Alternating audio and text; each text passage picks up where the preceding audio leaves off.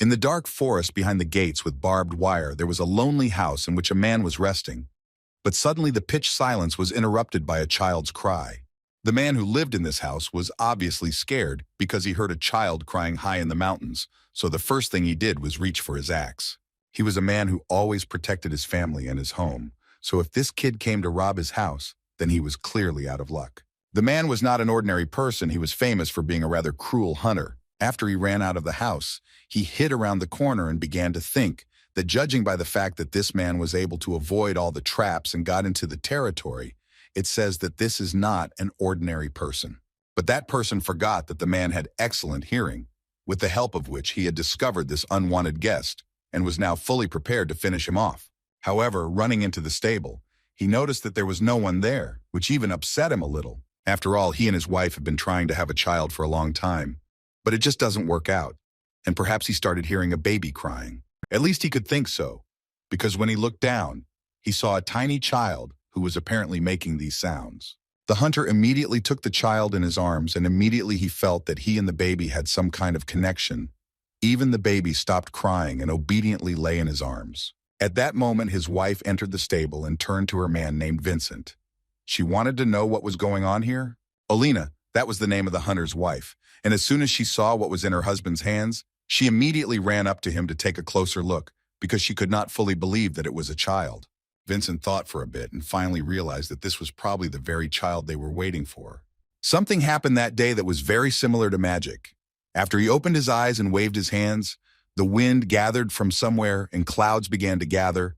Soon rain began to fall from them, and glitter poured onto the completely dry land, and the villagers sang a joyful song. He also protected the village from danger from outside. Thanks to his mystical power, the village finally found peace, and there were no more thirsty for water or hungry people. However, he did not stop studying for the sake of the villagers, and people considered his abilities mystical, and therefore called him a magician. Vincent and Olena decided to name the boy Kiran because he was such a sweet and sunny boy. One day, a man decided to hug his beloved son once again, and at that moment, Kiran decided to ask his father what he needed to do in order to use magic.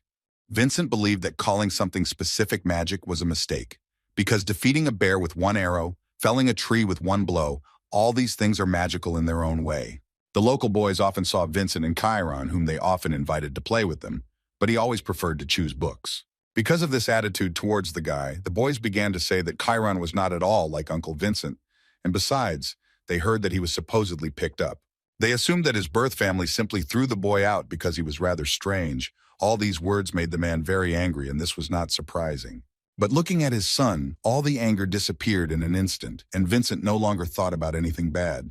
These thoughts made the man think about giving his son a small gift. So he told Kiran that because the boy had helped his father today, they would go to town together tomorrow, and he would buy him a lot of his favorite fruits there. The boy was very happy to hear this, and Vincent at that moment thought that he was a very bad father. But still, he loved his son very much, so he was ready to do anything for him.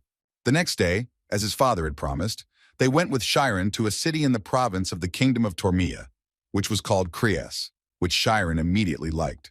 The first thing the father told the little boy was that he should wait for him in Grandpa Martin's store until he finished all his business and came back. He also immediately added that he was not allowed to go into distant alleys or meet with aristocrats, but Kiran had already heard this many times, so he asked his father not to worry about it.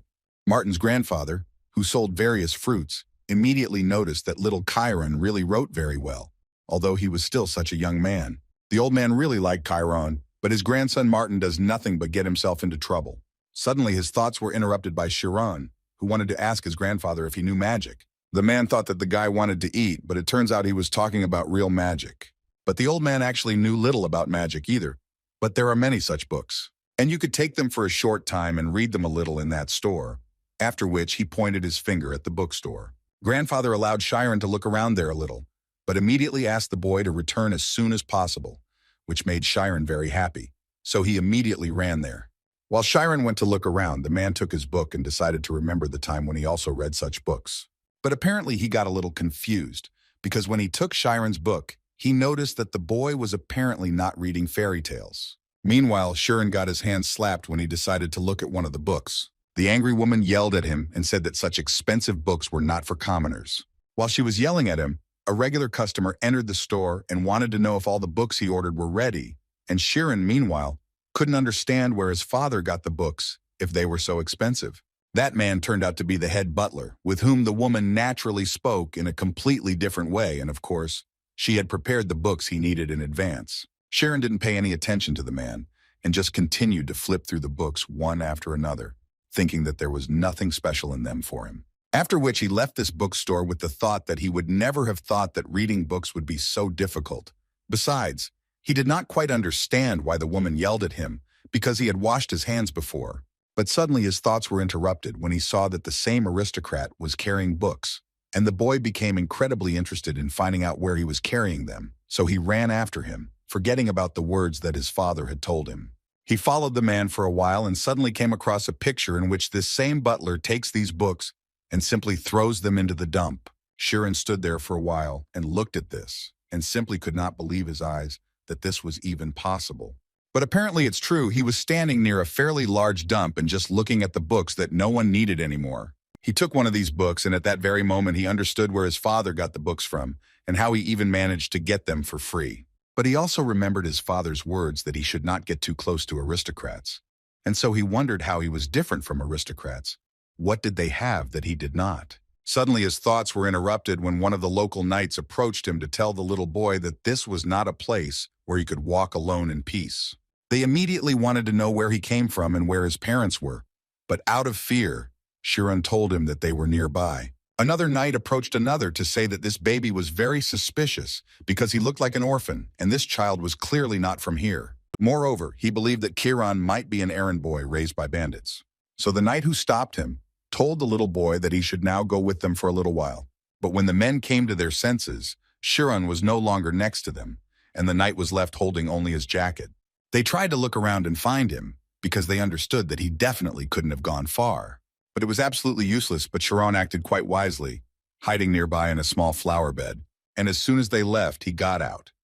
And, looking at himself, thought about the fact that his father would most likely scold him for getting involved in such matters. Suddenly, an unknown creature spoke to him and offered to talk to the boy about magic. He heard someone talking about magic through the wall, as if it was a magic lesson where an experienced teacher was telling his students which ability was the most important for learning magic. Kiran thought that if he wanted to study magic, then he most likely needed to be an aristocrat. Otherwise, he simply did not understand how he could get into this school. He continued to listen to what the people behind this wall were saying, and finally the teacher told the children that the most important thing in magic is insight, which not everyone can have. The man believed that among them there were people who did not know how much 1 + 1 would be, but they unanimously answered that the answer would be 2. Then the teacher asked them to prove it, and then the students found it difficult to give him an answer. And as soon as they did this, he immediately noticed that the very strange feeling that they experience now is called insight, because before people did not know that 1 + 1 is 2, and magic also exists in the world from its very beginning, but not everyone can understand and feel it fully. For this reason, insight is more precise than knowledge and faster than effort. Kiran could not take his ear off this wall and wanted to hear every word the man said. And then suddenly, he heard this same teacher say that he would also like to hear the opinion of the guy who was behind him and listening to their entire conversation. Kiran couldn't believe it. He immediately moved away from the wall because he thought that he had been caught and would now be punished. At first, he wanted to immediately run away from this place, but then he thought about answering. But the only thing that stopped him was that he was in such a lousy outfit. Suddenly, the thought occurred to him that if he didn't climb over this wall now, he would regret it all his life. Well, as soon as he did this, he saw a beautiful view that opened up, and in the center of all this beauty sat an old man, and around him there were many children. This old man was the director of the Alpheus School of Magic, Mirhi Alpheus, who was glad that they had another interlocutor who would most likely be able to maintain the dialogue. Hearing all this, Kiran immediately climbed over the fence and jumped down to talk to the old man. He carefully climbed over the fence, after which he began to carefully approach the old man and the other children. But the other children immediately noticed that the guy was not an aristocrat, but a commoner. So they immediately started shouting at him to leave and that he was not allowed to come in here. Kiran stopped in place and could no longer move because he did not know what to do next and whether he did the right thing by climbing over the fence like that. But the old man turned to the boy again and told him that everything was actually fine, and he could calmly approach him, because the man wanted to know what exactly the old man's words had attracted his soul. Chiron thought for a moment and said that first of all, he really wanted to see magic. The other guys were surprised that he knew anything about magic at all, and Chiron stated that he read about it in a book, which surprised them even more because they thought that a commoner couldn't read. But they were asked to calm down by the director of Mirhi Alphaeus, who decided to answer Chiron and therefore told him that in fact there was nothing complicated about it and he could easily show wind magic. And he decided to do it in a rather unusual way. He threw all the children into the sky. Chiron was very scared because he saw something like this for the first time, but the other children felt like fish in water. Chiron closed his eyes because he thought that he would fall to the ground from such a great height, but when he opened his eyes, he realized that he was literally hanging in the air and not falling. Director Miri also found it funny to watch this, but he still added to Chiron that this is the same magic. It was so amazing for the little boy that he wanted to learn more about magic. The old man wanted to tell him, but Chiron interrupted him and said that he wanted to know everything, even if he couldn't understand something. He just wanted to finally find out the truth about what he had been dreaming about for several years. It was strange for the other children to watch the new kid being rude to the principal, since even the teachers couldn't talk to him. But apparently the director didn't see anything wrong with that because he laughed a little and said that he would try to tell the guy some things. He started by saying that magic is an action with the purpose of leaving common sense. Saying the opposite, it is an impact on consciousness, exploring the truth of phenomena. The director understood that perhaps this might be a little difficult for the boy, but Chiron, as it turned out, understood everything, even managed to continue his words, saying that this was not a well-known phenomenon. But perhaps for this reason, it was close to the truth. Even the director was surprised by such insight, and the other children simply stood with their mouths open and looked at the guy. The director started laughing and wanted to know where the guy read these words. Chiron began to tell the old man that in the books he saw some common features that stood out, although at first many of the thoughts of great people were criticized and called crazy. In the end, they were recognized as the new sanity. He also added that perhaps the truth is hidden somewhere outside of common sense, and that is how he came to this idea. But now what he wanted to know most was what he needed to do to get the opportunity to learn magic. Director Miri at that moment thought that this child was incredibly smart, and apparently he wanted to learn magic, even if it was hard, but he still wanted to get accurate information and explore it. But what surprised the director most was that Chiron sincerely believed in it. Although he himself understood that in reality all doubts appeared only because this guy was a commoner, so the director decided that instead of a detailed explanation, it would be better to show a practical example. And he asked one girl to do this, whose name was Schwamin, whom he asked to enter the spirit zone, which she could do without any problems. Everyone started running around her and rejoicing that the girl would show it again. But Chiron didn't understand at all what was going on here. After a few minutes, this girl began to turn into a spirit and then said that she had just entered the zone. And as soon as she said this, the director immediately decided to test her and asked the girl to say how many coins the man was holding in his hand. She replied that he had 6 coins in his hand, and this turned out to be the correct answer, which amazed Chiron even more. Afterwards, the man added that if the magician concentrates, his mind will become so sensitive that he will be able to sense everything around him. And he also added that outstanding magicians can even guess the number of leaves on distant trees.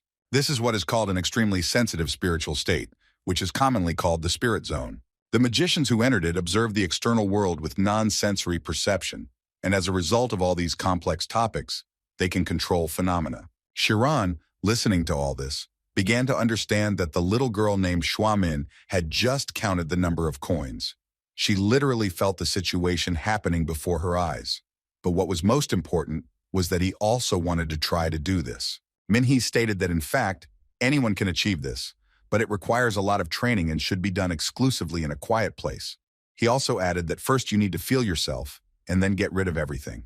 The director understood perfectly well that anyone could do this, but at the same time, not just anyone, so he immediately told the guy that if he succeeded, a world different from everything else would open up before him. Chiron understood perfectly well what the director was telling him, because he had heard the expression more than once in his life that if you are not able to feel, then you will not be able to defeat yourself.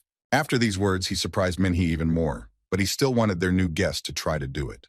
Anyway, if Chiron can't enter the spirit zone, he won't even be able to learn magic. The boy closed his eyes and saw a starry sky in front of him, in the center of which was his brain, which he felt as just a part of his body, and his feelings and reality could not go beyond this organ. But he tried to give this feeling not a definition, but to feel the taste of life. So he began to gradually remove what he felt under the concept of himself. And after a few minutes, he opened his eyes again and saw the same picture that was there when he closed his eyes. The director first asked the guy what he felt while he closed his eyes and thought. Chiron answered him that he heard a sound, and as soon as he said this, all the guys started laughing at him because it was so obvious. If you stand quietly, then of course you will hear the sound. Director Min-hee stood up carefully and thought to himself that apparently the guy hadn't succeeded after all, because reality was very different from the spirit zone. But he still told Kiran that the boy was a great fellow, and according to the old man, if he continued to train diligently, he would soon definitely be able to hear even more sounds. On that note, Principal Min-hee ended this special lesson and told the kids to return to school, and Kiran stood in that same spot for a while and thought about the man's words. Although the director, when he left, still could not get the thought out of his head that, in fact, this boy had talent, so he was very sorry that he would not be able to teach him. The man understood that if he had been an aristocrat and had been educated from a young age, he would hardly have reached the level that he had now. However, even considering that he is a commoner, he still has enormous potential that could easily be developed. At this time, Kiran climbed over the fence again, which was quite difficult for him. But he didn't think about it because at that moment, the only thought in his head was that he actually managed to enter the state that Director Min-hee spoke about. In fact, Chiron heard an incredibly loud sound, but he was not sure that this was really what is called the spirit zone. At that moment, he seemed to split into small pieces and scattered far, far away, all over the world. Moreover, he realized that he was the whole world. After this experience, the little boy started running home as fast as he could, thinking along the way that although it was only for a moment, but even for this period of time, he left the continent and became as free as a bird that spread its wings and rose high into the sky. He was so lost in thought that at one point he didn't notice how he crashed into a man, causing him to fall to the ground. Chiron immediately tried to get up and simultaneously apologized to the man for what he did. But looking at them, it immediately became clear that they were not the kind of guys who would just let him go. And so it happened. One of them immediately grabbed Kiran by the clothes and started telling the guy that if he hit a person, he should answer for it, and he didn't give a damn about all the words of apology. At one point, this useless dialogue was interrupted when this bandit heard a voice behind him, and when he turned around, he saw Lady Ima. But as soon as Kiran saw the lady, he immediately realized that this was his chance to stay alive, and he needed to immediately run up to her and ask her to leave him alive. The guy who grabbed Kiran started to tell the lady that this little boy was going to hurt another person, so he wanted to take care of him. But Kiran at that moment tried to say that he did nothing like that. These words angered the man, which is why he kicked the boy. Chiron fell to the floor in pain and remained in one position for some time because of the pain, while he listened to the man telling him that he had to repay them for everything. And after these words, they moved on to insulting his mother, telling him that he should bring his mother, who hasn't shown her face since she gave birth to such a scumbag. These words obviously made the guy very angry, so he began to get up. But as soon as he tried to do this, the man immediately kicked the guy again. Well, then they started to beat the poor guy savagely, not thinking that they could cause him irreparable injuries. The only thing they were worried about was not hitting him in the face because that could leave bruises. But they were stopped in time by Miss Ima, who believed that this could make the boy very ill. She leaned over to him and he told her in a very quiet voice that he hadn't really done anything wrong and didn't deserve to receive it. At that moment, the guy had very little strength, and this was not surprising because he had just been beaten very badly. The girl immediately began to swear at the bandits and tell them not to do such things anymore. Or is there really nothing more interesting for them? But the man who first started beating the boy suggested a better idea, namely to shake this little boy up and then sell him to a southern village, because he's a commoner, so there will be no consequences. This really scared little Chiron, causing him to become very nervous. At that moment, Ima thought about this proposal because in that case, there would be no problems with it. So she started laughing and asked her charges, how about testing this theory? They started laughing even more and were ready to do everything to check the guy's body for the presence of various goodies. In other words, the mistress just told the guy to undress, and if he doesn't listen to them and do it, they will beat him again. At that moment, Ima was thinking that she would like to torture this boy a little and then let him go. But in her opinion, he was behaving too calmly. And it didn't seem to her that at one point Chiron began to look too calm, as if he had gone crazy. But in fact, Chiron concentrated at that moment, and entered the same state that he entered at the School of Magic, and this time, he did it quite well. Before Kiran's eyes at that moment, his memories and every word that Director Minhee had said to him surfaced. All this poured into his head in a huge stream of information. While all this was happening to Kiran, those same bandits were shouting at him, and they began to suspect that something had already happened to the guy, since he was not answering them. Miss Ama was much smarter than these idiots, so as soon as she realized what was happening to the guy, she immediately ordered them to stop and not continue. But it was already too late because Kiran still used the power that came to him so unexpectedly. A few minutes later, Kiran came to his senses and, looking at the sky, could not believe what he had just done. And as soon as he finished with the magic, these bandits began to fall one after another to the ground, injuring themselves. And right after that, Ama ran to Che Jong, who was able to dodge his magic, and for what the guy had done, she was going to punish him. But first of all, she wanted to find out from the guy who he was, if he decided to allow himself to use magic. She yelled at him and said that he was a commoner and definitely couldn't learn the basic skills of magic.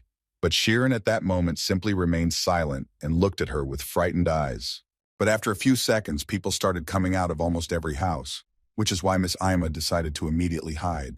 Kiran could only watch her go and wonder how she even managed to move like that. After which he turned around and saw what he had done. At that moment, he immediately realized that no one would listen to him, and no one would believe what had really happened here. So he made a pretty obvious decision. He turned around and started running away from there as fast as he could. The next morning, the head of the Karmas family, Shakora, was sitting at the table enjoying a newspaper and a cup of tea when suddenly his daughter returned home. And as soon as he saw her, he immediately decided to ask how she was doing and where she had been, to which the girl answered him that she had learned everything she needed to, and it was not at all fun for her. The father was not at all surprised, so he immediately added to her that when she grows up, she will understand that even if she is a genius, there will still be people who will stab her in the back. But what was strangest for the man at that moment was that he immediately noticed that the girl was somehow too quiet today. And apparently the reason was serious, because she suddenly started talking about magic and asked her father to introduce her to someone from the School of Magic. Vincent returned home and immediately wanted to see his son. But according to Alina, he went to the logging area to cut down trees, which was quite surprising for the man because it had not even stopped snowing yet. He immediately realized that something must have happened, so he decided to go look for his son. On the way, the man thought about how this spring, when he first took Kiran to the city, he almost lost him. Even though the child said that he was simply lost, Vincent still noticed that something much worse had happened. Meanwhile, Kiran was chopping down a tree and thinking about what happened to him that day. The way he used the magic that he was able to activate, how he was able to protect himself without realizing it. And what's most amazing about this whole situation is that he couldn't use it anymore. The magic he succeeded in while unconscious using insight, he cannot find out what happened in the vanished time and all because he has no knowledge of magic. However, now he can enter the spirit zone and he can do it quite easily. Being inside it, he feels absolutely everything: touch, shapes, smells. He learns everything at once about this tree. Although he cannot explain it, now thanks to this skill, he is capable of amazing things that previously seemed impossible to him. For example, cutting down a tree with just one blow. Vincent stood nearby and saw everything his son had just done. The man called it a thunderclap, when a tree is cut down at its key place with the first blow, and it was so amazing for him. He just froze in place and couldn't fully understand how Kiran managed to do this. The boy himself at that moment could not believe his eyes that he was able to cut down this tree in one go, although before that he could not do it even after 100 blows of the axe. Could this really be that same magic? But he also realized that what was needed here was not luck, but precise knowledge. So he decided that tomorrow and again tomorrow, he would repeat all this without stopping, for the sake of the chance that would someday come to him. And with such thoughts, he lived for 3 years. During this time, he developed a new rule, the basis of which was that he does not work with his eyes. He must feel. And he actually started doing it very well. Now it was very easy to cut down a tree with one blow. After each subsequent meditation, about 5 hours could pass as the guy chopped down trees one after another, using only one blow. He increasingly had the feeling that he had become nature. He listened to all the sounds very deeply, but he still lacked 5 hours. But he did not stop thinking about the words of the director, who told him one day that if he succeeded, then a world different from everything else would open up before him. Now he began to understand the meaning of these words, and in fact, it seemed to Kiran that this was the most accurate definition. When after another training session, Kiran returned home, On the way, he noticed white horses, which could mean only one thing: that guests had arrived to visit them, and considering the carriage they arrived in, these were not ordinary guests, but most likely aristocrats. And as soon as he noticed this, he immediately entered the house to see who had come to visit them. At that moment, his father and mother were sitting sadly, and they became especially gloomy when Chiron returned. But even in that case, Vincent asked the guy to come up and say hello. The man wanted the boy to greet the assistant of the head butler of the Oyent family, and the man's name was Temurin. Chiron, as befits a commoner, bowed to the aristocrats and said that he was very pleased to meet them, and as soon as he finished speaking, the man began to stand up and say that he actually came here to see the guy. He knew that the Oyent family were the second-rank aristocrats of the kingdom, so Chiron couldn't even imagine why a high-ranking person who worked for the nobility needed him. Temurin first decided to look at the boy, after which he noticed that the boy could read, and this was confirmed by Chiron himself, who said that he had been reading a little since childhood. The man continued his examination and twisted the guy in different directions, and Kiran asked him to finally say why the man was doing all this. Temurin suddenly began to talk about the fact that Chiron has a very good reputation. Moreover, he can read, despite the fact that he is the son of a woodcutter. Chiron was not pleased to hear Temurin speak about his father like that, but the butler had not finished speaking yet, and as it turned out, he had come here to offer Chiron a job in the Oyent family. It was quite an unexpected offer. Besides, if you believe the man's words, this time they need a person who would work in a large library, one of whose duties is to prevent books from being taken out. The period of this work is 2 years, and the butler immediately stated that the heavy work will be done by the porters, and the sorting, only the two of them. At that moment, Chiron thought that the Oyent family library probably had accumulated a lot of high-level knowledge that a mage needed. The butler also added that only his family and no one else would know about this work, and for no reason should the books be taken out, and no one should know that they were taken out. But if this does happen, the butler immediately told the guy that his family and he himself would die, after which he asked Chiron to pay attention to his parents and said that the reason why they had such gloomy faces was because of the work, in which lives were at stake, therefore they would pay him enough. According to the butler, it would be difficult to earn such a sum, even if he tried to hunt until his bones broke, so he asked Vincent to sell his child well and settle him down while he had the opportunity, which angered the man, because he listened to him first of all, not because of the money. He wanted to support Chiron first and foremost, wanting only for his dreams to come true. These words made the butler laugh, because he thought that this was complete nonsense. Because if he thought that he would succeed or something like that, then he needed to wake up. Besides, he didn't see any other reason why he would allow his son to be used. But Vincent reminded him that the boy could read without their help, and then Temurin had to point out that he was telling him not to read, but meant that he would not be able to understand everything completely and perfectly. Besides, he believed that if a man wanted to fulfill his son's dreams, he needed to immediately stop lying to himself and his son. Vincent remembered how it was when Alina taught Chiron a few words for fun, and the little boy then began to read books on his own, which was a big discovery for his parents. He had a distinctive appearance, just like an aristocrat, but the most distinctive thing was his smart head. Therefore, the man was always visited by thoughts that perhaps the blood of aristocrats flows inside Chiron, and if he had been raised not by them but by the nobility, then he could even attend school. And such thoughts often tormented Vincent. But as it always happened, immediately after these thoughts, he remembered that Chiron was still his son, and if he was the son of a woodcutter, he should learn to work in the mountains. However, once Chiron started doing this, Vincent became even more scared, because it seemed to him that he ended up raising him as a woodcutter's son. So now he told the butler that he didn't need a single coin, and if he had known that it would turn out this way, he wouldn't have asked Temurin so desperately. And after that, he began to shout at the butler and order him to immediately get out of his house. Vincent did not understand how he dared to insult his family just because he had a little money. And Temurin, listening to all this, simply put on his hat and thought that these people simply did not know their place. But suddenly his thoughts were interrupted when he heard Chiron's voice, who reassured his father and said that he was actually ready to do it. Temurin immediately told the guy that he was not just scaring him about his family. He even decided to repeat once again that if even the slightest rumor started, his head would fly off his shoulders. But Chiron continued to say that everything was fine and that he was ready to do it. He could even promise that nothing would come to light. But if something suddenly went wrong, he certainly would not blame others. This obviously made the butler smile, and so he told the guy that since he said so, he was ready to come for him in 1 week, and if later Chiron changed his mind, He would still have a chance to refuse, however. After arriving at the estate, such an opportunity would definitely not exist. And just before leaving, the man added that until the end of the work, he would never be able to leave the estate, no matter how much he wanted to do so. After the butler left, Vincent immediately wanted to know from his son why he suddenly agreed to this job. Because the man believed that these people needed a person who was capable of dying for them, and all this because of his father's illiteracy. So he was going to take responsibility for himself and refuse the butler.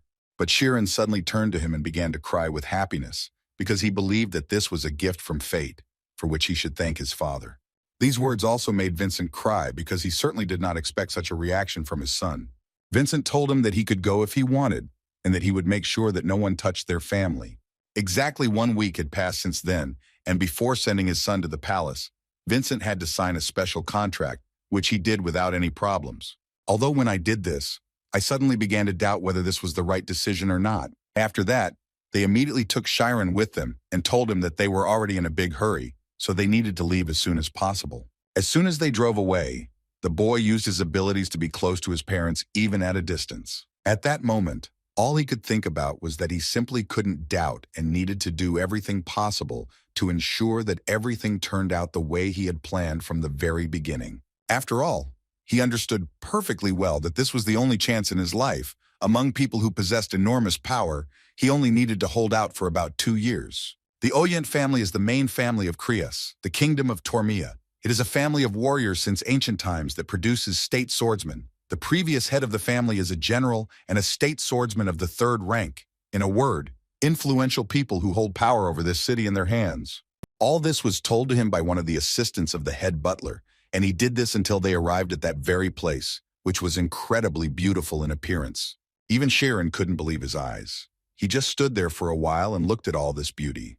Although the butler's assistant warned the guy that the family was not as beautiful as this place, because of such words, he could easily lose his head. At that moment, Kiran was thinking that he was beginning to believe a little in what was happening here. They walked slowly through the territory of this castle, and now he understood perfectly well what a second-rank aristocratic family was. In this castle, one could see both the workrooms and the living quarters of the butlers, as well as the place, and behind all these thoughts, they finally came to the place where Kiran would live. He was met by Tamarin, who immediately began to explain to the guy what he would need to do. And the first thing they did was head to the library where the guy would work. It was so huge that Kiran froze in place and didn't even hear the butler calling him to him. According to Tamarin, the books located here will be moved to the sacred library, and he will have to sort the literature. The man also did not forget to say that every week he will give him a list of books, and Kiran's duties will include finding these books and collecting them in one place. The guy had to work from 9 in the morning until 6 in the evening, although after working hours, the guy would be free. But he had no right to leave this place, unless there was a special order. Then he could leave it, but in no other case. At this point, Kiran wasn't too sure that this was enough to put his life on the line, but in any case, he wanted to ask Tamarin when he could start. The guy started his work the next day. On the same day, he understood why one person should sort the books. The whole point was that the sorting criterion should be the same. For example, if you sort books on the history of swordsmanship, each person will decide in his own way whether to sort this book into a professional study of swordsmanship or into a comprehensive history. And in the process of determining the sorting system, he will also learn something else. This is probably one of the main things that he had to learn, that all knowledge is absolutely interconnected. And they are connected by one very important part, history, which is the very eternity of knowledge. Kiran gradually began to understand that if after studying history flawlessly, he supplemented it with other areas, then the speed of learning would increase. Out of 10,000 books, about 800 were history books, and the guy planned to read them in just 2 years to finally become a magician. Suddenly, his thoughts were interrupted because he noticed that it seemed like the deputy head butler had arrived. The guy assumed that he most likely shouldn't read these books, so he immediately closed one of them. When Tamarin saw Kiran, the first thing he decided to notice was that the kid sorted books quite well. Kiran explained to him that he simply worked late, so he had enough time to do his job well. Tamarin still believed that he still had a long way to go, so he asked him not to allow his condition to deteriorate quickly, because he believed that Kiran had a great responsibility at the moment. He answered the man that he would try to remember this, and as soon as Tamarin heard this, he immediately began to approach the guy, which made the boy a little scared. The first thought that came to his mind at that moment was that the man must have noticed that he had been reading books while working overtime. The man wanted to remind Chiron that this library was visited not only by butlers, but also by the head of the family and the young gentleman. So he believed that the guy simply had no right to be so careless about taking care of his suit, thereby lowering the nobility of the Ogent family. And also Timoran wanted Chiron to do something with his long hair. The guy immediately answered him that he would do everything possible to fix these problems, and also wished the man a good journey, mentally thinking that this time he got away with it.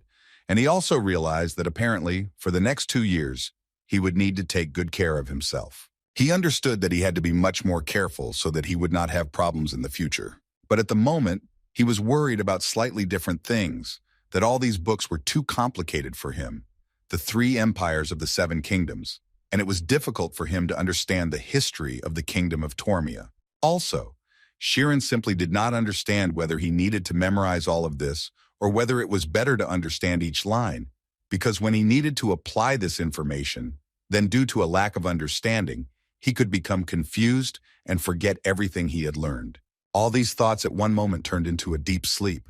The guy read so much that he didn't even notice. He was so tired, that's why he fell asleep quite unexpectedly. At that moment, Timoran entered the library and saw that Chiron was spending all his time reading books. He also understood perfectly well that Chiron was apparently going to succeed in this life with the help of studying. But on the other hand, if Chiron had actually mastered these books, he would have forbidden him from entering here outside of working hours. But now he was more than calm, because he believed that Chiron was just another fool with big dreams. Work in the great library of Orient continued, and 3 months passed unnoticed. Kiran got used to sorting, and little by little the work became easier for him. Also thanks to the butlers, he learned a lot. So one day, Chiron noticed that one of them took a book and had not yet returned it on time, which meant that if they suddenly missed it, they would have problems, which the butler, with whom the guy was talking at that moment, could not disagree with. After which he added that those standing at the top are not very worried about whether the books disappear or not, only their butlers suck the blood out of them for this. And the most shocking thing of all this is that the aristocrats are not particularly concerned about the publications in the library. And for Chironi, this was not surprising, because in such a library, most likely, there are no truly important books. But even if this is so, it does not mean that Chiron is safe, and all because the lack of unrest among the aristocrats is possibly connected only with the support and sincerity of the common people. Commoners who put their lives on the line for something that aristocrats don't even remember, you have to become incredibly cold in order not to make even a fraction of a mistake. That's why Chiron decided that it would be better for him to live as if he didn't exist at all. But these thoughts were successfully interrupted by a guy who burst into the library shouting that his old man was already quite annoying to him. At that moment, the guy immediately thought that he shouldn't have said that, but there was nothing he could do about it.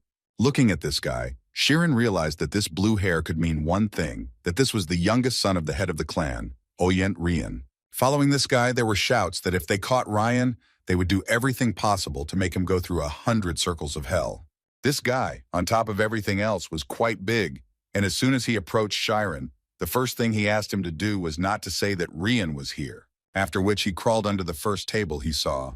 And a few seconds later, a man with a huge beard ran into this library, shouting Ryan's name at the top of his voice. Then he saw Chiron and decided to ask the guy if the guy with blue hair and the size of a peanut ran in here, which surprised the guy very much, because if Rian is the size of a peanut, then what can Chiron be compared to?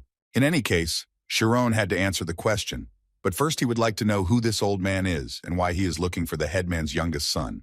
The man immediately told me that he was a swordsmanship teacher, a master who could break that peanut with one blow, and now he asked me to do without jokes and just say where that guy was. Unless, of course, he wanted to be the first to be beaten. Chiron, hearing these words, immediately pointed his hand at the bookcase and said that the younger gentleman was hiding under the bookcase. The swordmaster immediately took Rian out from under that cabinet, and as soon as he did so, the younger master immediately began shouting that this was just a misunderstanding. But we see that the master no longer cared about the words that Ryan was telling him. He took him by the leg and pulled him along, and if the master's words were to be believed, he was going to first put his mind in order, and then they would begin training. Ryan was very angry at this moment, including at Kiran, to whom he promised that they would definitely see each other again. Chiron, however, understood that the master had the power of the head of the family, So he had no freedom of choice. And if you believe the rumors, when the master caught him, he dragged him into the mountains and no one saw him again. The first time it took the guy 20 days to read one book, but after he understood the whole book perfectly, he then read 82 books on history in 4 months. Everything went as Kiran had expected. Difficulties arise only from the very beginning. There's nothing absolutely new in any book, and if you create a base of about 200 books, then the remaining 650 will be much easier. While reading history books, doubts began to creep into his head at first. Is mastering history now really the right choice? But when he began to study the actions of magicians within history, he became convinced of the correctness of his choice.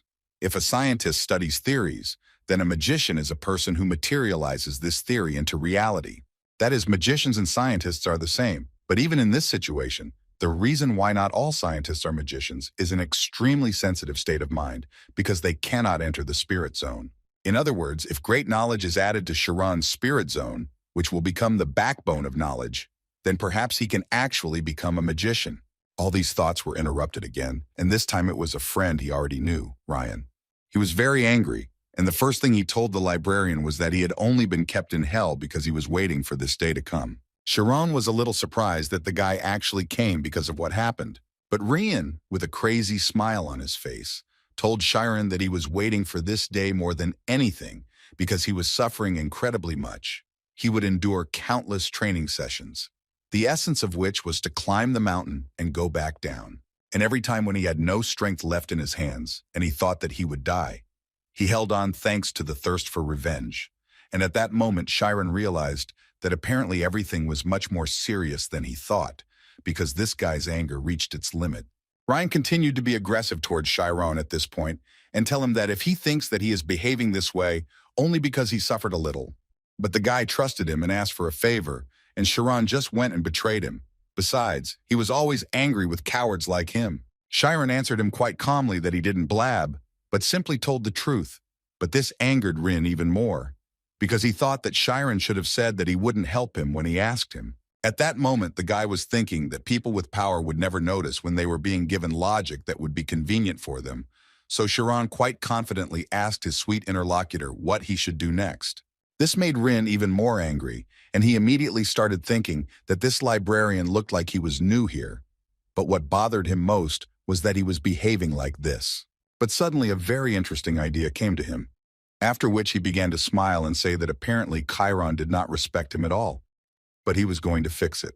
That's why he asked Chiron to follow him, and the guy at that moment didn't understand what to do next and how to get out of the situation. He understood that this was his family's palace and he had every right to beat him until his anger subsided, but Chiron still thought that it was much better than just dying.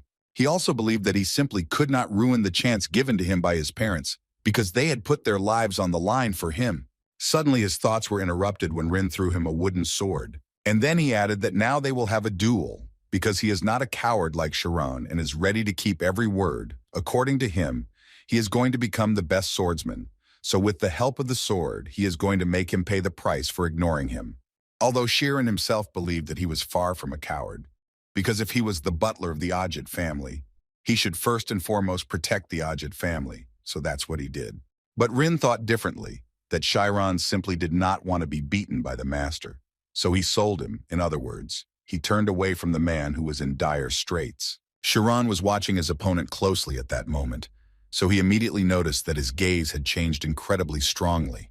Rin continued to say that no matter how much his family ignored him, he was still not the kind of person who could be ignored. So now he would gladly punish the boy for his impudence, but he still decided to take into account the difference in strength. So he was going to start after 3 blows were received. The look still scared Chiron very much, because he imagined that this wooden sword was strong enough to break his bones. And if that happened, then he would most likely have to return home. So there was chaos in his head, because he simply did not know what to do next. But on the other hand, he has 3 chances to end this fight before it even starts. So he tried to strike his first blow, but Ryan did not stand still, but still parried the blow. Chiron immediately felt the full strength of his opponent, who was clearly not fighting at full strength. But even so, he lacked the skills to defeat him. But it was too late to give up like this, so he quickly struck again, which Rin also successfully parried, and then added that apparently Chiron had never held a sword in his hands before, and this would be an easy walk for him. Chiron had one last hit left, which he was not going to waste uselessly, and so he decided to use his special skill, the zone. But Rin still managed to block this blow, after which he was already ready to launch his counterattack. At least that's what it seemed to him at first glance, because a second later his sword was torn into small pieces. Although Chiron didn't show it, he was actually very happy that his bet had paid off. With the first attack, he calculated all the sensations. The second was to calculate the opponent's timing. And finally, when he made the third attack, he used the thunder strike that he had trained countless times over the course of 3 years. After such a blow, the first thing Rin wanted to know was where Chiron learned to wield a sword like that. Chiron didn't lie and immediately told him that in fact it wasn't swordsmanship, but only a thunder strike.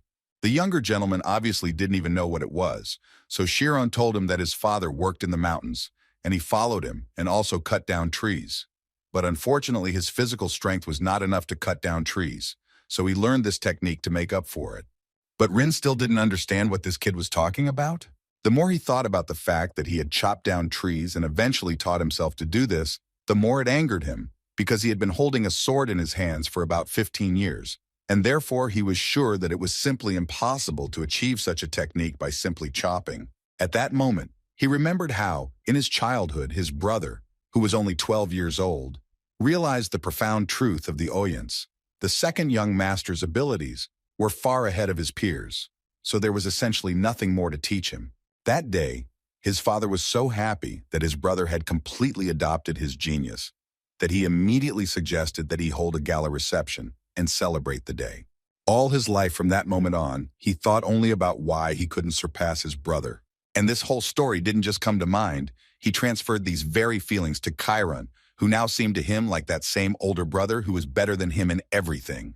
This made him incredibly angry, so he started screaming at the top of his lungs, saying that he simply couldn't accept this. Chiron tried to ask him for forgiveness for behaving inappropriately, but Rin simply did not let him finish, and immediately asked the guy to shut his mouth. And then he began to take out his real sword and say that the fight was far from over. He tossed Chiron his new weapon and said that since their weapons were out of order, they simply couldn't determine a winner. Moreover, he believed that since his opponent had learned how to destroy a sword, he should handle it according to that level. But he wasn't that crazy, so he told Chiron that in a month they would meet here again and fight again, only this time with real swords. Hearing this, Chiron's hands immediately began to shake, because he understood that in this case, he could even die.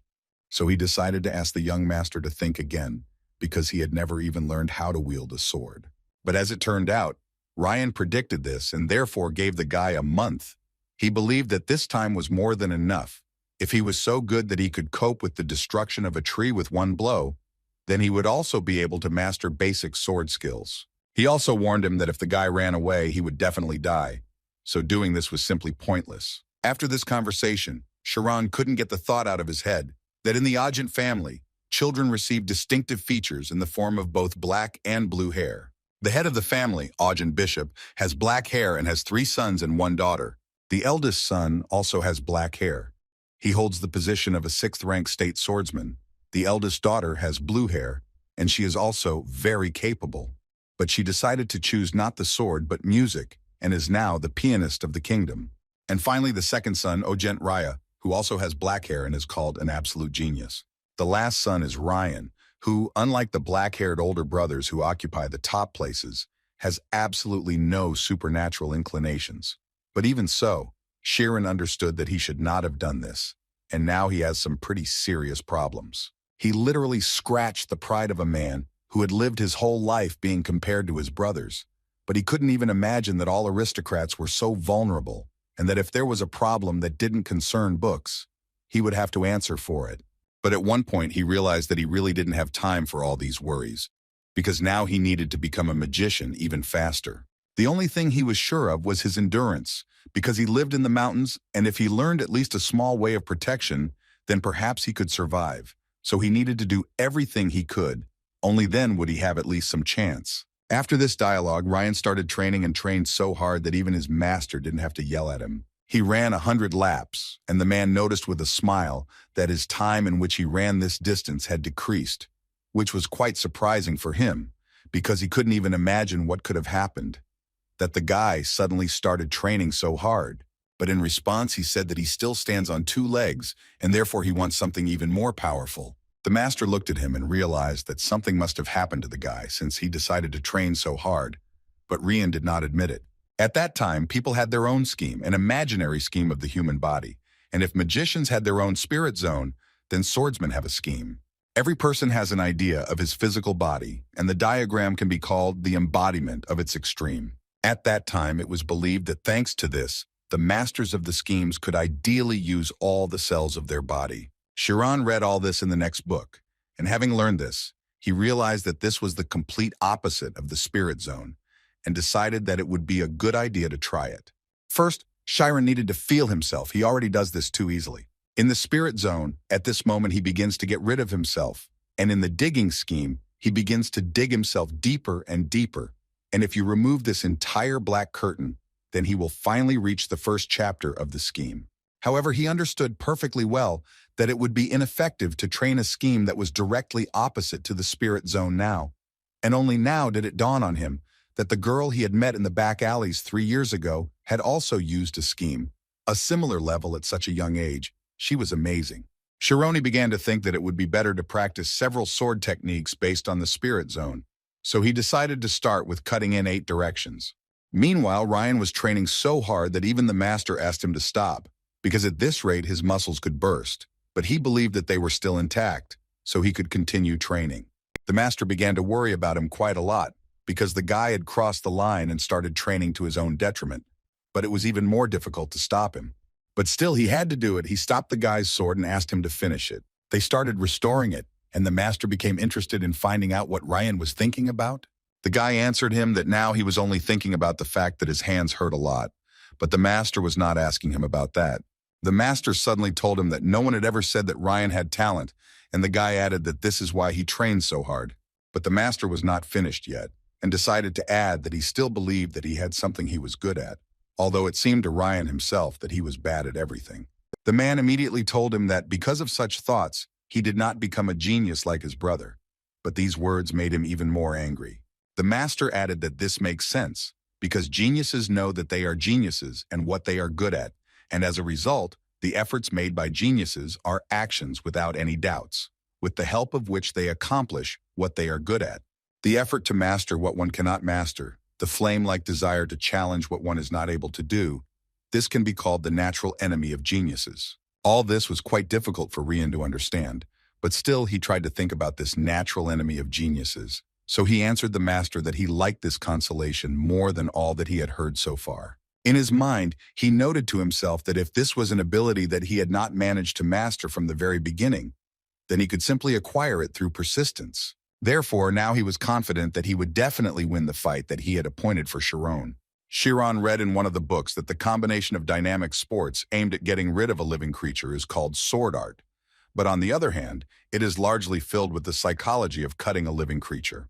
Chiron wasn't too impressed by this, but he still decided that he needed to imagine an imaginary enemy, although it seemed like the enemy would attack him in many different ways. But in reality, the attacks came mainly from 8 directions. Therefore, he only needs the 8-directional cutting and blocking that he has been honing for this month. Thus, he mastered technique after technique and gradually approached his main goal. After some time, Kiran threw the sword on the floor and began to laugh at the path the swordsman had chosen. But in fact, he laughed with joy, because he suddenly realized that the world of the sword is as beautiful as the world of magic. Before the fight, he had thoughts that perhaps he would not be able to return, for which he would like to ask his parents for forgiveness. And yet he does not regret anything, because his eyes saw such an incredible world. A month passed, which Rian gave Chiron to prepare, and now the two of them are standing in the arena and are finally ready to start this fight. Rian, looking at his opponent, thought that only 1 month had passed, but Chiron already gave off an atmosphere as if he had been practicing sword techniques his whole life. Moreover, he was so calm that even though it was the first time he had ever held a real sword, he began to worry because he thought that perhaps this kid had the same talent as Rai, and then he would definitely have a hard time. But he, like no one else, understood that this could only be found out in battle, so he did not wait a second and finally decided to attack. Chiron at that moment understood that Rian's sword style was much better and clearly different from his style. However, he felt the same path of the sword, so he was sure that not all was lost, This gave him the opportunity to dodge the first blow quite easily, which surprised Rian quite a lot, because he couldn't believe his eyes that Kiran could see the sword. And the most surprising thing for him is that apparently Kiran is not even afraid of this sword, and is calm about all this. Kiran decided for himself that he could not overcome the fear of dying, but he suddenly realized that the essence of fear is to die, and this will happen someday anyway, so there is simply no point in being afraid. If you don't imagine the next moment, then absolutely any person is capable of jumping off a cliff. It wasn't just a willingness to die, it was as if Kiran was in complete control of his feelings. But Ryan wasn't one of those guys who was afraid of dying either. Therefore, without a second thought, he always went into battle and did not think about whether his opponent was stronger or not. Their battle was quite equal. Kiran managed to block Rian's attacks, which made the guy doubt that he was capable of winning.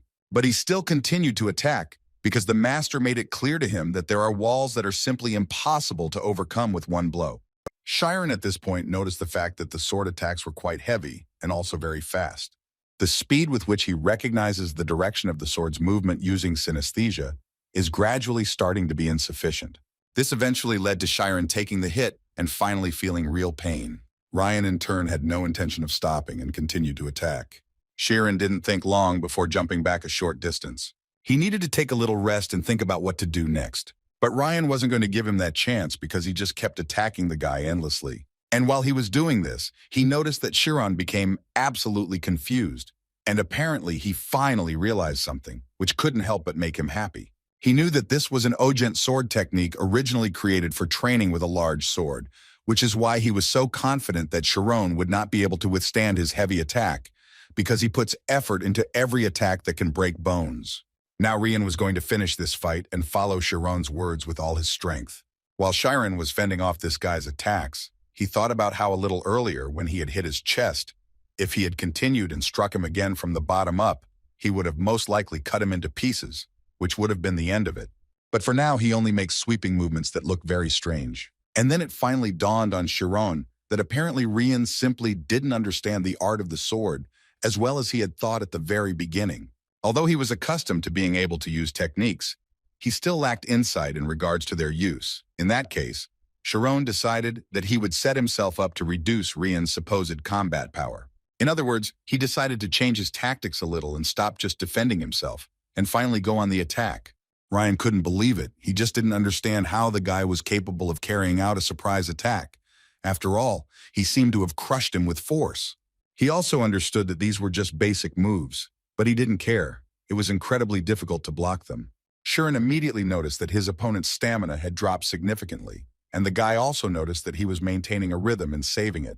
And in Ryan's head at that moment, there was only one word, which he repeated several times in 1 minute, and this word was impossible. This simply could not happen to him a second time in his life. A picture appeared before his eyes that made him so sad. He remembered the sly smile of his older brother, who looked at Ryan and showed with his whole appearance who was stronger here. Because of this, anger inside him overwhelmed him and he screamed incredibly loudly. And after that, this anger became his main source of energy with which he went into battle. For Kiran, all this was so surprising, he didn't think that the guy was so stupid that he could just give up his victory. But his thoughts were interrupted when he realized that he simply couldn't read all of Rian's sword movements. And that was only because there were too many of those variations. But just as suddenly their fight was interrupted when Rihanna flew out of his hands, thanks to the coordinated actions of Kiran. The guy himself, out of fear, just stood there for a while and didn't understand what was happening and how he managed to do something like that. And Ryan, with his head down, thought only that this was impossible and that it was just some kind of mistake. He replayed the situation in his head and thought about how the guy was able to spin the hilt at the last moment and hit Ryan's sword on top. Now he looked at the librarian in a completely different way. He had only one question in front of him. Who the hell is this guy? Kiran himself didn't think that he could win, but apparently he still managed to do it. But now he had in his mind that even if he won, his opponent was an aristocrat, his pride was hurt even more, so it was unknown what he would find fault with this time. Suddenly his thoughts were interrupted by Rian, who quite unexpectedly told Kiran that he agreed that he had lost. And since he was the loser, then even if the guy destroyed him, he had nothing to say against it. He definitely didn't expect such an answer, so he thought that Ryan was even joking with him a little, which he clearly didn't understand. So Kiran added that even if he could continue to live if he destroyed the young master, he still didn't understand why he needed to do it. Rian reminded him that they were fighting for their lives and he admitted his defeat, so Kiran definitely had every right to finish him off. But Kiran noticed one detail, that Rian fought for his honor and Kiran just to survive. Moreover, he believed that even this ridiculous fight itself no longer had any meaning, because initially Rian shifted all the blame onto Kiran, although he himself was simply hiding due to his unwillingness to study. Although the head's youngest son believed that Kiran acted insignificantly, because in such a situation, it was necessary to show loyalty. All these words angered Kiran because he did not understand what kind of loyalty they were talking about, after which he asked Rian to just imagine how much pressure he received, being between the son of the head of the family and the master of swordsmanship, and if he were an adequate swordsman, he would not have put pressure on some butler. Besides, because of all this, Kiran almost died, but miraculously he was able to escape. Rian didn't understand what was happening. It seemed to him that since they both survived, they should simply exchange some warm parting words. But looking at Kiran, he simply did not understand where that cold fighter who had recently fought with him had disappeared to. Moreover, the son of the head of Oyent was sure that his opponent was a genius, but he did not mock him, as Rai did. But on the contrary, he confronted him with all his might. So he decided to ask the guy's name, and after Kiran introduced himself, Rian also introduced himself. Kiran didn't understand what was happening and why he suddenly introduced himself to him, and then even extended his hand to help him get to his feet and offered to become friends. A few days later, the deputy head butler came into the library to tell Shironi that up until now, they had finished sorting 7,000 books out of 10,000, which was quite good. In other words, he wanted to praise Kiran for his good work, for which the guy was grateful to him. It had been a year since Kiran had started working in the large Oyent library, and it was quite obvious that the fewer books there were to sort, the more efficiency increased. Moreover, of the remaining 850 historical books I had planned, only 200 remained, and he began to read more than 3 books a day, and very soon he would complete the spine of knowledge that he had imagined in his dreams. Besides this, he experienced swordplay and understood the source of fear. Thanks to this, it seems that the durability of the spirit zone also became stronger. Although he still had the thought that he could have died then, even though the beginning was slow, he was sure that if he did not give up, then someday the goal would already be before his eyes. But what was most important for Kiran at that moment was that he had a new good friend who justified all the risks. Rian began to spend much more time in the library with Kiran, and one day he wondered if everyone in his family read such things, to which the guy replied that the head of the family and the second young master often come to the library. After they became friends, Kiran learned that despite his large build, Ryan was a very loyal and sweet guy by nature, just like the youngest in the family. Besides, he promised Kiran that if something happened to the library, he would definitely protect him and nothing would happen to the guy and his family. Although Kiran thought that he would be safe only if he behaved more quietly. Sharon was also quite curious to know why he was having fun here again and not training, to which Rian replied that he only missed the main training, since he said that he wanted to study a little in the library. But apparently studying wasn't part of his plans because every time Sharon reminded him of it, the guy just started getting hysterical and talking about how incredibly boring it was for him to read all these books. If someone asked Chiron what he thought of Rihanna, the guy would not think for long and say that he's actually like a flame that will be impossible to calm down. Once it flares up once, if only he has a reason, it will immediately flare up again. But be that as it may, Chiron still believed that since the guy came to study, he should study, and not just have fun. Chiron told his new friend that he wanted to become a magician, but the only thing that Rian didn't understand was why he needed to read so much. Was it really necessary to do this in order to become a magician, which Chiron himself confirmed, saying that on the contrary, he needed to study even more, because before coming here, he had no opportunity to study. And yet he has already managed to read 600 books, just on history alone, so now almost everything in them is already familiar to him. Ryan was surprised every time he saw this, because for him it was a little wild. Looking at Chiron, he had only one question in his head. How can one read books so quickly? Besides, even though he is the same age as him, it seems that he is much older in development. So Ryan had a little motivation to start reading books, and after trying quite a few options, he finally found a book that was interesting enough. At one point, he became quite interested in who would win in a fair fight, a swordsman or a magician. According to Chiron, he read a book where the main character went around the world in order to find the right answer to this question, and even now, if he closes his eyes, he will see the shimmering mountain range of Artusna, 6,000 meters above the sky. which at one point was interrupted by Rian, saying that all this is disgusting boredom. He didn't understand what was interesting here at all. There were no pictures, no exciting stories, absolutely nothing. Although Chiron didn't understand how he could say such things after reading one page. But their argument was interrupted at one point by Ray, who entered the library and immediately assured the guys that the swordsman would definitely win. Chiron immediately stood up from his seat and greeted the second young gentleman, but Rian wanted to ask his brother why he was so sure of this. While the brothers were talking, Chiron began to worry that if they found out that some butler had spoken so disrespectfully to the son of an aristocrat, it wouldn't end with just a beating. Meanwhile, Rian continued to prove to his brother that he most likely takes the side of the swordsman because he himself is a swordsman. Ray told him that there really wasn't much need to think about it, because everything could be learned just by looking at the positions of the swordsmen and mages on the mainland. But Ryan again noted that now they were not talking about status in society, but about a one-on-one battle, because in his opinion, fighting on the battlefield is not the same as looking at the status of each of them. Therefore, the younger brother thought that the older one was talking complete nonsense, and in response, Ray simply ignored his brother, which could not help but anger him. But at one point, he decided to ask the opinion of Chiron, who was standing next to them and listening to what the brothers were talking about. The guy was silent for a while and tried to understand what his intentions were, although he always thought that it was difficult to get into this man's head because he was very abrupt, so it was even more difficult to get to know him. But the only thing he knew was that now he needed a moderately appropriate answer. That's why he said that if we assume that the swordsman and the mage have similar skills, then he believes that once the swordsman enters the mage's power range, it will be difficult for him to win. However, he did not forget to add that if the swordsman, with the help of outstanding physical strength, even before the magic is used, begins an attack. But then he was interrupted by Ray, who immediately told the butler that the guy was mistaken and his answer was incorrect. After which he came even closer and told him in a quiet but very angry voice that the magician would definitely lose in such a battle. Ryan was thinking at that moment that Paradise had always been like this. From childhood, whenever someone appeared who excited him, he enjoyed stepping on and crushing what was important to him. At that moment, Rai decided to start a conversation with Chiron about history, and specifically he wanted to find out from Chiron if he knew what the Oceanjan armor was.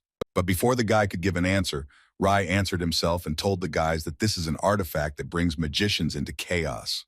In other words, he called it anti-magic, which is why at that moment, Chiron became very scared. The characteristic ability of magicians is the spirit zone. They say that a battle with a magician inside this area is similar to confronting sharks swimming freely in the water. But what muddies this water and takes away the shark's sensitivity is anti-magic, the very artifact that Rai spoke of. If you don't touch the spirit zone, you won't touch magic. But what magician can defeat a person equipped with such artifacts? Although again, all of this is just theory, because first of all, anti-magic is a high-level technique created with the help of magical power flowing in the heart of a dragon. In addition, it has the nature of waves, so no matter how much money you invest in it, the efficiency will not increase at all. But Rai still considered them a good artifact. Although the price is very high, the overlays alone come out to about the same as the annual budget of the kingdom. But what surprised him most was that this very anti-magic was created by the magicians themselves. Ryan didn't understand what he was talking about and what it meant. Why would magicians do such things? Although for Rai it was quite obvious. There are many places where anti-magic is needed, ideal for sitting on a pillow of money.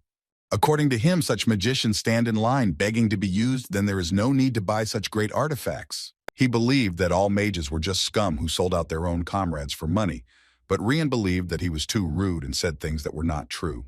But their dialogue was interrupted by Chiron, who noted that in fact, this is the main essence of magicians.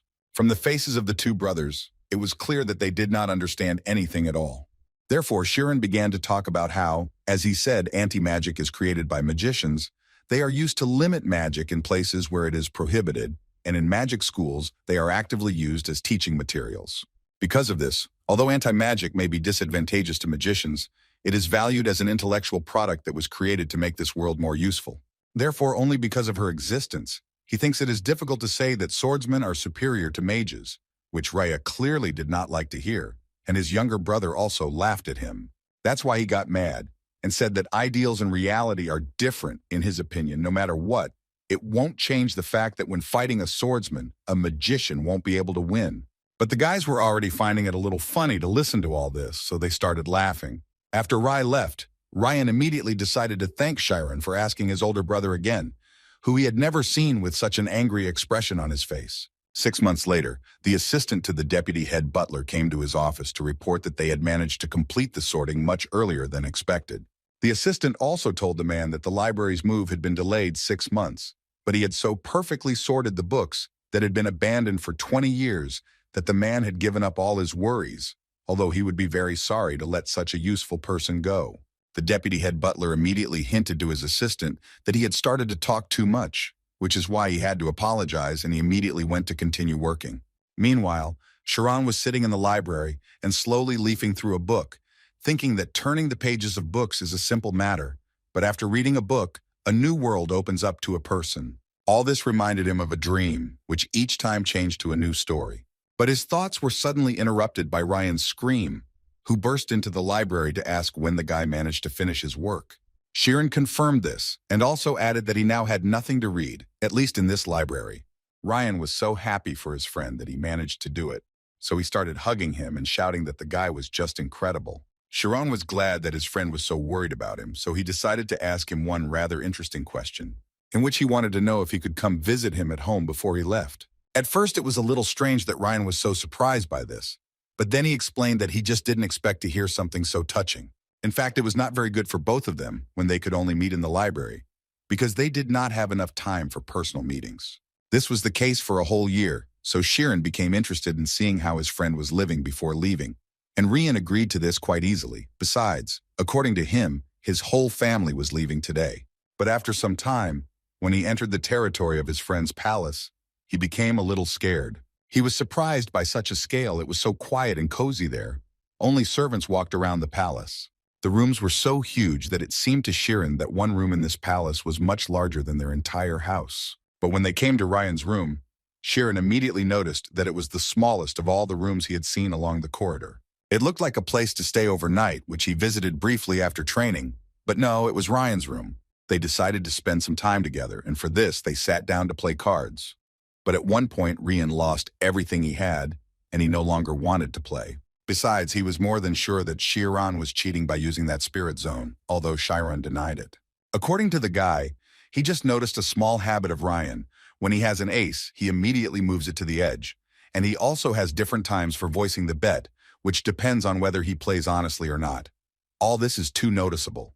Although Ryan couldn't even imagine how the guy managed to notice such things, Chiron was sure that observation brings the best results if you don't get hung up on it. He advised Ryan to look not only at the small moments of the interlocutor, but to study him completely, because only then can you see his intentions. But from the guy's face, it was clear that he did not understand anything at all. He first wanted to know what would help him enter the scheme, but Chiron assured him that it helped him when he entered the spirit zone, so he still advised the guy to try. Ryan's head was boiling from how much he had to think, because he seemed to understand, but it was as if he didn't. Chiron, meanwhile, looked around his room and found a book that he wanted to borrow for a while, so he turned around to ask Ryan for permission. But apparently I'll have to ask later, because Ryan just fell asleep at one point. Chiron decided that since his family would not return until the evening, he could take a little walk around the house. And as soon as he left his friend's room, he immediately heard the sound of the piano. The guy understood perfectly well that in this estate there was only one person who could play this musical instrument, and it was about the pianist of the royal court and Ryan's older sister, Agent Reina. Chiron's thoughts were interrupted when the girl suddenly turned around to see if the guy liked her sonata. Chiron was scared of being noticed, but there was nothing he could do, so he decided to enter the room and tell her that she was simply gorgeous. The girl immediately noticed that she was actually seeing his face for the first time, and Chiron had to tell her that he worked in the library and sorted books. As it turned out, Reina had heard about the guy. They say that not everyone is capable of sorting books, but apparently the guy is smart since he does it so well. And then she decided to find out if he can play the piano. The guy understood that he should not let his guard down under any circumstances because he knew that this girl had the most disgusting character in the entire estate. So he answered her that he had never encountered this musical instrument. She suddenly decided to offer Chiron to learn this, so she invited him to sit next to her. He was of course shocked, because he certainly couldn't have expected something like this. She understood perfectly well why the guy doubted, so she immediately assured him that no one would scold him, because she herself allowed him to. Chiron understood perfectly well that he was far from being in a position to refuse her. Besides, when else would he have the opportunity to sit at the piano? That's why he sat down with her and listened to everything the girl told him about the piano. He felt a little awkward, so he sat and blushed after each explanation from the girl. After a long explanation, Kiran decided to ask her to play on his own, which she allowed him to do without any problems. He warned her right away that it might be a little painful for her to listen to, but she thought there was nothing shameful about it, because they had all been newbies once. But when Kiran started playing, she changed her mind because he really was wrong about absolutely everything. He pressed the keys so badly that she felt sick, but it seemed to her that it would be ugly if she stopped him. However, she noticed another important nuance, namely that although the guy makes mistakes, and has quite a lot of mistakes, his mistakes, no matter how it sounds, look quite perfect. Kiran at this moment tried to enter the spirit zone and do everything possible to master this musical instrument faster. Reina noticed that the sound of the guy's playing was getting better and better, as if he was correcting all his mistakes along the way, which was so strange to her. And at one fine moment, he began to play so well that the woman simply took her breath away. She didn't even know what to call it, because it wasn't even like playing a musical instrument, because there was an insight in it, with the help of which he somehow got to the very essence. And in general, looking at him, she did not understand why he worked as a butler, when he clearly looked like an aristocrat. But her thoughts were interrupted by Kiran himself, who noticed how the woman was looking at him rather intently. But before she could answer, Ryan entered the room and shouted at that damn witch to shut her mouth and not talk to his friend, after which he wanted to know what Chiron was doing here anyway. Reina also decided to find out how they both knew each other, and all these questions were asked to the guy at the same time, so he was a little confused because he could not answer them normally. He immediately stood up from the piano, thinking that, at this rate, they would find out about his friendship with Ryan, and he also had a feeling that he had sinned somewhere. But before Kiran could say anything, Rian suddenly said with a smile on his face that Kiran was his friend, and then he personally told Kiran that in fact there was nothing to worry about, because even though his sister was a witch, she definitely didn't care about such things. Although Kiran didn't quite believe it, it seemed to him that all this simply didn't make sense, and how could one not worry about such a thing? His thoughts were interrupted by Reina, who assured Kiran that there was nothing to worry about, because if Rian tells her that he is his friend, then that is how it is, even though he is a little pathetic. But he always takes responsibility for his words. Besides, she was more interested in knowing what he was thinking about when he had just played the piano. In Kiran's head, the only thoughts were that the wall of common sense that he had built for 16 years had just collapsed, because he didn't understand how the girl didn't pay attention to the fact that her brother was friends with a commoner. That's why he wanted to know from Rian why he lied when he said bad things about his sister, because Kiran now clearly sees the opposite situation. She is a kind and very good person. Rian immediately came closer to him and began to tell Kiran that he should not let himself be deceived because he believed that she was not a human. She was a witch who could catch him and eat him at any moment. Reina told him that her little brother had not yet matured, and yet she was glad that he had a friend like Kiran, and it was so nice to hear for him. Rian decided to play a joke on her and therefore said that since he was so cute, then why couldn't she take him to live with her? They could easily take this chance and make Kiran their family. These words became her last straw, so as soon as she had the opportunity, she immediately attacked him and began to talk about how she had turned a blind eye to his antics all this time, but this had already crossed all boundaries. Kiran, looking at them, thought that no matter how much he got to know the aristocrats, they were still far from his understanding. And Rian, meanwhile, wanted to ask his sister why she came home at all. She was on vacation, right? Reina told him that Rai was taking the exam to become an official swordsman, so she came to pick him up and see him off tomorrow. And according to her, Grandpa went to meet a friend so he would come later. Rian was sad to realize the fact that Rai had already reached such a level, and Kiran, just looking at his friend, understood how hard it was for him now. The standard of the rank of a swordsman or mage is recognized even outside the kingdom throughout the continent. This exam, held only once a year, gathers several thousand participants, but only 30 people receive a certificate. Of course, there are also unofficial testimonies that if you graduate from a special state educational institution, like the Alpia's Magic School, you have the opportunity to become an unofficial 10th rank mage, and by receiving a lot of points for various merits with the help of associations or guilds, you can raise your rank. But people still gather in places where there is money and fame, and there are plenty of those who challenge the official exam, even having an unofficial certificate. And Rai would be taking such an incredible exam at a very young age, only 18 years old, which was very bad for Rian. although he tried not to show his disappointment. Reina decided to cheer up her brother, so she told him that he needed to stay strong and not think that he was inferior to anyone. After which she said that she needed to go and cook dinner, and it would be from the seafood that she bought from the royal palace, so she should take care of this matter personally. Before leaving, she turned to Chiron and told the guy that she was very pleased to meet him, and invited him to say hello when they met. Chiron stood and looked at her with his mouth open, but he completely agreed with all of Reina's proposals, although in his mind he was not sure that they would have a chance to see each other again, because tomorrow he would leave for the estate again. And after the girl left, Kiran decided to ask his friend if his sister had a boyfriend. His smile began to speak for itself, and Chiron immediately added that he asked it just like that without meaning anything. But it was no longer possible to stop him. He immediately jumped up and ran to tell his sister about it. Chiron has already regretted 1,000 times that he misspoke, but apparently it will be too late to change anything. Ryan ran out from the second floor and shouted to his sister that Chiron was asking if she had a boyfriend. She heard this, and from the reaction of the servants, it was clear that this question was not entirely correct. Chiron immediately closed his mouth and did not let him continue, but it was too late. Reina reacted quite calmly and asked the servants not to listen to them, because the children decided to joke a little. All this was closely observed by the head butler, who kept a close eye on Reina. As it turned out, it was the head butler who wanted to find out from his assistant Haynes who this guest was who came to visit the young master. And according to Haynes, this meeting was not scheduled in advance. He said the name Chiron several times, and then remembered where he had heard this name. So he immediately asked his assistant to call Temuran to him.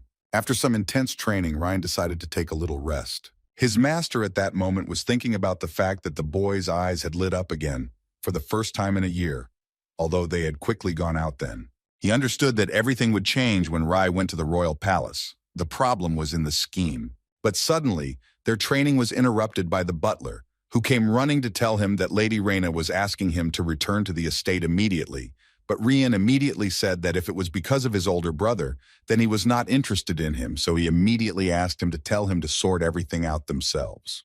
However, it was not about his brother, but about the fact that the contract butler named Chiron was now in great danger and might be deprived of his life. He immediately stood up to find out more about everything, because Rian was sure that his friend was supposed to return home today. But according to the butler, the head butler reported everything to the head of the family. Rian immediately put on his jacket and was about to meet his father, because it seems his friend Chiron is in danger and he urgently needs to save him. The guy was also sure that if he explained everything properly, he would forgive him, so they needed to reschedule their training for later. But the master suddenly stopped him and forbade him to do what Rian was going to do. Meanwhile, Chiron was kneeling in front of the head of the family and listening to him attentively. After several accusations, the head of the family sentenced him to death, after which he is unlikely to survive. None of the people understood how this could happen. How could a commoner even dare to approach an aristocrat? The head and other members of the family believed that even if he did not know the state of affairs in this world, there was still a limit to everything. Reina asked her father to stop and change his mind because she had something to say, although he believed that no additional words were needed. The documents given to him by the head butler describe evidence from many servants about how carelessly and willfully this child treated Ryan. According to the head, he entered the house knowing the contents of the contract, so he should not have any complaints, but he still decided to give it the last word. Chiron started talking about how he and the young master were just friends, and he was interested in knowing what would happen to him. Everyone was shocked when he asked such a question. Moreover, they immediately realized that he simply did not realize what was happening now. Reina was quite surprised that he was worried about Rian even in such a situation, and the head of the family became even angrier and asked Chiron a counter-question. How dare he ask him such a question?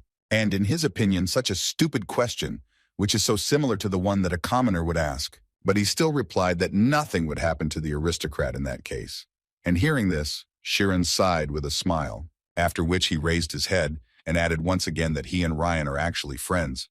Moreover, they have been friends with him for a whole year, and they will continue to be friends in the future. The head of the family took these words as disrespect, and that the boy simply considered the Oyent family too weak.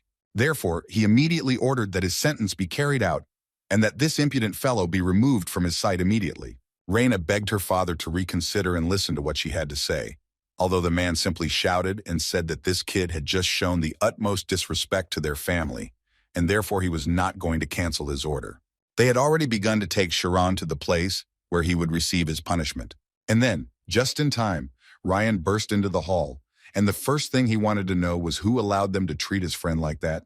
Reina was so happy to see her little brother, she believed that he would be able to solve this problem. Although from the expression on Sharon's face, it was clear that he had already accepted that he would have to die today. But apparently Ryan was serious because he shouted at the top of his voice that no one had the right to touch his friend. His father told the boy in a rather calm tone that he had done it, and just as calmly, waited to see what the boy would do next. Ryan started a conversation with his father. He tried to prove to him that Kiran did nothing for which he could receive such a serious punishment, because he simply became his friend. His father told him that it was not only those who committed sin who died. The circumstances of the nobility were so complicated that he could not even imagine, but Ryan did not understand what was the point of this special treatment, if for its sake he had to betray his friend. The man was already starting to get a little angry, but still answered his son that only special people have the right to become friends of an aristocrat. In addition, the head believes that Kiran definitely does not consider Ryan his friend, because in his opinion, there are a huge number of scum in this world who get close to aristocrats in order to exploit their weaknesses and then destroy them. Ryan immediately assured his father that Kiran would definitely not do that. But the father tried to find out from his son how he could believe this. He wanted his son to provide proof that he and Kiran were real friends. Ryan certainly didn't expect this. He froze, because in this way his father drove the boy into a dead end and he couldn't prove it. He understood perfectly well that if he said now that he couldn't prove it, then it would obviously be the end for Kiran. Ryan just didn't understand how he could prove what he felt, but he, like no one else, understood that he was simply forbidden to say anything because his friend's life now depended on him. He thought that if he were Kiran at this moment, he would be able to answer his father in a way that would make him believe him, but at the moment, this was impossible. And then he remembered the words of Kiran, who told him that when he becomes obsessed with many things, then on the contrary, he can get a good result. And it seems that only now, it finally dawned on him what Kiran wanted to say then. He began to evaluate his father, and it began to dawn on him more and more quickly that this was not just an argument between a father and son, but a fight with real swords that he had to win. 30 minutes ago, Ryan was arguing with his master, who didn't want to let him see his friend, who could die. The master also thought that there was no point in this, because he was a commoner, and therefore could not be his friend, which surprised Ryan very much, because he considered the master not the same kind of person as his family was. His master decided to remind him of what is most important for an aristocrat, and it is not that they first of all tear out the roots of something that can threaten the whole family. And when Ryan decided to become a friend of a commoner who is not even worth a fly, he most likely thought that he had enough power to protect his friend, but in fact he treated his friend so frivolously. Therefore, the man assured the guy that he could not even think about the fact that everything could be resolved only thanks to his persistence, which angered the guy even more. He could barely control himself, because he was the first one who extended his hand to Kiran and the first one who offered him friendship. That's why he didn't want to be a coward who would abandon his friend to the mercy of fate. The master, looking at him, thought that he always liked this look of the guy. He thought that the guy was zealous, truthful, and also sincere, although because of this he would not become a great swordsman. So he decided to hand him his sword and said that if he was so determined, he would let him go to the castle only with this sword. But if his determination was not so strong, then he ordered the guy to stay where he was and not move an inch. The response was immediate, and Ryan immediately thanked his master for his mercy and for giving him such an opportunity. Before the guy left, the master told him that abandoning friends is the same as abandoning yourself. So now Ryan was acting quite confidently, and his main proof was that he believed that Kiran was his friend, and the guy himself thought that this was more than enough. Ryan believed that his existence as Kiran's friend was proof that they were friends, although his father did not consider this a complete answer, because this issue was not just an argument between a father and son. After which he added that even now the authority of many aristocrats is falling to an all-time low, and if this leads to the collapse of the family, then he is capable of expelling even his own child from the family. Reina immediately tried to calm her father down so that he would immediately stop talking like that. But Ryan was not the type of guy to be afraid of such threats. So he immediately said that if this was the condition for protecting his friend, then he would leave with a smile on his face. The head of the family immediately became angry and ordered his youngest son to get the sword, and if he really considered this child his friend, then he should immediately put his life on it. Before he could finish speaking, Ryan took out his sword and said that in this way, he was showing him his beliefs. This made the man even more angry because he knew that Ryan was not even capable of making friends with aristocrats his age, and it was obviously all because he was not capable of shining at their level. And now, in the man's opinion, he is just reassuring himself by leaving someone more pathetic than him next to him. But Ryan immediately declared that this time his father is incredibly wrong. And all because Chiron shines and he wants to help him do it at an even higher level. Father simply wasn't going to believe it. So he started talking about how Chiron must have simply bewitched him and convinced him that a commoner and an aristocrat could be friends. Chiron tried to say that it was not so, but Ryan asked the guy to be silent because he was going to protect him himself and would not allow his father to do this. However, Chiron believed that he and Ryan were friends for a reason, and that meant that he should not take everything on his shoulders, and if necessary, he would gladly bear the responsibility that he had to. According to Kiran, he had a premonition of this from the moment he offered to be friends with him, that he would have to take the path of choice, a friend or his own life. And now that it happened, he was completely ready to lose his life because he didn't regret one bit that he became his friend. These words touched Rihanna and he shed a tear, although it was simply impossible to get that from the guy. Therefore, he once again decided to repeat to his father that if he was kicked out of the family, he would still remain Chiron's friend. Reina also couldn't help but shed a tear and think that even though it defied logic, they were still people who had feelings. Besides, if you look at every nobleman and every butler, you can say with confidence that each of them had such a friend whom they treasured incredibly much. Suddenly, their grandfather intervened in their emotional argument, noting that he would never have thought that at the end of his life, he would be able to see such a thing. Reina was so glad that her grandfather was here because it seemed to her that he would be able to help solve this problem. But the head of the family noted that his father arrived quite quickly because he heard from Reina that it would take a few more days. Chiron at that moment realized that this man was General Tormia and an official third-rank swordsman, Ryan's grandfather. The former head of the Oyent family, Klomp sat down on the sofa and noted that it was even more interesting here than where he had just recently returned from. The head of the family noted that this was not such a good thing because their good name as a family had just fallen to the lowest point, although the man thought differently, because he had been watching the unfolding picture for some time, and it seemed that everyone wanted to say a lot of things about this boy. Therefore, he wanted to propose, to make a decision after they listened to everyone's opinion, and the first witness was Reina, who said that although she met Chiron for the first time yesterday, he still seemed to her to be an outstanding and capable child. Besides, he had finished all the work he was supposed to do according to his contract properly, and today was the day he was supposed to return home, which he had been dreaming about so much, and taking all this into account, she felt that it would be difficult to think that Chiron was planning something bad against Rian, so she thought that he had not dishonored their family. The girl's grandfather listened to her very carefully and thought about every word she said, after which he wanted to hear what the rising star of their family, his second grandson, thought. Rai was a man of few words, and all he could say was that this guy was driving him crazy. His father was glad that Rai had presented his idea in this way. At least someone supported him. But then his face began to change, because he heard his son add that Kiran did not concern him at all, and he absolutely did not care what happened to him. Father didn't understand what he was talking about. How can you not like a person and at the same time not care about him? Although Rai didn't understand what was so surprising about it, because he really didn't like him, but he absolutely didn't care who Rian was friends with.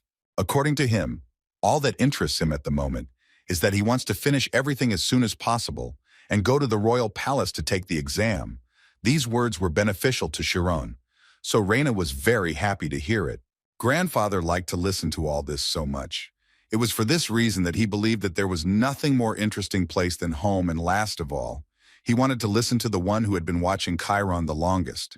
This is witness number 3, who was the deputy chief butler, Temurin, who thought for quite a long time about what to say. Looking at the head butler, it was clear what he needed to say, that they are not the kind of people who can exchange opinions. They should only humbly carry out the orders of the master.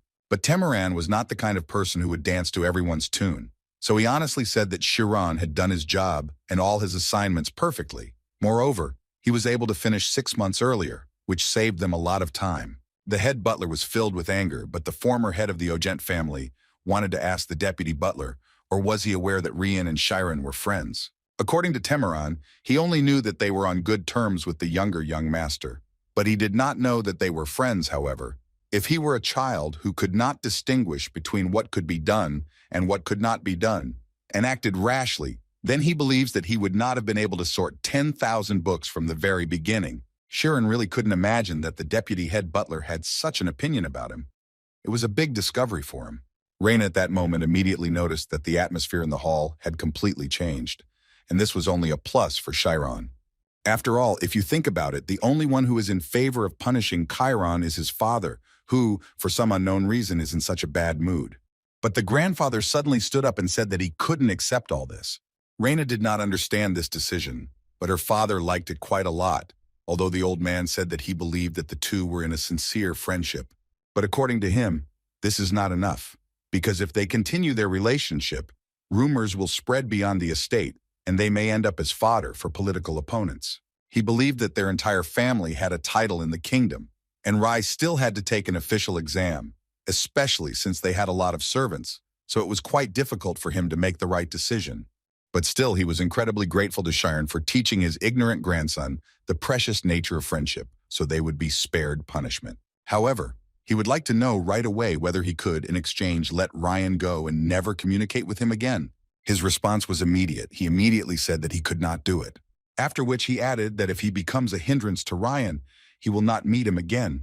However, even if so, he will not be able to consider him his comrade because he and Ryan are friends. Ryan, hearing this, thought that he should be ashamed because, in fact, somewhere deep down he understood that it was he who was to blame for this, and it seemed to him that it would be good for Chiron, at least to simply avoid death. Looking at his friend, he understood perfectly well that Chiron had long ago decided for himself that abandoning a friend meant abandoning another self.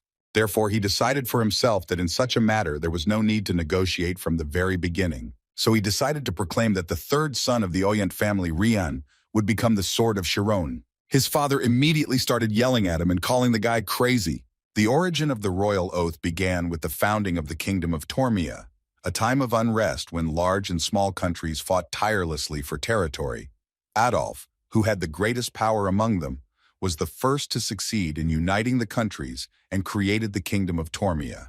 However, the newly born kingdom needed strength to resist powerful neighboring countries, as a result of which, subjecting the losers during the unification of kings to repression, he began to personally rule those lands. And this is how the royal oath appeared. For the promise to live as a sword fighting only for its master, people received the title of aristocrat. This was the beginning of the knightly oath and the reason for the emergence of aristocracy. Therefore, a knight who was refused the oath became a lower aristocrat. Looking at the faces of his relatives, Ryan understood perfectly well that he had gotten himself into an incredibly big mess. Chiron immediately went down to him and tried to lift the guy up, telling him that it was not at all necessary to do this. But his grandfather wasn't going to just leave it like that, because judging by his determination to become his sword, the boy had every right to accept it. So he would like Ryan to answer, did he grant this right only in order to once again note the outstanding qualities of this boy, or were these his shortcomings? Ryan didn't think long about his answer, and as soon as he collected his thoughts, he said that the sword in this case doesn't solve anything because he's only going to protect him. This caused the grandfather to laugh incredibly hard, because he did not understand how the guy could be so stupid that he would be recognized first. After which the old man added that Ryan still speaks well, although he feels very sorry for his friend who received such a dull sword as he did. In any case, he approached Chiron to note that now everything was over, and although it was still not sharpened, he convinced the guy that his new sword, although not sharpened to the end in any case, it will not pierce the leg of its owner, so he asked Chiron to take care of his grandson. Chiron, in turn, thanked the man for allowing him to do this at all. After which the man turned to the head butler and told him that the two promised to be friends for the rest of their lives, so he believed that they couldn't let him go just like that, so he asked the butler to bring Chiron's parents here.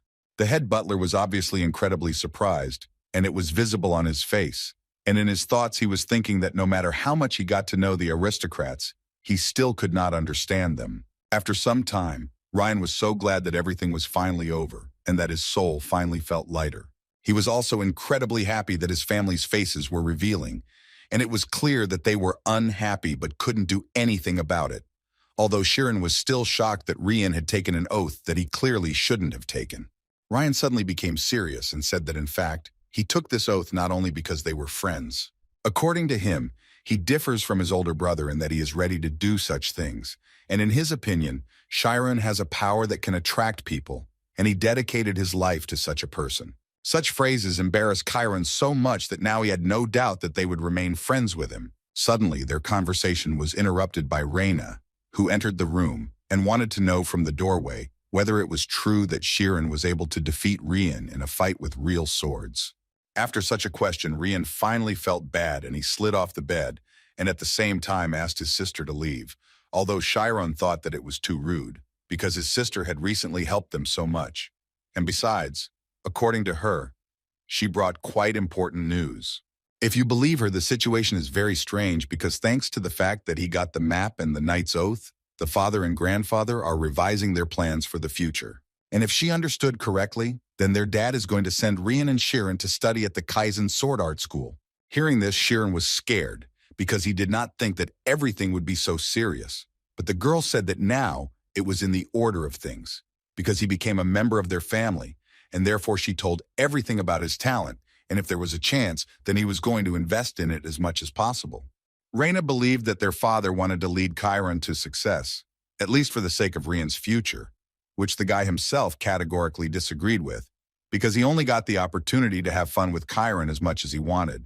The guy's sister was already tired of listening to this whining, so she decided to give him a good kick with her foot so that he would finally start thinking about what he was talking about. But Rian still continued to shout that Chiron would not go to any sword school and that this would not happen, at least because he wanted to become a magician, and besides, he had already opened the spirit zone. Reina was clearly not ready to hear such things, and Chiron was not ready to share anything like that. But the girl suddenly decided to point out that if this was true, then Rian was so weak that he managed to lose in a sword fight to someone who even planned to become a magician. Now she believed that in their tandem, the knight was much weaker than his master, which made the guy very angry, and he began to yell at her and forced her to immediately leave his room. After some arguments, Chiron finally told the princess that he, with the help of synesthesia, based on the spirit zone, was able to determine Rian's movements, and only thanks to this was able to win. She thought that this was a pretty good tactic, but she also understood perfectly well that it was only possible due to the sufficiently high density of the spirit zone. Chiron was so pleased to hear that Reina thought he was incredible, because at school, she heard that the spirit zone became stronger depending on one's concentration. And besides, he was able to maintain such concentration while holding a real sword. Rian and Reina immediately noticed that Chiron was too shy when he was praised, so they thought that he would never be able to date anyone if he was so shy. But now it's not about that, because Reina was going to tell her grandfather about Chiron's path.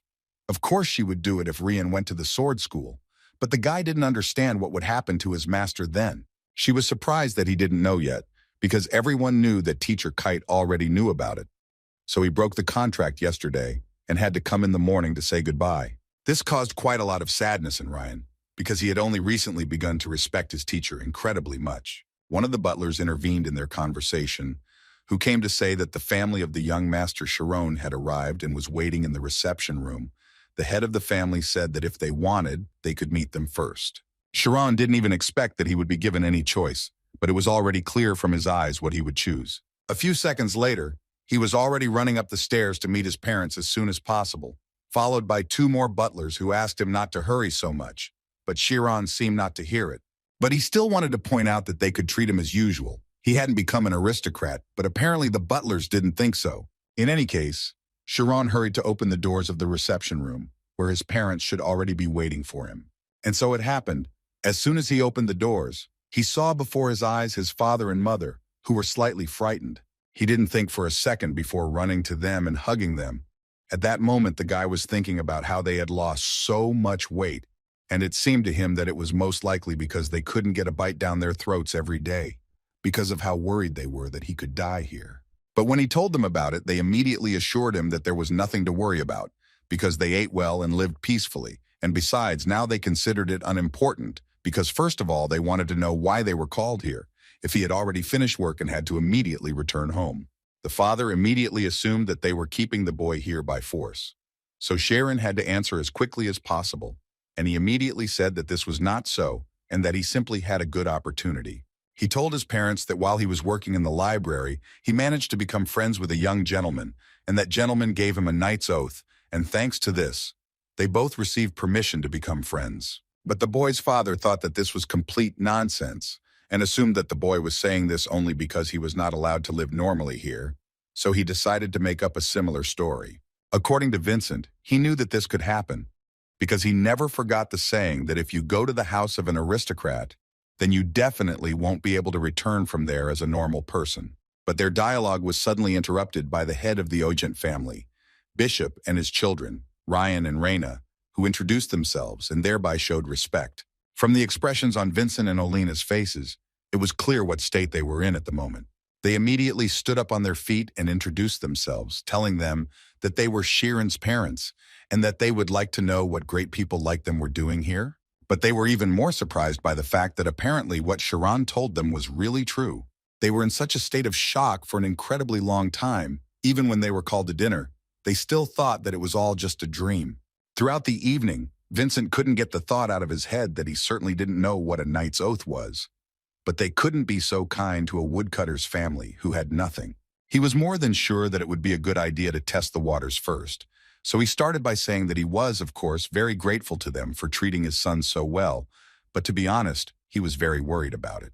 First of all, he couldn't believe that a young gentleman from such a noble family as Ogent had taken a knightly oath to Kiran, and that Bishop was actually in solidarity with Vincent, because he himself still couldn't believe it. But he still told Vincent that for such a revered warrior family as their Oyent clan, the knightly oath is completely indisputable. So he believed that if they continued to be dissatisfied because of the difference in status, then they would instead tarnish Rian's pride. For this reason, Bishop was going to always treat Shiren's family with respect from now on, and immediately asked them not to consider it a burden. Also, according to him, their family will not skimp on supporting their son. At that moment, Shiren was thinking that even though Rian's father was against it from the very beginning, he still makes such a choice for the sake of his family. Apparently, this is high convictions and a sense of pride. Moreover, they all understand that they are essentially taking a commoner into the family, but none of them are afraid to do this, which was so strange for him.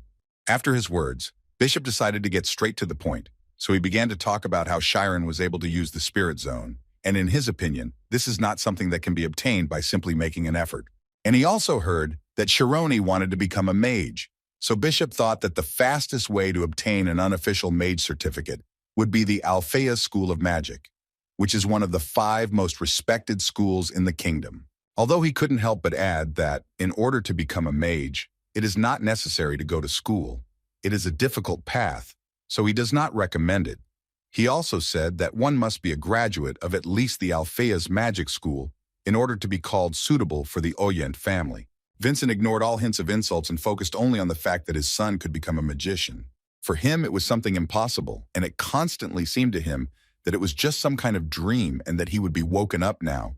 But suddenly he was pulled out of his thoughts because Bishop stated that the most important problem at the moment was Chiron's status. According to the man, the magic school was special, so non-aristocrats were not allowed to enter, so they only had one way to fix it. And this way was that they want to adopt Chiron. Only in this way, he can become an aristocrat. According to Ryan's grandfather, as a result of a family meeting, they came to only this option, and it was immediately clear from Vincent's face that he did not like it. Before he could say anything, they added that among their distant relatives there was still one childless couple of fools, and if they added Chiron to their family record, the problem would be easily solved. But they immediately asked Vincent not to think about the fact that they were going to take his child away from him, because it was only an entry in the documents. The man understood in his head that such a chance might not present itself, and Chiron might become an aristocrat. But in his heart, he felt that it was as if their child was being taken away from them, so Vincent did not know how best to act in this situation. But Chiron entered their dialogue, wanting to say that he is his father's son and does not intend to become another man's adopted son. Raina immediately answered him that this was just an entry in the documents, because as they had already said, they would treat his current parents as real ones. According to her, he can thus fulfill his dream, and nothing will essentially change. And the grandfather added that he will become an aristocrat, and that not everyone has such luck in life. But Chiron was not going to change his mind, according to him. If he had to change his father for this, then he would rather live his whole life as a commoner. The old man noted that a commoner could not get into the School of Magic, to which Chiron confidently replied that then he would not go there at all.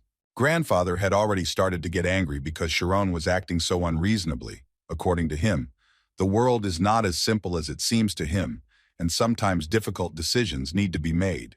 Besides, he believed that in order to achieve success, he needed to sacrifice something, and if he was not ready to do this, then his dream was most likely just insignificant. Chiron didn't argue with him and agreed that perhaps his dream wasn't as important as his family. These words brought tears to Vincent's eyes. He was so pleased that their son treasured them so much. Chiron believed that no matter how great his dream was, he received it from his parents, and if parents are the roots, then he is the fruit that dreams of receiving nutrients from them. The fact that he learned to read and the chance to come to the Ogent family as a butler, all of this was only possible thanks to having roots called parents. At least that's what Chiron thought. This one chance given to him now is nothing compared to the endless opportunities he received from his parents throughout his life. So at this point, telling him to renounce his roots is no different from telling him to wither and die. And since there is no other way out, he would like to thank you for the offer, but his parents are two people who will always remain them. Grandpa Odsent just didn't understand what was wrong with this guy. Was it ethics, guilt, what was driving him to say such words? But suddenly their conversation and the old man's thoughts were interrupted by Vincent, who began to ask the Awakens family to accept his son as an adopted one. Chiron wasn't ready to hear something like that from his father. Besides, the former head of the Oyent family understood the man's feelings, but he also believed that Chiron's opinion was also important. Then Vincent finally decided to admit that Kiran was not actually his biological son. They were not ready to hear this, but Vincent continued to talk about how, in fact, their couple is not capable of having children and Kiran is not their child. According to the man, this is a child that they got by chance. Most likely they already guessed everything because they lived with him. Besides, Vincent was sure that Kiran was the natural son of some aristocrats. He also added that he simply does not deserve such a child, and if he is adopted by the aristocrats, he will most likely simply return to his place, where he should have been from the very beginning. Vincent asked to do this, saying that he was more than sure that Kiran would not desecrate their roots. And Bishop at that moment wondered if this was true, although in fact it seemed to him that everyone present here vaguely, but suspected this. After all, if you look at Kiran, you can easily notice that the guy's appearance is completely different from his parents. But now he was more concerned with the fact that doesn't such a statement mean the same thing as a direct rejection of his son? Kiran didn't understand how the man could even say such a thing, to which Vincent confidently replied that the guy had already grown up and that he would find out about it someday. But he didn't expect that Chiron would tell him that he knew this very well, and that he had known about it a long time ago. Despite this, he still decided not to ask, because in this world, any person can only have one mother and one father, and therefore Chiron hoped that he would have the same. That's why he didn't want to believe that his father decided to make it so that he would have 6 parents. Although according to the man, he simply didn't want to stop Chiron from pursuing his dream. However, Chiron did not understand why the man even thought that he would give up his dream. On the contrary, the guy was sure that if he continued to try, then any number of chances would come into his hands. He was more concerned about whether they thought about how he would feel if his parents abandoned him a second time. After these words, Vincent immediately hugged his son and began to talk about how he was actually wrong, and he in no way wants to get rid of him. He wanted to ask him for forgiveness for behaving so disgustingly because Chiron, according to him, is all he has. The grandfathers and Bishop understood perfectly well that their actions could cause a great wound to the boy. So Bishop started talking about how they say that the Alpheus School of Magic has something like a special selection.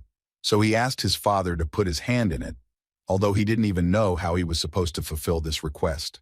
Although Bishop still believed that his father should succeed because he had long heard that someone at this school owed him money.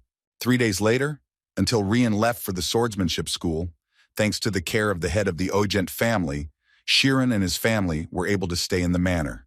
Vincent looked like he still felt sorry for these 3 days, and he was worried about how long their separation would last this time. Also during this time, they managed to spend their free time with Ryan together, when they could not be afraid of anything and just be friends like real friends.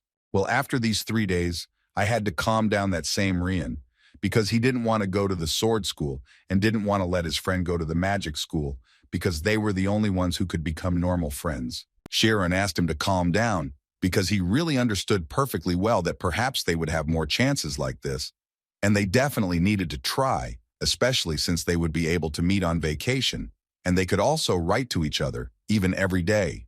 Rian calmed down when he heard these words and decided to ask Chiron to definitely become a magician, because he too would certainly become the strongest knight and the sword that protected him. But then his words were interrupted by Reina, who hit him on the head and said that it would be a good idea for him to graduate first and then say anything. After which she turned to Chiron to tell him that he didn't have to worry about it, and that the best thing he could do now was to spend as much time as possible with his parents. Chiron was very grateful to her for her help. In his opinion, she did quite a lot of things that helped him in the end. Reina couldn't get the thought out of her head that Chironi was truly special, although at first she just thought that he was a nice guy and that's all. But in the end, he turned out to be a child with a truly deep soul, because he has such a mind that even in such a terrible situation he did not betray his beliefs. She wanted to tell him something, but then she thought that she probably shouldn't tell that to a child who would soon be going to a completely new world called a school of magic. So she made a decision and said that if Chiron tried a little, then she was more than sure that he could become a magician, and Chiron himself only wanted to ask her to look after Rian.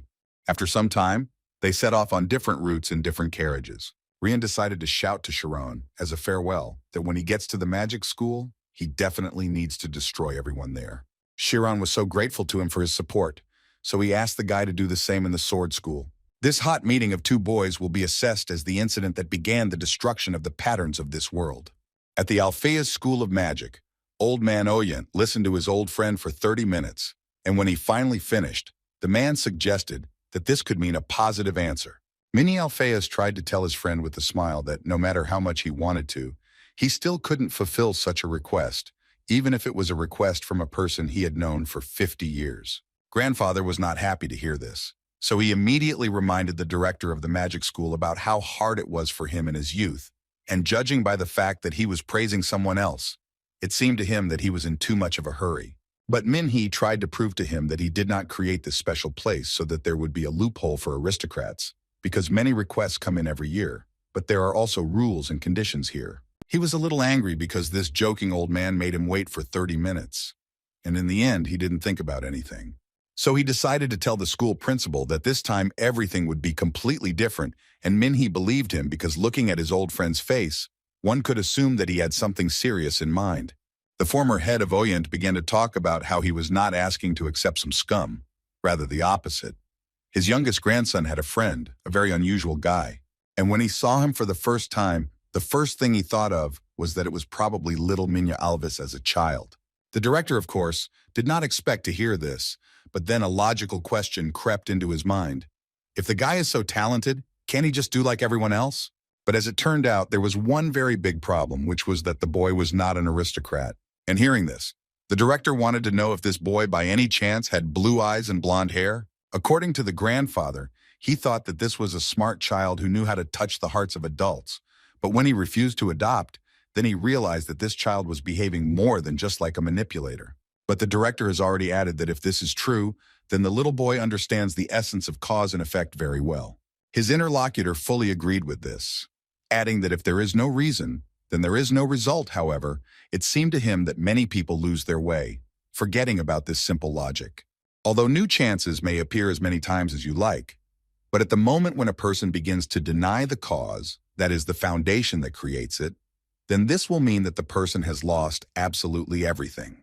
Hearing all this, the head of the Oyent family now wanted to hear the opinion of his old friend.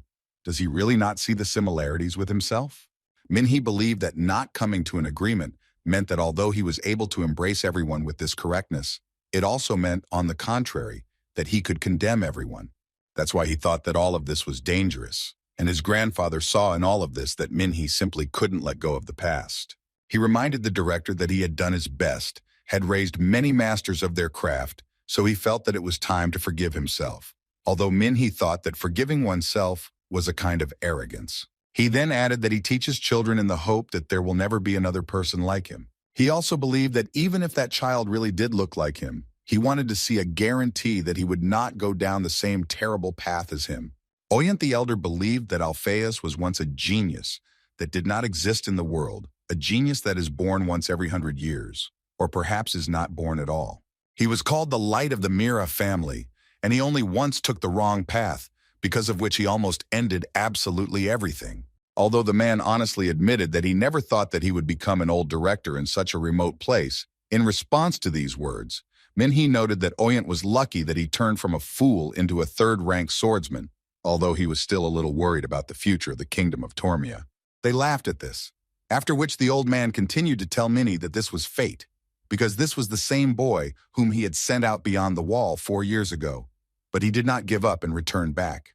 Minhee assured him that he didn't believe in fate, but still, he couldn't just forget that talent that had been pushed aside by the obstacle of status had overcome 4 years of time and had suddenly appeared before his eyes again. All these thoughts made Minhee believe in a miracle, so he turned around and told his old friend that he would still accept Chiron into the school. 3 months later, when spring finally came, Kiran packed his things and began to say goodbye to his parents in order to finally leave for magic school. Before that, he promised his parents that he would write to them often and would never forget about them. Kiran tried to dissuade his dad from kissing him because he was already 17 years old, but the man immediately told him that if the guy did not do it, the man would do it himself. After which they hugged, and the father said for the 100th time that he was incredibly proud of his son. A carriage arrived for Chiron. At that moment, he was both happy and at the same time very sad that he was leaving his parents. In any case, before leaving, he promised his parents that he would definitely return to them. That's exactly how the first day at magic school began. On the way, there was a rather awkward atmosphere between Kiran and the butler. But their journey was not long, because soon Chiron finally arrived at the Alphea's School of Magic, which immediately charmed him with its beauty. The butler also added that he would pay for the textbooks and the entrance fee, and Chiron would only have to put in the effort to study, for which Chiron was infinitely grateful to him. Chiron, hearing this, decided that it was the best time to express his gratitude to the man, because before this, he had not had time to do this, and he believed that thanks to his positive assessment of his actions, he was able to enter this school. But the butler's answer was rather rude, although it made the guy smile. Temerin told Chiron that even having flown high, a commoner remains a commoner, because he's not able to surpass aristocrats. However, he then added that not everyone was able to gain such a chance, so he wanted to warn Chiron that when he entered the school, many aristocrats would be negatively disposed towards him. But Temerin still asked him to endure all this, and only if he managed to endure all this, then he would be able to finish this school and become what he dreamed of. Chiron was grateful to the butler for his kind words, and could not help but add that he would definitely become a magician, and when Chiron was ready, they both headed to the school so that the man could register him. After all the registrations, the butler could finally say that he was leaving, but he immediately told Kiran that if he needed anything, the guy could always contact him. Chiron was left alone at school, and he was so interested to know who would come for him. And while he was waiting, he decided to walk around the school a little and look around. He walked up to one of the notice boards and read that the Alphea's School of Magic operated on a system called 10 classes, and it also said that the total number of students there was 420, with 30 of them in the graduating classes. But what was most surprising to him in this whole story was that the number of graduates was only 10 people per year. Suddenly his thoughts were interrupted by a familiar voice calling the guy by name. It was Director Minhee Alpheus, who came down to personally look at that very Chiron, with whom they were in fact already acquainted. The guy first decided to say that he was very grateful to the director for the day when he showed him what the spirit zone was, which made the man happy, and he invited the guy to walk with him a little. The first thing the director told the boy was that he would have to take an entrance test. According to him, there was nothing to worry about, because it was a grade that would determine which class he would be admitted to. Minhee decided to find out if Chiron could freely enter the spirit zone, to which Chiron confidently answered. The man immediately thought that since the guy had opened the zone alone, it was a great talent, because not everyone was given the opportunity to learn this on their own. It also seemed to him that if Chiron had been trained since childhood, it would have been simply wonderful, because then he would have been able to learn even greater heights. But apparently it was too late to think about that, and the guy would have to be taught from the basics, and the exam venue was most likely filled with newbies. So if he went there too early, his reputation would definitely get worse. So the director suggested that the guy first take a look around the school a little. Of course, Chiron was not against it and immediately agreed to this proposal. Throughout the entire excursion, Chiron was surprised at how wonderful and how strange it was here. The director continued to tell him that there were classrooms where the students had their lessons. These were the main classes. As Chiron already knew, the main classes are from 10th to 8th, but it wasn't even this that surprised the guy the most, but how wonderful it was there. And all this was only because everyone around was using magic, and the director liked it so much that Kiran appreciated it highly. So he decided to take him further to a place that was a little different from this one. They briefly passed classes from the 4th to the 7th, where there were older children, which surprised Kiran even more. The guy thought that most likely because they were his age, the atmosphere here was completely different, but still he was interested to know what they were discussing so enthusiastically. He listened for a bit and tried to understand what they were saying, but because he didn't understand a word, it was quite difficult for him to make out anything. While Kiran couldn't understand why they seemed to be speaking the same language, but he still couldn't understand them, suddenly a small explosion occurred behind him, which was provoked by one of the students who greeted the director in this way. The guy who was experimenting with increasing sound made a slight mistake in his calculations, which is why there was an explosion. But what was most surprising to Kiran was that no one even turned around to look at what exploded at all. The director, meanwhile, tried to give the guy a hint and told him that apparently the problem was the lack of balance at the input and output, so he should check the electrodynamic equality, and apparently the guy understood him. Although after hearing this, Kiran did not understand a word. He looked at all this as if he had simply found himself in a completely different world. They smoothly approached the notice board, where one could see information about the distribution of upper classes. He noticed that among the top students in this school was Karmis Aimi, who was from the highest class of aristocrats. But what confused the guy the most was that she had the same abilities as him, but she was ranked first. Therefore, Kiran wanted to compete with them as soon as possible, but he understood that most likely he would not be able to reach such a level so quickly. But suddenly he noticed that same Karmis Amy walking behind him. He understood this thanks to the fact that her friends called her by name and asked her to come to them immediately. However, when he turned around and looked at her, a story in which he suffered a little immediately surfaced before Kiran. But now he sees her at the school where he also studies, and it was so strange for him. That's why at that moment, he wanted most of all for her not to notice him, because then a lot of unnecessary questions would arise. However, her friend noticed Kiran perfectly. Moreover, it was immediately obvious that she really liked the guy, because she called him handsome and started talking about the fact that she had not seen him here before, although he did not look like a newbie. Karmis actually also paid attention to him and tried to figure out where she had seen this guy before, which really surprised her friend, because in her experience, Karmis had never been interested in boys. But she immediately noticed that this was not the case. It was just that his face was really very familiar to her. The most popular of the upper class, of course, always like a knife, rejecting the confessions of classmates, and the most exemplary of all the students was Karmis. But she was obviously very worried, even though she didn't yet know that the only person who knew the dark past of such a girl was going to enroll here. After the tour, the director finally brought Kiran to the 3rd exam hall, and when they entered there, the man immediately discovered that everything was not over yet. And it was good, because the director asked Kiran to watch carefully what the next child who would be taking the exam would do. The director also added to Kiran that when he entered the spirit zone, the symbols written on the floor would begin to feel different meanings, and depending on what he felt, his size, strength, flexibility, character, and other things about his spirit zone would be analyzed. That's why Mini Alphaeus immediately told Kiran that he would just have to answer the teachers honestly. The examiner, meanwhile, was taking an entrance test from a boy named Kimmy, whom he asked if he could use magic. The boy said that he could launch objects into the air and also enter the spirit zone. Then the man asked him to enter the spirit zone. After a few seconds, the boy said he was able to do it. Then the examiner wanted to know which number he could see the farthest. Kemi thought for a moment and said that the number he saw furthest was 6. The director and Kiran watched this closely, and when the boy said a number, the director explained to Kiran that if it was the number 6, then the diameter of his spirit zone was 6 meters. They also wanted to know what color he felt most vividly, and according to the boy, it was red. It seemed to him as if he had entered a red world. After which they asked him a few more questions and let him go, saying that he had done quite well. The examiners were surprised by the outstanding applicants this year, which one of them could not agree with. He even added that the student Mike had a zone size of 12 meters, and therefore it seemed to him that every year the level was rising higher and higher. Well, and finally, the next in line was Kiran, whom the director told before the start of the exam not to worry and just show all his skills. And when Kiran came out, one of the examiners immediately realized that this was the very child from the special selection that the director had spoken about, while the other examiner thought that he had an unusual ability and that he was quite grown up since he had borrowed the name Oyent. But anyway, They both thought that even though he was a little special on the outside, after coming to this school, they were more than sure that he would just be buried. So they started interrogating him. And the first question was whether Shironi could use magic. Kiran replied that he couldn't use magic yet, because he hadn't learned it yet.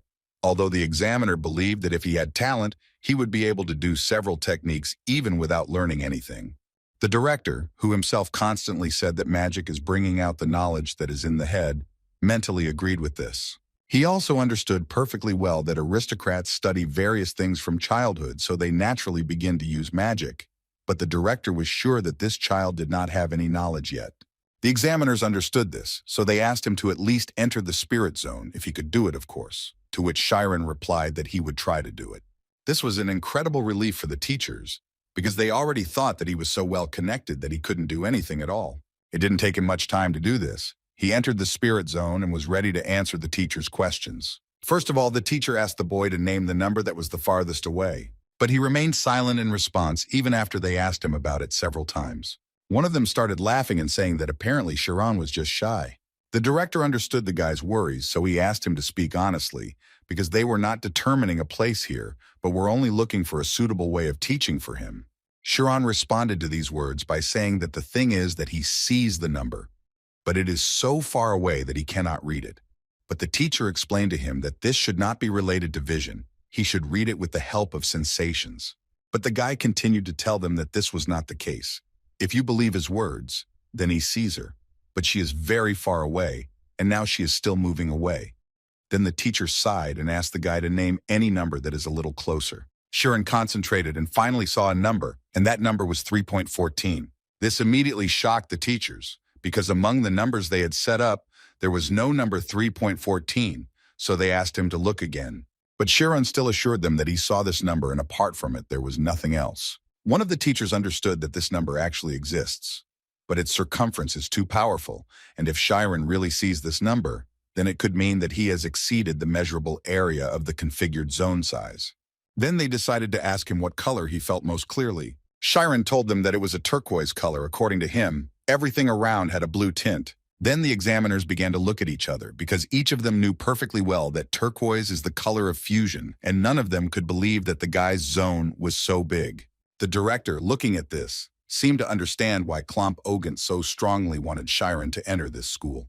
But on the other hand, he, like all teachers, understood that this was not just a good talent. The teachers continued questioning the boy with the next question. How many flying balls were around him now?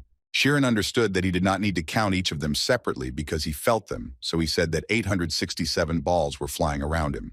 Hearing this, the director realized that this guy was now a little dangerous. The next question was to find out how cold Kiran is now. The guy, without thinking twice, said that he was very cold, which is what the examiners actually expected to hear. After this little test, one of them said that now they need to hold a meeting to determine his class, so they will ask the applicants to wait outside. And as soon as they all came out, including Kiran, they immediately began to discuss him, saying that he was not an ordinary boy who, at 17 years old, was able to open a spirit zone exceeding 30 meters in diameter. Moreover, he did all this without using any enhancing techniques. He was more like some kind of Buddhist monk who trains in the mountains every day. But still, one of them did not miss the option that this guy simply lied to them, and he thought so at least because the spirit zone, with a density higher than 90% and a diameter of more than 30 meters, which belongs to a 17-year-old guy who does not know magic. All this could indicate that he simply exaggerated reality. However, he was immediately corrected, saying that the student simply had no reason to give false testimony. After all, if he really lied, then he won't be able to pass his exams, and it will be difficult for him to even keep up with his lessons. But if he's telling the truth, then they simply won't be able to find another guy like him. Moreover, he believed that such a thing could not be said by an ordinary student who wanted to attract a little attention, which greatly angered the teacher, who put forward the theory that Kiran was lying.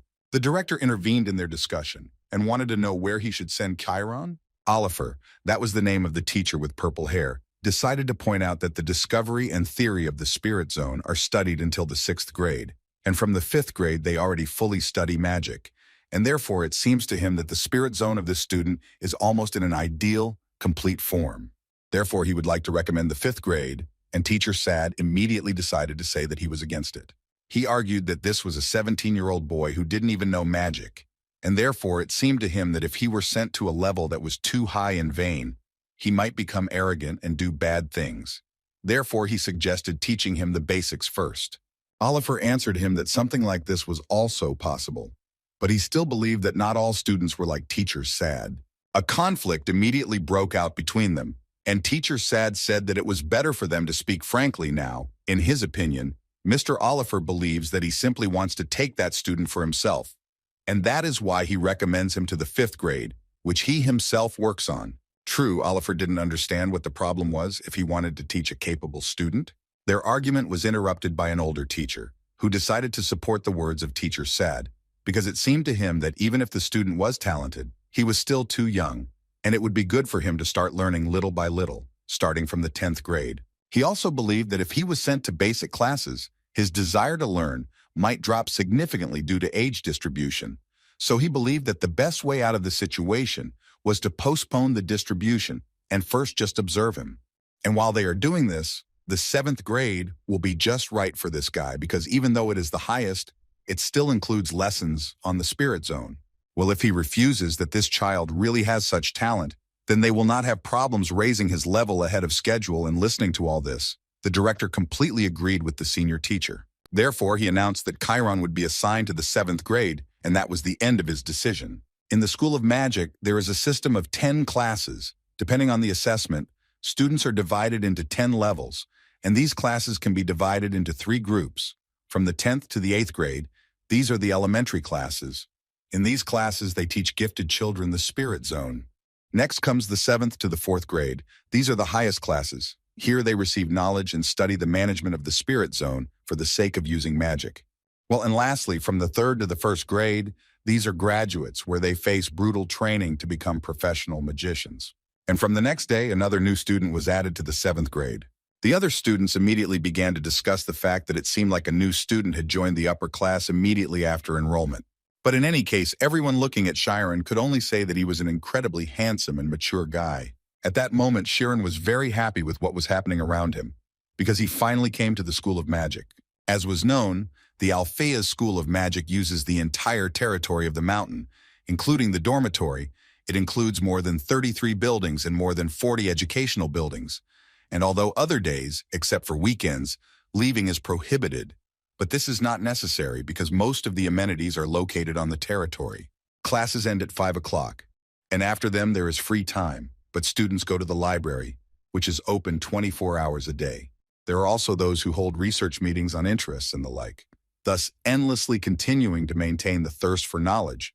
Thanks to this atmosphere, the school has become so famous. On the very first day, Kiran realized that the lessons were quite difficult, not only because of the many of them, although on the other hand, he understood that aristocrats who study from childhood do not feel such difficulty. However, Kiran was not going to give up. Moreover, he was going to catch up with his colleagues as soon as possible. Moreover, Kiran was not a simple student. He had long ago begun to accumulate that very spine of knowledge in the order of the passage of time.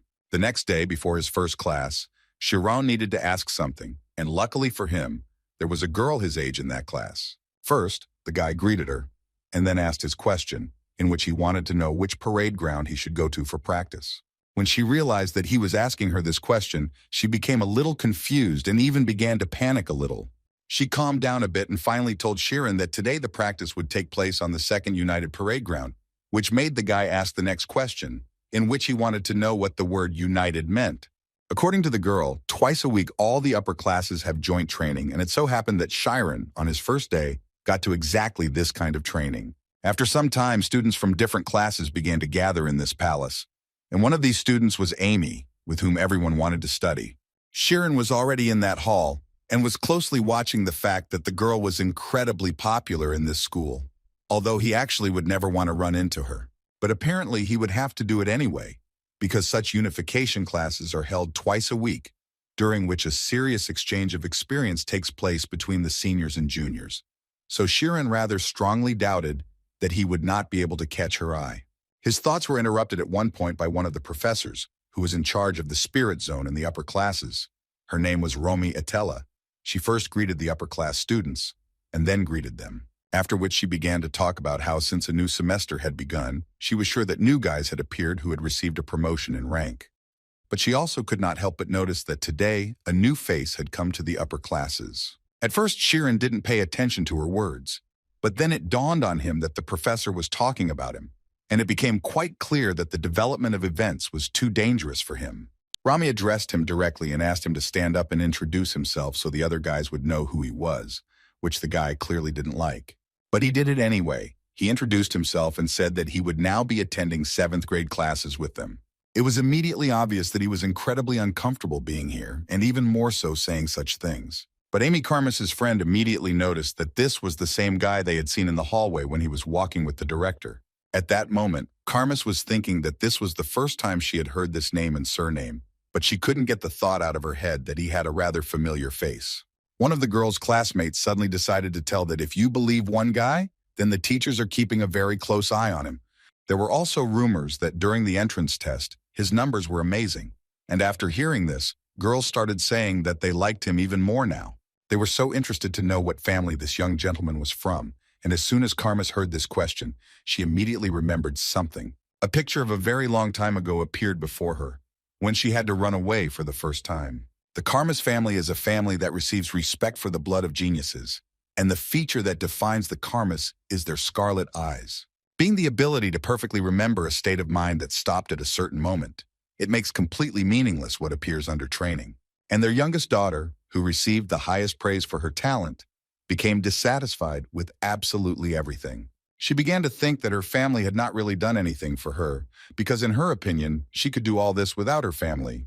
Ima started hanging out with people who were far from her level, so she had thoughts in her head that she could do whatever she wanted, but even that eventually got boring for her. But one day everything changed when the spoiled Amy was sent back home by none other than a simple commoner boy she met by chance in an alley.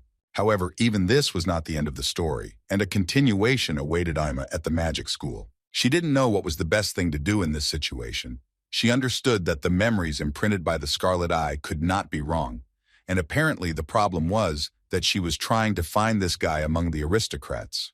Ima couldn't even think that such a talented guy could be a commoner, but now she was worried about another question. How did he manage to get into a magic school?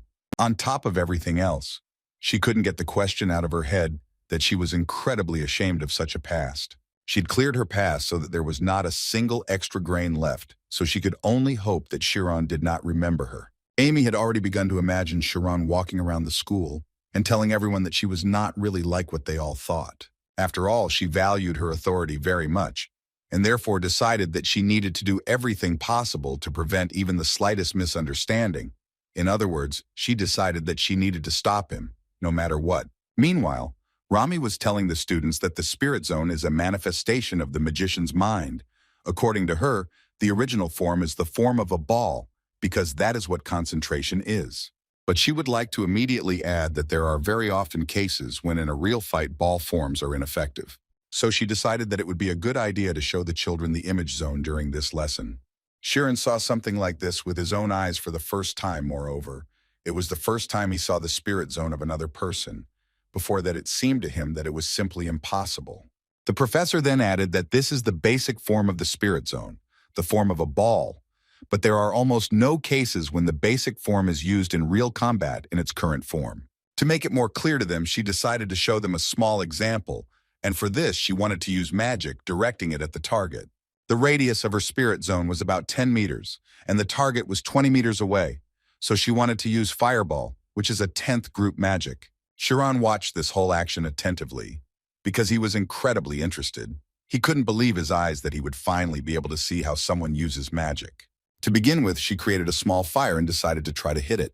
And she managed to do it the first time, which really surprised each of the students, although some of them saw it not for the first time. But still, every time it looked so impressive. After this reception, the professor added that as they can see, most magical abilities cannot go beyond the spirit zone, because magicians can only control phenomena within their spirit zone. So according to her, if they stretch the spirit zone like this to their target, they can easily hit it. For Kiran, all this was so useful, because he didn't even know that the form of the mind could be stretched like this. However, according to the professor, everything was not so smooth because even in this method, there is a critical problem. which consisted in the fact that changing the shape of the zone requires a lot of concentration. In a real battle that is happening instantly, it is ineffective to change the shape of magic. For this reason, the spirit zone is used in 4 forms, and this is called the 4 forms of the spirit zone. The standard protective form is created in the form of a cube. It makes sure that the spirit zone does not break from any interference. She also added that the more facets, the stronger its protective properties become. The next form she would like to talk about is the attack form, which is also called the star form. According to Romy, it is easy to catch the target's location with it and is practical in dealing with a large number of enemies. Then comes the cross-shaped form, which gives the advantages of a long intersection. However, because it is suitable for adapting to fast-moving targets, the key to the cross-shaped spirit zone can be said to be increasing the speed of combat. While everyone was surprised, Kiran thought that even a spirit zone with a diameter of 10 meters can be used in this way in a real battle. But that was not the end. The professor decided to tell about the fact that there is also a last form, which is called a torn form. It is known for the fact that even the 5th grade can have a hard time coping with it. To begin with, she decided to show them all an example.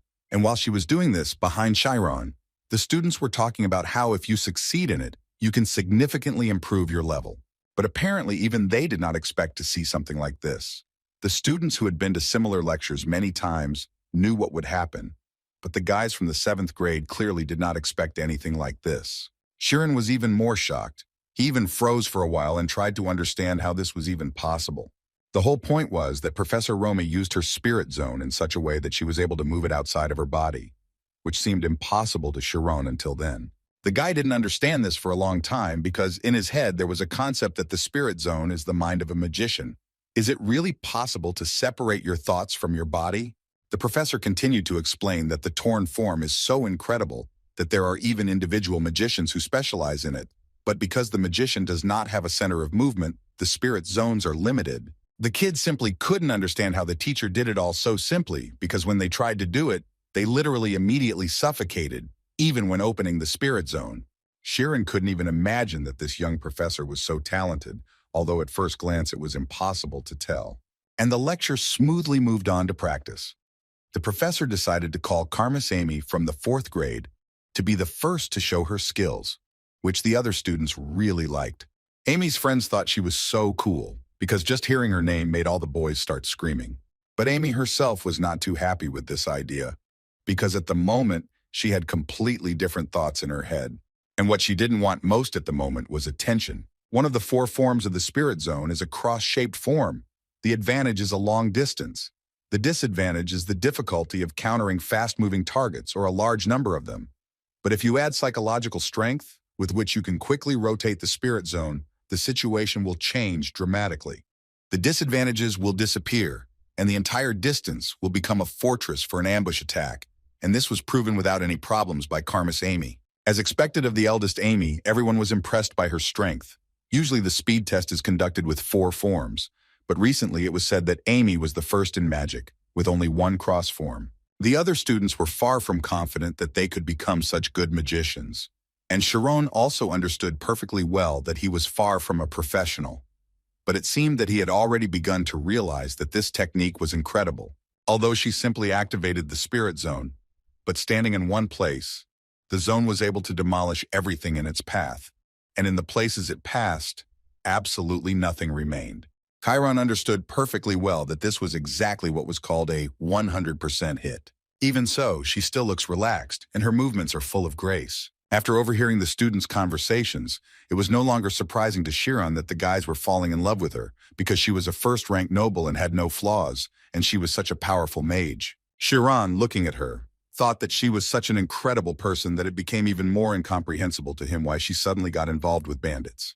And then his thoughts were suddenly interrupted by Amy, who looked the guy straight in the eyes. He noticed this and began to worry a little because he began to guess that she remembered him. The other guys also noticed that she looked at the newcomer with such a strange look. And at that moment, she was screaming inside herself that she had done it by accident, because he was so exciting to her that she simply could not stand it. But now she was absolutely sure that this was the same commoner whom she had met in that alley. Chiron was thinking similar thoughts. Now he was sure that this was the same girl who was with the bandits that day. They both remembered that day. Amy knew that if Chiron spread rumors about her, she would definitely get into big trouble, so she decided to shut him up a little. Although on the other hand, she still thought that she could be calm because she was the best student in the school, both in academic performance and in magic, and therefore, it seemed to her that other people would not be able to believe the words of some random person. Besides, if she acted in a hurry, she would only receive unnecessary misunderstanding. After she finished, her friend immediately ran up to her, wanting to ask the girl what happened because her face had turned red, but Amy assured her that everything was fine and there was no point in worrying about it. Once the demonstrations were over, it was time for class practice. The professor approached the 7th grade students and told them that they would first practice their protective gear, since it would be best to perfect at least that. And she thought so for the reason that even during the most uncomfortable battle, a magician needs to show his concentration, which is what Chiron was trying to do. At that moment, thoughts were in his head that first he had to compress the spirit zone, build a structure, install a frame, and prevent the destruction of this structure. And at one point, it seemed to him that he had managed to do it. But because it was not visible, he could not check for sure, although it seemed to him that it would be easier if it became possible to see his spirit zone in the image zone, no matter how strange it sounded. So he approached the teacher and asked for permission to use the image area, a request that surprised Professor Romy a little. She looked the other way and told him that it was actually meant for higher-ranking students to use. But on the other hand, she also noted that no one is using it now, and it would be nice to try to use it in advance. So she allowed him to do it, and thus Chiron attracted the attention of most of the students, who considered the guy to be brave enough. And Amy's friend immediately wanted to show it to her friend. Amy, when she saw this, couldn't understand for a long time why he was doing all this, because he was still in the 7th grade and would hardly be able to show them anything worthy. But Chiron didn't hear her words, and in principle he was so focused that he tried not to hear anything around him. And after just a few seconds, he was glad that he would finally be able to meet his spirit zone. And as soon as he entered this state, he immediately forced all observers into a state of shock. After all, the diameter of the zone of Chiron's images was almost 20 meters. At that moment, the guy wondered whether he had named the size of his spirit zone during the entrance exam. But now it was not so important, because he wanted to check at the moment, until what time would it increase. As a result, the zone of the guy's images reached 20 meters, and this happened after he mentally ordered her to stop.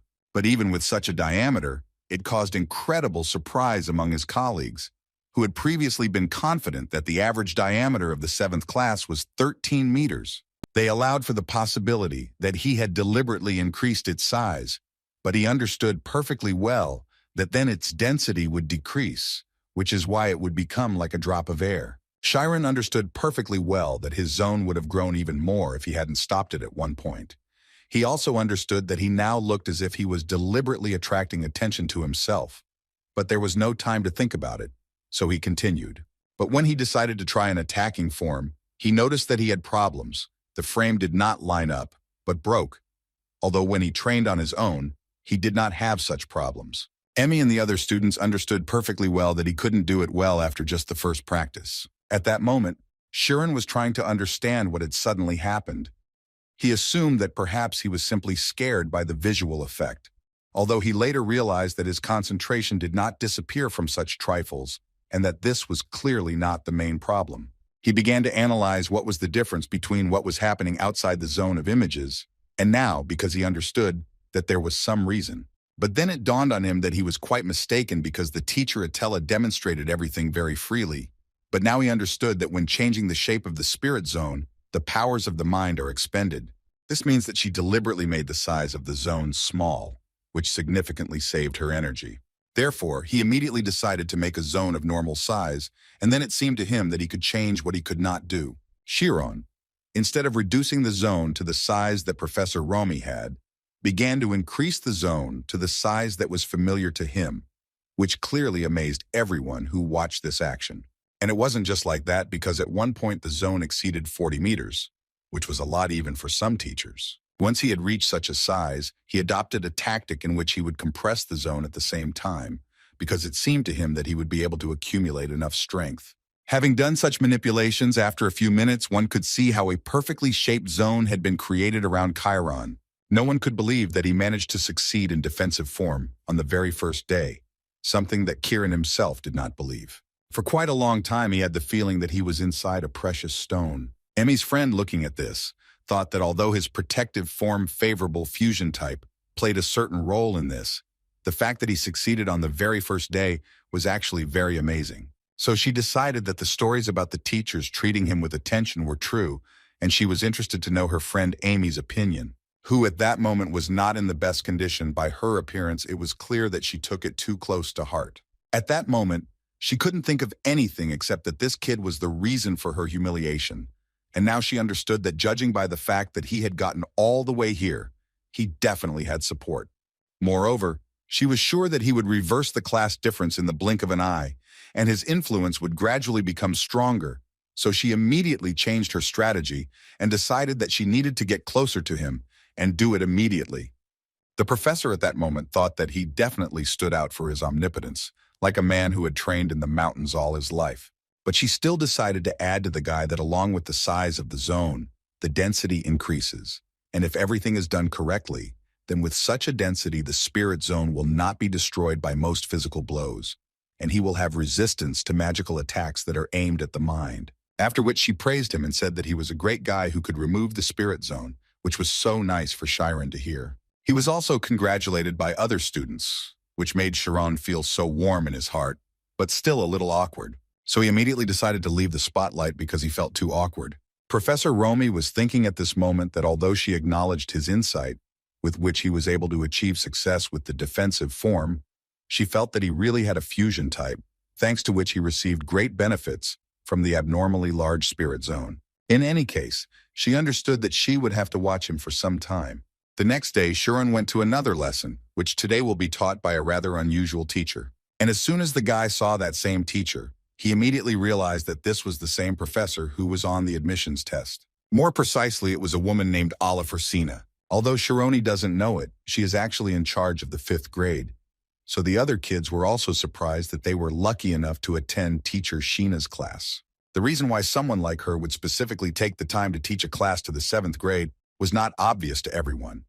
But it was only to teach Chiron. She looked him straight in the eyes and thought only about the fact that she would do everything to raise his level as soon as possible so that he would transfer to her class. The guy himself also noticed this. In any case, it was time to start the lesson so the other students would like her to tell them something interesting. She didn't think long before creating a small stone and asking one of the guys to try to explain the origin of this type of magic. In this way, she created an incredible cold, after which she said that the cold was a sign that each of them simply lacked energy. According to her, there is no concept of cold energy in the world, therefore, although the temperature can increase infinitely, it cannot decrease without any limit. When a small amount of energy is removed from a constant temperature, a normal ice crystal appears. And if you split it into particles and create convection, something will happen, and she would like to know from them what exactly will happen. But without waiting for an answer, she said that it would be possible to make the temperature so low that it could cause human death.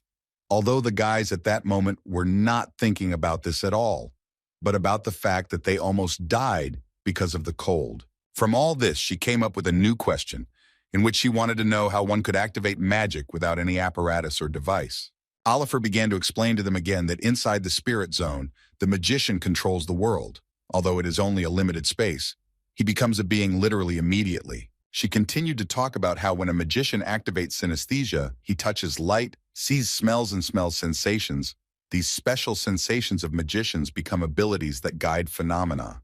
According to her, to activate magic, the magician must fully satisfy 2 conditions for approaching God, and these are omniscience and omnipotence. Immediately after that, she added that the magician activates magic with the help of omnipotence and omniscience. No matter how omnipotent he is, without omniscience he will not be able to do this. For this reason, even with extraordinary sensory abilities, magicians are required to understand this world no less than scientists. And hearing this, Chiron understood something. The exact reason why he couldn't use magic began to emerge in his mind. It was because he didn't know anything about the concept of omniscience and was only training for omnipotence.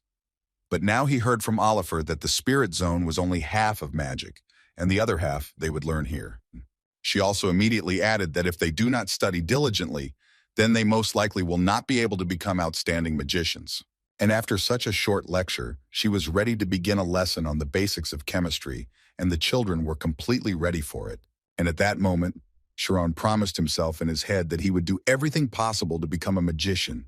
After completing the daily schedule, students choose either a library or research meeting activity. Chiron locks himself in the library every day, but even so, he can barely keep up with the aristocrats' lessons. Even though his body is exhausted from the greatly reduced sleep, his soul feels so light because he is making his dream come true. Suddenly, his thoughts were interrupted when he felt his body becoming so light that he literally began to rise into the air and fly. And after a few seconds, he noticed a strange creature behind him, which incredibly scared the guy. He wasn't even sure that it was a person at all, but he couldn't do anything. No matter how hard he tried to break free from this grip, this creature held him tightly and carried him somewhere. A few minutes later, it carried Chiron into the local forest, where it threw him to the ground. The guy began to get up carefully and was already prepared for the fact that he would have to fight, although he still did not understand who his opponent was. But a few seconds later, that same creature took off its mask, and it turned out to be Karma's Amy. Chiron, of course, knew that the day of their meeting would come someday, but he could not even imagine that she would personally appear before him like this. Now he was sure that she really was the same child who had been there 5 years ago, although it was still noticeable that something had changed in her. Amy spoke first and said that from the expression on Chiron's face, she immediately realized that he remembered her. Then she created a big fireball and told him that she was going to deal with him right here and now. Ima remembered that day and thought that, in fact, she wanted to let the guy go home from the very beginning. But then she looked at his face and watching him sob, she decided that she wanted to look at it a little longer. But of course, she didn't tell anyone about it. However, when she looks at him now, she is not sure that this is the same guy she saw 5 years ago. Chiron sighed and answered her in a calm voice that of course he knew who she was and remembered her perfectly. He immediately reminded her that on that day, she was going to forcibly take off his clothes, using bandits.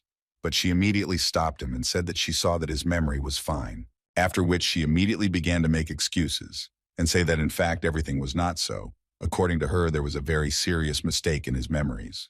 And in her opinion, this mistake is that she is not really such an open girl. Chiron didn't understand anything again, so he asked her to explain what she was talking about. She began to tell him that those bandits, many years ago, wanted to undress him themselves, and that she had not actually given such an order. Although Chiron immediately noted that if he remembered correctly, she then said that she would not mind looking at all this, to which Amy again began to say that this was not true, and in fact, everything was far from so. In the end, she still decided to tell him that she wasn't really interested in guys, but Chiron clearly didn't think that she kidnapped him just to say that. In her mind, she thought that of course she didn't do it for that reason, and in general, she didn't understand why she suddenly started making excuses. Chiron, looking at her, immediately understood that she was doing all this only because she was afraid that dirty rumors would spread about her. But he, like no one else, also understood that this would bring trouble to both sides. Then he told her that she could actually just apologize to him, which really surprised the girl. According to the guy, he realized that this was a memory that she wanted to forget because her academic performance was at the level of first place in the senior class and she was popular. But what happened could not be returned. So it seemed to him that instead of 1,000 excuses, it would be better if she just apologized and ended this situation, and this, in the guy's opinion, would be more than enough. Amy was clearly unsure of this at first, but then she came to her senses and realized that he was actually telling the truth. After all, she thought that by saying the right thing, he puts the interlocutor in an awkward position and ends up with an advantage. And in general, she did not understand how he dared not to put her in anything.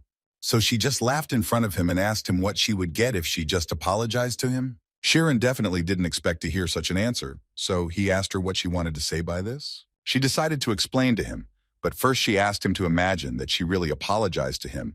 But then, as it seemed to her, he could still betray her, because there was definitely no trust between them. In addition, she believed that if she apologized without thinking, it would mean that she personally admitted to what had happened earlier.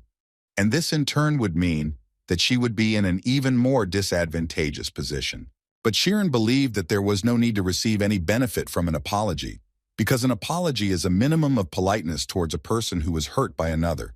It is definitely not an action for receiving real benefit. In response to these words, she began to laugh with her and tell him that since he was telling her that, he clearly knew nothing about how the world worked.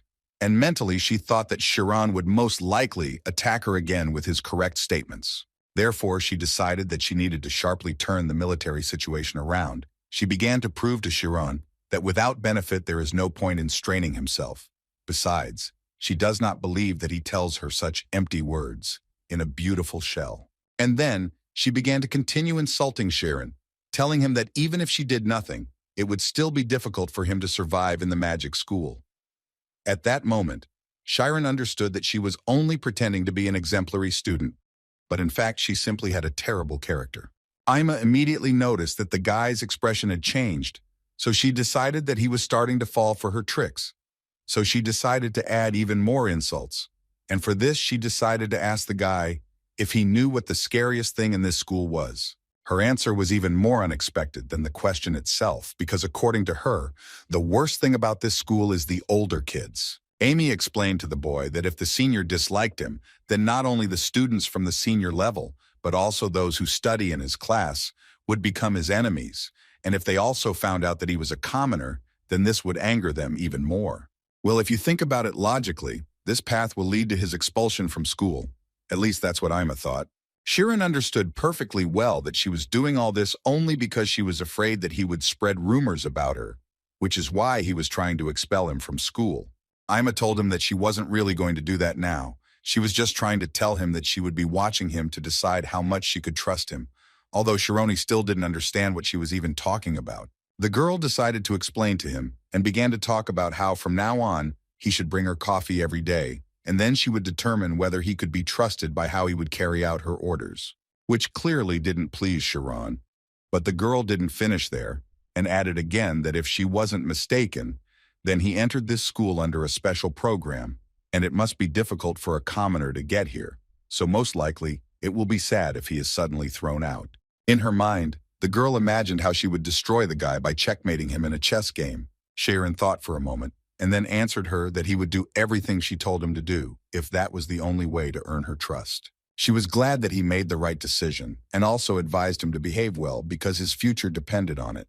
Ima couldn't scare him again in the end, so she added in a menacing voice that if the teachers suddenly found out about this, then it would be the end for both of them. After which she flew away, and Sharon sat there for some time and thought that in fact this was better than being kicked out. Although he didn't like to accept everything that this girl said, but apparently he simply had no other choice. The next day, near the first library, Sharon began to carry out his duties. He brought coffee for Ima, who was already waiting for him. Her friend was simply delighted by this, because she had no idea what was going on here and why the guy suddenly decided to bring her coffee. She took the coffee and, without even thanking the guy, turned around and started walking towards the library, because according to her, she didn't have time for this. She needed to start studying as soon as possible. Sharon clearly didn't like this, but he had no other choice. The other students immediately began to discuss among themselves that apparently Sharon confessed his feelings to Amy, but she didn't even answer him and simply left. Her friend immediately caught up with her to find out if it seemed to her that the newcomer was interested in her, although she immediately said that in fact everything was not so, and she was simply raising the younger one. In her mind, she was incredibly happy that she had managed to insult the guy in front of everyone, and she was not going to stop there and was thinking about what she should do next. After all, now she believed that Sharon had sunk to the level of an ordinary younger guy in love with him, and now no matter what Sharon said, she believed that she would not find a person who would believe him. She even sang to herself, because she enjoyed the revenge that she had been waiting for so long, the feeling that she had gotten rid of the continuing feeling of a problem. So nice. But Sharon wasn't feeling so good. On the contrary, he was suffering, because he understood perfectly well that the girl was simply making fun of him, although he didn't even understand what bad thing he had done to her. But over time, he realized that by giving in to negative emotions, he would only end up losing. So the thought came to him that if he had to do it anyway, he would try his best, because everything absolutely depended on the mood. 10 days later, everyone was already so happy that Sharon came again. They saw in the guy someone who would never give up, and no matter how difficult it was for him, he would still achieve his goal. Ima, looking at all this, thought about the fact that with such a show there will be no person left who does not know about it.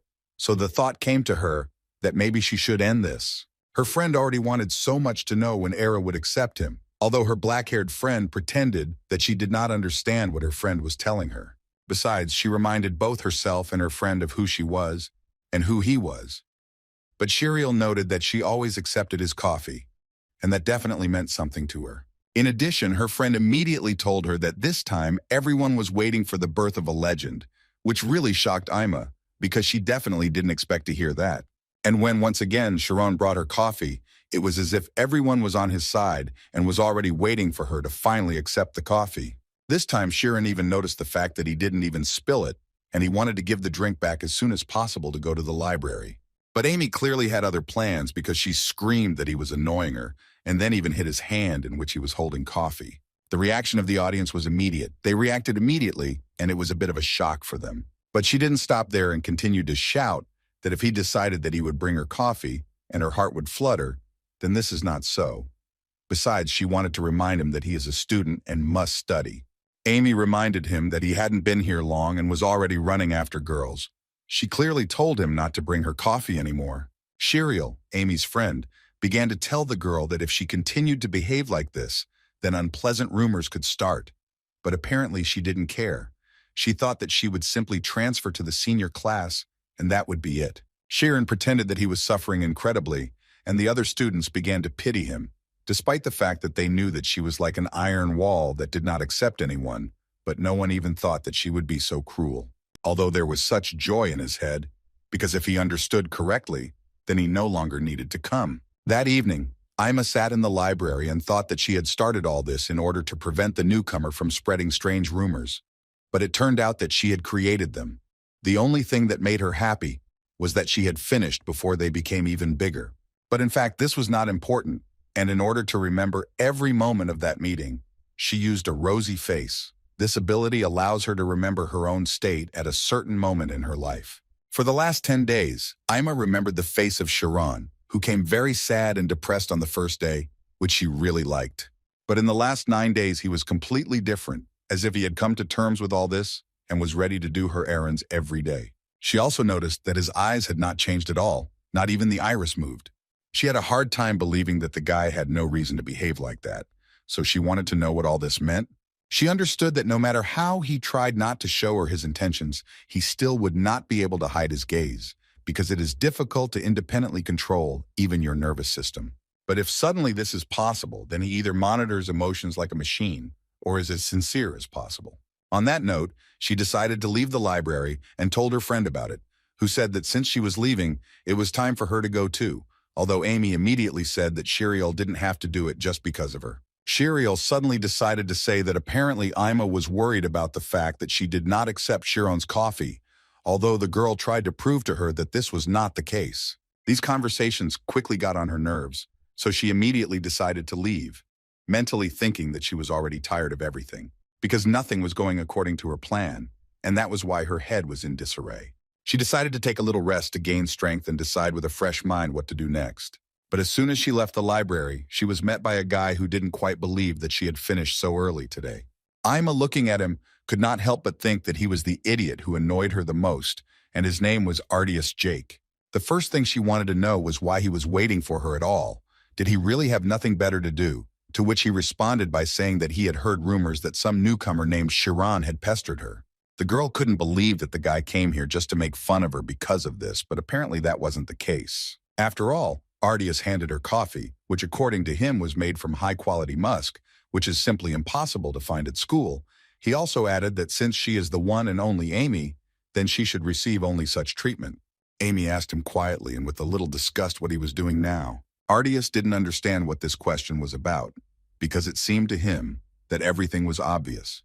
He was currently trying to court her, and he immediately added that he would soon become the next financial executor of the royal court after his father, so he considered himself much better than such a simpleton as Chiron.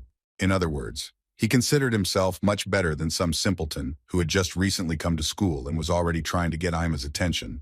But as soon as she heard this, she immediately told him that she was not in the mood to play along with his disgusting jokes, and besides, she believed that they did not have a good enough relationship to talk about such topics. Before he had time to answer, she decided to say that she knew perfectly well that their academic council was thinking about how to put her in her place, and they would do it as soon as the right opportunity presented itself.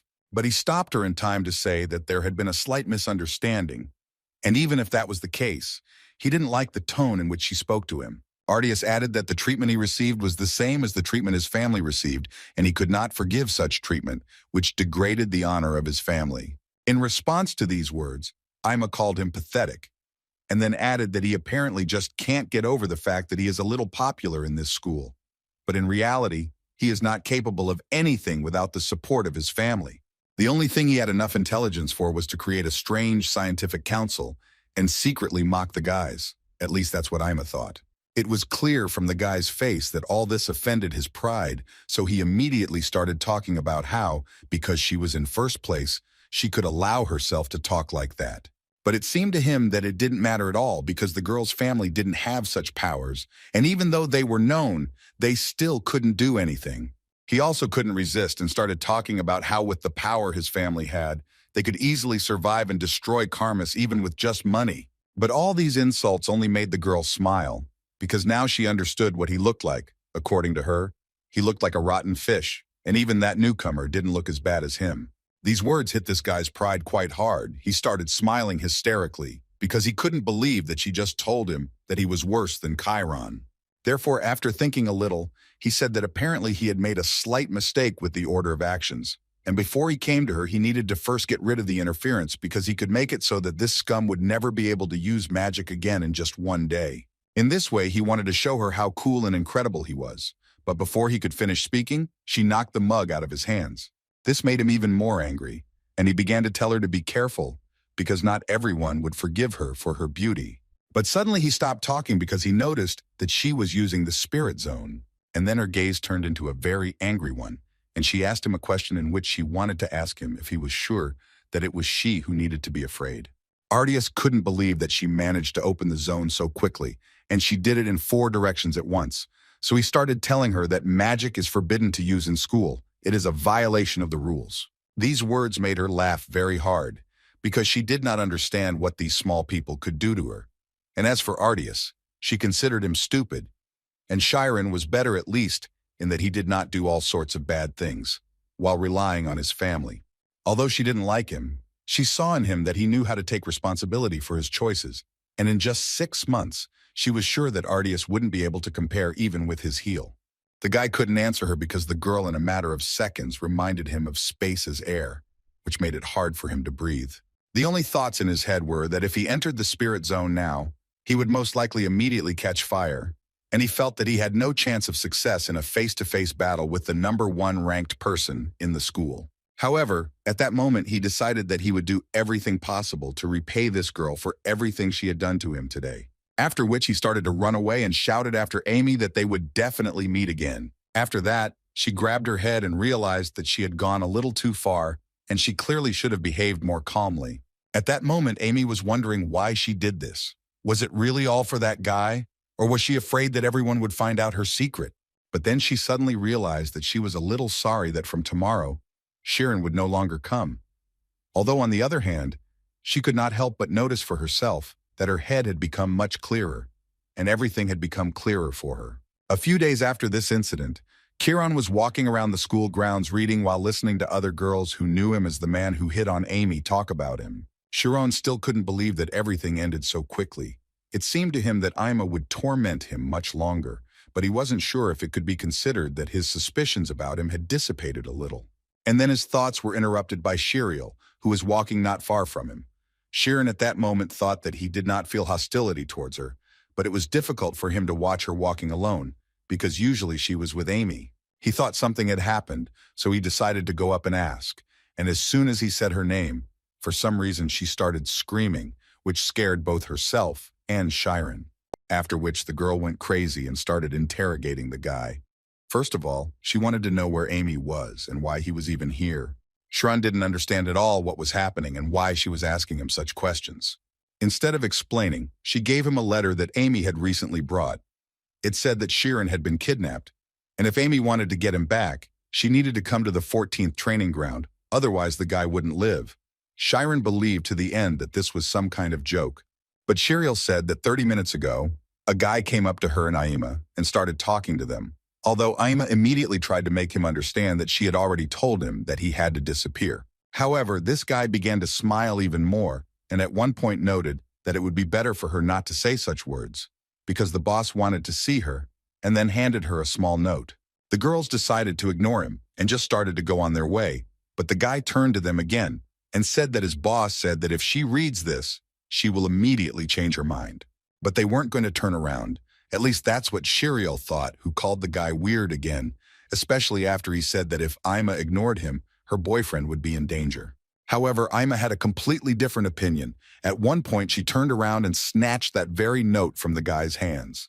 While she was reading this letter, she immediately remembered Ardias, who, in her opinion, kidnapped Chiron. She immediately threw the note away and said that it had nothing to do with Chiron, although that guy didn't care at all, because he was only ordered to pass on this information. Shiriel immediately took the note, and when she read it, she realized that the Black Magician was a disgusting group of villains who only chose the most popular students and crushed the others. True, she did not understand at all why they kidnapped Chiron and how it was connected with Ima. Although the girl at that moment understood perfectly well that all this was because that night she could not restrain herself and fought with Ardias. Her thoughts were interrupted by Shiriel, who suggested telling the teachers about this, because she believed that at this rate, both Chiron and even she could be in danger. Ima knew in her head that this was in fact the correct answer, but she understood perfectly well that the problem was not only this.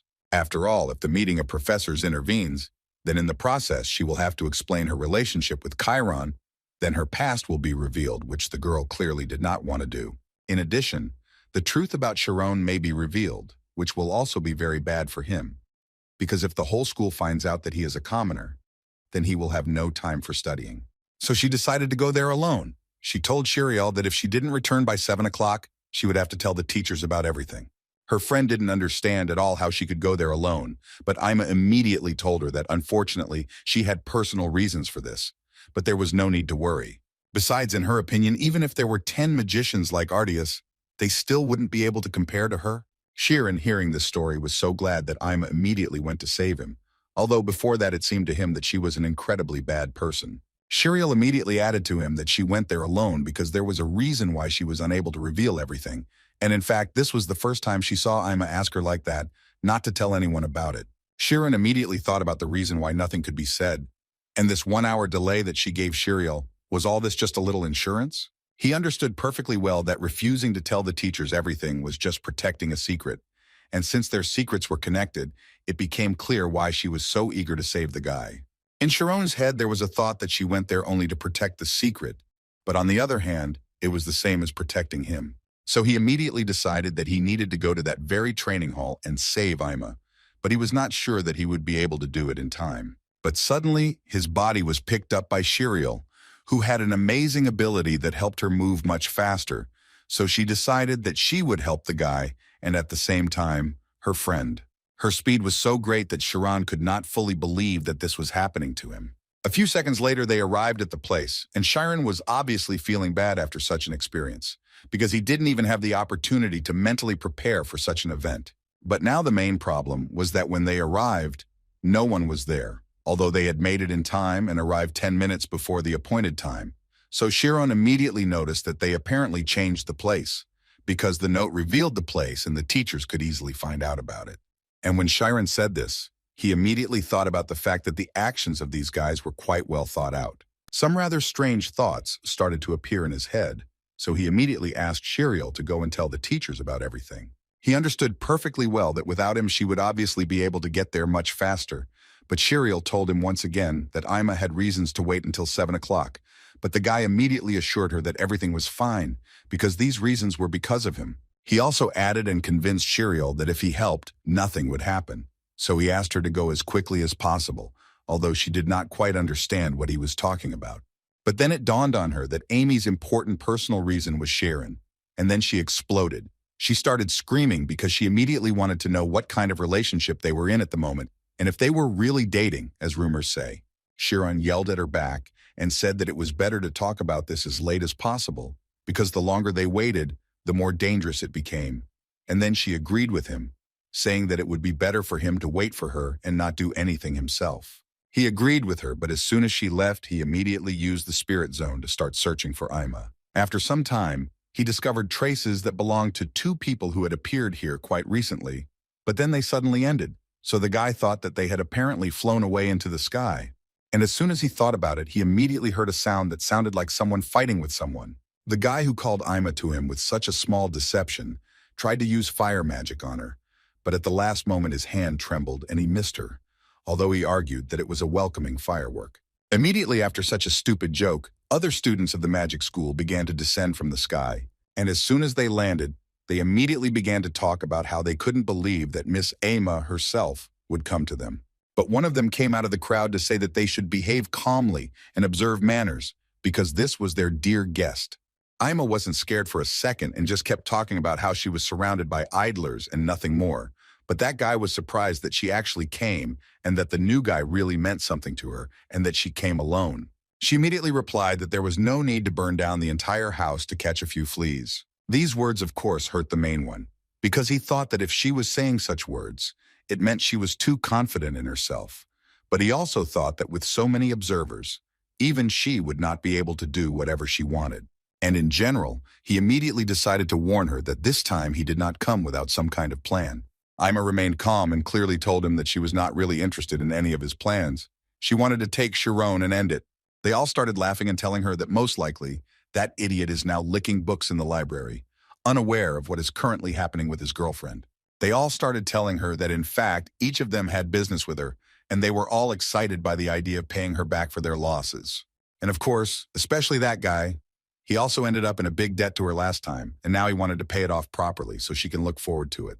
Ama started to smile, because she realized that Chiron was not here, which meant that everything had become much easier for her. After which she raised her head and repeated their words that since problems could arise due to the large number of observers, she should get rid of them and everything would immediately become good. Hearing this, they continued to laugh, but for a second their leader thought he saw his fear in the girl's eyes. But before he could warn anyone, she went to fight and it was too late to change anything. They began to suffer one after another, and their cheerful mood simply disappeared in one moment. They couldn't believe that she actually did it and shot at them, but it would be a good idea for them to come to their senses and put out this fire. Their leader reminded them that the cross-shaped form was weak against large numbers of enemies. He immediately ordered them to move quickly, and most importantly, he asked them to take care of their location. But everything was clearly not as simple as it seemed to them at first glance, because Ima was really much stronger than each of them, so any attempt to use defense almost immediately failed.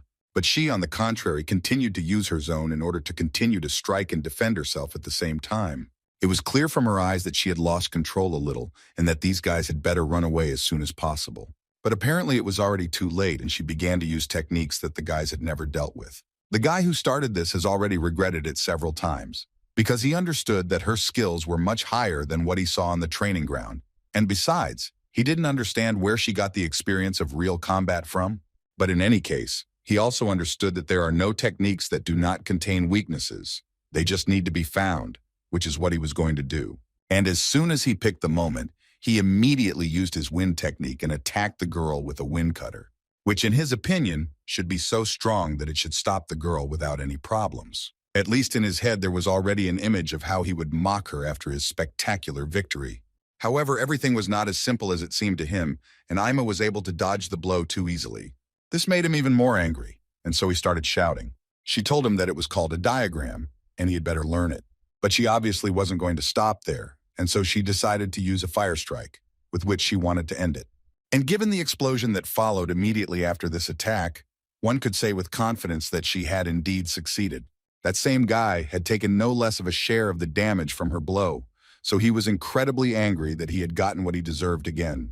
And Ima at that moment came closer and closer to him to tell him that he was wasting time on such useless things. She began to suspect that because of this, his academic performance was in such a disgusting state. This made him even more angry, so he started yelling at her that she had no right to underestimate him. Ima began to laugh at him even more because she did not understand why he was so nervous, since he would not be able to defeat her under any circumstances. But suddenly her words were interrupted when she felt that she was simply unable to move normally, as if someone had taken over her body. As it turned out, this was the very plan that the guy told her about from the very beginning. They all started using the same technique, which actually worked well and was really capable of stopping the girl. Now the guy was more than sure that they were able to defeat her, so his joy was written on his face. After which he began to tell her that if she suddenly wanted to leave the spirit zone, then most likely she would go crazy, because this is anti-magic. The girl could do nothing in this case, only call him a coward who uses forbidden magic. He was incredibly happy that he was finally able to take possession of her body. Now he was ready to continue their dialogue with a smile, and suggested that she think a little about accepting his offer. But before she could say a word, he took out a knife and told her that she would do well to think about it carefully, because now he wanted to do something bad. Ima immediately warned him that if he touched her, he would instantly become a corpse, although she mentally thought that she apparently had big problems, because she could not break this hold. She believed that there must be some way to break this hold, but her thoughts were interrupted by that same Artius, who noted that she apparently simply did not realize the situation she had found herself in. He believed that if a mark appeared on her face, then guys would no longer bother her, and most likely she would no longer be as popular as she is now. Ima closed her eyes and trembled with fear, thinking that her body was not obeying her at all. At that moment, she remembered that very picture when she and the bandits offended Kiran. She suddenly became interested, or did he feel something similar at that moment? But suddenly she opened her eyes because she heard his voice, and the first thing she thought about was that maybe these were hallucinations. However, when she turned her head, she actually saw Shironi standing nearby, ordering them to stop immediately and stop bullying her. Ima definitely didn't expect anything like this, and it wasn't strange, because after everything she did to him, it was so strange for her. Ardia started laughing at the guy because he was all alone, and since he was in the 7th grade, the guy didn't even imagine that he could be strong. Therefore, he immediately began to laugh at him and tell him that since the great prince had come to meet them, they were already incredibly interested in finding out what he was going to do with this branch.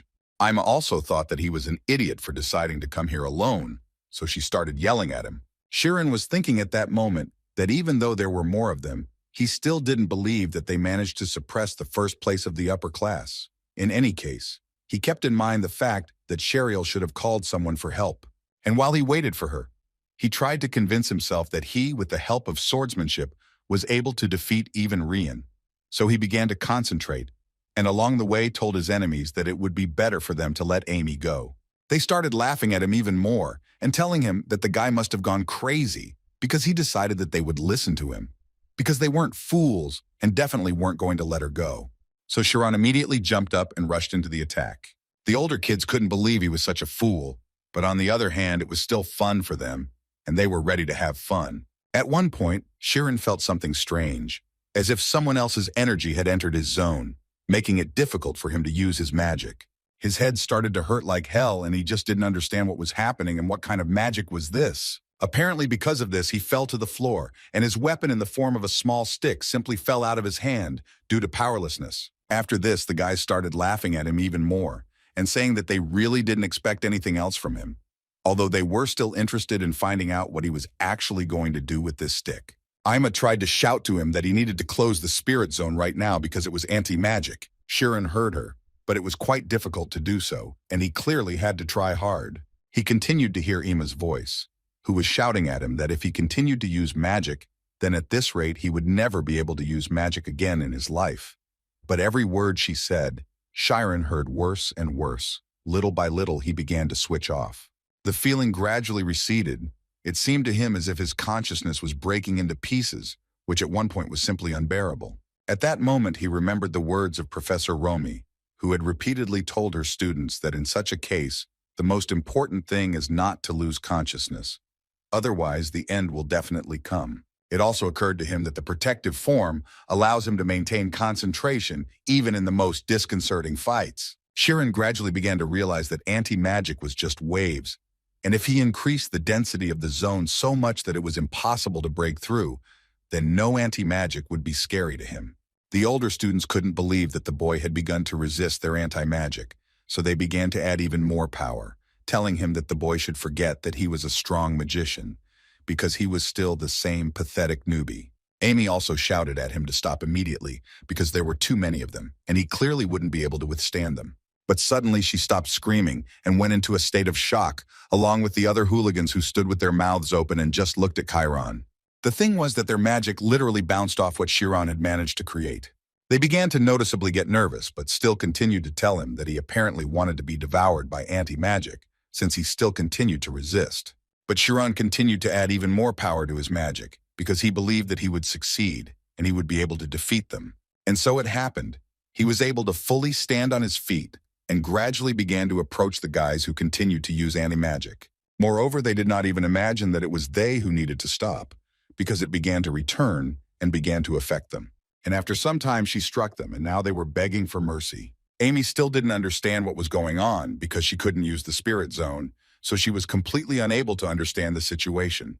However, at one point, the anti-magic disappeared and she was finally freed, after which she immediately entered the spirit zone and simply could not believe her eyes. In front of her was Kiran, who managed to create such a cold and strong spirit zone. At that moment, Kiran stood and thought about how he felt something crawling under his feet. Ardias fell backwards from shock and simply could not believe that this was even possible. There were 6 of them. The guy immediately thought that this guy was some kind of student on special conditions, which is why he came after a special selection. But in any case, he was not going to give up, much less lose to some newbie. So he concentrated all his remaining energy and started shouting at Shironi that he would not be able to defeat him in a fight that required using magic anyway.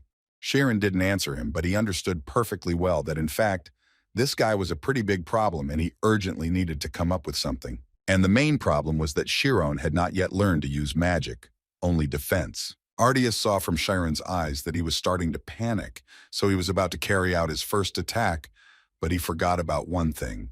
Namely that Ima is already free and she can also attack, which is what she actually did. But she wasn't going to stop there and continued to beat him and ask him to repeat what he was going to do to her. Chiron tried to pull her away and prevent the girl from hurting the guy, but it was quite difficult to do. But at one point she simply passed out and they fell to the ground together, which is why Chiron began to panic and ask her to come to her senses. It dawned on Chiron that she had lost consciousness and that it was probably all because she had spent too much energy. But she suddenly came to her senses, and if we believe her words, then this short time was enough for her to fully recover her strength. After which she turned to Chiron and began to tell him that he was weak and that he shouldn't have gotten into a fight. Upon hearing this, Chiron realized that there was apparently nothing good in her after all. But even she understood that in any case, it would be better for them to leave this place quickly, because if they were caught by the teachers, they would only worsen their situation in vain. However, Chiron told her that Shariel had already told the teachers everything, which angered Ima, since she had made an agreement with her. She explained to the guy that he simply didn't know anything. That's why he was acting so stupidly. Because if you believe her words, then as soon as you get involved with the school, you won't be able to avoid problems because magicians always need to understand the situation in order to continue moving forward, so they will never let this pass them by.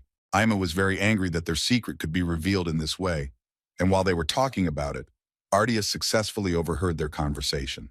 In any case, she suggests running away and they will think about the rest later. But apparently they didn't have time to do this, because a few seconds later, a portal appeared. Amy could only hope that it would be a teacher who would successfully ignore everything. But when she saw Teacher Sad and Olivia, she realized that they were finished because these were the 2 most ardent teachers of their school. And among them was Shariel, who immediately ran to her friend to make sure that she was okay. And Ima only regretted that she came to her too quickly. Meanwhile, Teacher Sad was using fireline magic and Chiron watched it carefully because he heard that it was actually an incredibly difficult spell. And as soon as he finished, he saw the bodies of 6 guys lying on the ground. And so he immediately wanted to know what happened here. And to do this, he immediately turned back and looked straight into the faces of Amy and Shirone.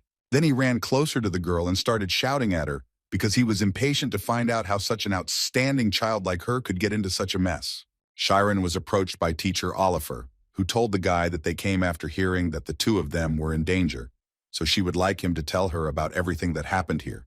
But suddenly, out of nowhere, Ardias appeared, who with a smile began to talk about how he was able to explain everything. According to him, he honestly scheduled the duel because of a personal grievance, and it seemed to him that this was completely normal because this often happens in troubled times. Oliver immediately noticed that Shariel had told them about the threatening letter. Besides, after looking around a bit, she noticed that they were using anti-magic and she really wanted him not to deny it.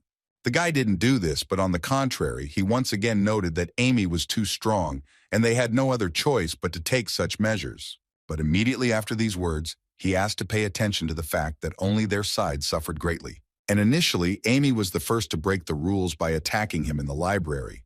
And he, being an honest guy, challenged her to a duel out of anger.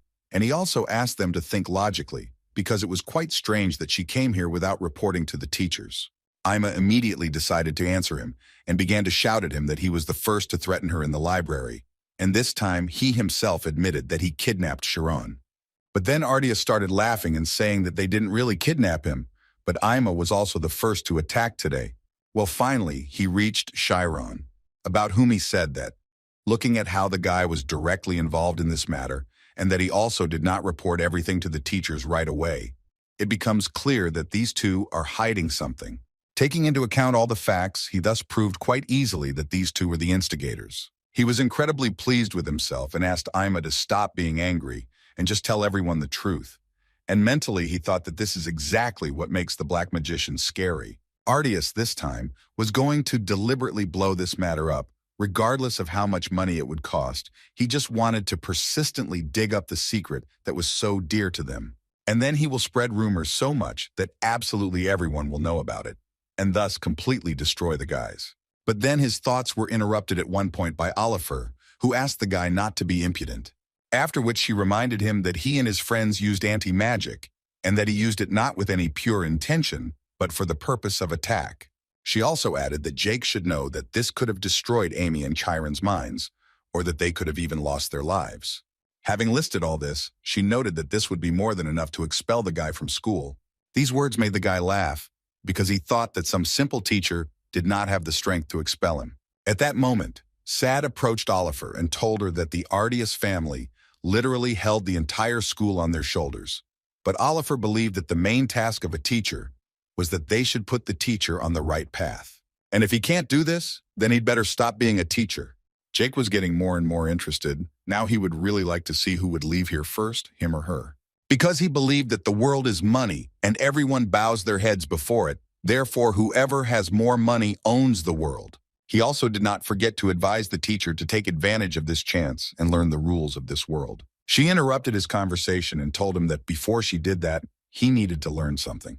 Sad understood perfectly well that the situation had already gone too far, so he tried to shout to Oliver and ask her to calm down. But apparently she didn't hear him, so he started shouting directly at her that she was forbidden to destroy the student. Kiran was delighted with the incredible technique of teacher Oliver, because she did not even touch his collar, but brought him so close to death. For the guy, this means that she is able to control even the molecules themselves, and apparently it is not for nothing that she is called a genius of freezing magic.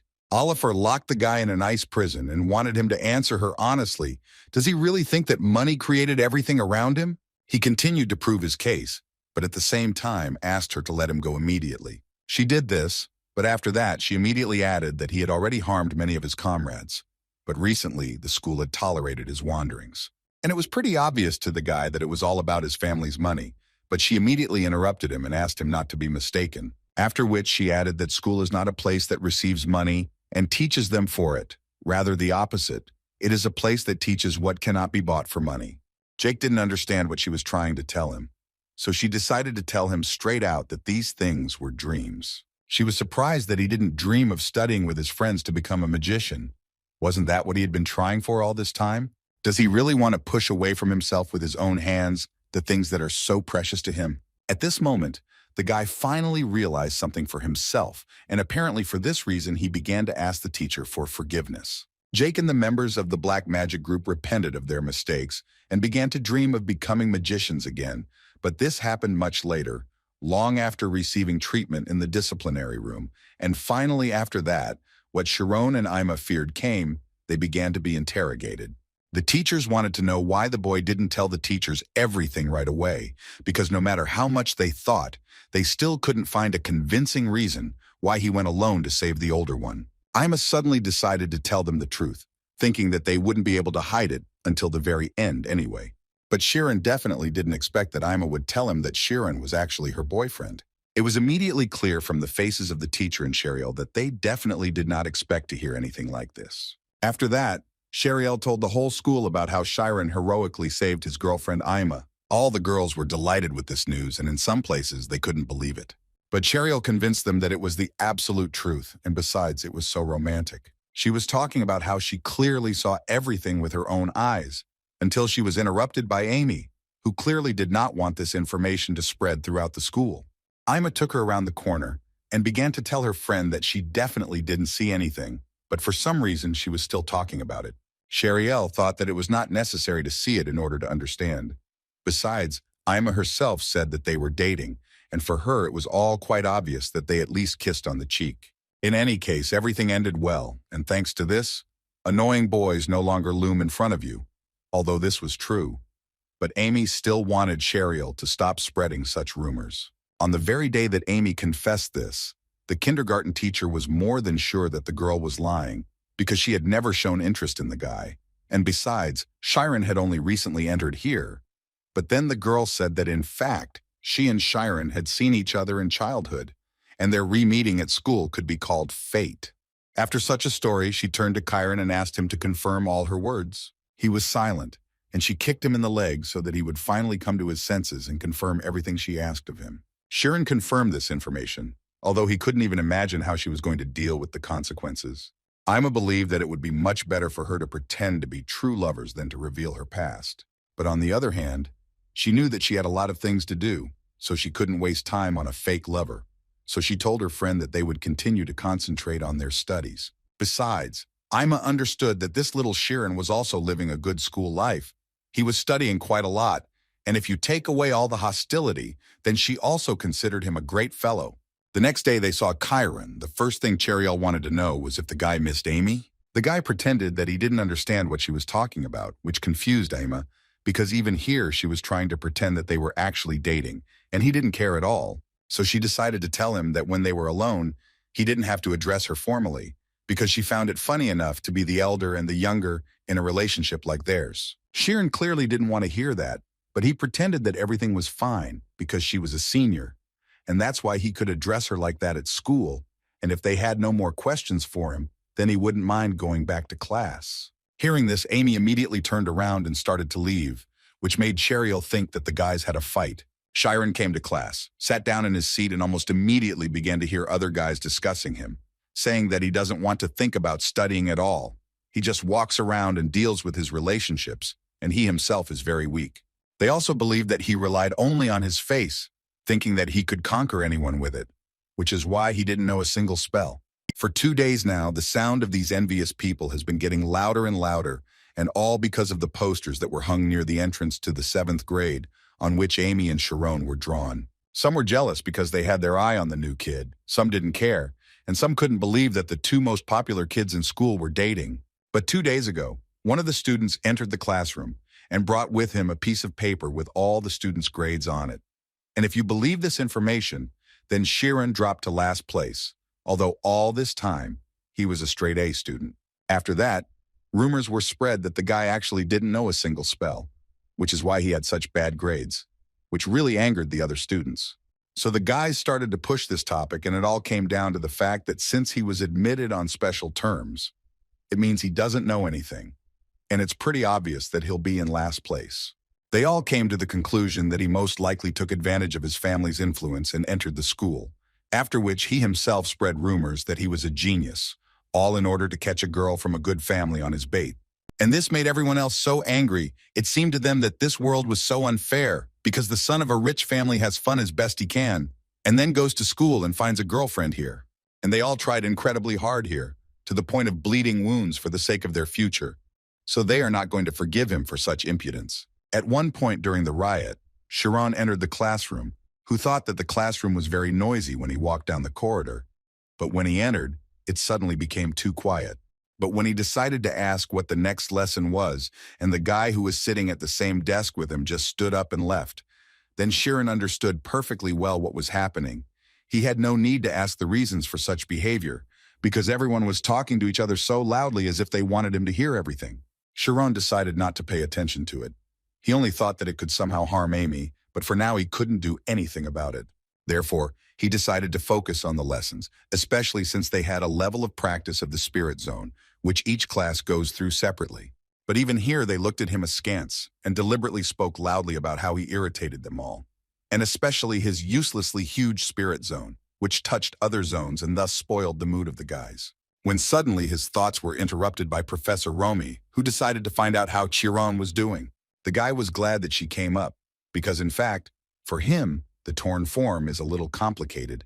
It seemed to him that if he separated the spirit zone from his body, then his consciousness would leave with it.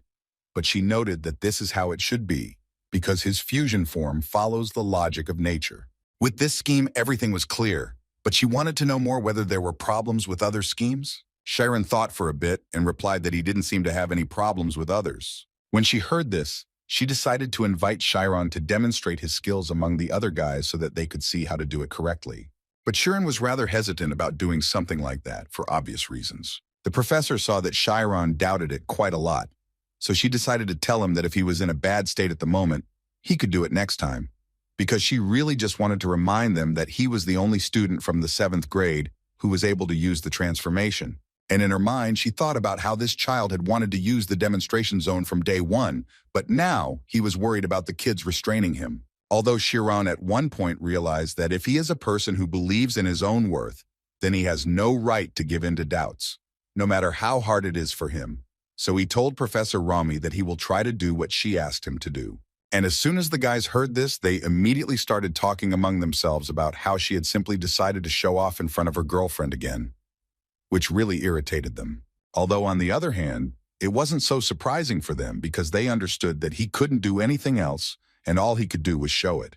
Professor Romy this time will tell Chiron in what order he should do the exercise, and first he had to change the sequence of the 4-way diagrams. Chiron understood very well that skillfully transforming the 4-sided spirit zone was one of the points for assessing the level, and if he succeeded and rose even a little, then he would be able to deal with the situation without having to face the 7th class. After concentrating his power for a bit, Chiron used his defensive form again, which was perfect. At that moment, Ima thought that this form of Chiron had become even stronger than it was back then, during the clash with the black magicians. The 4th grade was really pleasantly surprised that the guy had such a good protective uniform, and with such a level, you could even call him a chainmailer. But the 7th grade stood with dissatisfied faces and just waited for the guy to make a mistake. Professor Romy, looking at Chiron, thought that he was actually a really good student. It seemed that his speed of changing forms was even a little higher than that of the 6th level. This would be enough to raise him even right now. Chironi, meanwhile, was about to show the final split form. He had never succeeded in it, so training right here was a bit burdensome. But if he wanted to get the teacher's advice, then he should at least show his failure. The 5th grade and above did not want to believe that the guy was going to make a separate uniform. After all, each of them understood perfectly well that it was worth doing only when they had reached at least the 5th level. Chiron repeated that the key to success was to reduce the zone as much as possible and move its core just before it disappeared. At that moment, his head began to hurt unbearably, and this situation reminded him of what he felt exactly the same during training, although he and his friend could move the core of the zone. But the further it moves away from the body, the stronger the feeling that consciousness is being taken out of him. The 7th grade immediately noticed that the guy was having problems, so they started laughing at him. At that moment, they started discussing him, and Chiron noticed how red and at the same time dark energy covered his spirit zone, which made him feel afraid. Ima and Sheriel didn't understand what had happened because it was so obvious to them that just now, everything had worked out so well for him. But after a few minutes, they began to understand that all this was because of the attention of the guys. Although before it seemed that it would never have such a strong effect on him. Ima understood that something strange had apparently been happening to the guy lately, and that most likely something had happened to him. Chiron at this moment tried to understand why people were so happy about the failures of others, but most of all, he could not believe that literally everyone wanted him to fail. But suddenly, his inner voice told him that he needed to collect his thoughts and forget about other people's opinions, because he came to this school in order to become a professional magician. These words gave the guy quite a serious push, and he was finally able to release energy from his body to prove first of all to himself that he is capable of a lot, and people's opinions mean nothing to him. Oliver carefully read the report of what happened in the forest, and what surprised her the most was that Chiron was able to suppress the anti-magic with just the 4-sided zone defense form. She also understood perfectly well that anti-magic was such a dangerous spell that it could harm even a professional, which is why he would have to use an artifact. But the fact that he won being 1 against 6 only meant that Chiron's mind was greater than 6 other children united by their minds. She had never seen anything like this in all her years of teaching, so she decided that this was the very talent that people were talking about. After classes, Professor Romy came to her office, wanting to tell her colleague that Chiron had succeeded in the divided form, and that he had done it in just a month since he started studying the 4-sided forms. She was also certain that the divided spirit zone had disappeared after it had shown its functions, even though it had only lasted for about 4 seconds. Oliver was so happy to hear this because once again she could say that her insight had not failed her, and Romy also wanted to offer Oliver one more idea, which, according to her, would help stimulate the determination of the other students. She started laughing, and then suggested that they were probably thinking about the same thing. A few days later, the chemistry lesson was taught by Oliver, who managed to explain the topic to them quite quickly and decided to let them go a little early. But as soon as they were about to leave, the woman stopped them and said that the class had ended early because she had a special announcement to make. After which she asked Kiran to stand up, which Kiran did with a little apprehension. And as soon as he did this, the woman said that he would be transferred to the 5th grade prematurely, and from tomorrow, he must come to classes according to the 5th grade schedule. The other guys immediately started whispering to each other because they couldn't quite believe that the guy had actually been transferred 2 levels. And it was so surprising, if only for the reason that one class takes 2 years. Oliver also decided to go to the other students to tell them that if they were also more serious, they too might be promoted 2 levels faster. But suddenly her words were interrupted by one of the students, who said that she was against it because she believed that transferring 2 levels higher was an exceptional case. And most importantly, she would really like to know how one can advance a student who does not know any spells. Oliver clearly didn't expect to hear anything like that, since Rami's teacher didn't mention it. So she decided to ask Kiran himself if it was true. Kiran understood what would happen next, but he was not going to hide it, so he said that he could not activate any spells yet. This was indeed surprising to Oliver, since she thought that he might have learned some simple spells just out of curiosity. But in any case, she decided that there was no spell evaluation until the 6th level, so there was no problem with raising Shironi to that level. But as soon as she said this, another guy decided to stand up and say that this time he also couldn't accept anything like that. He explained this by saying that in his opinion this was obvious discrimination and special treatment. It seemed to him that the teacher also said that the spirit zone was not all magic, after which he noted that Kiran was actually only good in the spirit zone. He was supported by other guys, who began to say that they would have beaten him if they had suddenly decided to compete. In their opinion, Kiran was not even able to properly keep up with theoretical knowledge. And as a conclusion from all this, they began to threaten that if they promoted him in advance, they would hold a hearing of the student council and protest. Upon hearing this, Oliver realized that apparently something was happening in this class that she didn't even know about. So she made a decision and said that maybe they were a little hasty in making that decision. She also added that first they would hold an official meeting of teachers and announce everything again, which was so nice to hear for all of Kiran's classmates. Sitting in her office after classes, she recalled that the students reacted very violently. This was not just a protest due to injustice. Most likely some personal animosity was involved here. Suddenly her thoughts were interrupted by one of the students who wanted to talk to teacher Oliver. Her name was Maria, and she came to the teacher's room to share something that was very closely connected with what happened a little earlier. Maria told about how at first their whole class stubbornly ignored Kiran, and then they started discussing him, being right in front of him, and every day everything became worse and worse. Everything got to the point that one day they started interfering with his studies. She also personally saw how they incited the spread of bad rumors about Shironi and did it so cowardly. Oliver actually had this scenario in mind, but she couldn't even imagine that it was really like that. In any case, she thanked Maria and calmed her down, and then promised her that everything would be fine and she would try to resolve everything. Meanwhile, Kiran spent time in the library and thought about how his sleep had been greatly reduced lately, which definitely needed to be corrected. On the way home, he thought about the words that the butler had told him, that when he entered the School of Magic, many aristocrats would not evaluate him in the best light. But even in that case, he advised him to be patient and patient again. After all, if he can endure until the very end, then this very end will come and then everything will be fine. So Kiran promised himself every day that he would cope with everything and he was going to do it, although for the sake of the people who believed in him and gave him such an opportunity. At one point, he realized that no matter who stood against him to stop him, he would do everything possible to become a magician anyway. Kiran returned to his room, took a shower, and decided to read a little more. But suddenly he was interrupted by a knock on the door, which alerted the guy, because he could not even imagine who came to him so late. The first thing he assumed was that perhaps these were the guys who decided to take revenge on him. But when he came closer to the door, he heard the voice of teacher Oliver, who asked him to open the door. And as soon as he did it, he couldn't believe his eyes that it was really her. He kindly invited her to his place and offered to have tea, but she refused and stated that she had come there to ask him something. At that moment, she thought that she had suspected something was wrong when she first saw Sharon's report card.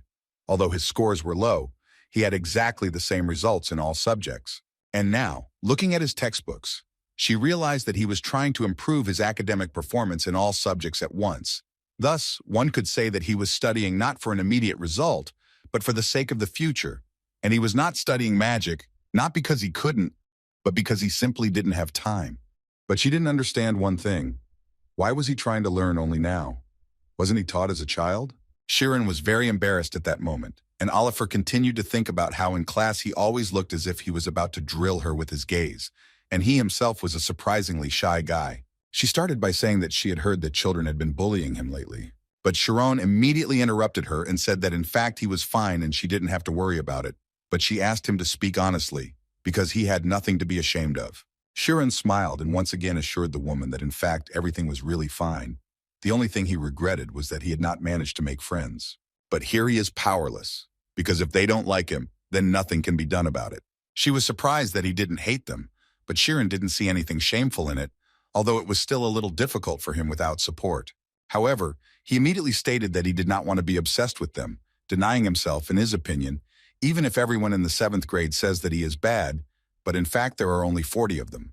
Besides, he is confident that somewhere in this world he will find people who understand him. The woman replied that she understood his position perfectly well, so she decided to ask him to take part in the meeting of professors. The next day, Oliver quickly completed her report on her opinion on Kiran's early leveling up, in which she made it clear why they should promote the guy.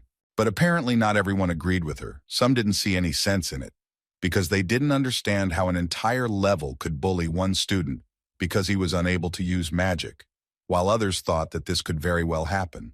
In that case, they thought that Kiran needed to be promoted as soon as possible, because if his abilities were really that good, he would be able to finish his studies in at least 4 years, and it would be good for the school if as many students as possible graduated. But Teacher Sad, as usual, was against it, which angered Oliver. The director had no doubt that Sad would be against it, but he decided to find out the reason quite calmly. According to the teacher, he knows that Kiran is talented, but he thinks that the problem is that he is unable to use magic, and he also thinks that they cannot ignore the resistance of the children. Oliver immediately intervened and repeated what she had already said. According to her, Kiran was postponing the study of spells for the sake of a comprehensive improvement. The professor had no need to interfere with the student's personal way of learning. Sad didn't think long about his answer, and immediately said that it seemed to him that the problem was that, as a teacher, she treated Kiran with bias. He also added that although the children's versatility is lower than Kiran's, their knowledge is superior to his. Such a decision, on the contrary, will give the children a sense of loss and may reduce their determination. He didn't understand, was it really a good thing for a professor to give absolutely everything to one person? She immediately replied to him that the impossibility of recognizing even the widespread envy of young students and trying to block the path of a capable person, in her opinion, these are also not actions that should come from a professor. After these words, they both stood up from their seats and started shouting at each other. This was not the first time, so no one was surprised that they started arguing again, although each time everyone thought about how they managed to become magicians at all, having such hot tempers. The director asked them to stop immediately because this was not normal behavior, after which he added that the opinions of both sides make sense. It seemed to him that the words of Teacher Oliver were very logical, however. Teacher Sad is also worried about their school, which is also worth considering. He can understand him too. It was also obvious to him that it was necessary to stop the children's prejudices, and Sad was immediately happy because the director supported him. But he wasn't finished yet and decided to offer a solution to this problem. The next morning, an incredibly large number of people gathered near the bulletin board of the higher-level teacher's room. The whole point was that they announced a general exam for promotion for the entire 7th grade, and they also said that if you pass this exam, you can get into the 5th grade. But the problem was that you had to master a spell like teleport. But most of the guys didn't even know the formula for this skill, and those who did couldn't use it, because practical use is very difficult. Kiran was also among these people and carefully read the conditions of this exam, while other students watched him maliciously. This exam became known as the 7th grade outcast incident, which gained notoriety and became a hot topic among high school students. Apparently, the boys were even more jealous of him, because on top of everything else, he was also dating Amy. At that moment, she realized that he was probably avoiding her for this reason. He just didn't want to see her. And at that moment, Sheriel was saying that the 7th grade was still immature, so something like this happens there often. She had also almost experienced something like this in her time, but she quickly managed to raise her level. Ima, without listening to her to the end, suddenly turned around, and according to her, she should have immediately seen Chiron. The girl was very angry because he didn't tell her anything, and she also wanted to gather all the 7th graders and punish them properly. However, Cheryl tried to tell her that she shouldn't do this because if she did, it would hurt his pride even more. And then Ima stopped. She knew they weren't really a couple, but she felt like he could still tell her. Cheryl suddenly started talking about teleportation, and then a very interesting idea awoke inside Ima. Although she understood that it would be dangerous for a person who had never touched spells to learn teleportation. But suddenly her friend decided to offer her to teach Chiron, although Ima was sure that he would not accept her help. That evening, Ima tried to convince herself that she was only helping Chironi because she felt guilty about what was happening to him, and she was also going to make him beg her to teach him. After these thoughts, she jumped into his window and scared him quite a bit. Chiron tried to find out who this person was, and then he heard Ima's voice, who told him that she was the one who came to beat him. At least that's how she imagined it. But when she actually climbed onto Chiron's window, she saw him and Professor Oliver drinking tea. And then the woman successfully noticed Ima and wanted to know what she was doing here. Before the girl had time to answer, the woman suggested that they met like this every night. But Ima immediately tried to tell her that it was just a misunderstanding. After she explained everything to the professor, the woman finally understood why they were always so quiet. And Ima continued to say that she was only here because she heard that Chiron would get into trouble if he saw her, so she decided to come here secretly. And now that they found out why Ima was here, the girl decided to find out why Teacher Oliver was here. And according to the woman, she came here because she wanted to advise Chiron something in connection with the promotion exam, because the atmosphere at the faculty is not so simple. While they were talking there, Chiron quickly made tea for Ima, for which she was so grateful to him. But before Chiron could answer, her face suddenly changed, and she started yelling at him and saying that he was a fool for not telling her anything, that they were making fun of him. And after some time, they were all sitting together and drinking tea. And at that moment, Chiron was thinking about how it all turned out that they were now sitting together and drinking tea. Oliver told them that the decision was made by the director. It was he who memorized the teleportation spell, and she admitted that she was worried about this because it was very dangerous for Chiron and for the other guys.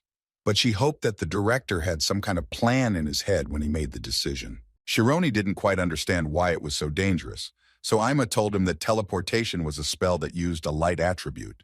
She also added that it has the absolute speed of light, and they say that no substance existing in this world can outrun light. According to the girl, teleportation is a spell that overcomes time and distance using this speed. Chiron listened to her quite attentively and came to the conclusion that he apparently needed to turn his body into light, to which Oliver responded by saying that it may only seem like something great, but surprisingly, teleportation is a magic that even beginner students excel at. If you read the theory, it will be too complicated. But from the main thing you can take away that for teleportation, you need the speed of light of Jun, because this magic can be used. I even understood only 1/100th of the speed of light.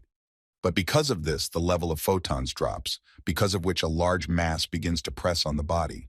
Given this information, it wasn't hard to understand why this spell was forbidden on school grounds. Oliver was so glad that the guy had gotten to this point so quickly, and Amy at that moment was trying to figure out at what point these two had become such close friends. This is the first time she has seen teacher Sheena being so kind, because usually she is quite strict, but here she speaks so sweetly with Chiron. Now the guy wanted to know how he could pass the exam with such dangerous magic, and Ima explained to him that he needed to do it in a place where there would not be a single obstacle.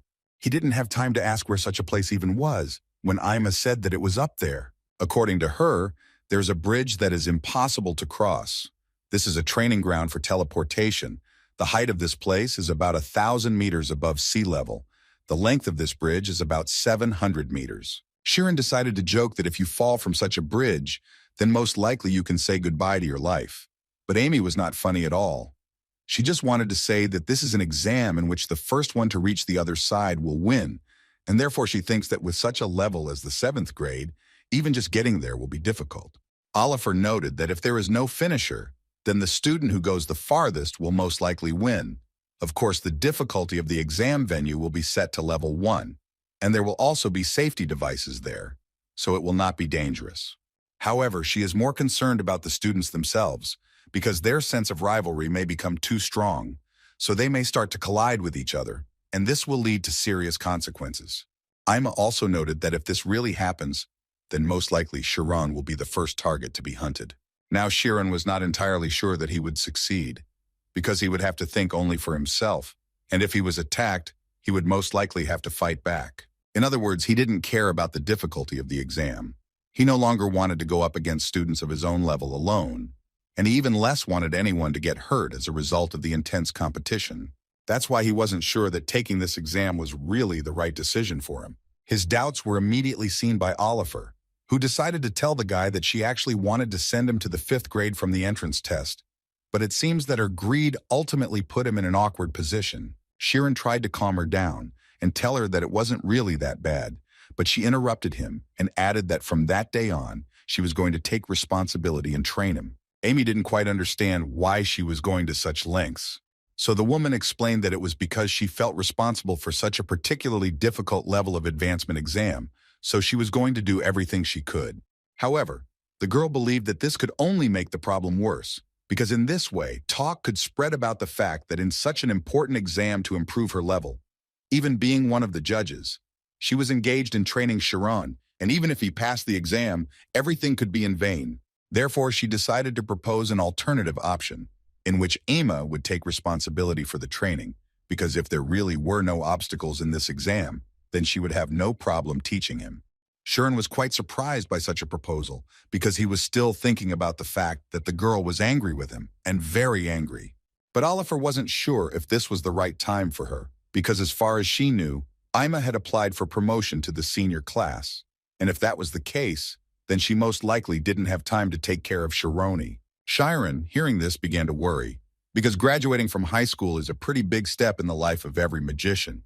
This is a place that is the envy of all the students of the magic school who aspire to become professional magicians. The abilities of the graduating class are recognized as semi-professional, and being a student of the graduating class of a famous school, the student can even be featured in an article in the magazine of the Magic School of the Kingdom. However, once you set foot there, it is better to forget about the wonderful school days, because only hellish training and endless rivalry will await a person there.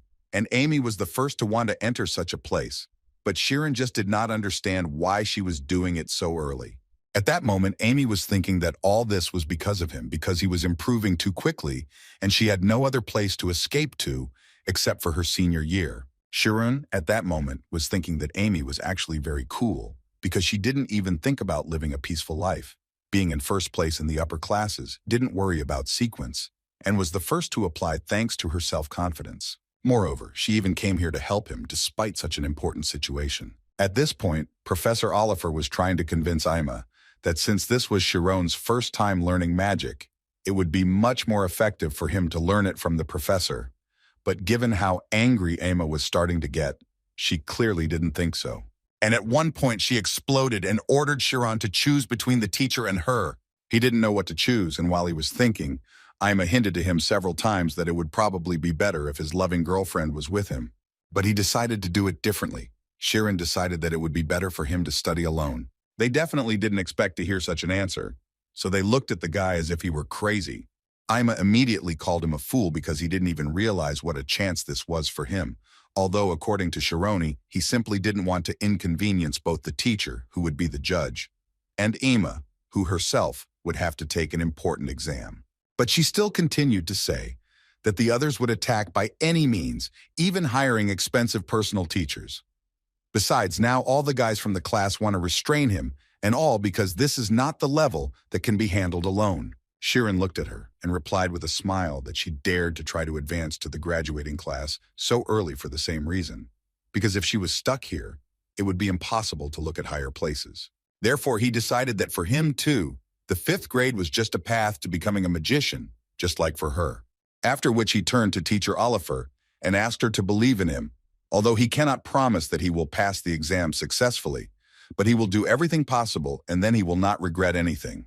She stood up from her chair and told the boy that since this was the student's wish, then she as a teacher had to accept it. After which she decided that it was time for her to leave, but she asked Chiron to come to her for help if he needed it, because any other student could do the same. She also turned to Amy, telling her that if she entered the window of the men's dormitory again, there would be consequences. Ima was glad that this time she got away with it and was able to survive.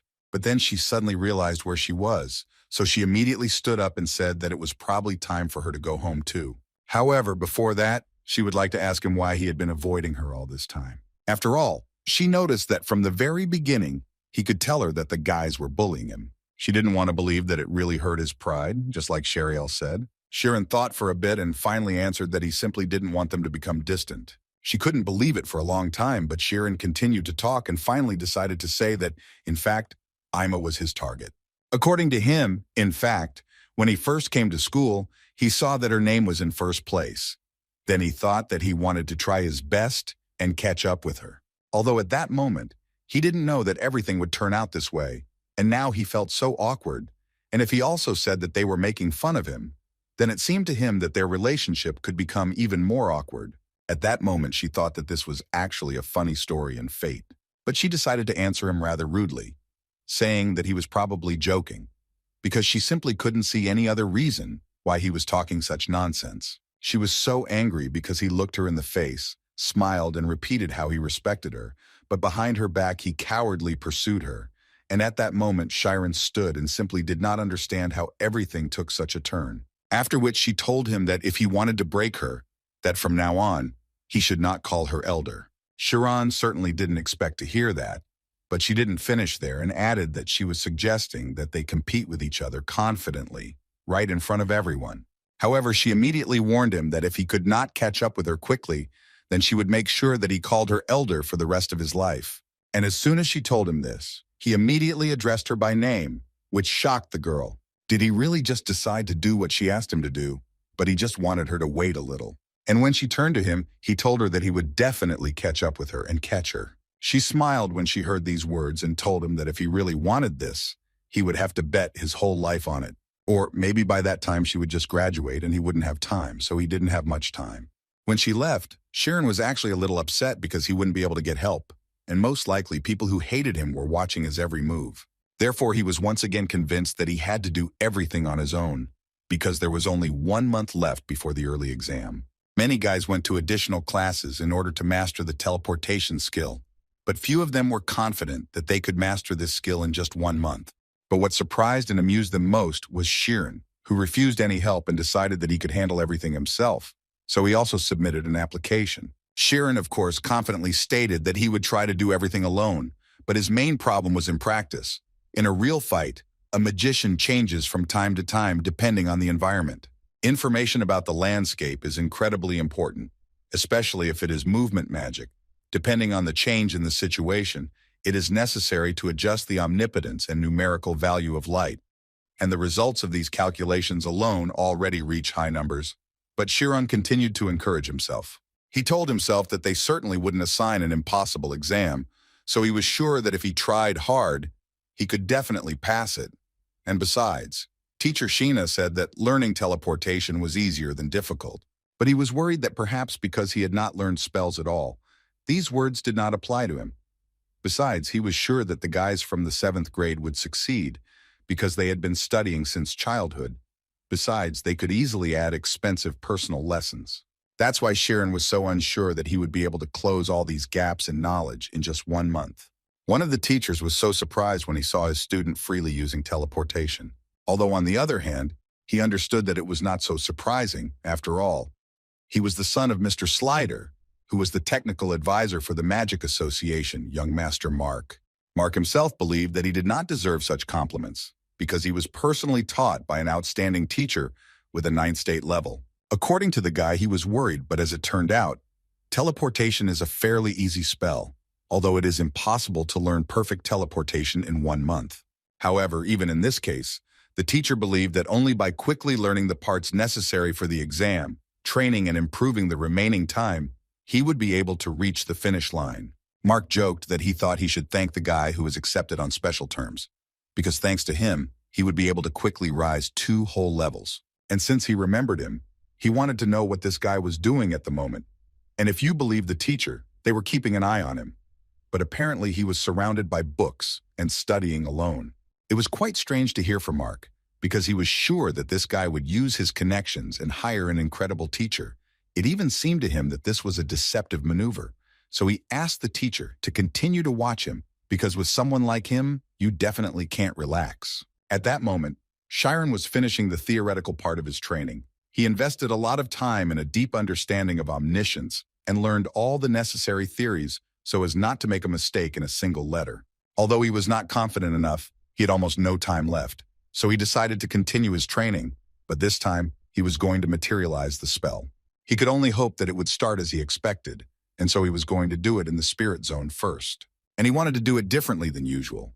He was going to add the theory of photon activation. He repeated in his head that he was the one who stood between omnipotence and omniscience, and now he needed to achieve maximum concentration. And a few seconds after such a ritual, the guy still managed to achieve the result that he expected from himself. Now all he had to do was use teleportation. At that moment, he remembered the words of the director, who once told him that if a magician concentrates, he will be able to sense all objects nearby. They say that outstanding magicians even count the number of leaves on a distant tree. This is the state of an incredibly sensitive mind, which they are accustomed to calling the spirit zone, and the magician who has entered the zone begins to determine the external world with extrasensory perception and can ultimately control phenomena. The next day in class, Chiron was recovering from his first attempt at teleportation, which, unfortunately for him, had gone rather unsuccessfully. He understood that in order to correct his mistakes, he had no choice but to collide with this body of his.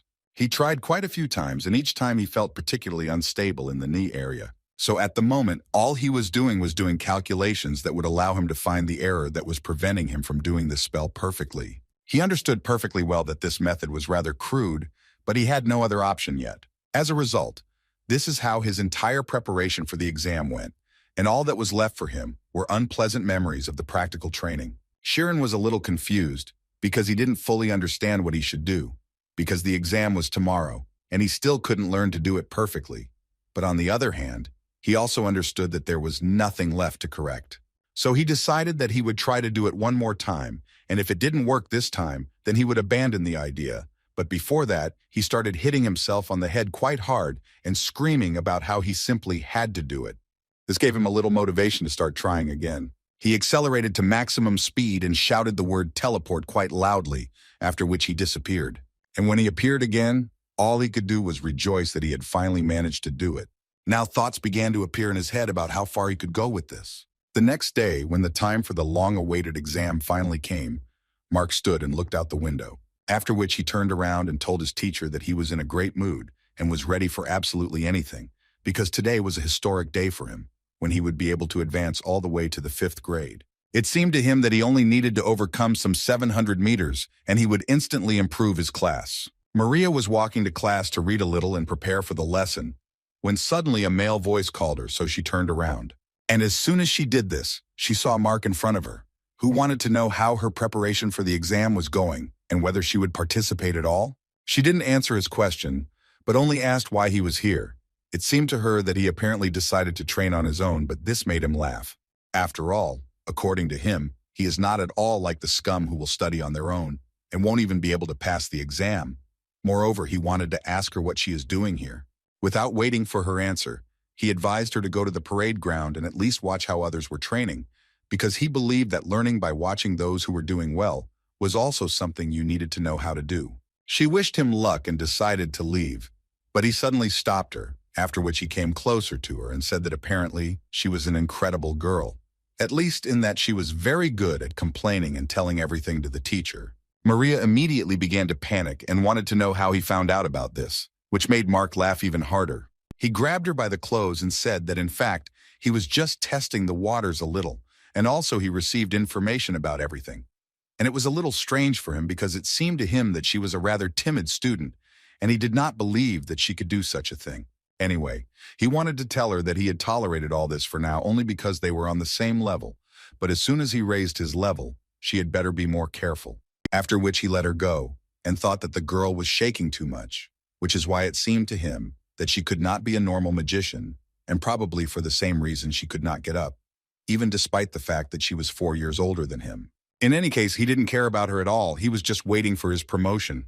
And after this conversation, Maria could not calm down for a long time. Tears flowed, and she could not do anything about it.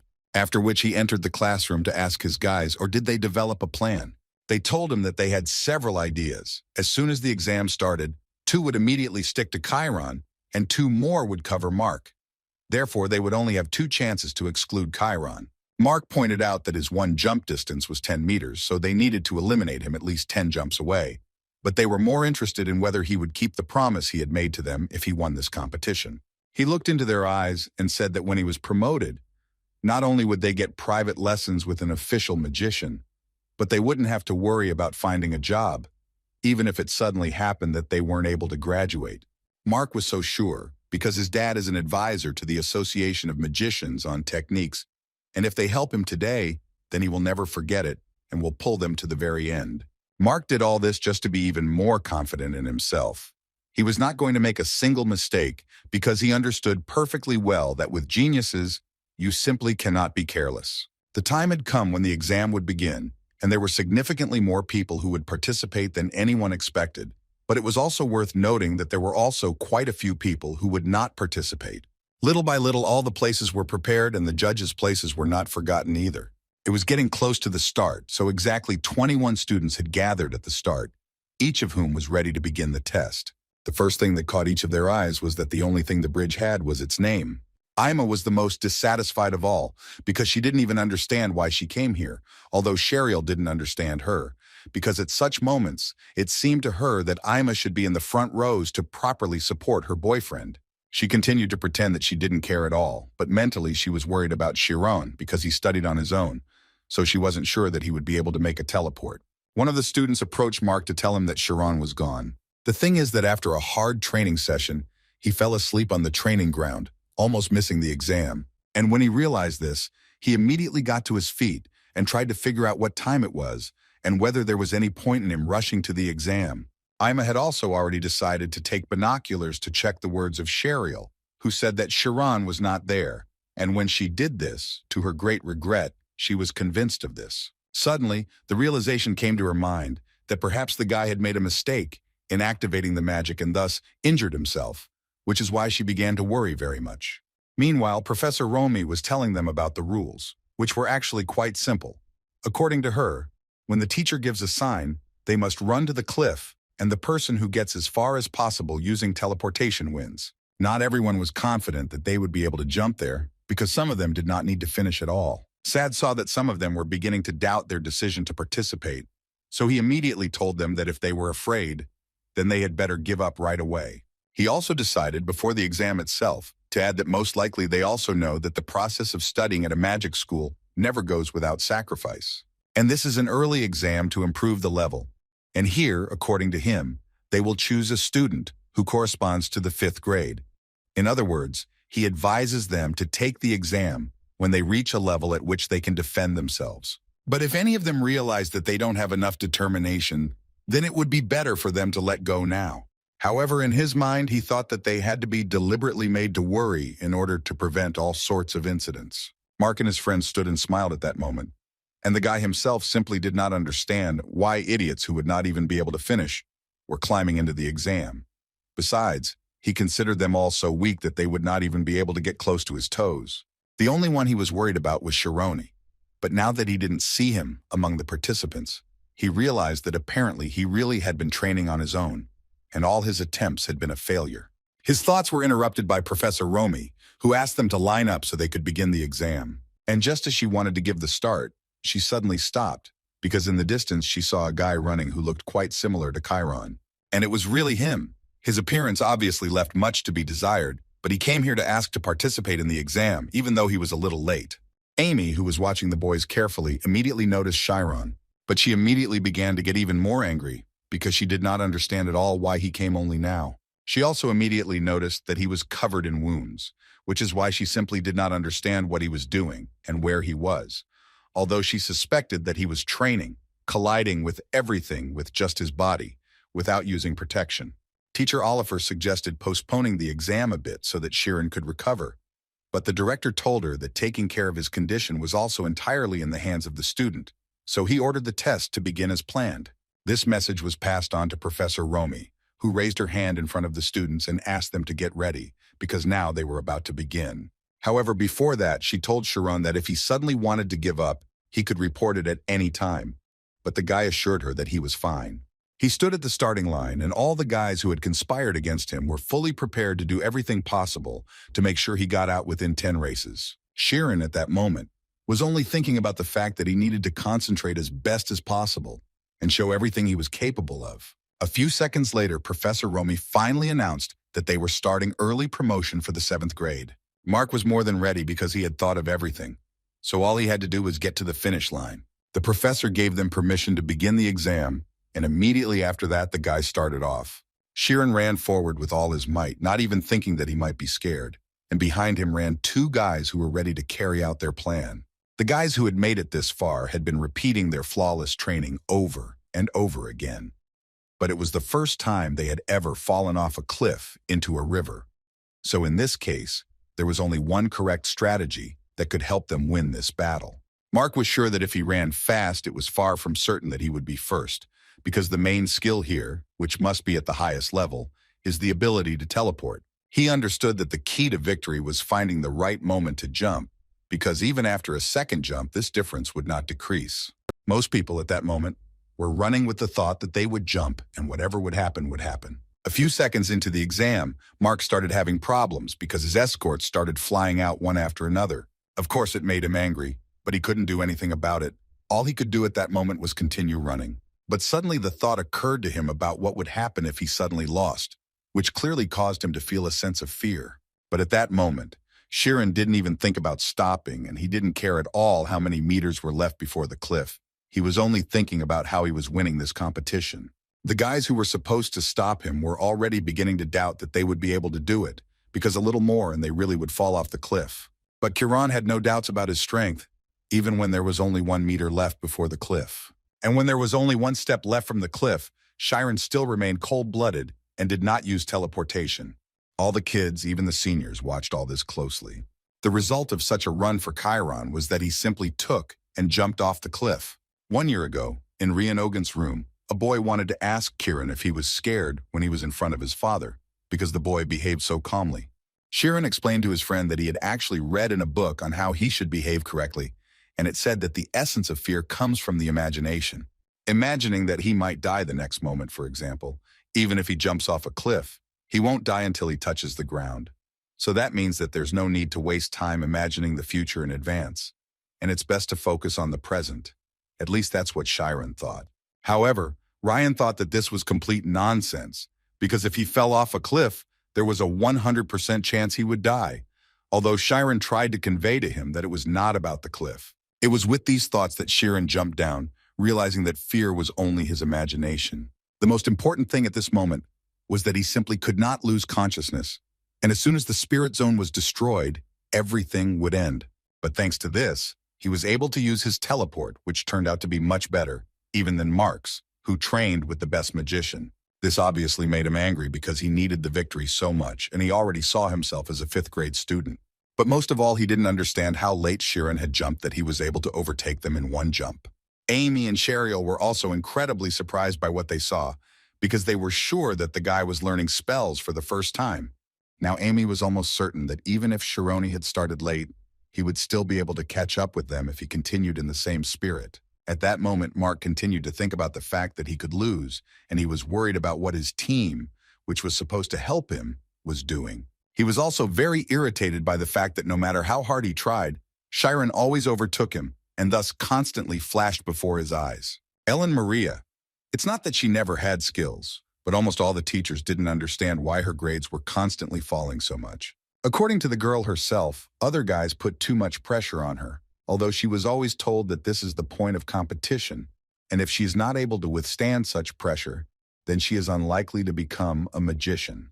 But apparently she couldn't overcome herself, so she stayed in the 7th grade for 6 whole years. But for her now, the main problem was that Mark could raise the level, and then it would not be easy for her. At the moment when the 3rd jump ended, the students taking the exam were divided into 3 groups. The leading group with Mark and Chiron's team.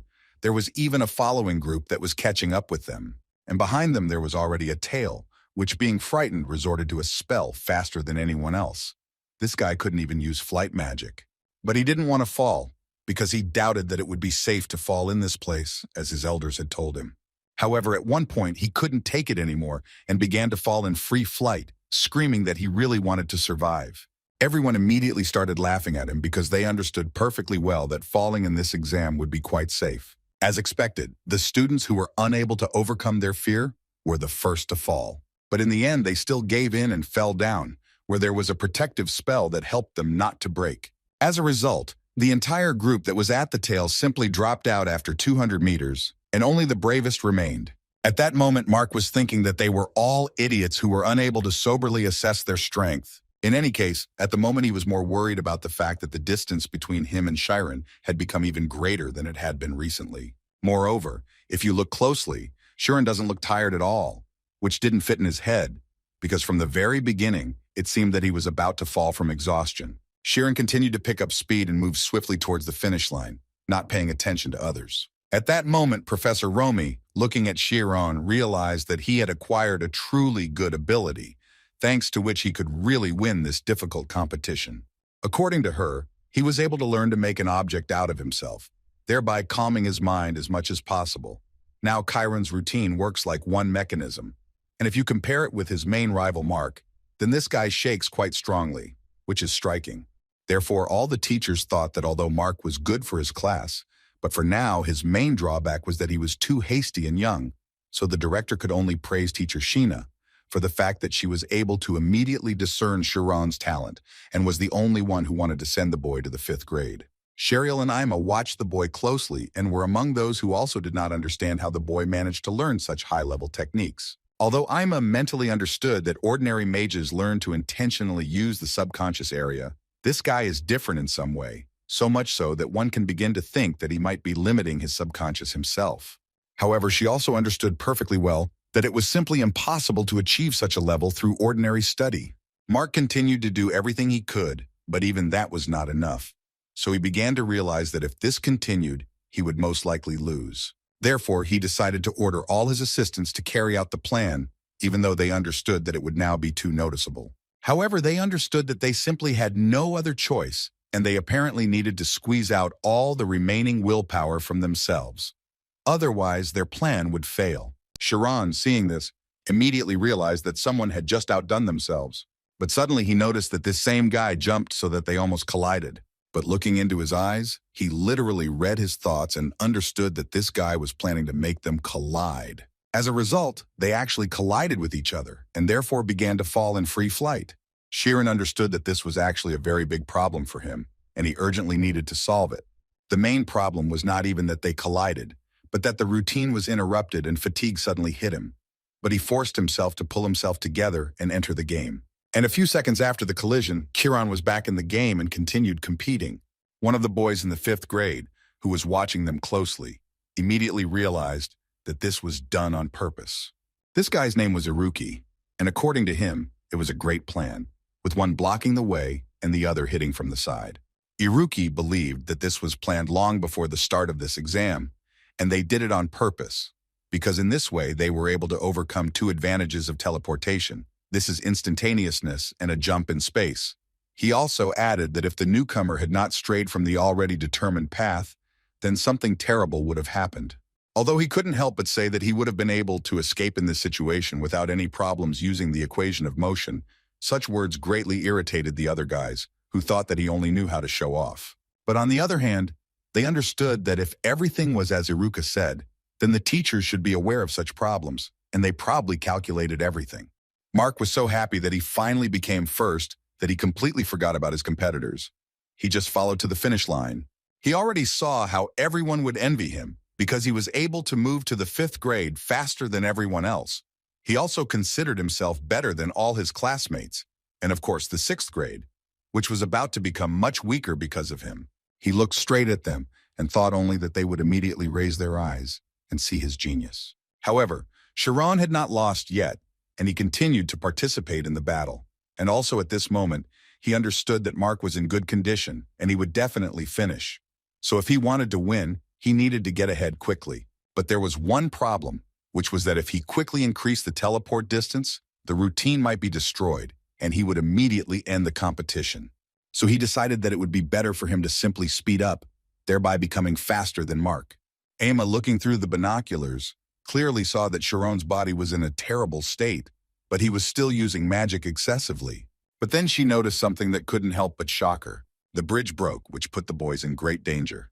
The teachers immediately began to get up from their seats because they understood that the mechanism of the bridge that could not be crossed had been launched. A huge number of traps appeared in front of the guys, which were difficult to overcome even for the most powerful magicians. Teacher Sad immediately rushed to go to the engine room and check what had suddenly happened and why such a complex level had been activated. Oliver was the first to suggest stopping the exam immediately, but some teachers believed that this could not be done because an increase of 2 levels was at stake, and if they canceled it, both families would express their indignation, and then no one knew what to do about it.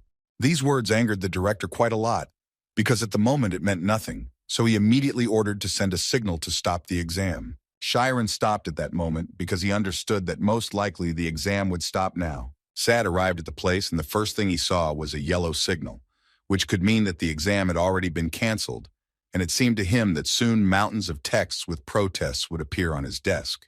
And with such a rather bad mood, he went to the engine room, where he was going to teach Brad a lesson, who apparently drank until he passed out yesterday, and therefore screwed up a rather important exam. He tried to enter, and as soon as he did, he realized that the doors were closed, which immediately made him wary. After trying a few more times, he realized that he apparently had no choice but to knock down this door with magic. But at the last moment, he noticed that there was someone in front of the door. Therefore, before knocking down the door, he decided to try to talk to this person so that he would open the door, but immediately warned that if he did not do this, he would be blown up into the air along with her. The answer surprised him quite a lot. This man said that let it be so, because in any case, even if someone like her disappears, no one will know about it. And Sad, hearing this voice, immediately recognized it. And he was not mistaken. It was Maria, who out of fear came to the engine room to interfere with this exam. He tried to talk to her and prove that she was currently doing something that she clearly did not realize. So he asked her to open the doors immediately, because if she did not do this, then this was an incident that would not end with a simple warning. But she immediately told him that she did not want to do this, because in any case it was all over. Maria believed that if Mark was promoted, then she would have to live again, as if in hell, so she did not understand how this was different from simply dying here. Sad certainly didn't expect to hear such words. He believed to the end that the reason why the girl was doing such things was not this at all. He thought for a bit and decided that it would be better not to put pressure on the girl, so he allowed her to do what she thought was right. This meant that if she didn't want to, then she didn't have to open the door to him. And besides, there was really no hurry, because as she wanted, the exam had actually been suspended. Mark was very upset that the exam was suspended because the promotion was right under his nose. But in his head, thoughts continued to run that he should win as soon as possible so that no one could tell him anything, because the chance to break this guy might not appear again. Apparently, their thoughts were very similar to each other, because they both continued to go through the test, even without taking into account the fact that there were obstacles. The director clearly didn't like the fact that Kiran and Mark entered the labyrinth, despite the fact that he didn't allow them to do so. The director wanted to understand what the garden was doing there, why it still hadn't solved this problem. He also thought that it seemed to him that Shironi would be a little different, but if his eyes were so clouded that he made a frivolous choice due to fleeting greed, then in the end it seemed to him that the guy would not be able to find his way in this labyrinth. Amy thought exactly the same as the director because she understood perfectly well that these labyrinths were designed for professional magicians, definitely not for guys from the 7th level. As soon as Chiron entered this labyrinth, he immediately felt that the speed of this trap was too high for him. He couldn't believe that he didn't have any time at all to decide what to do next, so he understood that if things continued like this, he would quickly lose consciousness. At that moment, Makar also continued to go through this labyrinth with the thought that in any case, most likely, they both would fail the exam, so the person who would advance even a little more would become the winner. That's why he decided to continue, because he understood that if he showed himself well here, he might even be recognized. Chiron saw how Mark mindlessly continued to accelerate, and the guy understood perfectly well that this clearly would not lead to anything good for him. Meanwhile, Maria argued with teacher Sad about what rivalry really was, because it seemed to her that in this school, it was the same as inciting someone with lies and throwing him into hell. And at the same time, she herself did not want to rise to the top, She did not want to believe until the very end that this was rivalry in the form in which the school wanted to see it. Sad tried to prove to her that this was actually just a misunderstanding, but she immediately began to shout and say that he should not justify himself, because she believed that a teacher like him could not say anything at all, because he was probably called a genius. But in her case, everything is clearly different. She endured as she was told, and when she was told to endure again, she did it.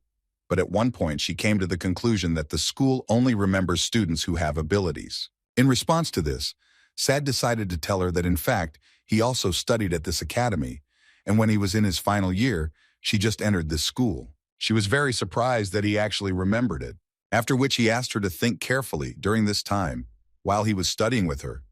Had she ever heard rumors that a genius named Sad was studying at the school? And then she realized that in fact this had never happened. As soon as she said this, Sad began to tell her that he actually always had problems, and in the 5th grade alone, he spent 5 whole years.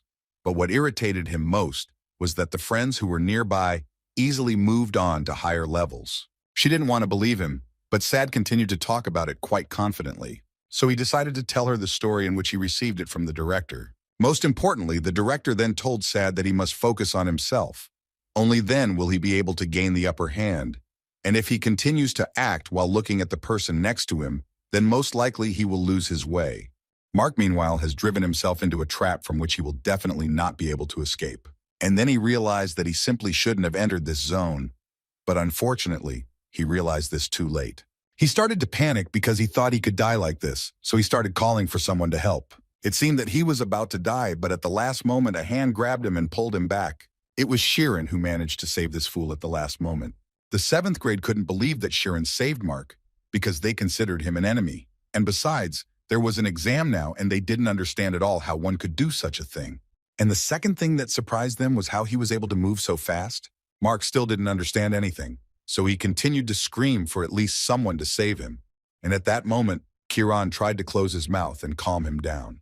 In his mind, he understood that these traps were a type of labyrinth, and therefore he needed to analyze the system of the trap created from a long distance in order to be able to find the exit. But first he decided to climb up a little.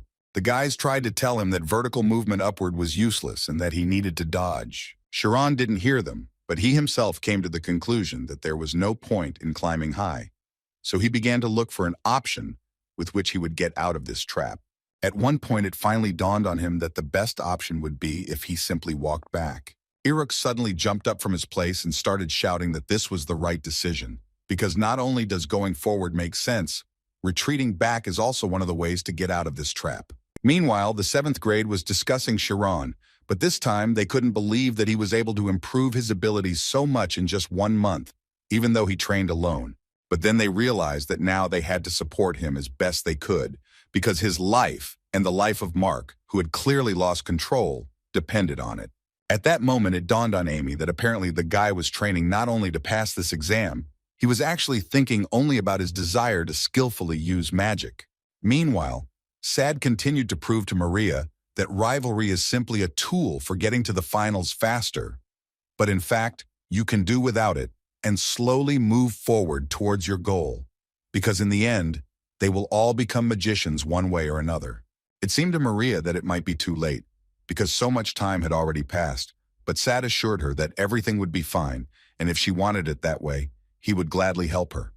But for this, she needed to show her courage at least once. The director, meanwhile, looking at all this, decided that they should continue this exam. The teachers did not understand why he was talking about this, but the man was not going to listen to them, and simply said that if necessary, he would bear responsibility for everything himself. Kiran, having gained strength, decided to go into the labyrinth again, and this time he was more than ready to go through it. He had a feeling that the trap was alive and moving. It was also quite difficult for him to predict. Its scheme was too unsystematic because he rushed to save Mark. His position became extremely unfavorable.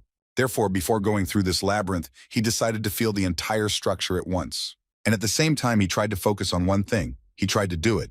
It was very similar to the practice of a torn form, only many times more difficult. But he had no other choice, so he decided to try to do it. At that moment, the director was thinking that even though danger can pull abilities along with it, increasing them, usually at the moment when a person becomes satisfied, his limit is formed. However, looking at this guy, the director understood that he clearly felt neither satisfaction nor thirst from this child. But he just couldn't believe that this guy simply had no limits. Professor Romy, standing at the finish line, carefully watched the spirit zone of Kiran. She was surprised at how calm his state was. She did not see any dependence or confused thoughts in it. The density of his spirit zone was approaching 100%, and it was obvious to her that he was calculating the path inside the almost perfect self-forgetfulness. Although she acknowledged his extremely outstanding abilities, even she understood that this time things could turn out to be truly dangerous. As Kiran approached the labyrinth, he realized that the distance between the interferences had decreased by approximately 1 meter. Considering this, it was perfectly clear that he would not be able to pass between them using a 10-meter teleport, so he decided to split his teleport into 10 parts. His movements were so fast that he was able to fly through the first circle of obstacles quite quickly. However, this was only the beginning, and he needed to gather his strength to pass the next trap just as well. Looking at it, Kiran realized that it was designed in such a way that it could not be passed in a straight line. The distance was too short, so he decided to divide his teleport even more. In the end, he passed this trap too, but the guys suddenly noticed that the light was deformed and they decided to ask Iruka what was going on. He answered them that they were actually asking him quite elementary things, because if they differentiated a circle, they would get an infinite straight line. And if I explain it even more simply, then Kiran managed to undress his teleport by 1,000th. They didn't understand how it was even possible to calculate this, but Iruka explained to them that, in fact, it wasn't a calculation, but a feeling, that is, insight, or it would be better to say that he was a genius. Meanwhile, Kiran again encountered a problem. The further he moved through the labyrinth, the more difficult it became for him. At one point, the guy saw a huge monster in front of him, which would most likely bring him quite a lot of problems. The whole point was that we were talking about a huge dragon, which was called the Dragon's Labyrinth. Oliver began to get very angry because she did not understand what Teacher Sad was doing at all. Kiran froze in place because he had never seen anything like this. Moreover, he couldn't even imagine how he would cope with this task. The guy realized that he needed to remember everything he saw. Otherwise, he simply wouldn't be able to get through this labyrinth, and he would destroy himself along with Mark. Oliver rushed to the machine department to find out what Teacher Sad was doing and why he still hadn't turned off all these traps. Sad tried to tell her that there were some difficulties that prevented him from fulfilling the request. But she wasn't going to listen to him and just started shouting that there was no time for that. Now it was important to stop the machine as soon as possible, which really confused him, because it seemed to him that there was no need to rush, because the exam had been stopped and he definitely saw the yellow light. However, Teacher Sheena stated that this was not actually the case, and nothing was stopped. According to her, Kiran and Mark were still at the site, which amazed Sada. He immediately rushed to the engine room in order to immediately turn off all the traps, and just at the same time, someone flew in on the teleporter. It was Professor Romy, who immediately flew here to tell them important news. 1 second before the collision, Kiran, looking into the mouth of this dragon, thought that he needed to calm down, because he had not yet died, and he still had a chance to survive and pass this test. He combed this labyrinth with the help of the spirit zone and found as many as 6 forks in the paths, with the help of which he was able to calculate that he needed to make 9 teleports to reach the escape route. At least that's what it seemed to Kiran at first glance. But at one point he noticed a mistake in his calculations and realized that in fact he wouldn't be able to get out of this labyrinth with Mark, so his brain began to search for another way. The guys who were watching this realized that apparently this was the end of the guys' lives, because they would never get out of such a trap. The director moved closer to the edge to help contain the monster, but even his great magic was too little for that. After a few seconds, it seemed that everything was lost, and only a small drop of hope remained that everything would be fine. And it was this that made the guys believe in the miracle that happened. After a while, they saw traces of the portal. They immediately jumped up from their seats and ran to help Kiran. Although they were happy about it, no one could fully believe that the guy had managed to do the impossible and get through this labyrinth, and that he had been able to save Mark. Professor Romy was also a little stunned because even she wasn't sure that she could pass this test herself. At that moment, Kiran himself understood little. Standing firmly on the ground, he could not believe that he was able to survive, because practically nothing was deposited in his memory, so he remembered little. The 5th graders, looking at Kiran, discussed that he had successfully passed the level that was only possible for students from the upper classes who specialized in this. After sitting in place for a while, Kiran suddenly began to cry, and all because he really thought that he might die. Sheriel couldn't calm down and continued to cry. But Ima finally exhaled and smiled because she was sincerely glad that Kiran managed to pass this level. A person who has achieved something by really putting all his efforts into it does not need to brag or exaggerate his abilities, because in fact, real success can be seen when people recognize it without stories, which happened in the case of Kiran. Oliver was a little upset that Kiran had passed, and she had managed to miss this precious moment, and all because of teacher Seda. But be that as it may, since two people crossed the finish line, they most likely need to decide which of them will move on to the 5th grade and what to do with the second. At that moment, the director thought that he had probably been worried for nothing. Looking at Kiran, he could only be grateful to the boy for being able to show him how beautiful the light was. At that moment, Sad also approached the director, who wanted to ask Mr. Minhee to say something, because if he was not mistaken, then someone had appeared who would illuminate the future of the school. Director Minhee was so genuinely happy for Sharon, and he was even a little jealous that Sharon had such a pure passion for magic. Even though he didn't believe in fate, his heart was beating so hard for the first time in a long time. So he went to the center and began to say that although there was only one successful exam, he wanted to applaud all the students who took part. The courage they showed today will become a source of movement in the future that will pull the world forward. And what about the one who passed this exam, that is Aryan Chiron, will be awarded? He also noted that Slider Mark would not be against such a decision, because they all saw that it was Chiron who saved him and helped him reach the finish line. Mark sincerely did not understand how this could happen, but he was not going to argue. And it was all because he saw with his own eyes that this bastard was actually a genius. So he decided to apologize to him, saying that he had initially adopted the wrong strategy and was now ready to take full responsibility for what he had done. The other boys who bullied Kiran also felt ashamed, and so they hung their heads, hoping that the boy would forgive them. Kiran laughed at them and could only add that he hoped that in the future they would be able to do much better. At this point, Ima decided to leave the place, although Sheriel believed that on such a day she should be with her boyfriend. But she said with a smile that she didn't have time for this, because this little guy had proven to her everything she was so worried about. And now it was her turn to prove to him that she was much stronger than he thought. However, Chiron was not going to let her go so quickly, so he turned to her in front of everyone and said that he kept his promise. So it was safe to say that very soon he would catch up with her, and then catch her. Ima will remember this for a long time. But Chiron, after he had a good night's sleep, did not remember at all that anything like this had happened. Professor Romy was sure that she was pursuing Chiron with the help of synesthesia, but as luck would have it, it was in the dragon's head that she briefly lost him. A few days later, the disciplinary council began to consider Maria's case. The girl meekly admitted all her mistakes and wished to be punished. However, Chiron, Mark, and even the manager Brad, who was under the influence of a sleep spell, expressed their negative position regarding the punishment for Maria. Perhaps because the other children also realized their guilt, they quickly confessed to what they had done, and even shared everything they had done in order to prevent Chiron from passing the exam. Because of this, the incident took on even more serious turns. But even with all this in mind, the principal said that he felt sorry for Maria because of her unfortunate circumstances. And although she did not drive the car with the intention of harming people, following the school rules, he still had to punish her. However, Chiron was not going to stay on the sidelines, so he asked the director to assign a punishment to him as well. According to him, he also deserved punishment because he ignored the signal to stop the exam and entered the labyrinth. And although to some extent he had no choice, he still continued to move through the dangerous labyrinths, holding Mark in his arms. Sad watching this, never thought that while working in the school he would ever see such a picture. The children who were unable to see the truth, caught in rivalry, pride, and envy, now, in order to become noble magicians, personally admit to the mistakes they made. He couldn't believe that children could be raised in this way. Oliver was also a little surprised, because she understood that most likely such a decision was made for the first time since the founding of the school.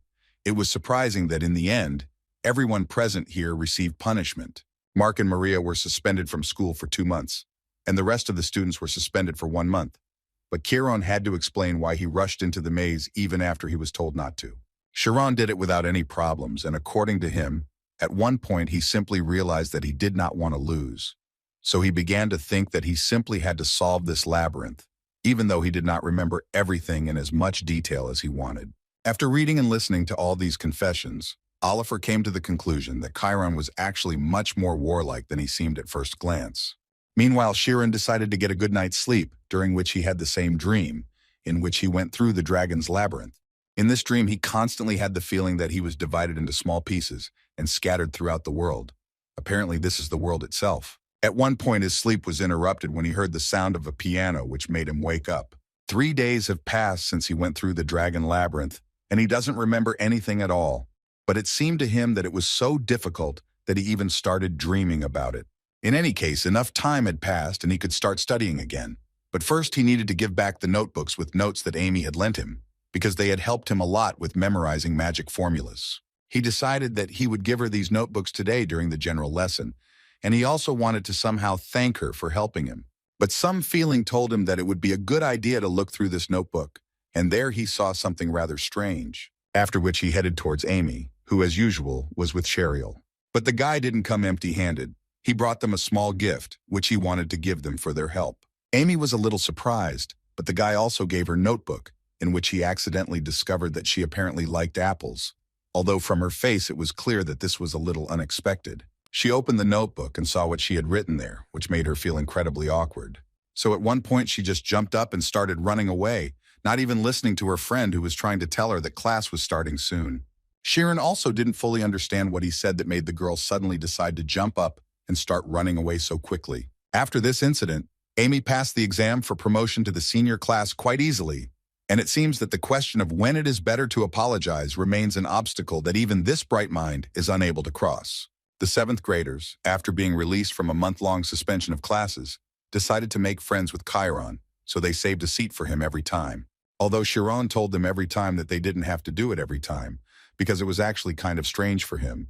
But during every combined lesson, the guys from the 7th grade started to hold a seat for him. He had the feeling that he had become a frightening elder, although he did not understand why this happened. At one point, his thoughts were interrupted by Cheryl, who sat down next to Kiran and suddenly began to talk about how the guy actually looked pretty powerless without his girlfriend. She also decided to tell Kiran that she was now also going to graduate school and that her plans were to graduate and live without stress. But looking at them with Amy, she felt an incentive and thought that she felt a little sorry for her youth. Also, if she understood her friend correctly, she was planning to become a soldier, which amazed Kiran. But such surprise amazed Cheryl even more, which made her no longer sure that they were really dating. Kiran ignored this question and continued to talk about how it could be too dangerous, although Tormia is currently in a state of peace. But suddenly later, everything will change, however. Cheryl reminded him that even if a war starts, then all magicians, even non-military ones, will be required to go to war. Besides, Amy's specialty is aim shooting, so they say that such people are only sent out for reconnaissance. Starting from the 5th grade, you need to think about becoming a magician as your job, because becoming the best in one thing gives you greater competitiveness. Maybe that's why they don't humiliate a person so easily, even despite his low academic performance. This charming boy's name is Nade, and Kiran was very grateful to him for being the only one who spoke to such a shy person like Kiran. Although he had an average academic performance, surprisingly, he had the ability to control electricity. Thus, Kiran was once again convinced that everyone has their own amazing feature.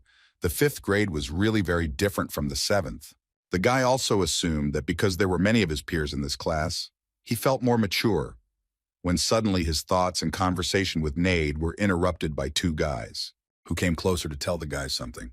For some reason, Kiran immediately noticed that they were going to have a discussion with him, and for him, this was actually a big problem. He was so scared because he couldn't maintain a normal dialogue. But as it turned out, the guys wanted to talk to them about who they liked more, Professor Sheena or Professor Rami. Kiran certainly didn't expect such a topic of conversation, so he asked the guys again what they wanted to know.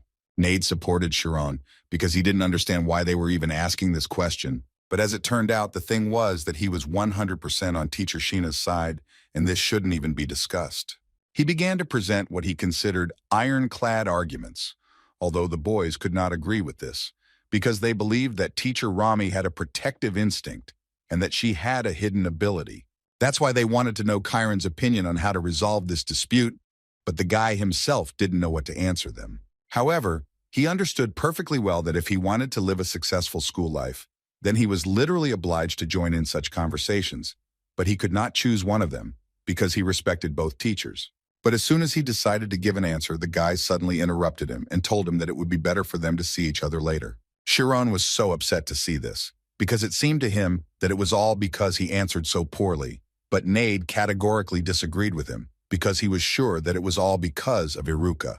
Turning around, Chiron saw Iruka, who was already annoying everyone, but he still approached Chiron and Nade to find out what they were talking about.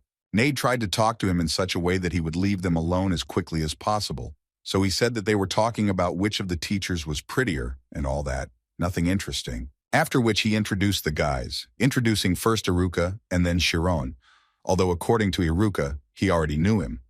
Although he understood that there were probably few people in the entire school who did not know him. Chiron, hearing the voice of this man, immediately realized that he was hearing it not for the first time. After they greeted each other, Chiron first decided to thank Iruka for helping him succeed in his split form.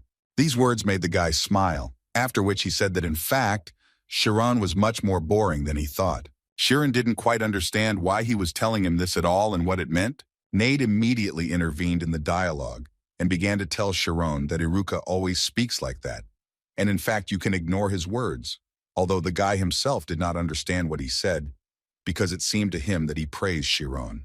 After which he turned around and started to leave, telling Chiron that in any case he needed to try, because in the 5th grade there were only stupid, stubborn rams. But when he was asked where he was going because the magic lesson was about to begin, the guy replied that he was too lazy to listen to it, so he was leaving. The first thing Nade decided to do was ask the guy for forgiveness for these words, because Iruka is actually always like this. But deep down he is a good guy, but he just seems a little unusual. Also, his new friend told Chiron that this guy is also a kind of genius, although in this regard he is very strange, which Chiron definitely did not expect to hear. Suddenly, their dialogue was interrupted by Iruka, who at one point began to climb up to the demonstration area, which caused discontent among the other students, because they thought that he would undress again and lie naked. This is the first time Chiron has seen such behavior from a student, so he is very interested to know what this guy will do next. But instead of the usual undressing, he decided to show what his spirit zone was capable of, which amazed not only Chiron, but also other guys who studied with him for quite a long time. During this performance, the guys talked among themselves about how most likely there would not be anyone in the entire kingdom who could do something like this. After which he created many targets that he decided to hit with his magic. The guys immediately started running in different directions because they understood perfectly well what this guy was going to do now. And as soon as the explosion occurred, a cloud appeared in the air that had a face and was smiling, spraying its smoke across the entire area of the training ground. Only Chiron stood in the center of all this madness and watched with incredible pleasure what Iruka was doing. After which he turned his attention to Kiran and told him that they would see each other again soon. But suddenly his epic words were interrupted by Professor Romy, who was going to punish this brat for disobeying her order to stop immediately, and she was not going to argue with him, but immediately suspended him from school for 3 days. And Chiron continued to stand in his thoughts about the fact that the divided form of the spirit zone and the detonation that Iruka specializes in is simply divine, which made him want to get to know him better even more. In fact, Iruka is the biggest outcast of the 5th grade. He himself was quite unsociable, and his grades were about average. However, the reason why Iruka is called a genius is because he only cares about one thing, which is exact science, because he had savant syndrome.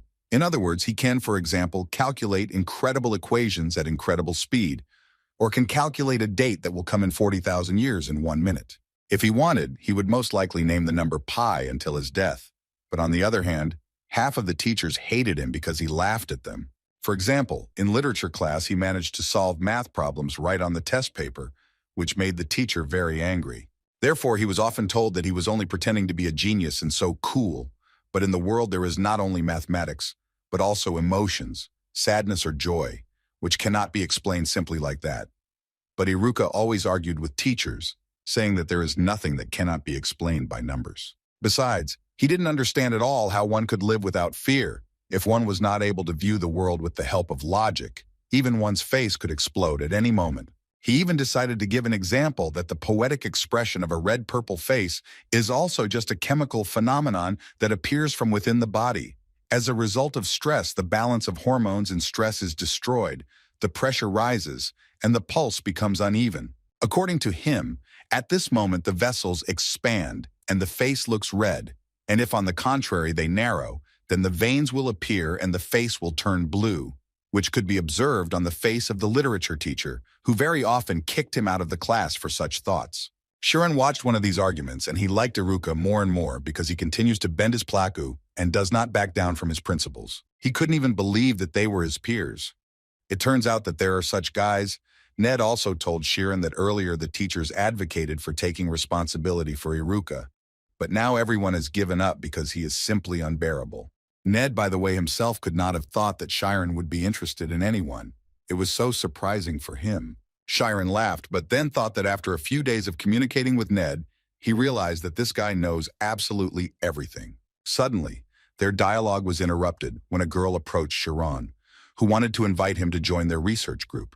According to her, they are now considering the movement of matter, and he has advanced far in photon magic. So if he joins them, he will probably help them. She also added that they would soon be given a place to do research, and during the holidays, they would not have to waste time assessing their progress in their studies, and they would be able to study in their free time.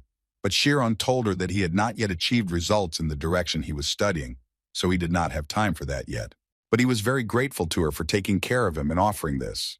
He was very sorry that nothing would come of it, but the girl immediately told him that if he suddenly wanted, he could come to them at any time. Ned also felt very sorry that Kiran couldn't help the girls because he thought that this research group was really special, although he understood that since he was dating Amy, he didn't even pay attention to such girls. Kiran didn't understand what Ned was talking about because he was only thinking about the fact that he lacked knowledge, which is why it was already difficult for him to improve his academic performance, and for this reason, he couldn't even dream of joining some kind of research club. But Kiran decided to continue this conversation, and therefore asked Ned if he was a member of some research circles. Ned was glad that Kiran asked him about this, because in fact, he has a research group, of which he is also the chairman. Kiran felt a little jealous to hear this, so Ned immediately told Kiran that she was not really that great, rather the opposite. He was more ashamed of her, because she only had 2 participants and they stopped allocating money for research. This happened after all the seniors graduated, so he became the chairman, which amazed Shironi, because he didn't even think that there were graduates in this community. He also realized that since this group consisted of graduates, it might be much more reliable than he initially thought, so he asked Ned if he didn't mind to take a look at his research group. Ned was surprised because it seemed to him that Kiran was not at all interested in this kind of thing, but according to Kiran, he was interested enough, so Ned brought him to the place where their research group usually met. They gathered in the so-called magical storeroom of Istas. This is the storeroom where the additional teaching materials of their school are stored. This is the advanced storeroom. All the materials are automatically moved here. Kiran was a little disappointed when he saw that it was an ordinary storage room, but Ned immediately asked him to wait, because it may not look so attractive from the outside. He assured him that inside it was truly incredible. As they walked in, Ned kept talking about how it was some kind of treasure that had been protected by elders for generations. Hearing this, Kiran knew he could wait. When they first entered, Ned told Kiran that if he only knew how much the other research groups wanted her, they even said that they were arguing a lot because they were planning to occupy her. But in reality, only they can use all the items located here at will.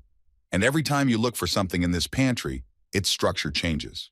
In other words, Ned wanted to tell Kiran that no one would be able to find them, even if they wanted to. Kiran liked these words so much that he repeated several times in his mind that this was essentially a place that no one could find, where he could be absolutely alone and not worry that someone would disturb him. And his thoughts were interrupted by Ned, who had just led him to their study group. As it turned out, their group studied mysticism and ritualism, and Ned thought it was so cool. He was literally crazy about ghosts and souls, the world after they die, aliens. They studied all of this.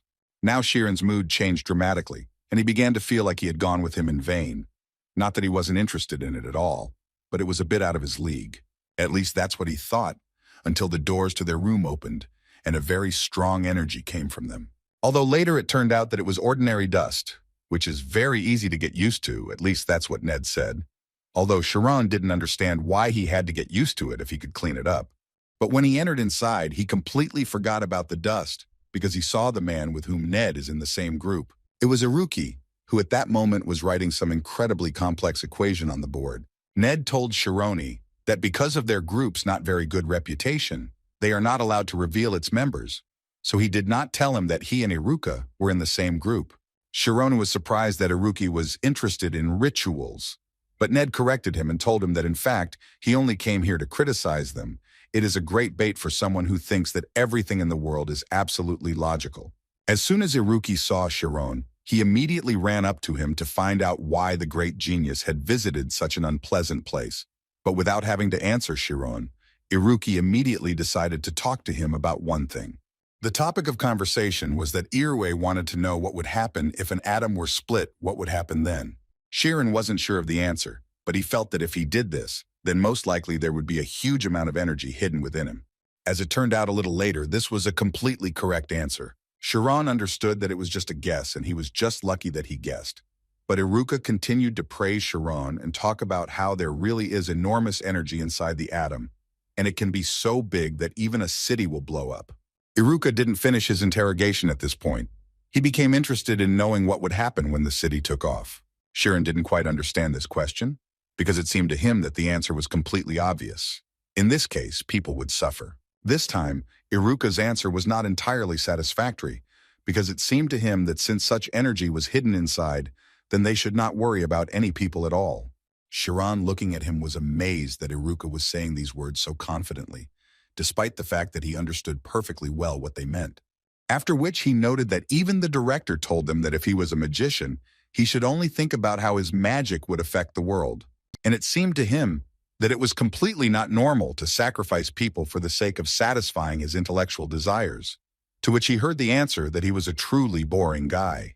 And then he told Shiron that he was actually not the first one to think about this, and there were already magicians who did this. Therefore, he was sure that the genius given to him existed in order to accomplish something, although Shiron clearly disagreed with him, because he believed that genius was not intended for this, and he would rather become a fool than a genius who harms people. Iruka enjoyed arguing with Shiron so much that he continued to talk about how a small number of geniuses lead a large number of fools, and this is proven by history and the world they are in now.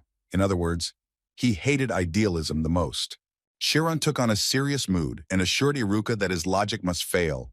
Ideals can very well exist. Ned tried to calm them down and breathe a little, and he also wanted to remind them that they shouldn't argue emotionally, because it most likely won't lead to anything good. So he suggested that they sit down and discuss everything calmly. However, Shiron had no intention of doing so because he had nothing to say. Iruki even at this moment decided to say that Shironi is not a very smart guy if he decided to go out on a different path that he did not come. But this made Ned even more angry, which is why he started yelling at Iruki. But apparently this guy didn't care. Moreover, he added that there were more than enough of him in this group. Besides, if you think about it, Shiron is his main rival, and then Ned realized that he did it on purpose. Ned decided to remind him that he was a guy who knew absolutely nothing but numbers, although this did not offend him at all. Moreover, he wanted to remind Ned of Shiron's early exam, in which the man who first learned teleportation was able to pass the 10th level, and also got out of the Dragon Labyrinth. And this could mean only one thing to him, that Shiron is apparently capable of thinking incredibly quickly, and most likely he uses the skill of incredibly fast division. And if you think about it, most likely at that moment, Shiron used the division of his mind at a speed of 1/10,000th of a second. In other words, he thought like a Superman, which could not fail to amaze. This is the very mystery and insight that only great magicians have. No ability of conscious calculations or speed of intuition can keep up with it. Listening to all this, Nade realized that Iruki wanted to make sure in a battle of calculations who was better, him or Shiron. The speed test is an exam where you get points by hitting targets with active magic, and the exam is also taken using recovery and support magic that does not attack, because you can only move to the next level by clearing all the targets that appear on the level. It is important to hit quickly and accurately, but Shiron's main problem was that he still does not know how to use active magic, and he came to teacher Oliver with this problem. But she immediately assured him that there was no point in worrying, because his grades in chemistry, which she teaches him, were growing much faster, so she was happy. She also immediately decided to assure him that she was not making fun of him. She understood his way of learning perfectly well, that he was simultaneously improving his knowledge in all subjects, but she also understood that there was something else. She decided to admit to him that his level of knowledge was up to that of a professional, which Shiron definitely didn't expect to hear. Could it be that she was saying this because of photon magic? since he hadn't forgotten that teleportation magic was a passive magic that turned the physical body into photons. But she noticed that photon magic could be used as active magic. And then Professor Oliver told him that a new magic had recently been registered in the association. Kiran, hearing this, immediately began to hope that this would be cool magic that would definitely suit him. Oliver gave him a book on how to use this magic, and Kiran immediately began to read this book, thinking that this was his first active magic. After getting to know it a little, he realized that he actually had no experience using active magic, but she assured him that although it seemed useless and complicated on the outside, she immediately assured him that the prospects for photon magic were very good and that it was at least worth getting to know. She reminded him that light is still the fastest thing in the world, so if you learn to control it, then most likely you will be able to obtain the most powerful magic. According to Oliver, the Advanced Ivory Tower believes that the power of photons will be used in the field of information transmission and is currently researching ways to use this technique in various fields of magic. And it will continue to be researched, and most likely by Kiran's graduation, it can grow into the greatest industry. These words made the guy think that it would be a good idea to study this magic in advance. Besides, it was something new for the whole world, and therefore he was looking forward to learning new magic. However, there were some problems with the practical part. Kiran began to suspect that with his level of magic, this magic was simply inaccessible. Of course, Kiran understood that magic does not appear from the hands, but from the center of the spirit zone. However, it would clearly not be superfluous to imagine in detail how photons appear from the hands. At least that is what Kiran thought. The guy will probably have to think about this later, because a new teacher entered the class and was there to meet them. The beauty of this person immediately captivated the boys. It seemed to them that they were seeing her not for the first time, but in fact she was wearing Professor Romi's clothes, and most importantly, she was without glasses. Kiran also couldn't help but notice this beautiful woman. They explained to him that apparently this woman simply didn't have time to change after training and came straight to class. Kiran was also informed that Professor Romi was a bishop from the famous Order of Karsus. In other words, she was a priest. A bishop is a fairly high position that protects the shrine, which means that one of the 12 bishops existing in the world is Professor Romi. She is a person with a very strong mind, which is why she is called one of the strongest in the empire. Ned stood nearby and listened attentively to every word the boys said, so at one point he decided that he was now Romi's teacher. Although for Kiran it was surprising that they were learning magic from such a person. Meanwhile, she was talking about how it would be a good idea for them to prepare for the test, and she also promised to help them with this. And for some time before the test, they would gather separately in classes and practice. And in this lesson, she suggested studying the technique of increasing omnipotence, and specifically for this, she brought a senior student to show them an example. After which she introduced a magician who possesses the magic of words. He greeted the 5th grade, after which he noted that at the request of teacher Itella, he came here, and he would be very glad if he could help them at least a little. Itella Romi once again told them about Samuel's specialty being word magic, because it was very related to today's lesson. She hoped that they would watch him with proper concentration. The magic of the power of words is the ability to enhance magic with the power of language. Instead of 1,000 words, it was easier to show the guys once what it is. And to start with, Samuel decided to show them the magic of tornadoes. This was not the first time Kiran had seen this magic. It was the same magic that the director had shown him as a child, when he had climbed over the fence and entered the magic school. And the power of this guy's magic was truly amazing. It was incredibly huge and strong, and this could be seen by how strong a tornado he was able to create. After which he asked them all to remember the power of the magic that he had just demonstrated, and now he would like to strengthen it with words and show how different the power was. He began to chant a spell in which he asked the respected land to lend him its power and stroke his hand. And as he did so, energy began to accumulate around him. And then he finally used that very tornado, which was several times more powerful than what he had shown them before. And if you believe his words, then he read some very simple spell, which did not greatly increase the power of his tornado. But even this was enough to demonstrate the power of words. He also told them that he did it for a reason. According to him, he pronounced each letter without stopping, and before that he deeply studied this direction, and now he can say with absolute certainty that this is definitely capable of enhancing magic. However, he understood perfectly well that in a real fight it would be impossible to use it so slowly, so now he decided to show them supersonic technology. The next moment he quickly said the words he had spoken before, and then he summoned a tornado. The whole process took him about 2 seconds. Kiran was surprised by the power that the senior demonstrated. Now he understood what the guys in the graduating class are capable of. The guy knew very well that students who graduated from the school were unofficially considered to be 10th level mages, so he couldn't even imagine how strong Professor Rami was when she was officially level 6. Teacher Itella noted that for now, they will not learn anything like that, but they will have to learn something in return, and this will be the technique of progression. According to her, this is a technique in which their omnipotence will increase, thanks to the concentration obtained by counting numbers. Kiran immediately decided to clarify whether he understood everything correctly. Would they really become stronger just because they would count? She gave them several arguments because of which numbers are perfectly combined with the spirit zone, and of course it is necessary not just to count, but as in the magic of the power of words, to put meaning into it. So to begin with, she decided to show them an example of how she could strengthen the spirit zone with this technique. According to her, she would slowly call out the progression of numbers. She closed her eyes and began to concentrate. Counting to herself, she reached the number 100.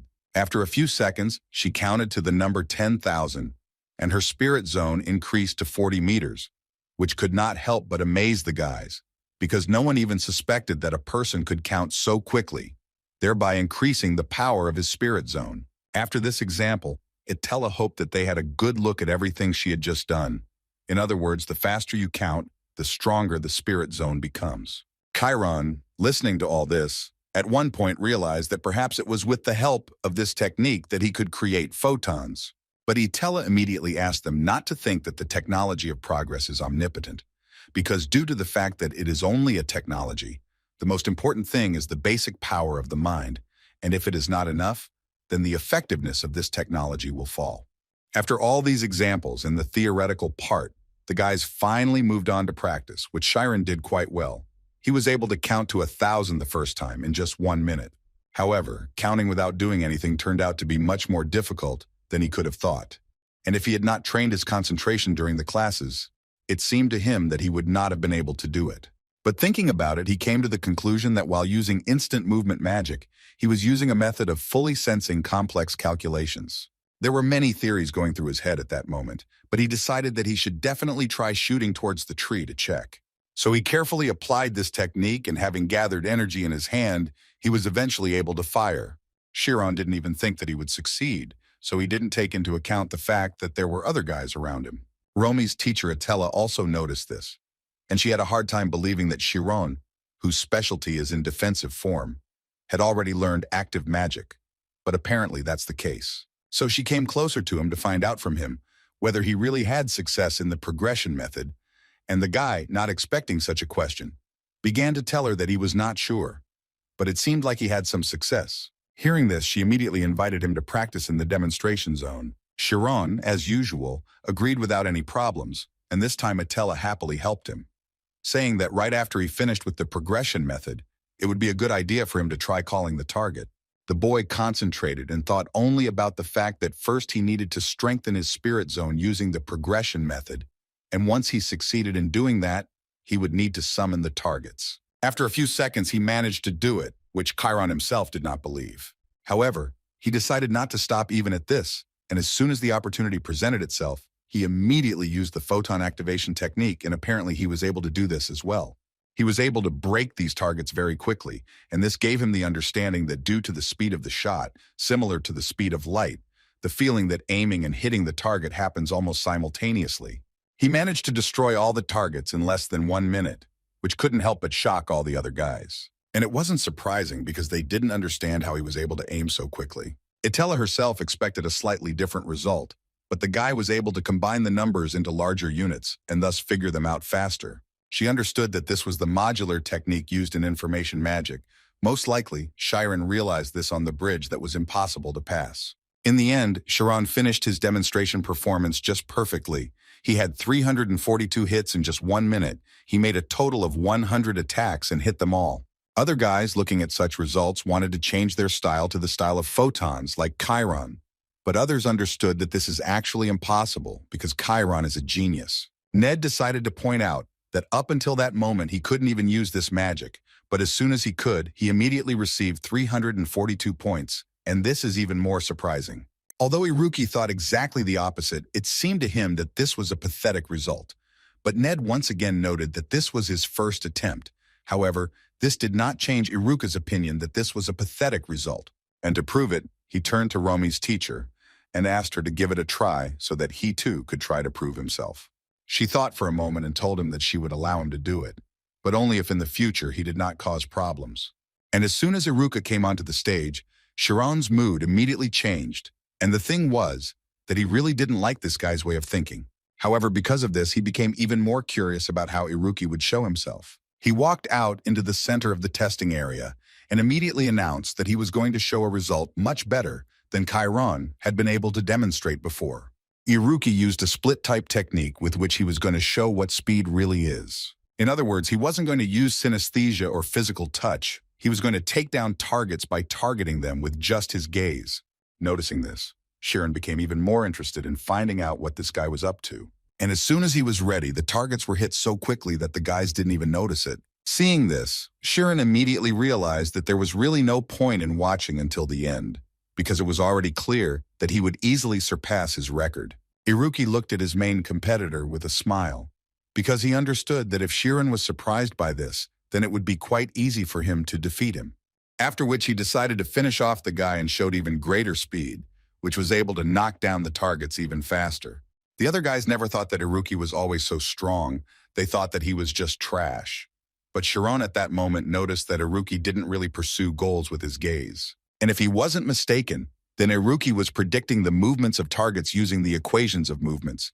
But in any case, he didn't believe that he was able to follow all the movements with his torn form. Therefore, he decided to ask Ned how the spirit zone could be so fast, whether this was also a method of progression, which was confirmed by his interlocutor, who also decided to add that the numbers that Iruka was counting were not some hundreds and thousands, rather the numbers reached 1,000,000. And these words were confirmed by the result that Iruka showed.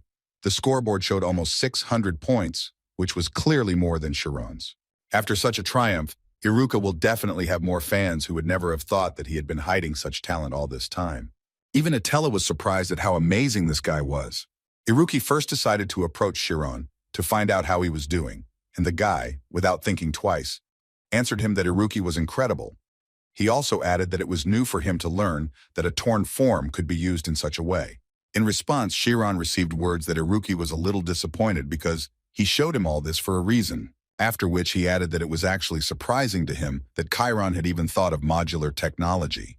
Without waiting for Chiron's answer, he decided to ask Kiran if he would like to know how he counted to 1,000,000. Chiron knew that this could all be a trick, so he confidently replied that it would be strange if Iruka told him about this, since it was obvious how much he was trying to delay him. Hearing this, Iruki answered him with a smile that it really wasn't that important, because it was obvious to him that even if he knew this, it didn't mean he would be able to use it. Well, after all these not entirely pleasant words, he said that he had simply reduced the categories using calculations. And as soon as Chiron heard this, he immediately fell into a stupor, because for him, it was practically impossible, because it was not at the level to call it a method. And if you count the calculations, then you can intuitively feel even the numbers of incredible digits. But even if you use this in the progression method, in which it is enough to simply count the numbers, then this will only complicate the calculation once again. In other words, it was all very difficult, but apparently for a guy with savant syndrome, it's not that difficult. Although even in this state, Chiron could easily tell that he was not training to defeat him, since for him it was just an exam, although Iruki was not going to believe him and thought that only weaklings would say that. He would also like to ask Chiron to stop talking about life and pretending to be cool, adding idealism to it, while not having any special abilities. Chiron was obviously hurt by these words, so he decided to ask Iruka what would happen if he defeated him. Would it help prove to him that he was right? Iruki didn't hide it, and immediately answered that it would prove a lot. But it seemed to him that the point here was that no matter how good his insight was, compared to his calculations, it would still be at the level of a worm. This was the last straw for Chiron's patience, and it was immediately noticeable. The guy was very angry and was ready to fight Iruka right now. The other kids were obviously enjoying the show, so they continued to watch their argument. The rules of the speed test, which was about to begin, were as follows. The number of targets hit in a certain amount of time became points. The time was limited to 1 minute. More and more targets appeared on each level, and if at least one passable level remained, the participant was eliminated. In addition, because the movements of the summoned targets gradually speed up as the levels increase.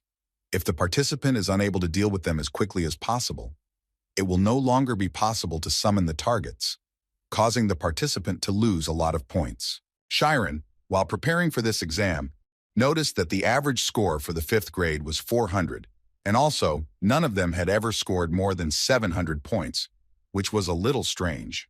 The guy understood perfectly well that in order to achieve such a result, he could not miss under any circumstances and needed to reach level 30 in 1 minute. And to do this, you need to move to the next level every 5 seconds, which is what he was going to do. So all the targets that appeared were literally instantly destroyed with the help of Shironi's magic. The guys immediately noticed the serious progress of the guy because considering that he started to hit the target without even turning around, it spoke volumes. In any case, the guy was able to increase his score by as much as 200 points in just 1 week. His attack speed is too fast because once he finds a target, he doesn't dodge it, and his combos have gotten better. It feels like he's firing 4 bolts every second. Chiron at that moment looked at Iruka and thought that he had caught up with the guy's result. But there was still a smile on his opponent's face, which couldn't help but anger him. After which, Iruki stood up and decided to demonstrate to Chiron once again how he should do it. After another minute, he finished and his results increased again. Now he had 568 points and thus overtook Chiron again. Even though the guys were talking about how Kiran had improved his performance much better, the guy still wasn't happy about it. And he was absolutely right. This difference of 1 point was not a coincidence. After all, the next day the results were similar, and Iruka again won over Chiron by only 1 point. And this happened several more times.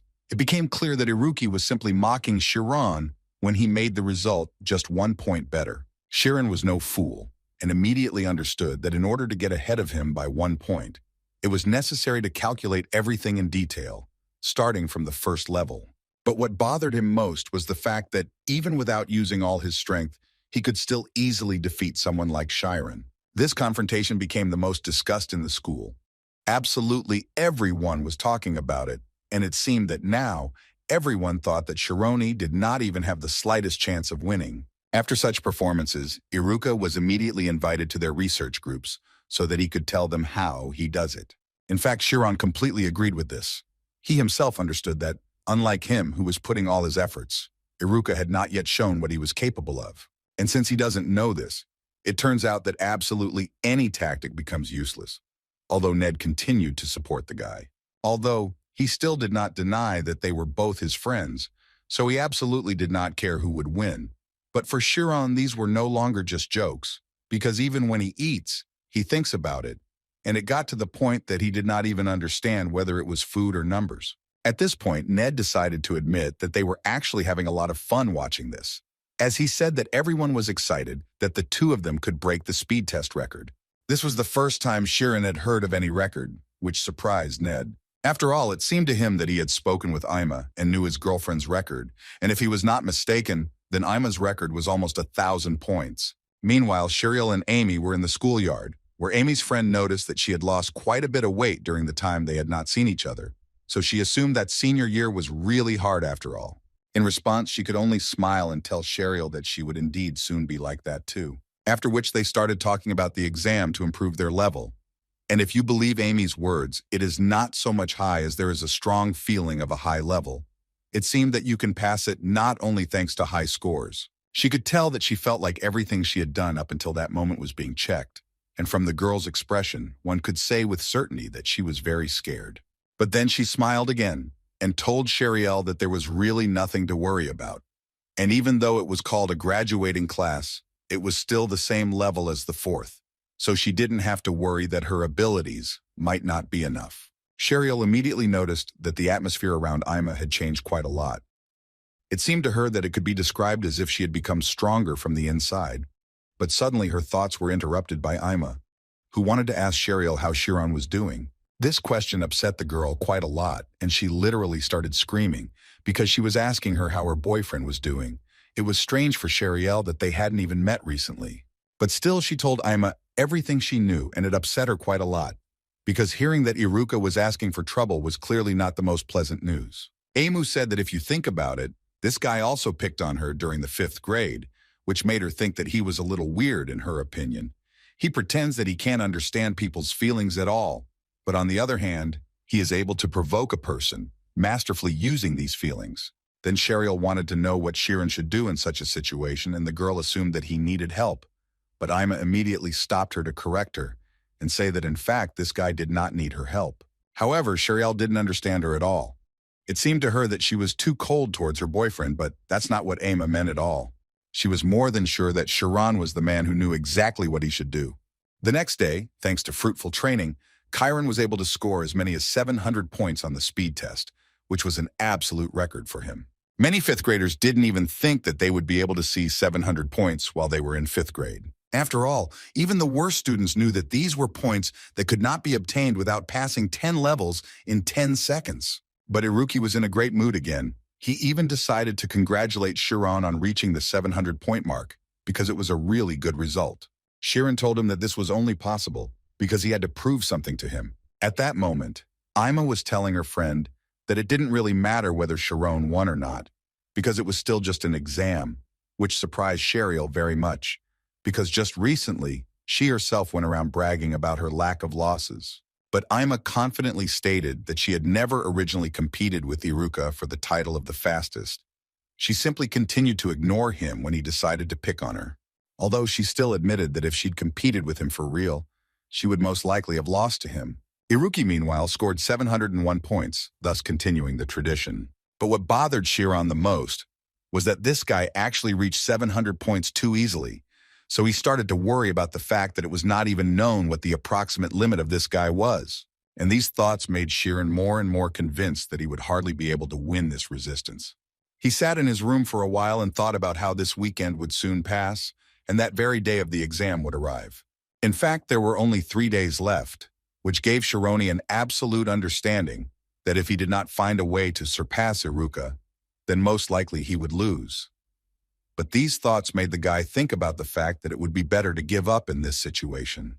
He remembered Iruka's words, who had told him outright that Shironi was not as strong and talented as he might think, so it would be better for him to land and do what he had the strength for. Kiran thought that perhaps because he had been in the school for aristocrats for too long, he had stopped properly perceiving reality, and in fact, Iruka had said everything correctly.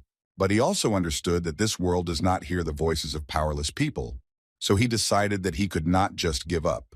And since he decided that he needed to surpass Iruka, then he simply had to go beyond the numbers, which is what he was going to do. He entered the spirit zone, which he connected with those very numbers, and in this way, he tried to get to the bottom of what these numbers are.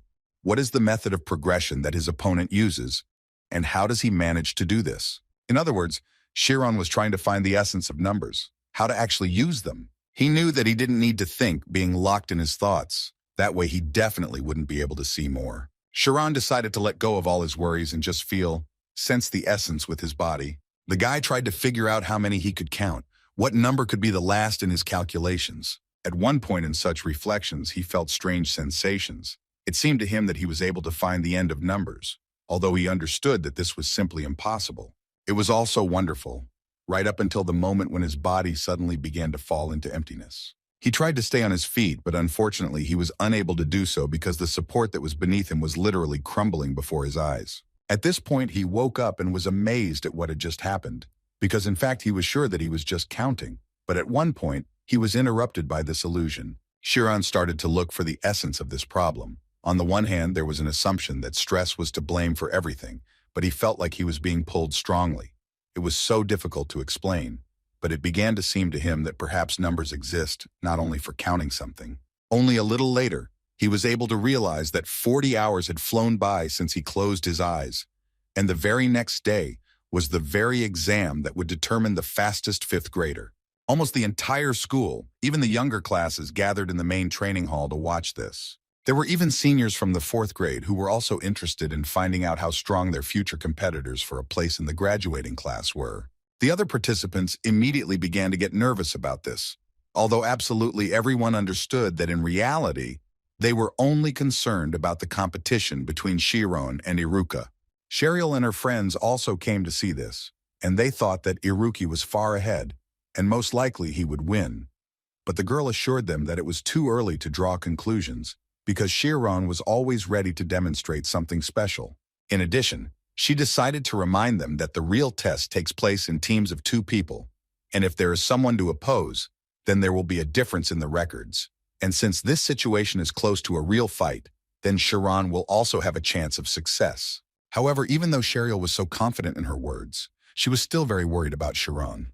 Meanwhile, as many as 19 teams successfully passed the exam, and finally it was the turn of Shironi and Iruka, who were 20th in line.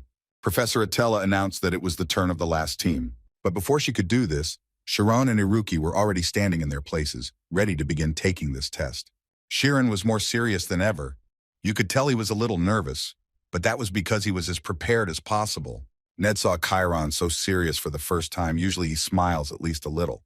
Professor Itella began to tell the children that a lot of students were watching the 2 of them closely, so she would really like them to try their best on this exam. Well, after a few seconds, she finally announced the start of the test. Chiron immediately used his usual technique, with which he quickly gained points. Iruki at this point was not going to lag behind his opponent, and also began to count the numbers with which he destroyed the targets just as quickly. If you look at the scoreboard, you can clearly see that the guys are destroying targets at the same speed. These 2 guys were the most amazing during the entire exam. Even the high school students didn't expect to see such a wonderful performance from Iruka, because before that, they could only hear about his torn form of the spirit zone, which Cheryl agreed with, because now she understood why Amy called him a worthy opponent. But at some point, everyone began to notice that Chiron's points were gradually getting higher, although everyone also understood perfectly well that Iruki could just be joking. And they began to allow this option even more, because if you looked at Iruka, you could notice how he continued to smile. But in reality, it was only his shell, because he looked closely at Chiron and thought that he was losing, and he became very interested in finding out what his opponent had been doing for the last 3 days. Itella Romi, looking at these 2, thought that although the path that Kiran was taking for the first time might seem long, the guy was walking along a well-trodden path, so it was much easier for him to master everything. However, only Iruki could understand how far Chiron could go, which made one think that he really was incredibly crazy. At this point, Chiron was not distracted by his opponent's results, but simply continued to destroy one target after another, gaining as many points as possible. Rami watched him closely, so at one point she finally noticed that the guy was counting numbers, connecting them as he approached. Thanks to the fact that he counted the numbers in his mind to the very limit, he can carry out this tactic. She understood that, most likely, for this reason, he had increased his concentration to the maximum, even before he came out here. Chiron was really focused to the max, and that's why he was only thinking about the fact that if he missed even 1 digit, the entire progression method would be destroyed. But also, the thought never left his head that no matter what happened, he needed to remain sane. Therefore, his points gradually continued to overtake Iruka, who, although he did not show it, still continued to put in a huge amount of effort to be on par with Chiron. The other guys started to support Chiron even more actively, shouting at him to continue accelerating. Iruki at this moment began to smile even more, because he believed that this was a kind of psychological doping, with the help of which Chiron destroyed the routine of calculations. And for him, this meant that he thus put everything on this fight. And he happily acknowledged Chiron's talent. But that didn't mean he was going to lose this fight, so he finally decided to show what he was really capable of. Iruka's points suddenly started to increase much faster than Shironi's points, which was quite unexpected. The other guys immediately noticed that it wasn't Chiron who slowed down. It was as if the rhythm of Iruka's explosions had somehow changed. The seniors also immediately noticed this. They clearly saw how the image of Iruka's spirit form changed, although Sheriel corrected them, saying that this is not exactly an image, because in fact, these are 2 zones of spirits. And she was absolutely right. Apparently, Iruka was so confident in his victory only because he was able to control 2 spirit zones at once. Even Professor Romi was surprised when she saw this, because before this, she had never seen students master this technique. The characteristic property of the torn form is the division of the mind. She did not believe that she saw a student who uses it independently, for her 2 methods of progression are simultaneously activated. Even considering that the guy had savant syndrome, it was still too rare an ability, but she was scared that this guy had hidden such abilities for so long. However, now it was possible to say with confidence that another unexpected talent would appear in the school. But obviously not all students would be happy about this, because at one point, it seemed that Iruka had simply gone crazy. Looking at the scoreboard, one could confidently say that this was the end, and Chiron would never win this battle, although his points were quickly increasing. But what Iruki was doing simply did not give even a small chance to his opponent. Chiron himself understood this. In his head, there were thoughts that he had shown everything he had in reserve, and he really couldn't win. He hadn't managed to achieve even half of what Iruka was actually capable of. But suddenly he realized that in fact he had not yet tried everything he had, and there was one option left that he was terribly afraid of. Chiron himself did not fully understand whether he could follow this path or whether it would be better to give up. However, he was able to find the answer to this question quite quickly. He decided that he would take the bill out of bounds and do it right now. And literally a few seconds later, Chironi's targets began to be destroyed one after another at such a speed that the point counter could not keep up with everything. His power reached the point that he could literally erase targets from the earth with the power of light. With this, he began to catch up with Iruka quite quickly, whose points were about to exceed 1,000. Although Iruki didn't even think about worrying, because he was more than sure that no matter how much Chiron increased his speed, everything would be over if he started counting faster. However, he did not calculate one thing, and that was that time was passing very quickly, and it was too little for him to have time to calculate all the numbers. Finally, the exam came to an end and the guys finished their duel. Iruki first looked at his result, which was incredibly good. He set an absolute record among all the students, so he believed that he managed to win. Meanwhile, all the students gathered around Chiron because his condition was critical. It was as if he did not understand what world he was currently in. But everything was much simpler, as it turned out. Chiron simply could not believe that he managed to set a new speed record and even beat Iruka's result, thereby defeating him in this competition. Everyone was very happy for him, so they actively continued to congratulate the guy, but he still could not believe that he had actually managed to win. But then Iruki decided to approach him to tell Chiron that he broke the rules because he used wide sphere magic, which is prohibited in this exam. Chiron didn't quite understand what was going on, but at one point he thought about how at the end the entire room was enveloped in his light, and perhaps because of that he was able to destroy so many targets at once. But suddenly his thoughts were interrupted by Iruki, who was actually joking because the creation of photons is not a wide sphere magic, so he was happily ready to congratulate Chiron on his well-deserved victory. It was so surprising to the others because they had never seen Iruka admit defeat. Hearing this, Chiron thought that Iruki was now ready to admit that it was more correct to value life more than research. Iruki accepted this opinion and said that Chiron was indeed right, but Chiron wasn't going to just believe him, so he decided to ask again if he was being sincere or if this was another one of his jokes. Iruki answered him that Chiron actually misunderstood something. According to him, an explosion is not violence. An explosion is just a huge amount of energy, and for it to become violence, you need to add to it the desire to harm someone. But Chiron couldn't help but say that this energy is controlled by a person, and that the fact of danger remains unchanged. Therefore, Iruki believed that she should be under the power of a responsible person, so he had a small request for Chirone regarding this matter. And this request was that Chiron would be responsible for him from now on. An explosion is just a huge energy, uncontrollable energy, but suddenly, if it can be controlled, then this energy will be enough to feed 100,000 people. According to Iruka, a new era will open, and the wars for the nature that has become limited will end. Although, of course, he does not have such grandiose convictions. But Chirone could not understand why he did not say this from the very beginning, because then they would not have had a misunderstanding. But Iruki explained it quite simply. He was wondering what type he is. Does he want to use more power, or is he still the one who sows fear? Now he understood what was going on here. Iruka was actually just afraid. That's why he acted like that. He was afraid that he himself would become an uncontrollable force.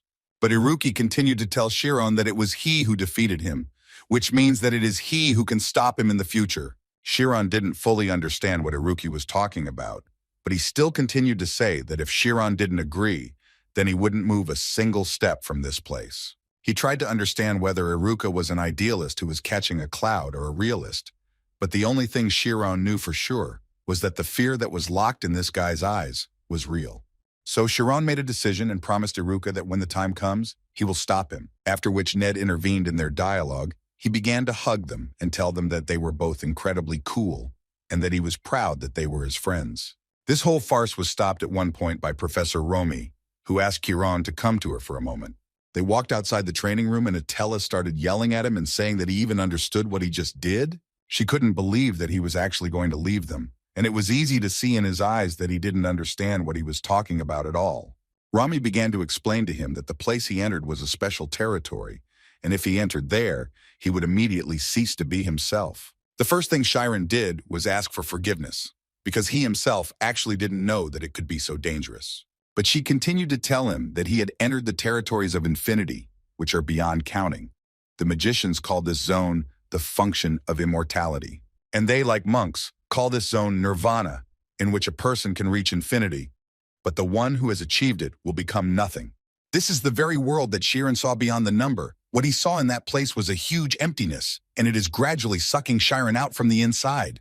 Every morning he woke up in horror because he saw the same dream. He dreamed of it every day from the moment he entered that place. And sometimes strange sensations come over him that make Chiron think about the worst. He understood that although he had consulted with teacher Attila, they still could not find any other deviations. But Chiron still did not understand what had happened to him. He couldn't sleep or eat normally. His body gradually began to fail, and it seemed to him that a ghost had entered into him. He told all this to his friends, Ned and Iruka, who listened attentively to the guy, but still could not understand what he was talking about. Ned noticed that because of his serious look, he even tensed up for a moment, but Chiron was absolutely serious, and he addressed them because they told him that they were studying the supernatural and the ritualization of souls. But considering the guy's reaction, he began to admit that he had asked in vain, but Iruki decided to ask the guy if he knew that he was in that place. Chiron didn't have time to say a word before Iruki himself began to tell that most likely in this dream, Chiron saw stars flying, and at the end he saw a knot of light. He confirmed Iruka's assumptions, and then the guy said that judging by the scale, speed, and shape of the space he described, this could not be on the mainland.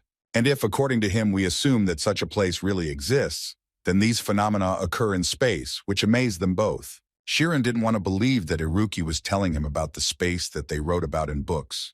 And besides, he believed that he couldn't dream about space, which he had never even seen. But before he could finish speaking, Nade entered the conversation, saying that he had heard about something similar in his childhood. After which he began to tell that about 200 years ago, one criminal sentenced to death conducted an experiment on the electrolysis of the soul, and they claimed that if the human soul is physical, then it can be destroyed with the help of electricity. A completely closed conductor, they placed a man in a metal box and continued to pass electric current through it. But due to the incredible inhumanity of the experiment, it was interrupted in the process, and the condemned remained alive, and about a month later, he regained consciousness. However, after this incident, he began to tell them information about countries outside the continent, which he had never even visited or heard of. Chiron smiled at this story, because it seemed to him that it was simply impossible, but Nade continued with a serious face to tell that after checking the information he had given, it turned out that it was all true. And if the soul really does disintegrate due to electricity and becomes ionized, then most likely electrical energy arose that transferred information about the world into the soul of that prisoner. It seemed to him that those painful, strange sensations that the condemned experienced were called supersenses, and Chiron, listening to all this, noticed that he had exactly the same feelings. After this story, Iruki jumped up from his seat and began to talk about how it was now clear why he saw space, and if ionization occurred in the soul due to electricity, then most likely the proton phenomenon arose, when the ability to control time and space appears. He began to explain that in the micro-world, which is even smaller than an electron, something happens that is different from human common sense, because it is a world in which it is impossible to make precise measurements and observations at the same time, and it can only be determined by probability. And if we assume for a second that the soul is lighter than an electron, then the cause and effect relationship of time and space is destroyed, and it becomes possible to feel the universe, and all this was so similar to Chiron's situation. Chiron was surprised, first of all, because they actually explained everything to him. Now, he knew that despite their appearance, they were actually a research group, but Iruka asked him not to rejoice in advance, because as he said at the beginning, this was just a hypothesis, and if they wanted to turn this into research, then they would need a lot more information. So they asked Chiron to tell them the whole truth, and all the facts that he had kept silent about, which the guy did not understand at first. So Iruki started talking about how during the speed test, the power of his photons was kind of weird, and he said that he started having nightmares from that night on. And now, in order for them to help him, Chiron is obliged to share with them what exactly happened at that moment. He thought for a bit and then told them what Professor Itelleromi had told him. In response to these words, Iruki began to laugh incredibly hard, which was a little strange for the guys. But when he calmed down a little, he told the guys that he had heard a little about this ability from his father. They say this is the area that mathematicians dream of, functions that open up absolutely everything in this world. He understood that it was incredibly dangerous, but according to him, this function helped Kiran win the speed test. And when Kiran heard this, and then saw the calmness of Iruka's face, he decided that it would be a good idea for him to join the circle of supernatural and soul ritualism. This, of course, made the guys happy, because they had been inviting him to their club for a long time, but he did not agree. And Kiran explained his choice by saying that he did not want to do only what he was afraid of. Now he wanted to study himself and face this problem face to face. And he is more than confident that he will be able to do this, precisely in this circle. And the guys themselves were not against revealing to the guy what this function of his is. Besides, they again recruited the required number of participants, and now they will again be able to become an official research circle. However, Iruki was not sure that Chiron's entry would be accepted, because there were not the best rumors about their circle. But Ned assured him that they only needed to believe him, because according to him, Chiron could be enrolled secretly from the teachers, and it would be enough for him to just come here. But contrary to Ned's hopes, everything became known to the school's most dangerous teacher. A few hours after the guys decided to accept Chiron into their group, Teacher Sad was sorting through applications for joining research clubs, of which there were quite a lot, and this was due to the approaching holidays. While Sad was telling Oliver that it was a common thing for students to create them for a short time, get what they needed and disband, one statement came out. Oliver brought up this statement, which included the composition of one research group. And this group turned out to be the same mysterious group known throughout the school, in which a new member appeared, and it was Chiron, which both made Teacher Oliver happy and at the same time quite upsetting. The next day, during Etella's teacher's training, a guest came to see her, whom she was always glad to see. And this guest was Oliver, who first of all asked for forgiveness for interrupting her training, but according to her, the matter was quite urgent, so she could not come later. She didn't wait long before telling him that Chiron had actually joined the research group, but immediately after that, she added that it wasn't just any group. He had joined the research group on supernaturalism and soul ritualism. Oliver knew that Ethella herself must know, but she still reminded her that this group had a deep history, which even before their teaching days began, had begun to create many major problems. She was literally torn apart inside, because she could not understand why exactly Chiron decided to go to this group, because he was the rising star of the school, and now he was obliged to diligently advance in his studies. But Etella tried to tell her that in fact the research group then and now are two different things, after which she immediately added that the current chairman there is Nide. Not only is he a decent student, but he also has good relationships with his school friends, and there have never been any problems with him. So she was sure that they would share the good sides and pull each other in the right direction, but Need meanwhile lay on the couch and waited for Chiron to come to him. And when he finally arrived, the first thing he did was cover his face with his hand so as not to smell the smell that was in this room. As it turned out, these two were not in class today, and according to Nade, the whole thing was that they were not in the best condition today, although Iruka said honestly that he was just skipping, as he always did. He preferred to play chess and do nothing else. He played quite a lot of games, and it was still not enough for him. Chiron had actually already cleaned up the place, but he had been gone for literally a few hours, and in that rather short time, they had managed to make a mess again. So he started telling them that they don't study and don't research anything. They don't even go to classes, which started to bother him a little. Instead of answering, Iruki decided to ask Nade if he had finished their new invention. Chiron heard something of what they were saying, but still didn't pay attention until he heard the word invisibility cloak. So he couldn't help but turn around immediately to see what the guys were doing. Oliver, meanwhile, continued to talk to Romy. She stated to her colleague that in fact another member of the group is also a problem, and now she is talking about Iruka, who, although he remains in the 5th grade pretending to be crazy, but everyone has long noticed his incredible abilities. And as it became known quite recently, Chiron managed to surpass this monster like Iruka. So she began to assume that after graduation, the influence in the school would be concentrated on these two. And if that happened, then she was almost certain that he could become a huge problem for them, just like Iruki had once done. She asked Etella to think because they can't lose Chiron, and if they allow this, then the most terrible bomb in the history of the school could explode. Chiron, looking at all the toys that the boys had, was surprised that Nade managed to do all this.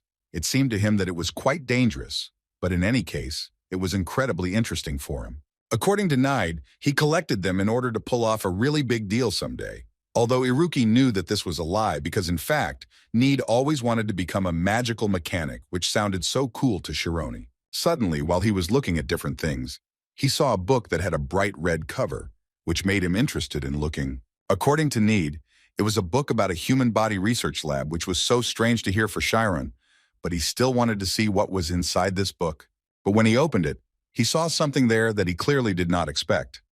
In this book, there were pictures of girls and some information about them.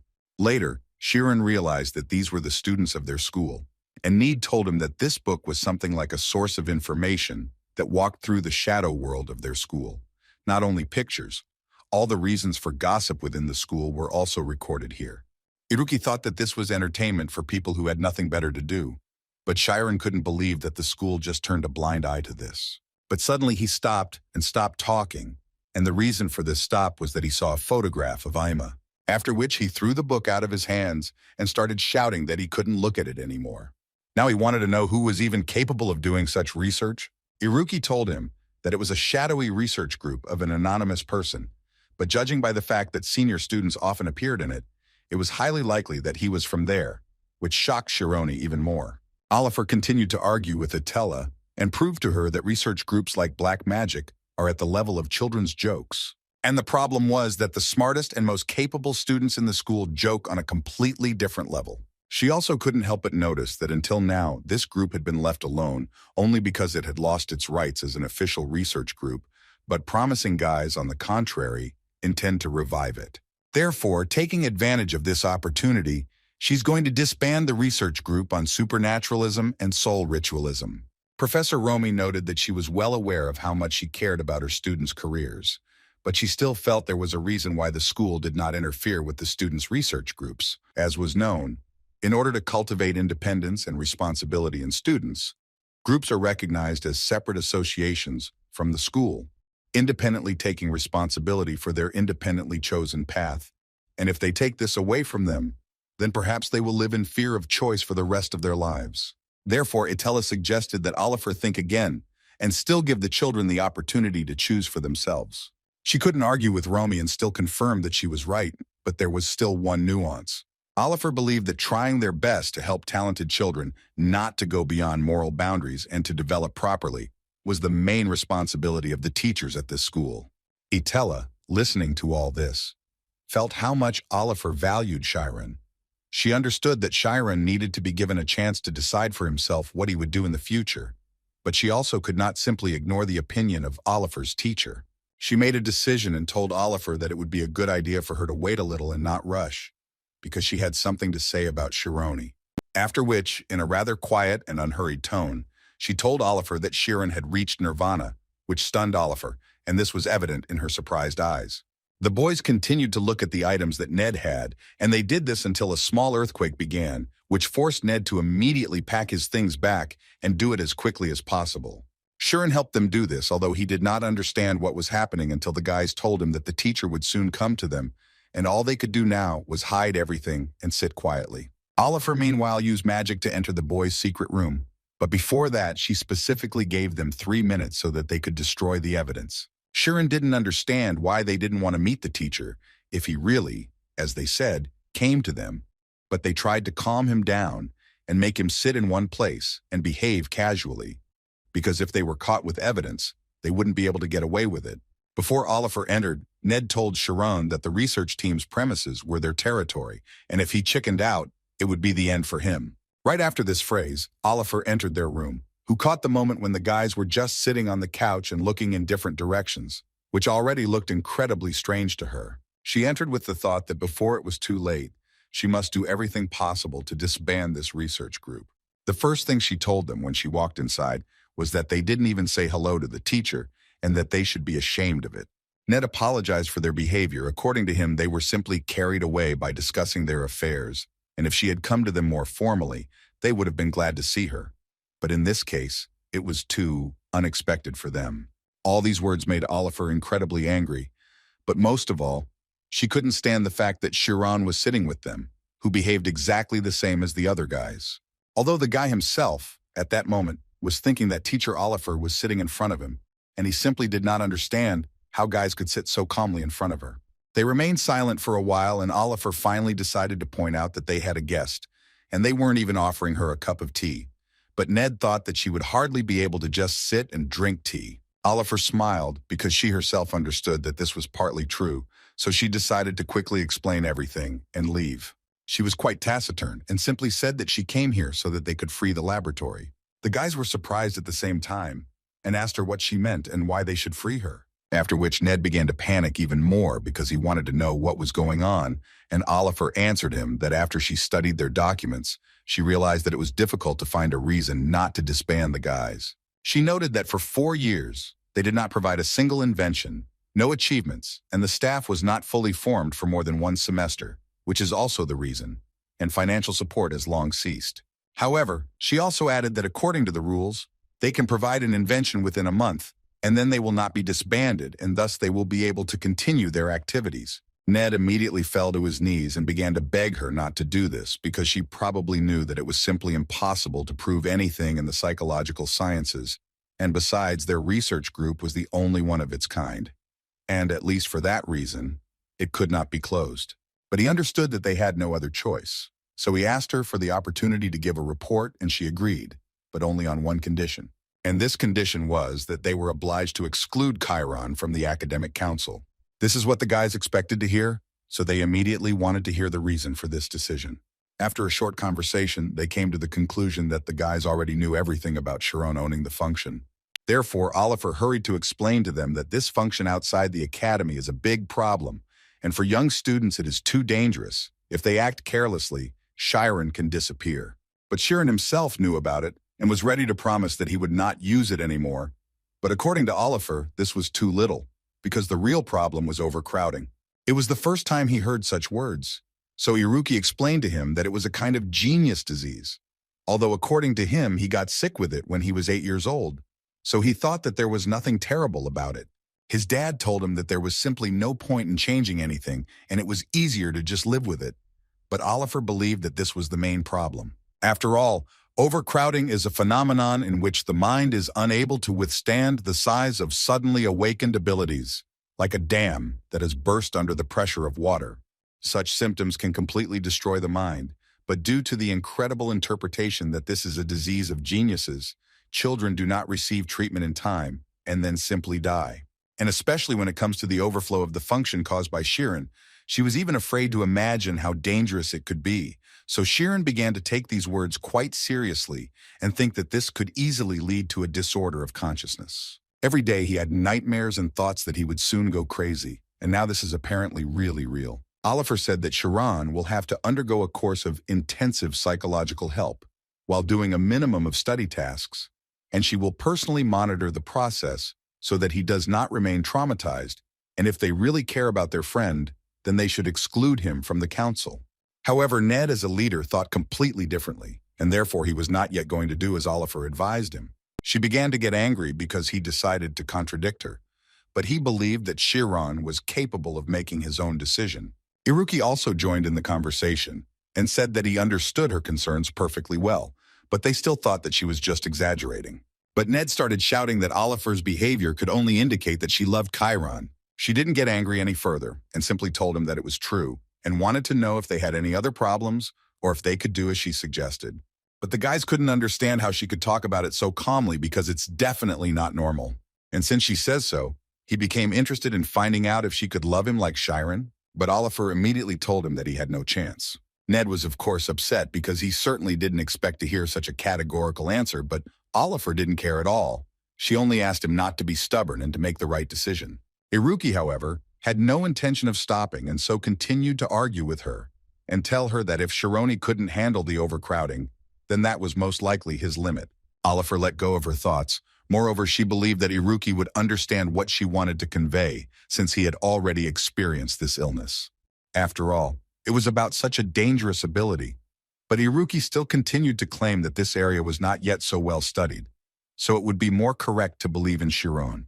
And besides, he believed that her anxiety was going beyond the pale and could easily be called an obsession. At that moment, she remembered how she herself was in such a situation, and these thoughts made her remember what obsession is. Suddenly, he interrupted the argument to say that it seemed to him that the final decision would still remain his. And he admitted that, in fact, he was also very scared, and as Oliver said, it really seemed to him that he was going crazy. That's why she offers to help him, but he suddenly confesses that he actually likes it.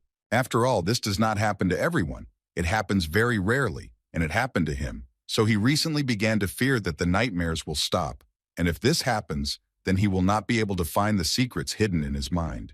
Considering all this, Kiran decided that he wanted to find answers to the questions, and thus not run away, but overcome this stage.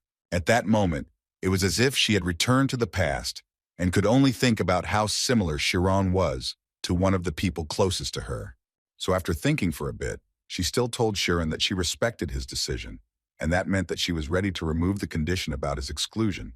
This made the guys very happy because now it was too important for them. But she still did not cancel the condition that they must present their achievements within a month. Ned had hoped to hear that they wouldn't have to do anything else, but apparently they would still have to provide what Oliver had talked about. Kiran wanted to immediately find out from the guys what they were going to do. It seemed to him that he could take the recordings of past reports, but as far as Iruka knew, the Spiritualist Society never gave reports, because there was simply no way to prove the existence of a spirit. At that moment, Ned asked for forgiveness from the previous leader, because it seemed to him that the history of their society would end there. Iruki turned his attention to a girl he had never seen before, which angered Kiran a little, because he thought that now was not the time for this. However, Ned certainly didn't think so, because as soon as he heard this, he immediately became active and looked in the direction that Iruki pointed. At first, they assumed that it might be a high school girl, although Iruki noted that he didn't know any high school girls like that. So he was more inclined to believe that the girl had already graduated. But when Kiran looked at this girl, Oliver's face popped into his head. And as soon as he thought about it, the guys simultaneously came to the understanding that this was Teacher Oliver.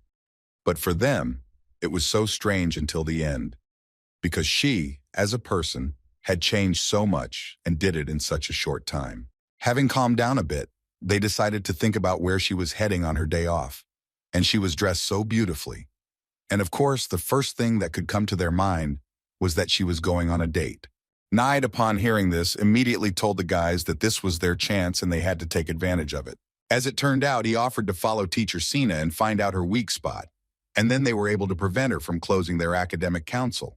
While Kiran tried to dissuade them from this stupid idea, Iruki noted that in fact, it is not so easy to arrange surveillance on a 6th-level mage, but then he remembered that they have an invisibility cloak. After which they ran to carry out their crazy plan, and Kiran was asked to follow Oliver until they returned. They believed that this was their only way to save their council, although it was clear from Kiran that he clearly did not think so. After some time, the three of them were already under the cloak of invisibility and were carefully watching how Oliver was behaving. The only thing that confused Kiran at this moment was that no aristocrat goes on a date to a settlement of commoners. Oliver was actually quite careful and often looked back to see if she was being followed. And when it seemed to her that she was convinced and no one was following her, she decided to continue her journey. For the guys, her behavior was yet another reason to think that she was acting too suspiciously. They continued to follow her and did so very carefully, until they saw that she approached a house from which a man came out to meet her. And then Ned got carried away. He finally saw what he wanted so much, the hidden commoner guy. For him, this should have been a real sensation and a great chance to save his group. In any case, Kiran thought that since they had entered the house, they should end their investigation there, but Ned didn't think so, so he crawled out of hiding and ran closer to the house in order to get evidence. The guys stopped him, even though they were against it, but they couldn't let him go there alone, so they decided to help, and pretty quickly they came to the stage when Iruka began to open doors with the help of magic. And he managed to do it quite easily, although according to Ned's feelings, this castle was incredibly weak from the very beginning. But the entrance was open in any case. Kiran watched as the boys skillfully used their intelligence and resourcefulness in such a matter, but he could not understand why they did not do the same during their studies. Their invisibility cloak helped them remain unnoticed quite a bit until they heard a female voice in one of the rooms of the building. Throughout the entire journey, Kiran asked the guys to finish this and return back as soon as possible, but the guys asked him to stop because he knows very well that the teacher herself started it first and they are no longer able to simply give up. The boys overheard a conversation between two people who were talking about how it would be better if they kept their clothes on this time, which made Sharon even more ask them to stop immediately and put an end to it. But they continued to do this until they heard the man say that his wife would be arriving in a few hours, so they had enough time to do what they had been planning for so long. Iruki, at this point, decided to support Sharon, saying that in fact, learning about this would already be more than enough to resolve the issue of closing their community. However, Ned did not think so and was going to go further. He believed that they had to stop this, so he started tugging at the door handle to open it. And when they managed to open these doors, they immediately started shouting at her that this was all a crime and that she better not do this.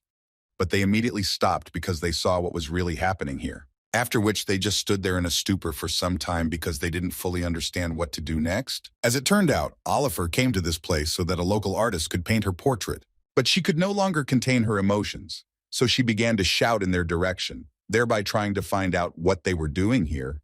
They realized that they had done something wrong, so they immediately fell to their knees and began to apologize. They also had to be honest about the fact that they suspected her of cheating, which angered Oliver even more. So she immediately told them to prepare for what would happen after they returned to school. And Iruka was the first to point out that the punishment would be gladly accepted. But then he pointed out that Ned had done all of this, and they simply had no other choice, and Kiran confirmed this, which put the guy in an incredibly awkward position. Suddenly, their conversation was stopped by the same artist who asked Oliver to stop scolding them, especially since everything was fine with him, and the doors they knocked down were already in place. And besides, he was sure that the students followed him because of the unrest. Oliver didn't think so. She thought that even if they followed her due to her lack of attentiveness, they still had no right to break into someone else's house, and it was a really bad act. But he still continued to justify them, saying that they were worried about their teacher. The boys were incredibly grateful to this angel who saved them, or at least tried to do so. Kiran was probably the only one who noticed that the man was blind. But suddenly his thoughts were interrupted when he realized that his head had suddenly become so heavy and that it was difficult for him to sit in this room. Oliver continued the conversation with the boys and told them that they were very lucky that Armin was generous, and if it had been different, then most likely they would not have gotten away with school punishment. They all understood this perfectly well, but at the moment what they wanted most of all was to know who this man was, and most importantly what kind of relationship they were in, since they were dating so carefully. Oliver didn't hide it, and nevertheless told that Armin is actually her senior at the magic school, which they attended together as children. But when they found out that he was a magician, they became interested in knowing what happened to his eyes. Oliver, hearing this question, immediately sighed heavily, after which she told them in a rather sad voice that he had lost his eyes and that it was her fault. She also experienced overcrowding as a child, at a time when it was like hell for her, so she could only escape. One such day, she ran away once again, and Armin ran after her, because the water had risen too much, and it was too dangerous to walk at such a time. But she kept running away, and could only scream at him that she didn't want to go home, so he better not come near her. At one point, she got distracted and fell into the water without even wanting to. Armin didn't think long before jumping after her to try to save her. He managed to pull her out and find something for her to hold on to for the time being, because he understood that if they held out until the lower river, only then would they be able to be saved. He thought for a moment and told her that they would need to dive into the water, but the girl asked him not to do this because she was far from sure that she would be able to do it. However, there was no time, and Armin understood this perfectly well. So he decided to act, so he put pressure on Oliver so that she would not float up. But before that, he warned her that she would be able to survive only if she swam to the lower river. Armin, looking at what awaited them next, thought only about the fact that he had to save Oliver, and this was his main task at the moment. Now Oliver can only remember that Armin, who was a talented student at the School of Magicians, lost his eyes like that. But now she was glad when he recently contacted her and told her that he had become an artist. After such a short story, Armin finally entered the room, bringing the guys some small treats, for which they were very grateful to him. He also added that Sheena always talks a lot, but in fact, in his experience, she is the most nervous and always does nothing but talk about her students, which was both funny and pleasant to hear. At that moment, Kiran was assessing the man's paintings, which were quite beautiful, so he wanted to know, if it wasn't too rude, how he managed to paint them. Instead of 1,000 words, he decided to simply show the guys, who carefully watched his hand movements and were surprised that he could do it so easily. Haruki watched all of this carefully and came to the conclusion that Armin was probably using the spirit zone. And if that was the case, then Ned could assume that the man had an incredibly good level of the spirit zone. But Kiran didn't think so, so at one point he decided to assume that Armin actually saw everything. After this suggestion, Armin suddenly stopped and said that he actually expected to hear that, so he started to remove the bandages he had on his face. And as soon as he did this, his eyes suddenly began to glow, and at the same time he said that he was almost sure that Kiran would guess about it. Kiran immediately began to ask his friends for help, because he was scared to look into Mr. Armin's eyes. But the boys continued to ignore him. And when he finally turned around and looked at them, he realized that they couldn't hear him. He couldn't believe that it could be magic, because he had never seen anything like it. Armin understood Kiran's surprise, but still continued to talk to him and tell him that this magic is called stop. Kiran couldn't believe that right before his eyes stood a magician who had reached the speed of light. Armin invited him to sit down so that they could talk calmly and not rush anywhere. And in fact, they had a lot of time, so Kiran could easily understand him. Listening to all this, he was a little hysterical, so he even laughed a little.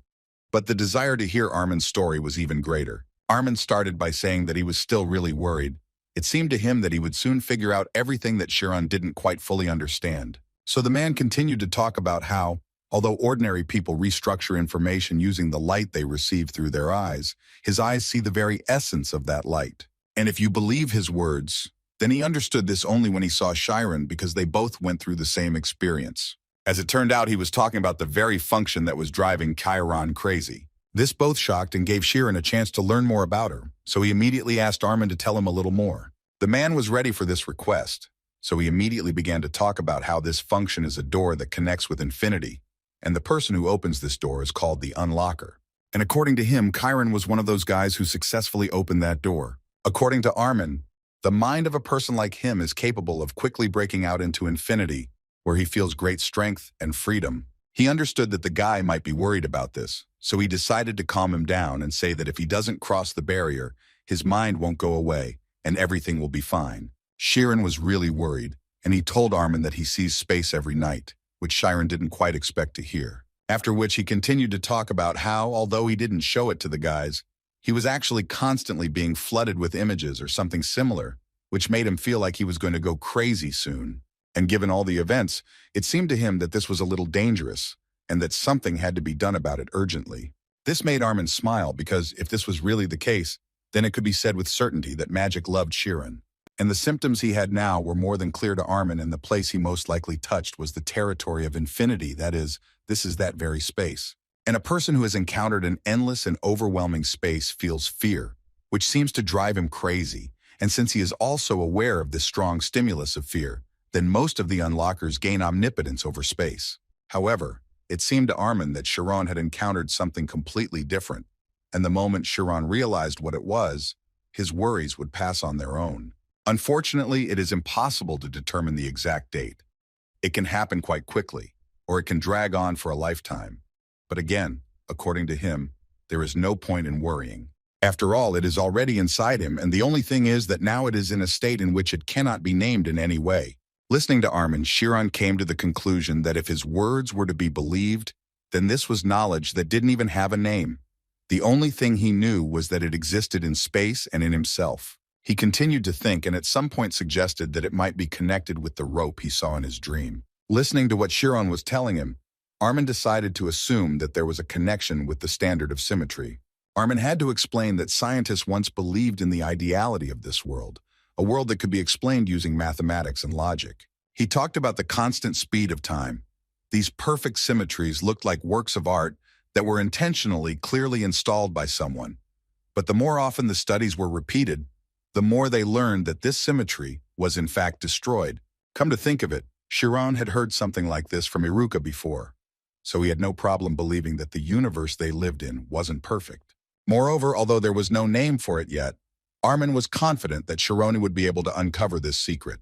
Kiran was so happy, because he had learned so much and was ready to reveal the secrets that were flying around him. After which he wanted to ask for forgiveness for the fact that even though they were following Teacher Oliver, he still didn't expect to hear so much information, and Armin only asked the guy to protect Sheena. After all, he knows better than anyone that her soul is much softer than it might seem at first glance. Kiran heard him and decided to ask him a question, in which he was quite interested to know why he was keeping it a secret that he could continue to use magic. He told her that Sheena was always worried about her conscience, but even in that case, His lost eyes would not return to him. So he did not want to push her further into this situation. And for that, it was necessary for as few people as possible to know about it.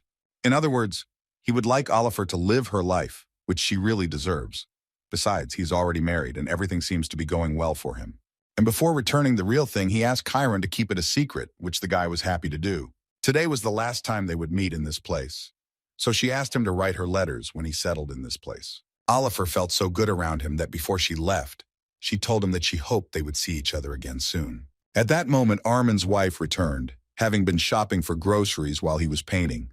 Shironi clearly didn't expect that Mr. Armin was this kind of person. This girl immediately drew her attention to the fact that Oliver had incredibly red eyes, which is why she decided that she was very ill. But before she could finish speaking, Oliver, together with her students, began to leave and do this. She tried to do it as quickly as possible. They left, and Armin's woman's face suddenly changed. She began to speak to him much more rudely, saying that he could have made his face simpler. Armin didn't want to listen to something like that, so he immediately asked her to stop and start reporting what she had found out, to which she replied that they needed to leave Creus and go to Kelbora within 15 days. But he immediately assured her that he would act according to the contract, so she better not talk nonsense. And in response, she immediately wanted to know, or did he not tell Oliver anything? Armin understood that the lives of people dear to him were at stake, so he immediately assured her that he had not told her anything and that she was not eating dinner early about it. On the way back to school, Ned noted that they currently have big problems because if they do not urgently improve Oliver's mood, then they are threatened with the disbandment of their circle. So they decided to do it a little differently. Namely, they asked her to come back to school after they had something to eat somewhere. According to them, it was the first time they had gone outside in a long time, so they really wanted to have a snack before returning. She surprisingly agreed quite quickly. Moreover, she decided to offer them to eat so that their stomachs would burst. In this way, they were going to improve her mood and avoid punishment. 2 hours later, the guys regretted that they offered her this because she got so carried away that she decided to order a second bottle of alcohol. They were a little surprised that she was going to drink alcohol in their presence, although she thought that she could do whatever she wanted. After all, they managed to rip the lock off someone else's house. The boys realized that it was better for them not to ask unnecessary questions and just start eating the food, which turned out to be too tasty. Ned tried at this time in every way to improve her mood, and all this was only so that in the future she would be more lenient with them and not disband their community. He didn't have any specific tactics, but he was still going to find her weakness by any means necessary. And suddenly she interrupted his thoughts because she began to touch his cheeks, which seemed too soft to her. The guys immediately realized that she was probably too drunk, but apparently they wouldn't be able to leave, so they started listening to her tell them that they were simply incredible on the speed test. But she became even more angry when she talked about it, because she believed that they had such outstanding abilities, and they were doing such a bad job of their school life. Although then she suddenly calmed down and began to cry, because she realized that there are many people who have abilities, but cannot realize their dreams. After which she began to assume that they considered her a bad teacher, but she assured them that she was doing all this only for them. But the guys did not think so, which they immediately told her. However, apparently this was not enough for her, or she simply drank too much, which is why she lay down on the table and fell asleep. Quite a lot of time had passed since she fell asleep. The guys had already finished eating everything and she still hadn't gotten up. They started to get a little worried because they didn't have any money to pay for this dinner. So Kiran decided to go up to her and ask her to stand up. Their attempts to get Oliver to her feet were interrupted by two men who decided to come over to help. One of them offered to put her in his carriage so that he could take her to the place where she lived. The guys immediately answered him that there was no need for this and they could continue on their way. But the man decided to insist and said that children should not do such things and that it would be better for them to step aside. According to him, such things should be done by adults. The man put his hand on Oliver and whispered that she had quite a nice figure. This assessment did not last long because Kiran immediately intervened, and for now, kindly asked to remove his hands. After which he added to them that they should under no circumstances touch their teacher. This, of course, caused anger and aggression in this man, who believed that if they were students, it did not mean that they could be here at night. So he responded by asking them to return to their mother's arms before it was too late, and he, in turn, would do whatever he wanted. And he advised them to do this as soon as possible, because if you believe him, then one word from him would be enough to get them expelled from school. Ned did not answer him with words. He decided to show him strength, which, as it seemed to him would be much more convincing in this situation. These two impudent fellows immediately realized that this was magic, and apparently they were students of the Althea's School of Magic, which was not within their jurisdiction. But suddenly they interrupted their conversation, because the most impudent of them noticed that Iruka was holding his wallet in his hands, which said that he was a government employee. After learning this, Iruki advised him to go to Mercadine Iruki and consult with him. Would it be a good idea to expel the kids from school? The thing was that the Mercadine family was the first family among the aristocrats, because already the third generation was a member of the body advising the King of the Dragon support, which these two apparently knew very well, because it was immediately evident from their reaction. They quickly asked for forgiveness and immediately began to run away, because they knew very well what consequences this could have for them. Eventually, the guys found Oliver's weak spot, and it was alcohol. They took a small photo and planned to show it at any threat to their community. Even Iruki noted that using a Polaroid in such a situation was a brilliant idea, and Ned did a good job. However, Sharon was not entirely happy, because he had to carry the teacher Oliver, because the boys told him that he was the strongest of them, so he was the one doing it. The only thing they could help him with was to tell him that he could use the diagram in this case, which was so strange to hear for Chiron, because it seemed to him that it could not be used with a simple desire. But Iruki assured him that if he knew how to use the spirit zone, then the diagram would work. Chiron immediately declared that he incredibly wanted to learn this. Iruki is willing to help him with this, so he said that first he should close his eyes, and he will ask him stimulating questions, and all he needs to do is watch his voice. He began to tell Chiron in a quiet voice that the guy should feel himself. Then he needed to go deep inside himself, but later it turned out that all this was one big joke, and Chiron understood this when Iruka asked him when he first kissed Ima. On the way, Kiran decided to suggest that the guys abandon the idea of blackmailing teacher Oliver. However, the boys obviously didn't understand this because they had worked so hard to get these materials. But he thought that they shouldn't do this because today was a really hard and sad day for teacher Sheena. Iruki thought for a bit and decided to agree with Chiron, since she obviously wanted them not to have to deal with the pain she had experienced. Ned understood all this perfectly well, but it still seemed to him that this circle was left for him by the previous head, and if everything suddenly disappeared, then he would be the one to blame for everything. But on the other hand, he had an idea that they couldn't hold out for so long, and it would be a good idea for them to try and do something on their own so that their community wouldn't be disbanded. And as soon as they agreed on this, Oliver returned to them, who was incredibly interested to know what they were gossiping about. The guys were so scared, but they were glad that she finally sobered up, and she immediately decided to ask them for forgiveness for her behavior. So in honor of gratitude, she was ready to keep a secret what they had done today. They didn't understand what she was talking about, so they decided to ask again, which made her a little angry. So she repeated again that she wouldn't punish them. What's so unclear about that? And also, since they did so well, she gives them another month so that they can correct their mistakes and save their research group. But on the other hand, she wanted them to bring and show her the ghost anyway, if they really loved their circle. Such news could not but please the guys, so they immediately decided to tell her that they would confidently prove the value of their research group. Even though the situation hadn't changed for them, Chiron was still very happy with what they had been able to achieve. A few days later, a poster was put up at the magic school, the gist of which was that a secret that the school had intended to hide until the very end would soon be revealed, and it would be revealed by a research group on supernaturalism and ritualism. 10 days before, Ned had been hitting himself over the head because he couldn't think of anything to say. Iruki and Chiron were much calmer and just sat in their thoughts to try to find at least some information that would help them come up with some kind of invention from their research group.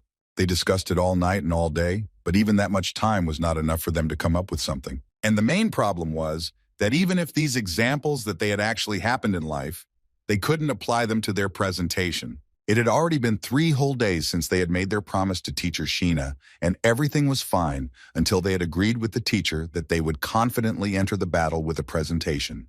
But then they realized what it meant to explore the science of supernaturalism and ritualism. Because they couldn't do anything, Need was gradually starting to go crazy. It was already becoming incredibly difficult for Chiron to continue communicating with them, and he wanted to say that he would go for a walk, when suddenly he saw a hologram copy of Need and got scared.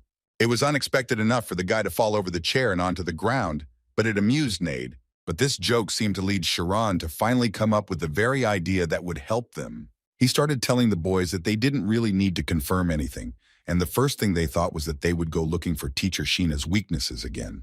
But Kiran didn't mean that at all. According to him, he was scared because he was deceived. It was just that a fear crept into his heart that even he himself didn't know about. But the guys couldn't understand anything, so he asked Kiran to explain what he meant. So he tried to convey to them that in fact there is no need to want to forcefully show evidence and expect that everyone will believe it. It is better to strive to free what is hidden in their hearts. Iruki finally understood what Kiran meant. In other words, he was suggesting to change the order, thereby not to prove and make everyone believe, but to prove after everyone believes, no matter how it sounds. Ned immediately started hugging Kiran because they thought that this was just a great idea, and thus, he still managed to save their circle. But Iruki thought that the problem was that after seeing such sloppy magic, even those who initially believed would stop doing it. So he thought it would be better to make it move, and thus instill a little more fear. And then Ned joined the conversation, who assured the guys that this was of course possible, and if they continued to use the light shadow without stopping. For example, he decided to create a hologram copy of himself and dance a little so that it would repeat, and the result would be this animation, which looked very strange to the guys. Iruki immediately suggested that he do it with the help of automatic technology, and Ned immediately admitted that he had already thought about it. But unfortunately, there was one problem, after which he said that of course it is possible to add a program to the machine and make it show moving holograms, but people will not believe it if it does not react to them. Kiran supported his words, because that was the whole point of the ghost, and he would hardly have been scared if Ned's hologram had not moved. Iruki was silent for a while, and then added that he knew how to solve this problem. He started talking about how this could be solved by the expected reaction of people. In other words, he was going to introduce a complex system of theories. He wanted them to create a program after they had analyzed a lot of patterns of actions, for example. They would assume that Kiran would look to the right, and that a little later he would eventually make eye contact with a ghost. Kiran couldn't believe for a long time that they would be able to do something like this, to which Iruki told him that the thing is that in this school, everyone has a similar pattern of everyday life. So if you want, something like this is quite possible to implement, but you need a huge amount of information. He believed that to do this, they would need a lot of storage devices. And most importantly, they would need a way to send all the programs to multiple devices. Ned, hearing this, realized that this would be impossible with his electrical energy. After which, an idea came to his mind, with which he turned to Kiran, who, as is known, is capable of using photon magic. The thing is that Teacher Oliver told them that in the Tower of Magic, they believe that the power of photons will revolutionize the data transmission industry and lead the way. In other words, it is used as a conductor for transmitting information. Now, in essence, nothing was stopping them from creating the perfect ghost, and Iruka immediately noticed that the guy was apparently suggesting that they not stop at just scaring people. But in any case, he couldn't help but say that if this suddenly ended in success, then he could guarantee that on that day the entire school would be turned upside down. After which they began to develop a detailed plan that would help them save the circle. But Iruki was in no hurry to rejoice, because at that moment he had calculated the amount of photon power that was needed to transmit data, and the guys were already impatient to hear what he had managed to calculate. According to him, they need 3 times more than now, and this figure will need to be maintained for at least 10 minutes. The next day, Ned started by going out to put up some flyers, and after a short period of time he returned in a state of shock. Iruki had spent the entire day formulating action pattern equations, but Kiran had spent the entire day training to use photon power, so they weren't too happy. Which can't be said about Ned, who happily told them that this was the biggest demonstration, and everyone he didn't give an invitation to said they would come and watch. But that wasn't very good news, because then they would have more work. Therefore, they would like to know the approximate number of people, to which Ned answered again with a smile. If he is not mistaken, then it will be more than half of the entire school. A few days later, the entire school was discussing the presentation of the boys' project. Moreover, many wanted to see how Kiran and Iruka would work together, which is why, as they thought, it would definitely not be a bad presentation. A girl with purple hair stopped in one of the school's corridors to talk to an unknown person who wanted to know if it was true that Sharona's group would hold a presentation. She didn't know anything for sure yet, but according to her, if we are to believe the informants, then if the presentation fails, they will be obliged to return the premises to the school, as is expected. This girl had more than one interlocutor, and they all believed that the former glory of this group had disappeared, however. One of them still asked not to rush to conclusions. because Chiron and Iruka were on their team, one of whom dealt with the black magicians, and they cannot ignore Need's abilities. But they were all confident that even if they could show something, they were still just guys from low-level classes. So they decided that they only needed to worry about what might happen next. And the conversation was about the war of the Shadow Research Group, which will go for the place of the second owner of Istas. Chiron continued to actively practice photon magic, trying to reach the level that would allow him to use it continuously for 10 whole minutes. But doing this turned out to be much more difficult than it might seem at first glance. Spiritual rebound is an extreme method that increases the power of magic in leaps and bounds after using the powers of the mind to its very limit, and then repeats the use again. Chiron knew very well that this was one of the crudest ways to use magic, because if something went wrong, there was even a small chance of life-threatening.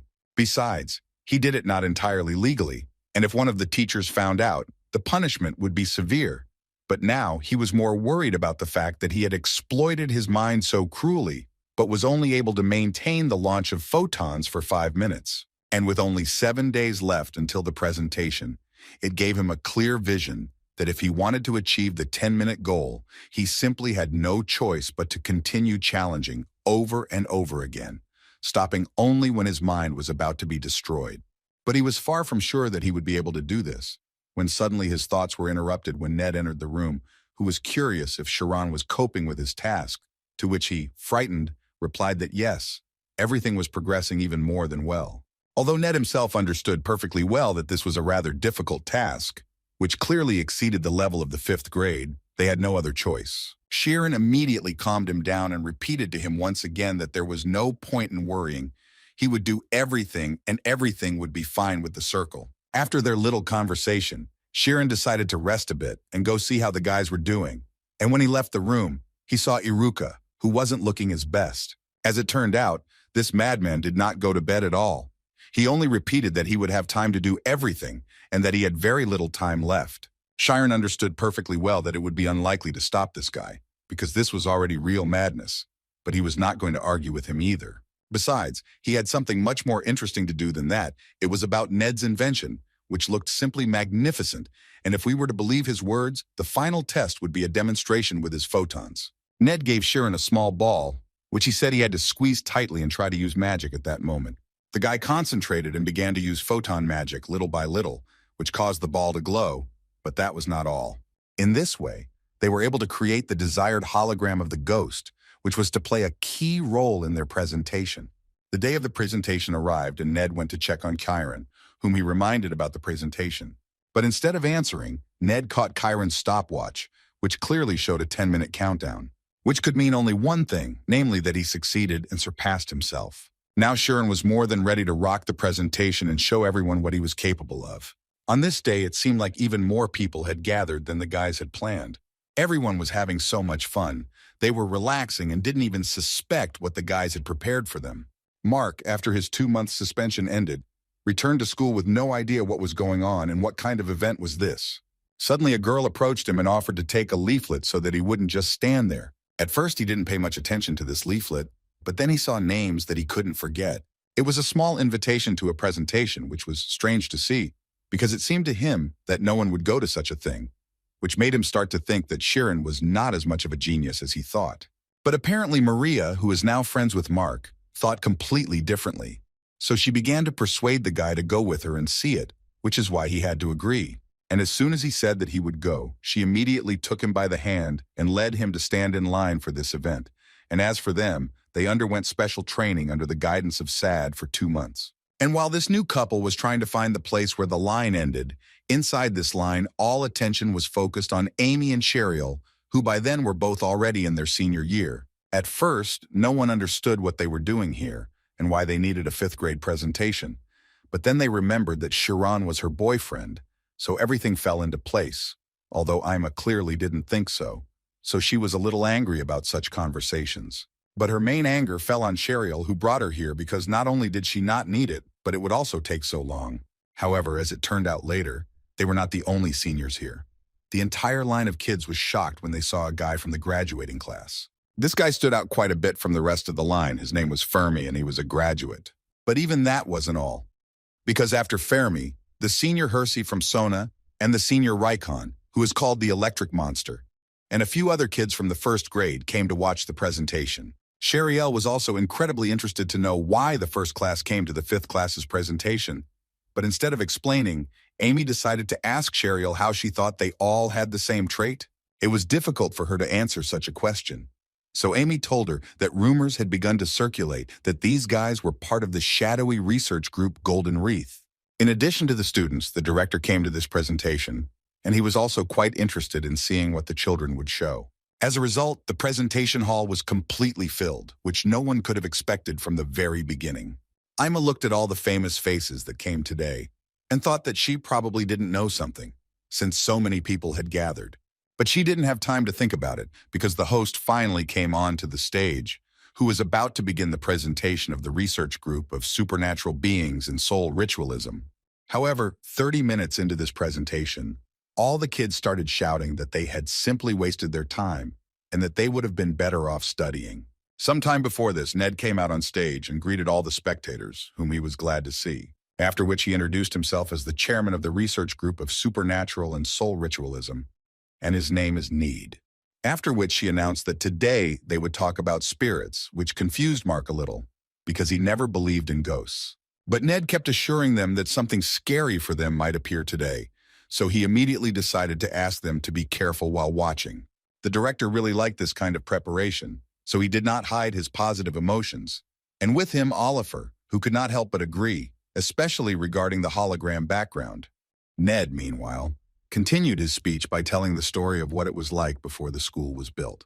The audience was obviously interested in hearing this, so Ned, using a hologram, was able to bring up a picture of this area before the school was built, which was about 250 years ago.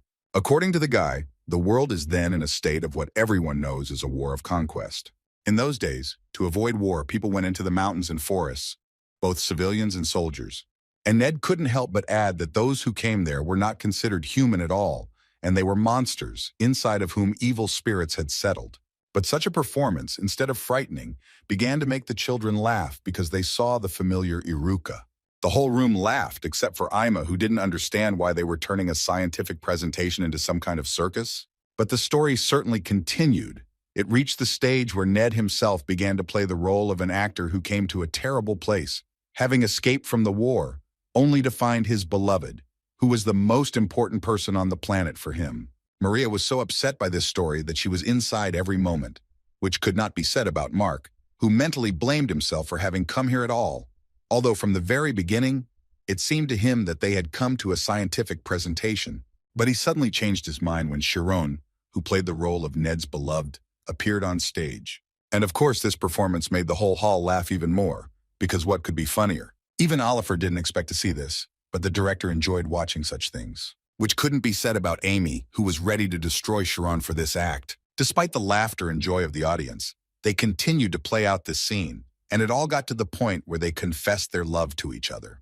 And then, there was the most intriguing moment when they were very close to kissing. It was no longer funny, because each of the students has been going to theater since childhood and knows that sometimes actors can do it for real. So all attention was focused on these two. But at the last moment before the kiss, Ned was bitten on the shoulder by the monster played by Iruki. He began to beg for help throughout the entire hall, which made the guys not laugh and even a little scared. At one point, the screams stopped, and the audience heard Ned's voice again, raising his hand with a small notebook, which he said was an old diary that he had discovered about 6 months ago during his research, and that was the source of this story.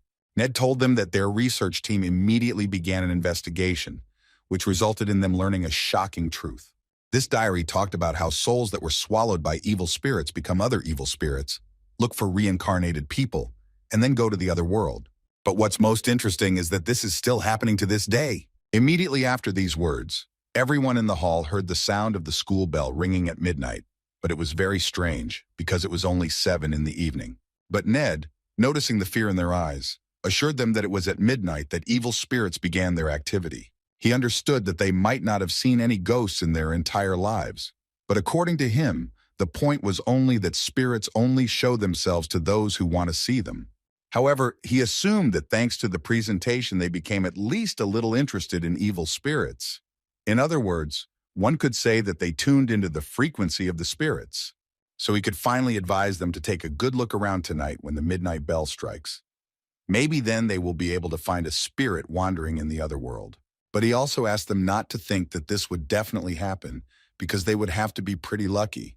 And on that wonderful note, Ned was happy to announce that they were finishing the presentation. After which the lights were turned on in the hall and all the guys sat in silence for some time and did not know whether they should leave.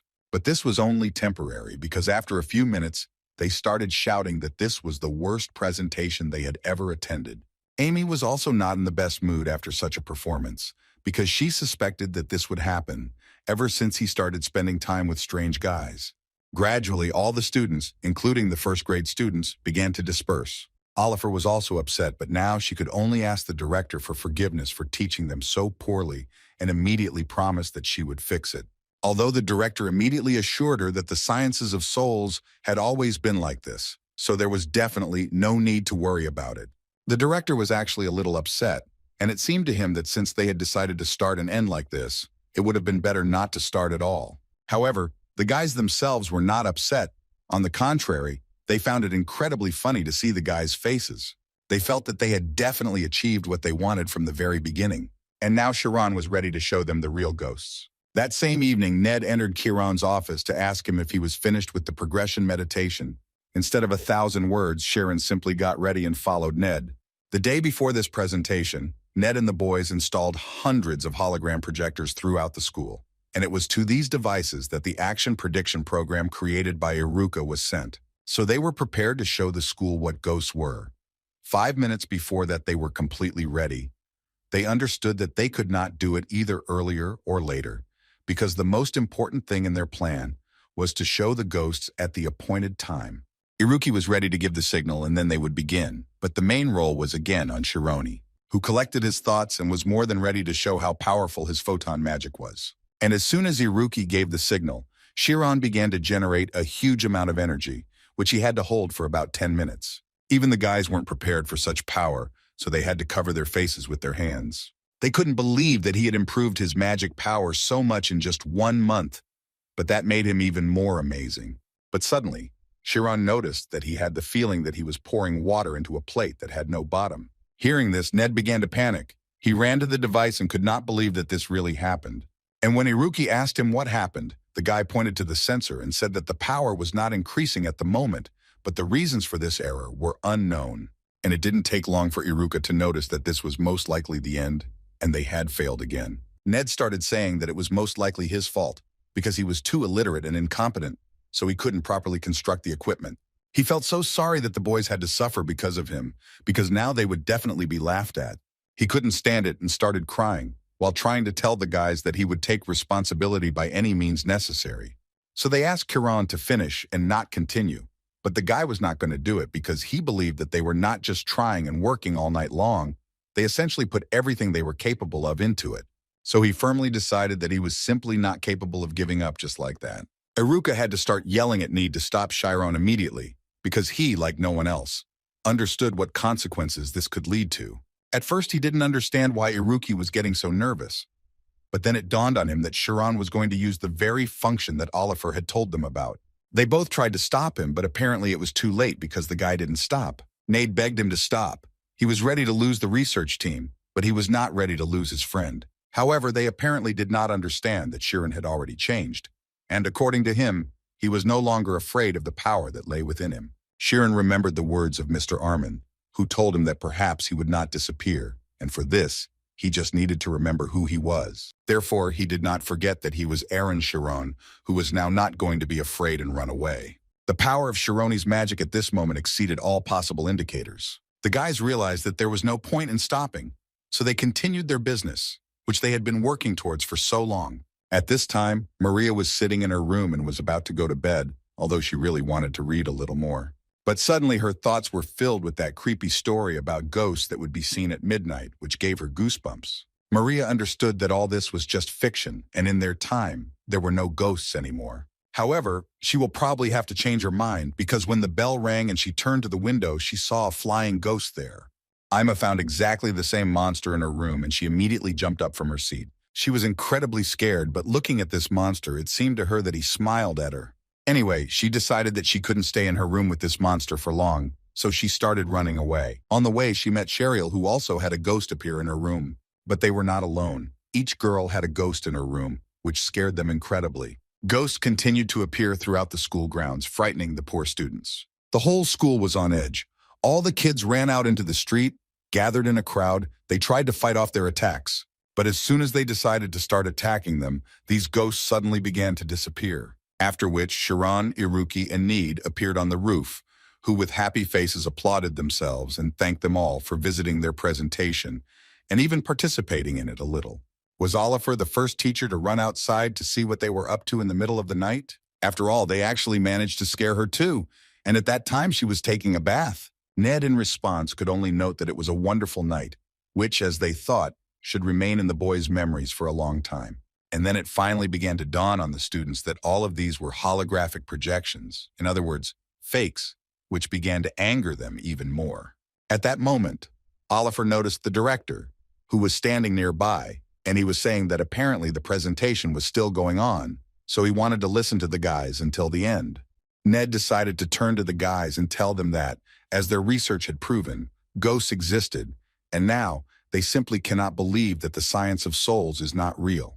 However, the reaction was of course vicious, and the guys did nothing but shout at them that they were swindlers who had deceived everyone, and according to them, even a 3-year-old child could do such a thing. But not everyone thought so, many of the guys whispered among themselves, because they sincerely did not understand how they were able to do this. One of them, the loudest one, thought that it was quite easy to do with the help of hologram magic. But that wasn't the point. The point was that the holograms were moving separately from each other. Many people understood that these were not real ghosts, but the fact that they were moving separately from each other made them believe. The director also found it funny. He even created a small spirit with the help of magic and asked Oliver to explain how he did it, but she, like no one else, understood that the level of such a joke was quite high, something that ordinary school magicians could not achieve. But most of the guys didn't accept this because they were infuriated by the mere thought that they had been deceived, and they still didn't fully understand what kind of mechanism it was. Oliver also believed that even if they had used a complex trick, it was not at the level that would qualify them as an exploration club. But the director believed that the focus was not really important here. Ned was talking to a crowd of disgruntled schoolchildren at the time, and came to the point that since they still did not believe in the science of souls, he had only one question, which was that he would like to know why they all came running here. They were silent, and Ned, without waiting for an answer, added that they were all here now only because they were trembling with fear and running away from something they seemed not to believe in. In other words, he wanted to tell them that the feeling they were now experiencing was the essence of the science of supernaturalism and souls. In his opinion, the fact that even having previously denied the existence of ghosts, when they saw them, they experienced fear. And this means that in their hearts there was already a seed of doubt as to whether souls and ghosts really do not exist.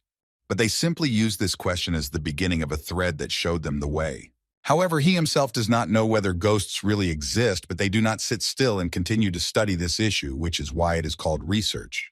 And the guys, having listened to him, began to agree with him, because even that knowledge that now seems obvious was considered a lie in ancient times. After which Ned was happy to thank them all for playing their part so well in the experiment, in which they ultimately proved the value of their research group.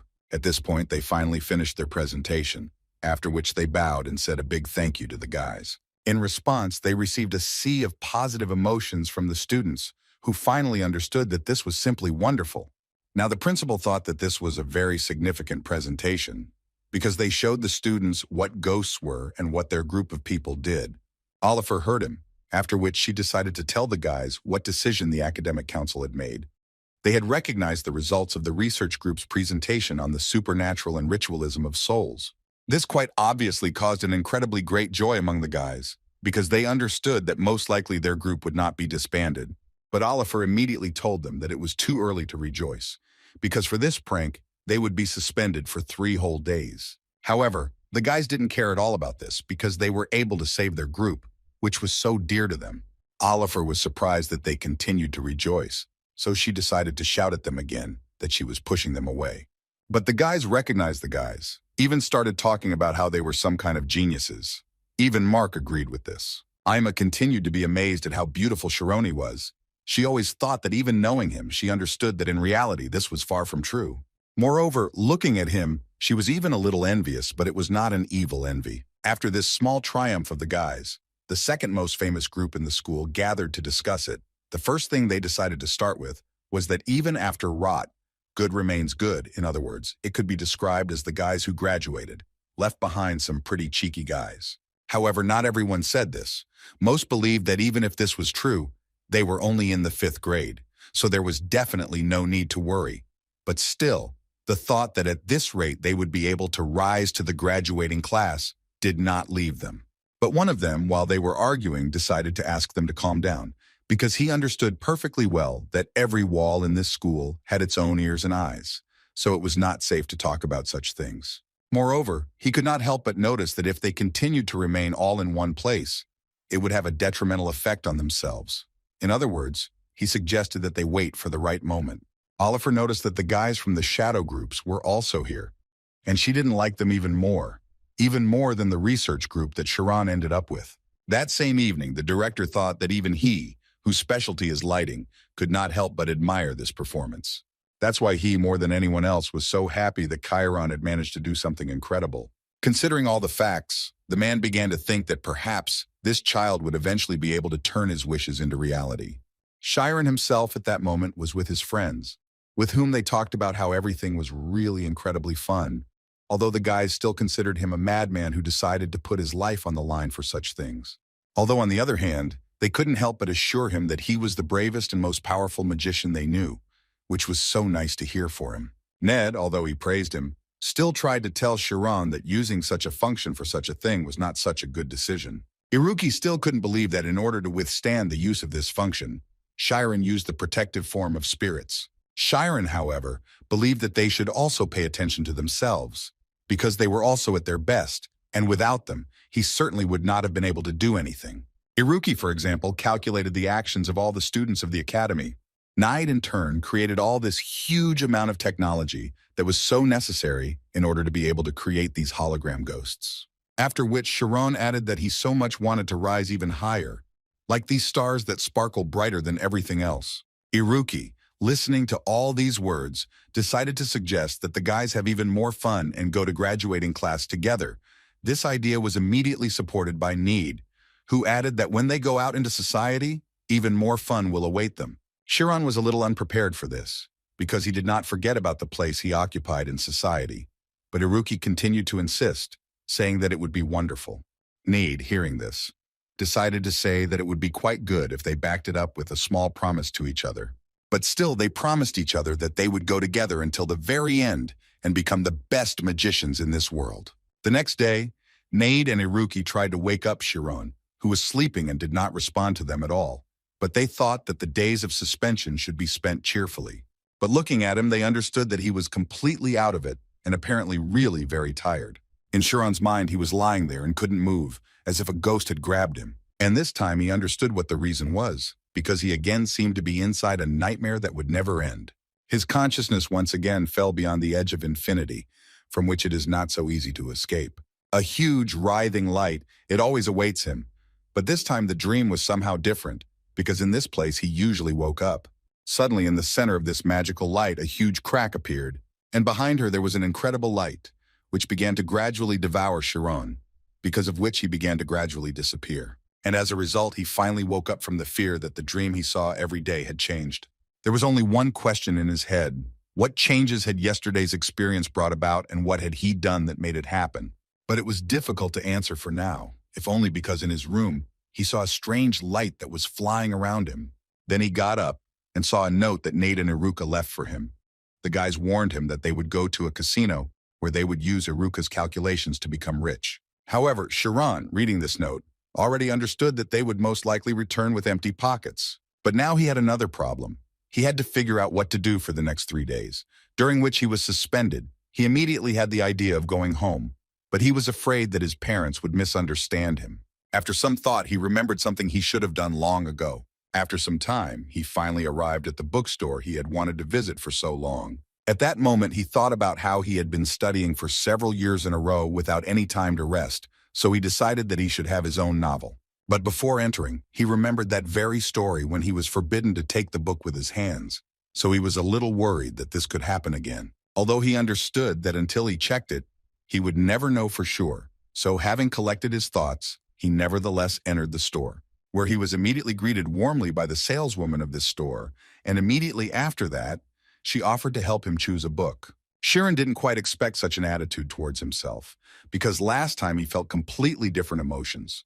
So he replied that he came here to buy a book. It was so strange for the guy to realize that this saleswoman did not recognize him at all, but on the other hand, he understood her, because he really had changed quite a lot since their last meeting.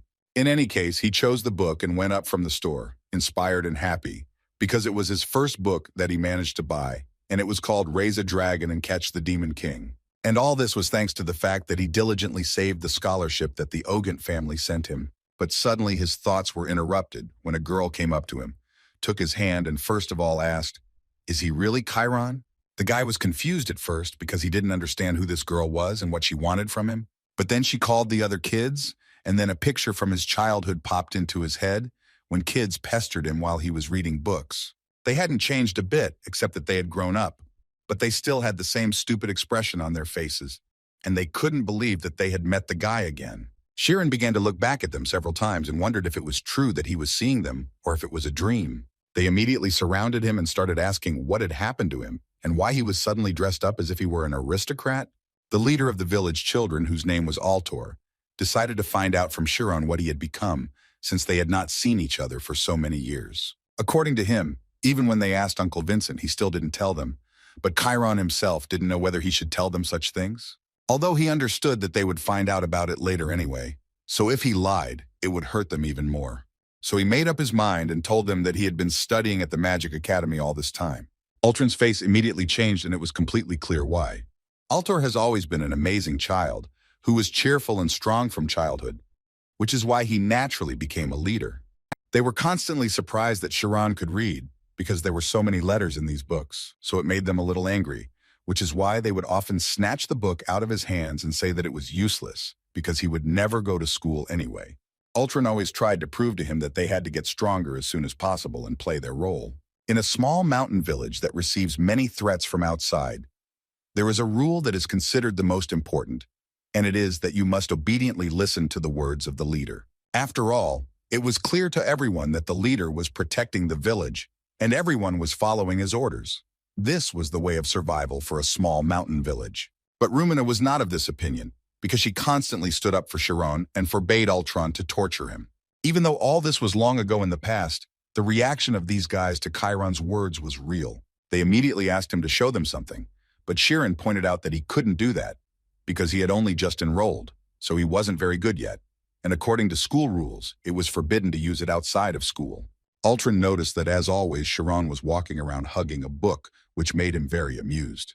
That's why he wanted to see what they were reading at the magic school, although Kiran didn't allow him to do this. After all, Kiran understood that he bought this book only to have a little rest. Therefore, as a result of their argument, the book fell out of their hands and landed on the floor. At least that's what it seemed like at first glance, but Kiran managed to grab her at the last moment, preventing her from falling. Rumina started yelling at Ultron again, like in the good old days, even though he thought he had done nothing wrong. Kiran immediately tried to calm her down, saying that he was actually fine, although she didn't understand how she could not worry when someone hurt him. She was glad that he thought so she invited him to go with them so that they could eat something and tell each other in more detail what had happened to them over the years. Besides, according to Ultron, today they decided to celebrate a complete sale at Rumina's shop. Kiran had nowhere else to go, so he agreed to this without any problems. They climbed onto a small cart, and Kiran couldn't stop thinking about how Altor, this guy from a little boy, had turned into a monster who was now even capable of engaging in trade. Moreover, Kiran believed that Altor would most likely become the next leader of the village. After some time, they were already sitting at the same table, and Rumina constantly told Kiran to eat and drink as much as possible. Suddenly, one of them decided to ask Kiran to tell a little about his school. They were so curious that they couldn't stand it anymore, so they decided to ask. They were also curious how he got there at all, if there were rumors that only aristocrats attend this school. But Kiran asked them not to elevate him so much. Besides, he is constantly studying, so he does not have much time to pay attention to such things. Suddenly, Altor interrupted him with a rough voice, putting down his glass of beer and wanting to know what his plans were for the future, what he planned to do. Such a question left Kiran stumped. Before Kiran could answer, Alter decided to add that Vincent, Kiran's father, was fighting for the survival of his family, and Kiran would be the next to answer for it. And also, in his opinion, Kiran would need to get married, and therefore Alter doubted very much that he would be able to do this after he finished his studies. In other words, Alter wanted to tell Kiran that he shouldn't forget about reality, but Kiran himself never really thought about it seriously because he was completely absorbed in his studies. Now, looking at his childhood friends, he saw that they were already helping the family business, but the opposite of this was his father, who was most likely working very hard now. With these words, Alter clearly spoiled everyone's mood, and Kiran seriously thought about when he would finally be able to help his father. To improve the situation a little, Alter decided to offer Kiran an arm wrestling competition, because it seemed to him that after so many years, the guy had become quite strong. Besides, the boys always competed as children, and surprisingly, Kiran was quite strong. In fact, they often did this when they were kids, and Kiran managed to win. But today he understood that Altor's status was completely different, and his loss would mean a lot. However, this did not stop Kiran, but on the contrary, it interested him even more, so he suggested not just competing but making a small bet. They agreed that the loser of this fight would pay for the food. Kiran decided that he would help Alter a little, for the sake of raising this guy's reputation, so he should hold out as long as possible and lose in the end. But before he could even finish his plan, Alter made just one move and thus defeated the guy. Rumina immediately started yelling at Alter, telling him that he was doing everything too roughly. This upset the guy a little because he didn't really want to do everything like that. He just wanted to improve the atmosphere a little. So he decided to ask Kiran for forgiveness and say that he would pay for the food himself, although Kiran pointed out that he was the one who lost, so he would be the one paying. While talking with Alter, Kiran didn't even notice how a bag of gold coins that he had been saving for so long fell out of his pocket. The boys immediately fell to the floor to take a closer look at these gold coins, because they had never seen them in real life. They didn't understand why Kiran was carrying such a large amount of money with him, since it was the equivalent of an entire cafe's worth in a month of trading.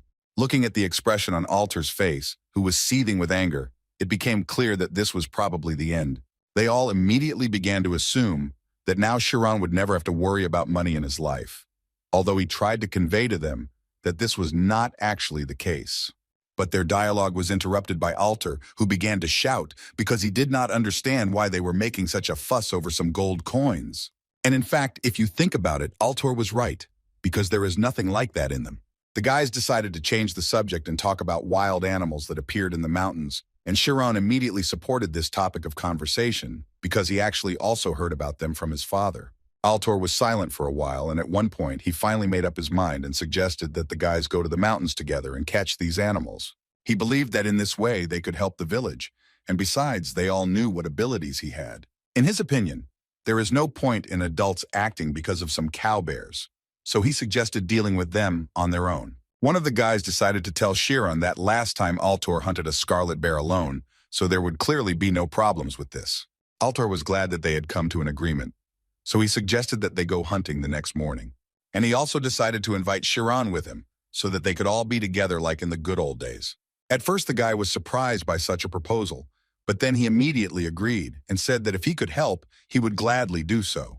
Kiran hadn't really planned this, but he thought it would be a good way to relax and have a little fun. The next day, Kiran and Rumen were more than ready to go hiking. Alter decided to joke a little first, so he said that if they suddenly fell behind under the pretext of rest, then they would simply abandon them, after which they finally set out on the road, setting traps along the way. Kiran was literally shocked how they set up nets and loops in just one moment. But for the other guys, it was just routine. Moreover, according to them, the difficult part will be performed by Alter, who is already actively hunting the beast, studying its tracks. He also asked the guys to comb the area, and if they suddenly find him, then they should under no circumstances begin to act on their own, but should immediately inform him. Kiran thought that Alter was a real professional, so cool that it surprised him more and more. But in any case, Kiran decided to help the guys comb the area much faster, and for this he decided to use the spirit zone. And as soon as he entered the spirit zone, a terrible picture appeared before him, in the center of which blood was flowing. This scared Kiran because it was far from clear what this was. He tried to explore and see what was hidden there, and now he had to move the very last bush to see. Suddenly Alter stopped him, not understanding why Chiron had gone beyond his vision at all, without saying anything. Before he could say that because of Chiron everyone could be in danger, he opened his eyes and saw something terrible. But the horror didn't end there, because in the trees they noticed a monster jumping on the trees. Chiron immediately asked the guys to go back because it was obvious to him that it was just a cow bear. Moreover, Chiron believed that they needed to inform the adults and cordon off the forest, because they might even have to request military forces from the city, which Altor could not believe. He was convinced that they didn't even know who it was, so there was a high probability that they wouldn't be able to get rid of him. Chiron thought differently, so he tried to convince Altor of this, but this irritated him greatly. So at one point, Altor just started yelling at him and saying that Chiron doesn't know anything about it, after which he stated that he was the leader of this group, therefore giving orders was his main responsibility. However, Chiron asked Altor to stop thinking like that because it was a completely different situation. But the guy was not going to do that. Moreover, he continued to yell at Chiron and tell him that he was always like that and was always not ready to recognize him as a real leader. So he began to ask him in a rude tone not to treat him like a fool. But their dialogue was interrupted at one point when they heard a strange sound behind Chiron. They immediately armed themselves and were ready to attack if the monster suddenly decided to attack them. But no one expected to see this, because a huge monster emerged from behind the trees, which could easily destroy them. Chiron was stunned. He understood that this was not just a beast. This was a monster that was definitely not part of the chain of evolution. And in fact, he saw it in books, and it is called a wolf. This is not just a huge wolf monster. This is a creature that has an extremely high intelligence for an animal, which is why it becomes so dangerous. After firing several arrows at this monster, they realized that it was impossible to defeat it, so Altor decided to run away immediately. But not everyone ran. Chiron decided to stay and see what this monster was like. It seemed that this monster was capable of destroying Chiron with just one blow, but this was only at first glance, because as soon as he tried to strike, Chiron immediately dodged. The guy felt that not only was this monster incredibly agile, but it also had tough skin, so he immediately realized that there was no other way. He needed to engage in battle with him so that the other guys would have a chance to survive. So far, he managed to dodge the blows of this big guy, but it was not enough, and he clearly needed to figure out how to defeat him. And while Chiron was trying to think, the monster used his mind. He turned around and started running after Chiron's friends.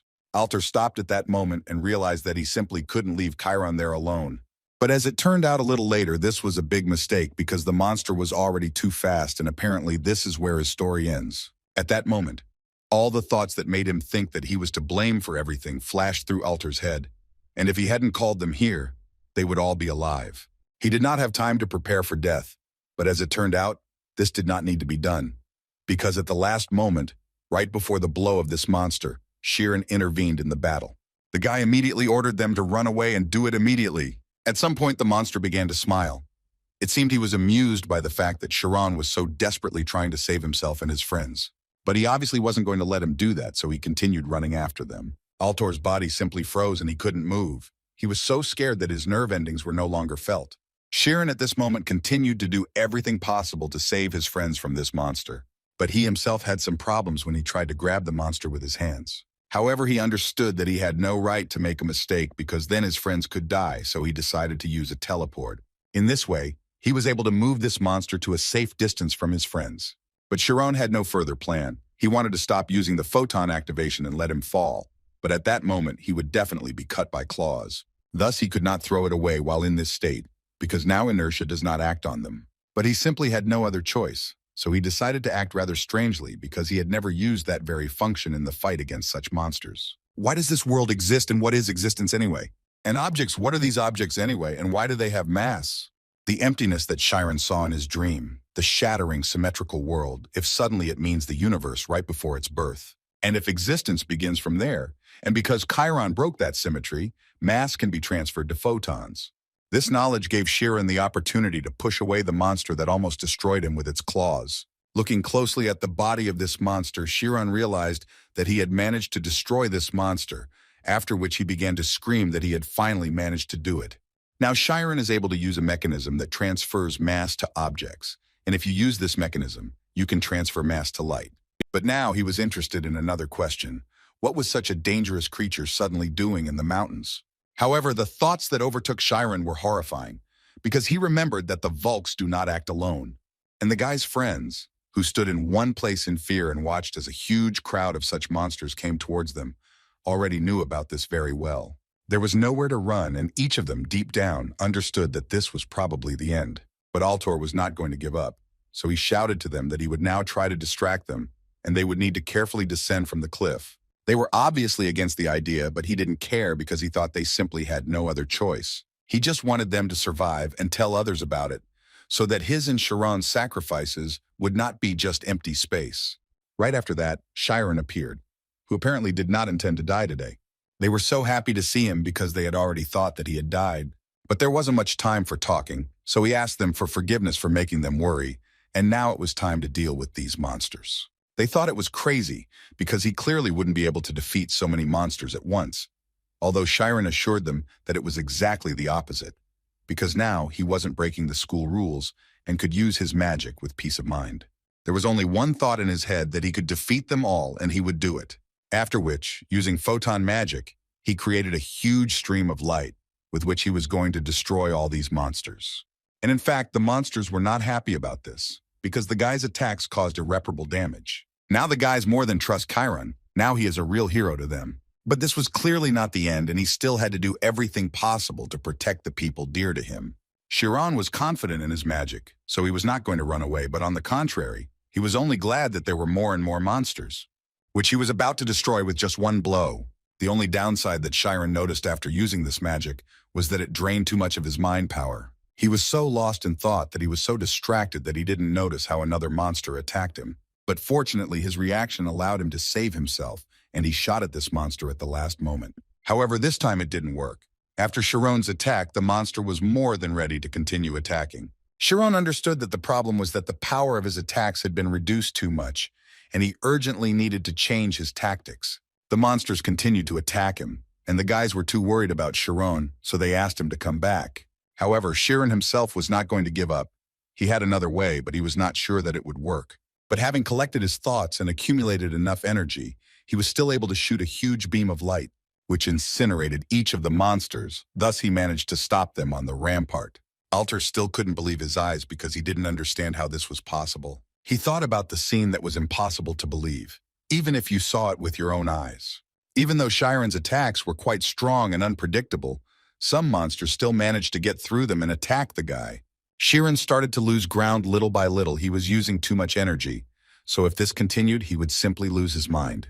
The situation reminded him of how he and the guys tried to create ghosts that time. That's why I decided that in this case, it would be best to simply release the excess energy. And it worked perfectly, because Chiron created a fairly large beam of light, which would most likely finish off everyone who managed to survive. It didn't turn out quite as Chiron had planned, and there were still a few monsters left, but he didn't fight them. He just made them understand that in this situation, it would be best for them to run away and never come back here again. They listened to him and immediately began to run away, although most likely, they simply saw fear in his eyes, which is why they made this decision. After such a battle, Chiron lost consciousness, and this was not surprising, because he lost too much energy. Fortunately, at that moment he was not alone. The guys would take care of him, and with that perhaps, they would end the hunting games. The next day in the evening, Chiron went out to get some fresh air and look at the stars. After some time, Altor joined him, who really wanted to know when the guy decided to go out. Chiron told him that for the first time in a long time he had slept so well, which is why he wanted to look at the stars. In fact, he hadn't slept so well for a long time, because for the first time he wasn't tormented by nightmares and images. And after he finally woke up, they told him that he slept like a log, but the guys still didn't leave his side for a step. Altor wanted to thank Chiron for saving them, except for a little fright. They have no injuries. He also told that tomorrow he and the adults will go clean everything up there. The skins and teeth of those monsters should bring good money. Chiron supported him, saying that he had heard that the fangs of these animals were especially expensive. But in fact, he came here to ask Chiron for forgiveness, because in fact, he envied him all his life. All their childhood, when they went into the forest and did the usual things for common people, Chiron sat and read books, which was so strange and cool for the guys at the same time. But now he understands that this was meant to happen, so he would really like for Kiran to fulfill his dream. The next day, Shiro packed his things to head back to school. All his friends saw him off and wished him that his dream of becoming a magician would come true. But he immediately told them that he would definitely come back to them so they wouldn't be bored. Rumina couldn't stand it and decided to hug him before he left, and also asked him to come back. And if he suddenly decided to pretend that they were strangers after he became a magician, then she would beat him.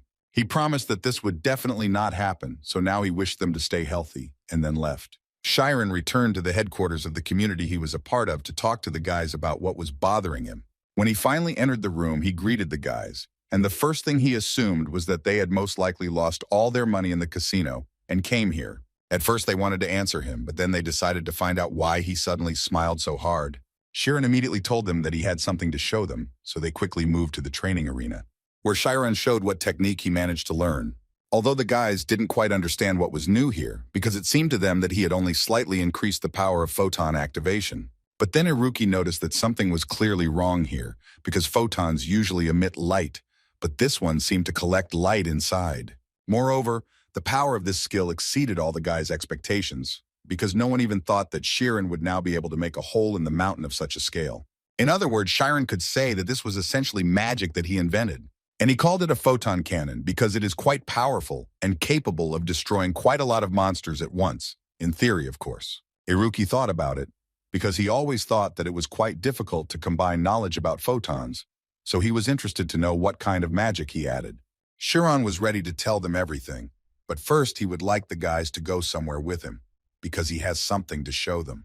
In some restaurant outside the school, the guys were eating pasta and listening to what Chiron was telling them, according to whom he managed to create a huge mass of photons. But in Ned's opinion, this is very confusing, because if Chiron's words are true, then it turns out that he used that same nameless knowledge. Chiron did not hide this.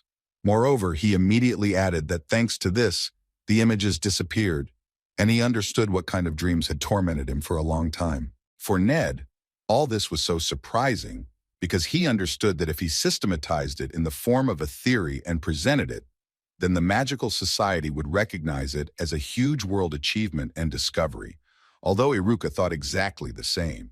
But it seemed to him that it would not be easy to repeat the photon cannon in practice. In any case, it would be even more amazing than they could have imagined, which is why Chiron called them here. He said he would like to study it a little more, but they are currently suspended and cannot go to the school library.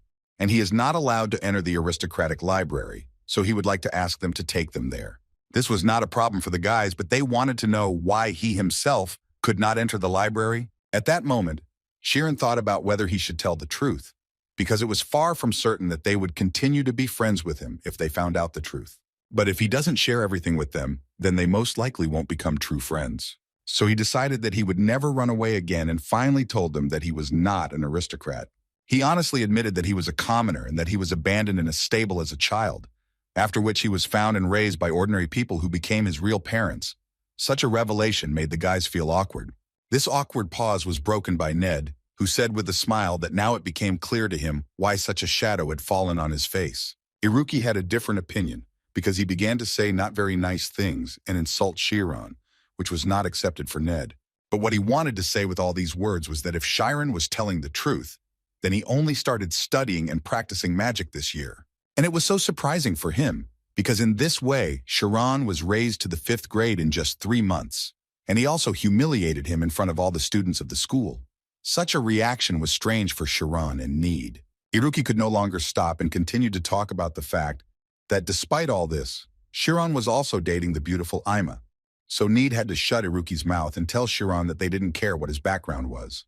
After all, Need considered him the only and most precious mass. Chiron felt so sad that he even cried because of it. 5 years ago, in the poor district of Radom, a little boy was running with a piece of food in his hands and crying.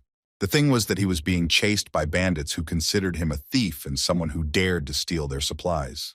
But he did this only to save his loved ones, who were gradually dying from hunger. His younger sister was already lying almost unconscious, and he tried to tell her that he had managed to get real bread and that now she would not die. But in the end, he was found by the same bandits from whom the guy stole the bread, and the first thing they wanted to do was punish him for such an act.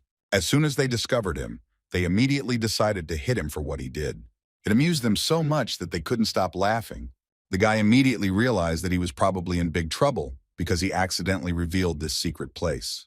Now these guys know where Canis has been hiding all this time, and from this day on they will all consider him a real scumbag. They believed that he stole food only for himself, and had no intention of sharing it with anyone.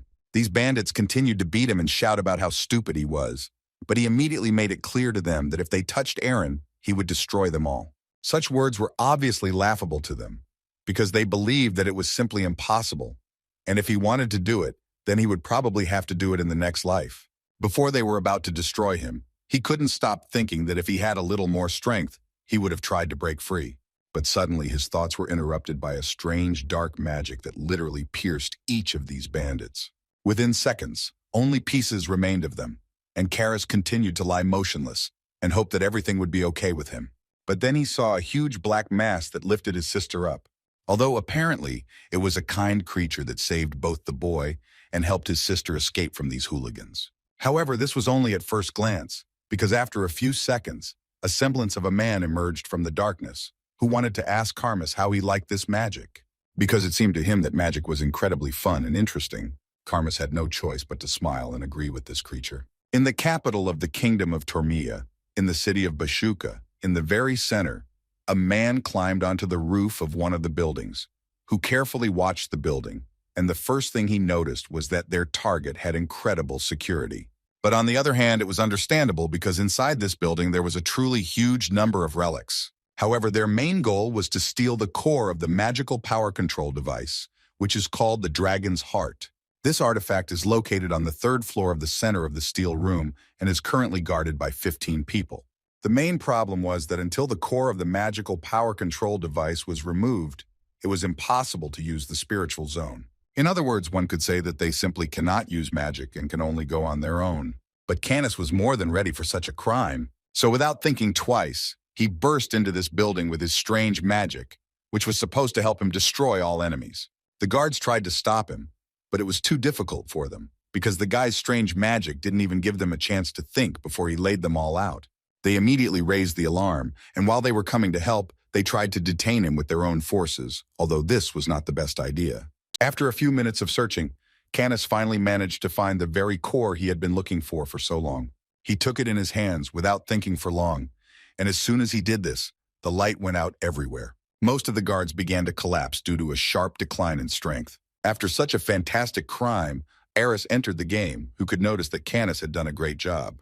The only thing she would like is for there not to be a single victim, but Canis immediately assured her that there was nothing to worry about, because he simply knocked them out. His words were suddenly interrupted by a powerful explosion, and then he heard a voice shouting at him that it was all over and they needed to surrender. There were already a huge number of magicians on the street, who assured Canis that even though he had somehow used magic, holding the control core in his hands, he was still finished. There was a man in the center who was very angry, so he was going to do everything possible to prevent the guy from taking anything out of here. After such screams, after a few minutes, people began to emerge from the darkness. One of them was Camus, and his companion was Eris, who seemed to be glad to have been discovered. The head of the response team immediately realized that these people were using black magic, which is prohibited. But there was no time to come up with a plan, because they began to attack and he had to defend himself. At that moment, he was informed that the control core had disappeared, but he immediately noted to them that there were also no traces of spatial movement. So in his opinion, they must be somewhere nearby. The general chastised himself for perceiving them as ordinary children who were incapable of anything, but now he understood perfectly well that he had been very wrong. Besides, it was light all around, and it was far from clear how he managed to use black magic. But his consciousness decided to tell him that in reality, there is only one person who is capable of wielding this magic in such conditions. The darkness that swallows up the light, the man who plunged the entire state into chaos with a shadow that cannot be erased by light, a great magician named Wilter Arcane. Until this day, there were rumors that he died 40 years ago due to an accident, but then the general absolutely does not understand how the one who uses his magic appeared. In a godforsaken mountain dungeon, Camus and his sister were hiding. The boy was very happy to announce that he had finally brought the last ingredient to his teacher, which at that moment did not look the best. However, Camus was confident that with the help of this core, he would be able to restore his glory as a great magician.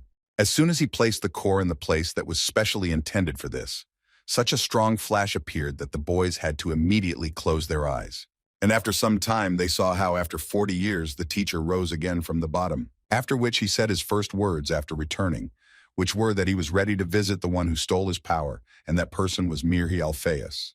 About 40 years ago, a man tried to prove to his friend that this research did not belong to him, because it was he who spent almost his entire life on it. The man was talking to was Mirhi Alphaeus, who was doing very badly, or so it seemed to him. As a result, the research they conducted together ended in an accident that locked the men in prison for 40 years. But after so much time, he was finally able to heal his wounds and come back. So now he was more than confident that everything would be completely different.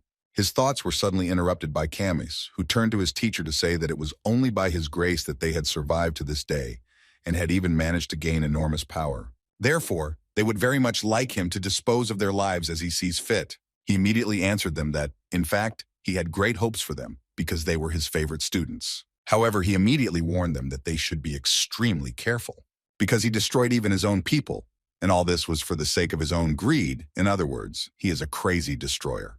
A few days later, all the teachers of the magic school went to the weekly scientific conference, which was organized by the Royal Association of Teachers. At least everyone should have arrived. But as it turned out, many refused. And now Sad perfectly understood the reason for such a decision, because he could not even imagine how it was possible to argue for 3 days in a row. Now he wanted to go home as quickly as possible. Looking at the other people, he realized that they were truly incredible, having arrived at the evening event even though the debate had officially ended. As for himself, he is here for only one reason, and this reason was a girl named Reina Ogund. Sad wanted to talk to her. The girl was an artist and a member of the 99 elite artists. She was also known as the royal pianist who surpassed Melody's student. Sad also watched as Reina was surrounded by a whole crowd, but she did not show even a shadow of irritation. He wished that Oliver, his colleague, was at least a little bit like her. Suddenly his thoughts were interrupted when he noticed that their eyes had met, and she was looking straight at him. Of course, he became embarrassed and immediately turned away, thinking at the same time about why she decided to look at him. But then she decided to come up and talk to him personally, because in fact, she had long noticed how Sad looked at her. He was incredibly surprised that she even knew him, but for her it was not at all surprising because she knew perfectly well that he was a teacher at the School of Magic. Sad didn't even think that he would have the opportunity to talk to her, which is why he already started planning his wedding. But she suddenly interrupted his thoughts when she asked Sad how Kiran was feeling. And then Sad remembered that Kiran officially came from the Oyent family. Having calmed down, Sad replied that they had indeed sent him an unusually talented student. Moreover, one could confidently say that he was the pride of their academy, which Reina was very glad to hear. Sad also said that Kiran is actually popular among both girls and boys. He also didn't forget to mention that he has a girlfriend who is known to students for her prettiness. Reina was very glad to hear that Kiran was okay, and Sad, in response to these words, decided to offer the girl to convey a few words to him, but she noted that this was not necessary. Garden assured her that she had nothing to worry about, because the Alphaeus Magic Academy was an elite school that was recognized throughout the kingdom. And they will certainly make every effort to ensure that nothing bothers her, which made the girl a little embarrassed. But she still thanked Sad for such concern and asked him to worry about Chiron. Afterwards, there was a short pause in their dialogue, which was interrupted by Sad, who decided to offer her to return to Creus together, where he would very much like to treat her to lunch. The girl liked this idea quite a lot, so she quickly agreed. But still she did not forget to mention that she had to attend the performance in Basuk, and Sad asked in a trembling voice if he could be there. She told him that she would be honored if he came, and to be honest, she said that she was worried that because of what happened in the capital, few would dare to attend this event, which was strange for Sade, because he did not know what happened in the capital. Reina told him that Inferno was attacked and a Class B prisoner escaped, and the only thing they knew about the culprit was that he was a black mage, but his identity was never established. Because of this incident, martial law was declared in the capital. He immediately asked her to tell him a little more about it, but all Reina heard was that the criminal was a gray-haired old man. After this answer, Sad bowed before Reina and immediately decided to leave. It was so sudden that Reina didn't understand anything at all, but Sad was in such a hurry that he didn't even have time to explain to the girl what had happened. While Sad was running, all he could think about was the escaped prisoner and the methods the criminal was using, so he had no doubt that this was the same person. Last night, Inferno, the so-called criminal detention center, was attacked, resulting in the escape of a particularly dangerous prisoner.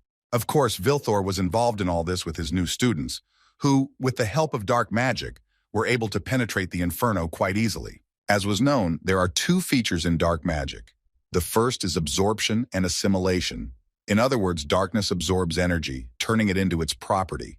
The Dark One, having absorbed human consciousness, may gain some strength for the fight. But darkness in any case will never defeat light. Once upon a time, an old benefactor who saved them from hell with Aaron helped them learn dark magic. It was a great magician named Arcane Vilthor, and it was he who constantly told Canis that he would be able to absorb the light. At this point, he was absolutely right, because his students were strong enough to absorb light from any person. However, his sister Erin was always unsure if they were doing the right thing, so she often asked Canis if they were going too far. Moreover, in her opinion, some places were not at all connected with revenge for the teacher, but Canis always answered her the same way.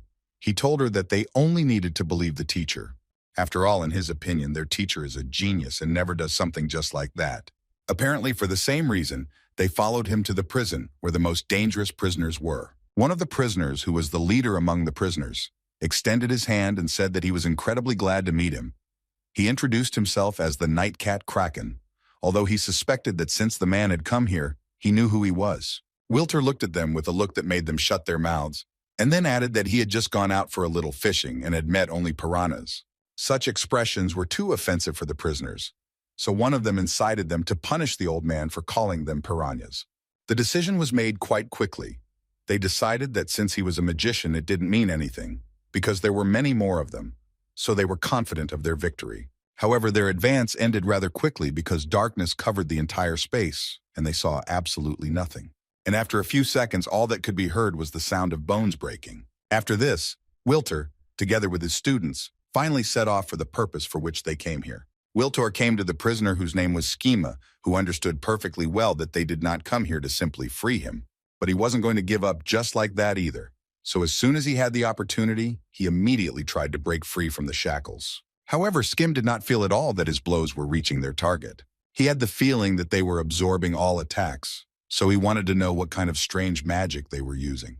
Wiltor finished this demonstration and said that he knows very well that Schema is driven by money, so he came here to give him a job from which he can earn good money.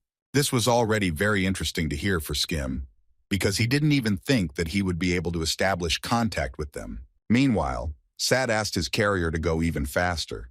He was ready to pay him enough gold, but the man immediately told him that no matter how fast they went, they would still only reach Creus by morning.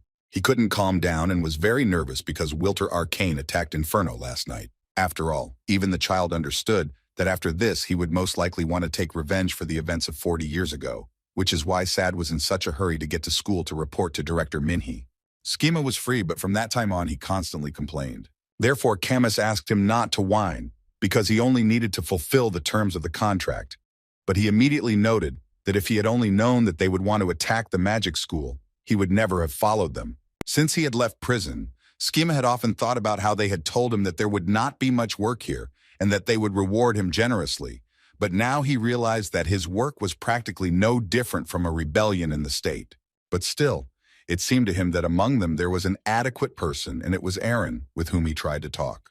He thought she was too beautiful to be a ruthless criminal, but their conversation was constantly interrupted by Camus, who reminded the man that his job was only to watch the hostages. He found it funny to hear this, and he also didn't like that the guy called him Lucas.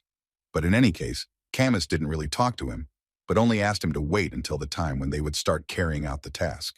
This, of course, could not help but anger the former prisoner. But Kamisu also did not particularly like following this man. At times it was difficult for him to understand why his teacher brought him at all. But on the other hand, he understood that there was no point in doubting, because most likely, everything was going according to the teacher's plan. So there was no point in worrying. The mass existed initially. Because of it, the symmetry of the universe was broken, and that incident happened. As a result of the interaction of countless cases, there exists a world in which they live. All these incomprehensible words were written in one of the books that Need was reading. All he could take away from this was that if it weren't for the mass, their world wouldn't exist. Iruki didn't understand why he was so worried about this. Well, that mass appeared, and that's it. But Nita couldn't understand how he could talk about it so calmly. Iruki told him that while he was temporarily suspended and lived in this library, he read all the research on the mass, and he can say for sure that it is impossible to know what happened outside of human consciousness. After which they decided to ask Chiron what the mass was like to the touch that he felt. The magician's omnipotence is based on objective knowledge, but according to Chiron, it was incredibly difficult for him to describe this mass. The only thing he felt was the sense of existence. To Chiron, it felt like a desire for existence. It's as if this substance wants to tell about its existence. In response to these words, Need decided to suggest that perhaps these were particles of God. And actually, it was a pretty good idea. The guys were even a little surprised that Need even said that. It was the last day of their vacation. At least that's what Need called suspension. And they were getting ready to return to school. At this time, Chiron decided to find out whether the guys had forgotten about yesterday's promise. He meant to graduate together. But looking at the guys, it became clear that they were not quite ready to answer for their words. But suddenly, they heard that Chiron wanted to stay another year in the 5th grade, because he thought that his grades were much worse than theirs, which shocked the boys. They didn't try to dissuade him. They decided to offer him to sit in the club on the last day, but Chiron told them to go ahead, because he needed to finish one very important thing. Chiron had thoughts in his head about how just a year ago he was new and knew nothing at all. And now he learned about God particles and made valuable friends. And to get to this point, he was helped by another person, to whom he decided to bring coffee and thus arrange a small surprise. But in the end, he scared them. But what surprised Ima more was that the guy decided to switch to informal address. Chiron didn't understand why they suddenly became so angry, and the girls decided to remind him where they were. Moreover, Cheryl was even angrier. She told the guy that he had enough courage to come to the senior class, and therefore she thinks that this is too much. After which they turned around and started to leave, and Chiron had hoped to drink coffee with them and talk a little, but apparently not this time. Because of this answer, Chiron even fell to the floor and dropped his coffee, after which the girls added to him that at first they wanted to turn a blind eye to all this, but now they understand that this is already stalking, so they wanted him to leave immediately. While Chiron didn't understand why they suddenly started talking to him, Amy was already asking Cheryl to calm down and leave, because they were wasting their lunchtime. They hurt Chiron so much with such words that he jumped up and started running away, thinking that he really didn't deserve such treatment. Cheryl didn't understand what was going on with this guy, because he seemed so kind to her, and now he decided to follow them around, which was incredibly embarrassing. On the way, Chiron ran and did not notice the student whom he accidentally crashed into. And when he raised his head, he saw Mark in front of him, who at first did not understand what was happening and why some kid crashed into him. But then he saw that the guy in front of him was in the 5th grade, so he had to apologize for his behavior. Chiron was surprised that Mark didn't remember him, so he decided to remind him that they were together at the instantaneous movement test, but apparently Mark didn't want to remember on purpose. Chiron got scared because he was afraid to realize that no one around him remembered him. At that very moment, Oliver came up to them from behind, who wanted to know what was going on there.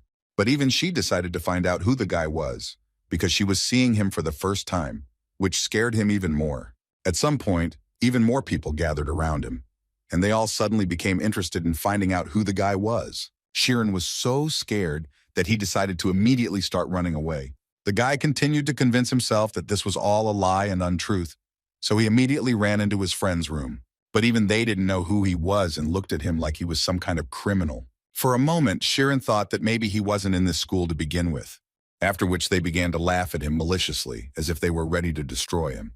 But then this evil laughter turned into hysteria from the fact that they simply could no longer pretend, looking at his facial expressions. They began to parody his words, which made it even funnier. But their laughter stopped when they saw that Chiron took this joke too much to heart. He literally immediately fell to his knees and began to cry. They tried to calm him down and tell him that it was a joke and they remembered him, but he couldn't calm down because he was very scared. Chiron told them everything and wanted to know what he meant when he said that no one remembered him. It was strange for Iruka that teacher Oliver behaved like that. Chiron added that judging by her look, she really didn't remember him. Nate immediately stood up from his seat and said that they needed to check it out. But Chiron wasn't sure about this, because it seemed to him that the guys could also forget him, and then he simply wouldn't know what to do next. And so the idea of identification marks was born. They wrote a phrase on each other's hands, which said that they had lost their memory and that people with a drawing of the polar star were their friends, so Need believed that nothing terrible would happen to them in this way, after which they set off to the school to check everything out. But when they arrived, they noticed that all the students were gathered in one place, and it looked even scarier than Chiron described. Chiron began to worry greatly because he was afraid of becoming like them, although Iruki believed that this was unlikely since he had already physically interacted with them. Meanwhile, Need was trying to call one of his friends to tell him where they were going, Gabe turned around, but it was clear from his expression that he didn't know who Need was. Nade ran up to him and said that of course they knew each other, and it was strange for him to see that he didn't remember him, but in any case he wanted to know where they were going. But instead of answering the question, Gabe started shouting towards Need, asking him to tell him who he was and what those heads were in his head. He was shouting that he was hearing something, some incomprehensible sounds, but the guys didn't understand at all what he was talking about. Iruki watched him closely and noticed at one point that apparently Gabe had simply forgotten his voice, and therefore did not understand what was being discussed. After which he forgot the language he spoke. In other words, one could say that his memory was lost in real time. But at some point, they all stopped walking, which looked quite creepy. Aaron was next to them, and when everyone was gathered, she noted this to Kamisu. At that moment, Lucas stood among all these students who seemed to have become zombies, only with those with whom you can do anything you want. He turned his attention to Amy, who seemed so beautiful to him, which was strange to him because he didn't even think that such a hole could have such beauty. Kamisu didn't like this guy's behavior, so he told him that if he continued to behave like this, then in the teacher's new case, he would definitely not turn a blind eye to it. Lucas thought it was too cruel because he just wanted to have a little fun. Kamis wanted to destroy Lucas incredibly badly because he really didn't like the man, but he knew that he couldn't forgive himself for such a stupid act as arranging a battle in the spiritual zone. And Lucas didn't take risks because he thought about money first and foremost, so he held himself back. Shironi, Need, and Iruki meanwhile watched this madness from the mountain. Need suggested that even though they didn't fully understand who they were, he still thought they needed to stop these guys as soon as possible. Iruki disagreed with him because he reminded the guys that memory layering magic is very complex, and they used it on more than 500 people. In addition, among them there are people who have trained their spirit all their lives in a famous school of magic, and among them there are also teachers, including Oliver, who has a state level above 6th. Considering all this, it can be assumed that the magicians they encountered were much stronger than teacher Oliver, which was already beyond their power. Iruki suggested to act a little differently, and to start by simply following the trail, and if someone was in danger, then they would immediately intervene. But Chiron did not completely agree with him, because he immediately noticed that among all these people, he did not see the director and teacher Atella. Atella was meditating at that moment, but suddenly she felt unbearably ill. She finished her meditation and immediately noticed that there was no one in her class, which was quite strange for her. Rami immediately followed to the school, where she saw no one, which quite obviously scared her. She walked around the school for a while to find at least someone, until her search was interrupted by Teacher Sad, who appeared so suddenly. He ran towards her and shouted along the way that the school was under attack. He said that as a result of the attack, everyone was in danger. Even the school guards lost consciousness, and according to him, the culprit was Wilter Arcane. Rami knew perfectly well who they were talking about, because this was a great magician who had been causing chaos for a long time. They called him a great magician because he had a level higher than the 3rd. The level of a magician is determined by his achievements and reputation. If you destroy the lair of a rank of villain, you can get 500 points. To rise from the 10th to the 9th level, you need 1,000 points. But to increase the level from the 4th to the 3rd, you need as many as 280 million points, which was almost impossible for any magician. Besides, Arcane was in the minority, using dark magic, but still managed to become a legend who rose to the 3rd level. Atella understood everything, but not why such a magician suddenly needed a school. Sad wasn't sure if he could tell her the truth and how much she needed to know the truth. Once upon a time, Sad and the director hired Atella, who at that time was already the best bishop in the state, and she was also a 6th level zoner, so it was quite surprising for them that she decided to become a teacher. Atella told them that the reason was actually quite simple. She just wanted to follow the teachings of Mr. Karsus Young and live a life that would be joyful for her. Also, after visiting other schools, she found that they only try to raise strong mages, but she heard that they support the students' freedom here and also give them the opportunity to take responsibility. And for her, this is very important because she really respects it. That's why she decided to apply to their school. So now it was quite difficult for Sad to talk to her about such topics, but he still told her that he would very much like her to listen to him without prejudice. After which he finally decided and said that in fact Biltor Arcane was the director's teacher. But Ethel didn't care at all. She believed that no matter what kind of relationship they had, he was evil and was harming the students. So she decided that first they needed to save the children. With the help of the spirit zone, she determined that the students were currently heading rapidly towards the mountains. She also said that she saw 3 people leading this strange parade, who were leading them in an unknown direction. Sad asked her to try and understand who they were. She didn't know who was leading the crowd, but she saw something else, namely Kiran, Nade, and Iruka, who were carefully following the crowd. At some point, the crowd stopped, and Kiran and his friends did the same. They didn't quite understand why they brought all the students to this impassable bridge. Nade immediately suggested that perhaps they would now start throwing the students off the bridge. But Iruki and Kiran were calm because they believed that overall, if they did this, they would not gain anything. On the other hand, he understood that in this situation, the only benefit that could be gained was if they took hostages. Nade still thought that they needed to be informed immediately, although Kiran was against it because, again, he didn't see the director there, nor did he see Professors Garden and Atella, so it seemed to him that someone had already understood and asked for help. But Kiran fully agreed that if they harmed the hostages before help arrived, then they would have to intervene. They understood that if a fight suddenly broke out, then the numerical advantage would definitely not play into their hands. But now Kiran did not see any signs of danger, so it was best to sit and wait. Lucas, meanwhile, wanted to find out from Camus why their leader didn't come here, and he really didn't want to hear that they wanted to execute them all. Camus again asked him not to take on unnecessary responsibilities, because he should think about his contract first. However, mentally he himself was not entirely sure what was happening here. It was not clear to him why the professor, who had been waiting for this day more than anyone else, was not coming. Lucas continued to nag at this time and talk about how he wanted to have fun, and not just stand and look at these students. Kamisu was tired of hearing this, so he decided to tell this guy directly that if he didn't shut his mouth now, he would regret it very much.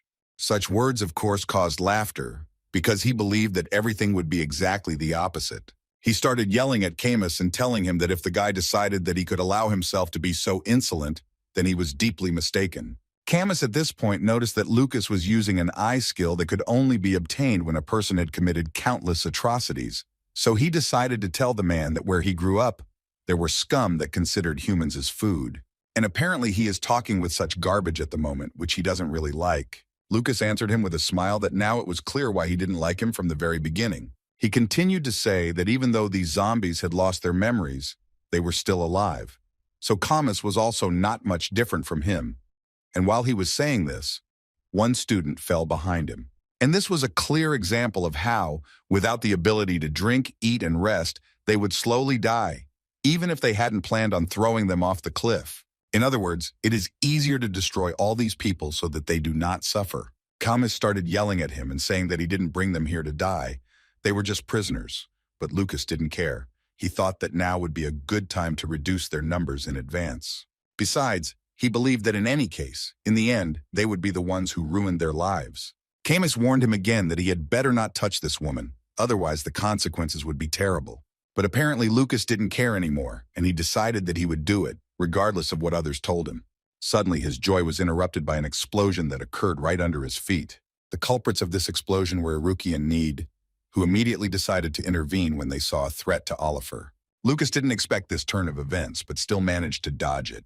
Although Oliver fell off the cliff, Kiran picked her up in time using a teleporter. Kiran's anger went beyond all bounds. He was so angry that he was ready to destroy them. Camus didn't spend much time trying to figure it out and first of all wanted to know who they were and how they managed to escape mind control. Arcane, entering his shelter, saw a girl in front of him, and the first thing he asked her was if she had come here alone. Arcane immediately realized that she was the very nun whose arrival he had predicted. Romia Tella introduced herself as the bishop of the monastic order of Karsus, and she immediately added that it was an honor for her to meet such a legendary man. He certainly didn't expect to hear something like that. In fact, he could imagine that she was a seeker of truth, since she was able to pass through the abyss of Nova. Moreover, in his life, he had only seen old people in this position. Therefore, looking at her, he realized that since she surpassed the elders at such a young age, it means she is a genius. But in any case, at the moment, this was the least of his concerns. He wanted to know more about where Alphaeus was now. In response to this question, she told him that if he was wasting time in this way, then it was useless. Besides, she understood that he must not have much energy left, since he used quite strong magic at night. So he could only wait for the onset of night to continue his atrocities. So she came here to tell him that if he immediately lifted the spell on the students, they would let him personally talk to the headmaster. This caused quite a loud laugh that did not stop. He was amused by the fact that Romiatella thought that he suddenly needed time. And after he calmed down a little, he immediately began to attack Itella. He called her a naive girl who, unfortunately, will pass away today, and he even felt a little sorry for her. At this point, Lucas could only talk about how they ignored his words. But now they had 3 problems in front of them, so he was quite interested in seeing what Camus would do next. According to him, their plan was too ill-conceived, but he was still ready to get involved if they gave him a little more money, but this clearly did not please Camus. Therefore, he decided that he would deal with this himself, and he asked Irina to restrain the hostages. Lucas couldn't wait for this. He wanted so much for Camus to finally make a mistake, and he finally did it. To begin with, Camus decided to talk to them a little and find out how they managed to avoid moral dominance. Need started laughing at him in response and saying that they weren't avoiding anything, but that their dark magic was simply broken by their strong spirit. Camus found this quite amusing, because he understood that if it were true, they would not be standing here. Besides, he didn't have time to talk, so he asked them to attack faster so that he could deal with them faster. Aruki and Chiron immediately noticed that the thirst for destruction in the spirit zone was simply incredible. But Chiron also couldn't help but notice the fact that if this was dark magic, then his abilities would be in an advantageous position here. So he decided that he would take this guy on himself. They thought it was a bad idea and that they should attack together. But Chiron asked them to deal with that second guy. Besides, he asked Iruka and Nade not to trust that man because he just threw a man off a cliff and didn't even blink. But all this is small stuff compared to how strong this man is. Lucas was silent at that moment, but he was thinking that this kid would most likely cause a headache because of his cleverness. Little by little, Chiron released more and more energy and thought that this would be the most difficult opponent in his entire existence. Looking into just one of Camus's pupils, one could only think of emptiness, which was so huge that it made him shudder. Anyway, the fight started and Camus cast a big shadow on Chiron. The guy didn't lose his composure and immediately used the power of photons. But it didn't work as well as Chiron would have liked, so he gathered even more energy to try to do it again.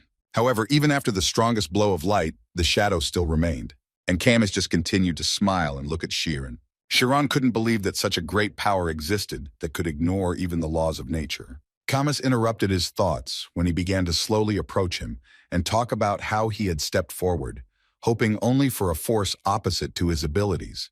For him, it was a rather stupid act. Chiron didn't come here to talk but to fight, so he created even more photon energy, which he launched at Camisa. And such a blow finally broke through the defense of the dark magician, who clearly did not think that some schoolboy could get to him. Aaron also couldn't believe that his brother had just been blown up by a blast of light. Itella found herself in an unknown place where it was so scary, and her spirit zone could not function normally. She only heard Arcane's voice, which constantly repeated to her that she would die. Itella didn't understand what to do next, because it was pitch dark here, and the chances of winning in such a place were slim. However, at one point she realized that this was only artificial darkness, and if she created light with her energy, then she would have a chance. And once she did this, she was able to dodge Arcane's attacks. But this was clearly not the end, because he continued to attack her, while saying that she would probably be surprised, but the shadow is absolutely everywhere. Itella understood that it was impossible to use teleportation in such a place, because if she tried to do it, then most likely they would simply tear off her legs. In that case, she decided to use the teleport only for the upper part of her body, and she managed to respond with a blow that allowed her to dispel these shadow attacks. After which, Arcane told her that if she had not been a teacher in such a small school, she would have become a greater person. He showed her a picture of how Alphaeus allegedly shut her mouth and put her amazing talents and skills under his feet. This made Itella very angry, so she started yelling at him and trying to find out what he wanted from her. Instead of any response, he simply struck her with a blow, which she was unable to block due to being too distracted. At the same time, Sad tried with all his might to find the director, who, according to his feelings, was definitely somewhere nearby. He was not in the office, but Sad heard that a secret space had been created somewhere here, but so far he had not been able to find it. But at one point, he saw a book called Looking into the Darkness, and as soon as he touched it, then right after that, that same secret passage opened. But when Sad entered there, he realized that the director was not there either. At least that's what it seemed at first glance, because after walking around this secret place for a while, he discovered the director. But when he spoke to him, Sad realized that the director had apparently lost his memory. However, in his case, something was different. He did not completely lose his memory, so he remembered who teacher Sad was. Sad, looking at his teacher, thought that he had not completely lost his memory, As happened with other people, he remembered some people and thought that he had come to the future. And as soon as he looked in the mirror, he started screaming that he couldn't believe that he was such a wrinkled old man, and he didn't understand at all where his beautiful 18-year-old face had gone. Sad couldn't believe that the man had lost his memories of 40 years. But what was most terrible for him at that moment was that perhaps now in front of him sat a man who had a very bad reputation in his youth, that same arrogant Alpheus. Sad tried to tell his master that he was attacked by dark magic, and that this is why he lost his memory, and also the safety of the students and teachers was in question. But the director did not let Sad finish and said that he was not interested in this. First of all, he wanted to hear about who he had become. Sad didn't quite expect to hear such a question, but he still told him that he was the director of one of the 5 largest schools in the kingdom. He continued to talk about how everyone respected him, not only the students but absolutely all the teachers. But he stopped talking when the principal started laughing at the fact that he became a teacher. It was so wild for him, because it seemed to him that it was simply impossible. But suddenly his laughter stopped and he came close to Sad to find out what level he currently had. And when Sad answered that he had the 4th level, the man began to get very angry because he thought that this was too little for him. He started to destroy everything in the room because he wanted to hear that he had finally reached the 1st level. Besides, he could not believe that he, the man who is called the greatest genius of the continent, had become some kind of director. In a fit of anger, he reached a painting of a little girl, whom he called a village girl. He threw this portrait off the wall and then turned to Sad, to whom he said that since he was his student, he should be able to use photon activation. So he immediately ordered his memories to be returned to him, because he immediately wanted to know what he had been doing for 40 years. Sad was very scared when he heard this, so he immediately decided to ask the man not to look at them. Hearing this, Minhee answered him that if he was really his student, he would immediately expel him, because according to him, he did not need a weakling like him. And all because he considered himself a great magician, and he definitely would not feel pressure because of some past. Sad knew very well that if one person experienced the same memories twice, he could lose his identity, so Sad was afraid that Minhee Alpheus would not be able to return. But at the moment, he simply had no choice but to believe the master, so he was going to get rid of the darkness that sealed the memories with the help of photon activation. Then everything would depend on Minhee himself, who was angry that his student dared to doubt his abilities. Minhee's memories began to return, and at first they were simply wonderful. He began to remember how he walked in his youth. If a place where one mistake costs a person's life is defined as a battlefield, then they have always lived on this very battlefield. In order to survive, they harden themselves. So some guys who go to school to get a good job cannot be their equal. At least that's what Aaron thought, because their master made them think that way. But now her brother had almost died. Camus was thinking at that moment that his dark skin magic had activated almost instantly, and if he had delayed even for half a second, everything could have been much worse. For some time, he couldn't even understand what hit him. It seemed to him that it was light, which has mass. But then he stood up abruptly, because he thought that only nonsense had appeared in his head, because light simply cannot have mass. But a voice inside told him that this was possible with the presence of an intermediary that exchanged the energy of light for mass. It seemed to Camus that all this was complete nonsense, because he had never heard of such a substance in his life. But the voice assured him that just because he hadn't heard it didn't mean it existed, and besides, they couldn't be sure that this guy could have discovered it. The voice inside asked for forgiveness from Camus for ruining his mood, although he was actually just telling the truth, because his opponent was strong and unusual, and he had too good inclinations to be considered an ordinary student of a magic school. However, at the moment, Camus was only interested in one question, which was that he wanted to know if he could defeat him. The voice inside gave an immediate answer, saying that if they worked together, then they would succeed. Knight and Iruki were surprised that this guy had enough strength to stand up after Shironi's punch. Camus started laughing in response and noted that it wasn't really such a bad blow, after which he turned directly to Kiran and told him that apparently this was where his talents ended, and in his opinion it was noticeable that for the first time in a long time he would be participating in a good battle. Kiran was not at all amused, because his opponent took people hostage and called it a battle, so his anger filled him even more. But Camus immediately decided to tell the boy that he could no longer hope for victory, because he was sure that his magic would no longer work on him. However, Kiran was already running to attack and shouting along the way that he could then try to block her. Kiran immediately noticed that his opponent was using the same technique as last time, although something had clearly changed. Magic can be divided into 2 types, The first type is magic that can be avoided and magic that cannot be avoided. Lucas knew this very well and immediately realized that they still needed to get rid of this guy because, judging by the outburst, he could cause a lot of problems in the future. Camus' attacks became much more dangerous, and this was immediately noticed by Kiran, who thought that he had everything under control. But he was not going to give up in any case, and continued to fight as best he could. Nade looked closely. He was watching their fight, so it wasn't that hard for him to notice that this guy was moving around using his shadow, and he was clearly not happy with this.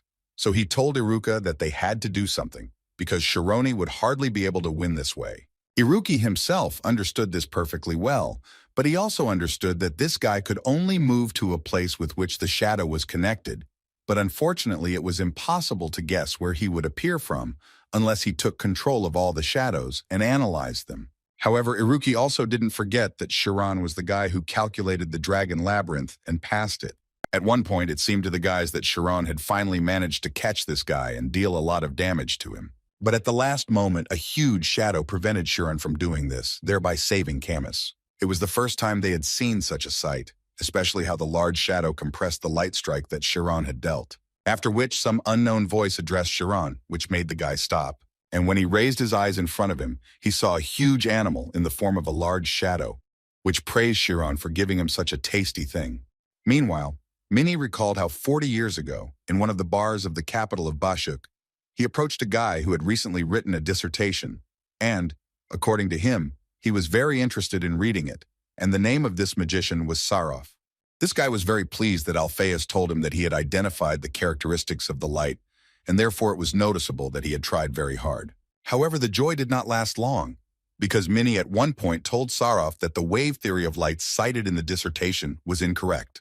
Safor did not fully understand what Alphaeus was talking about, because the wave theory is a doctrine that has already been proven in practical experiments. But in Mina's opinion, the main problem is that these results will not be valid for a long time.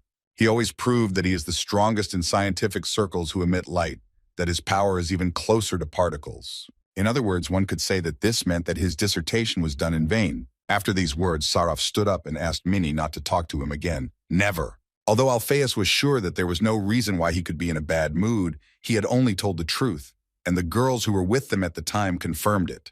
But that day, there was a man who decided to tell Minhee that he was wrong, and it was Oyent Klomp, who told the young mage that he had recently been called the arrogant Alphaeus. Camus decided to explain to the surprised Chiron that he was now seeing the final stage of dark magic, the magical living creature Kabist, who was smiling because it was obvious from the guys that they were completely confused.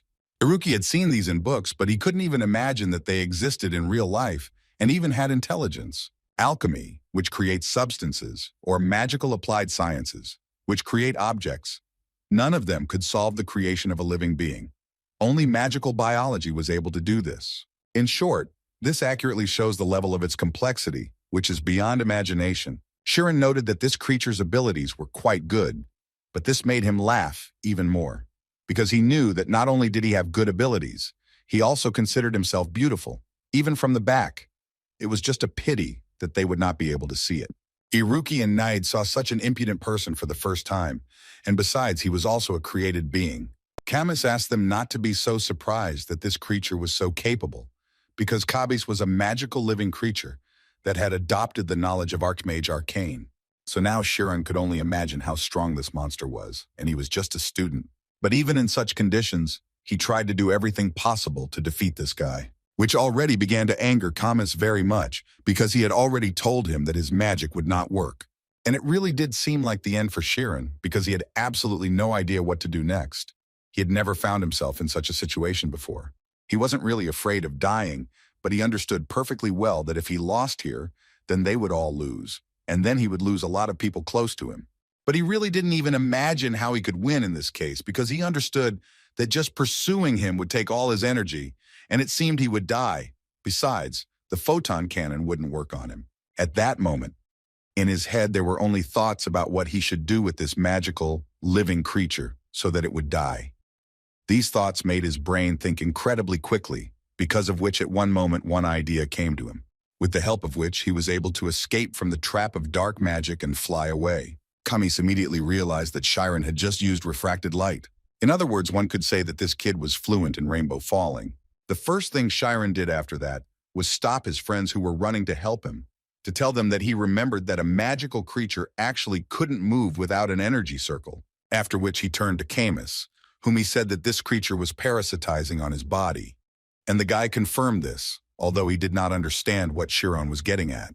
But Chiron only wanted to hear this, because his plan could only work if this creature was one with Camus. After all, if that was the case, then it was quite obvious that this shadow monster also had a limit, which made Camus laugh, who couldn't believe that Chiron wanted to say that his willpower had a limit.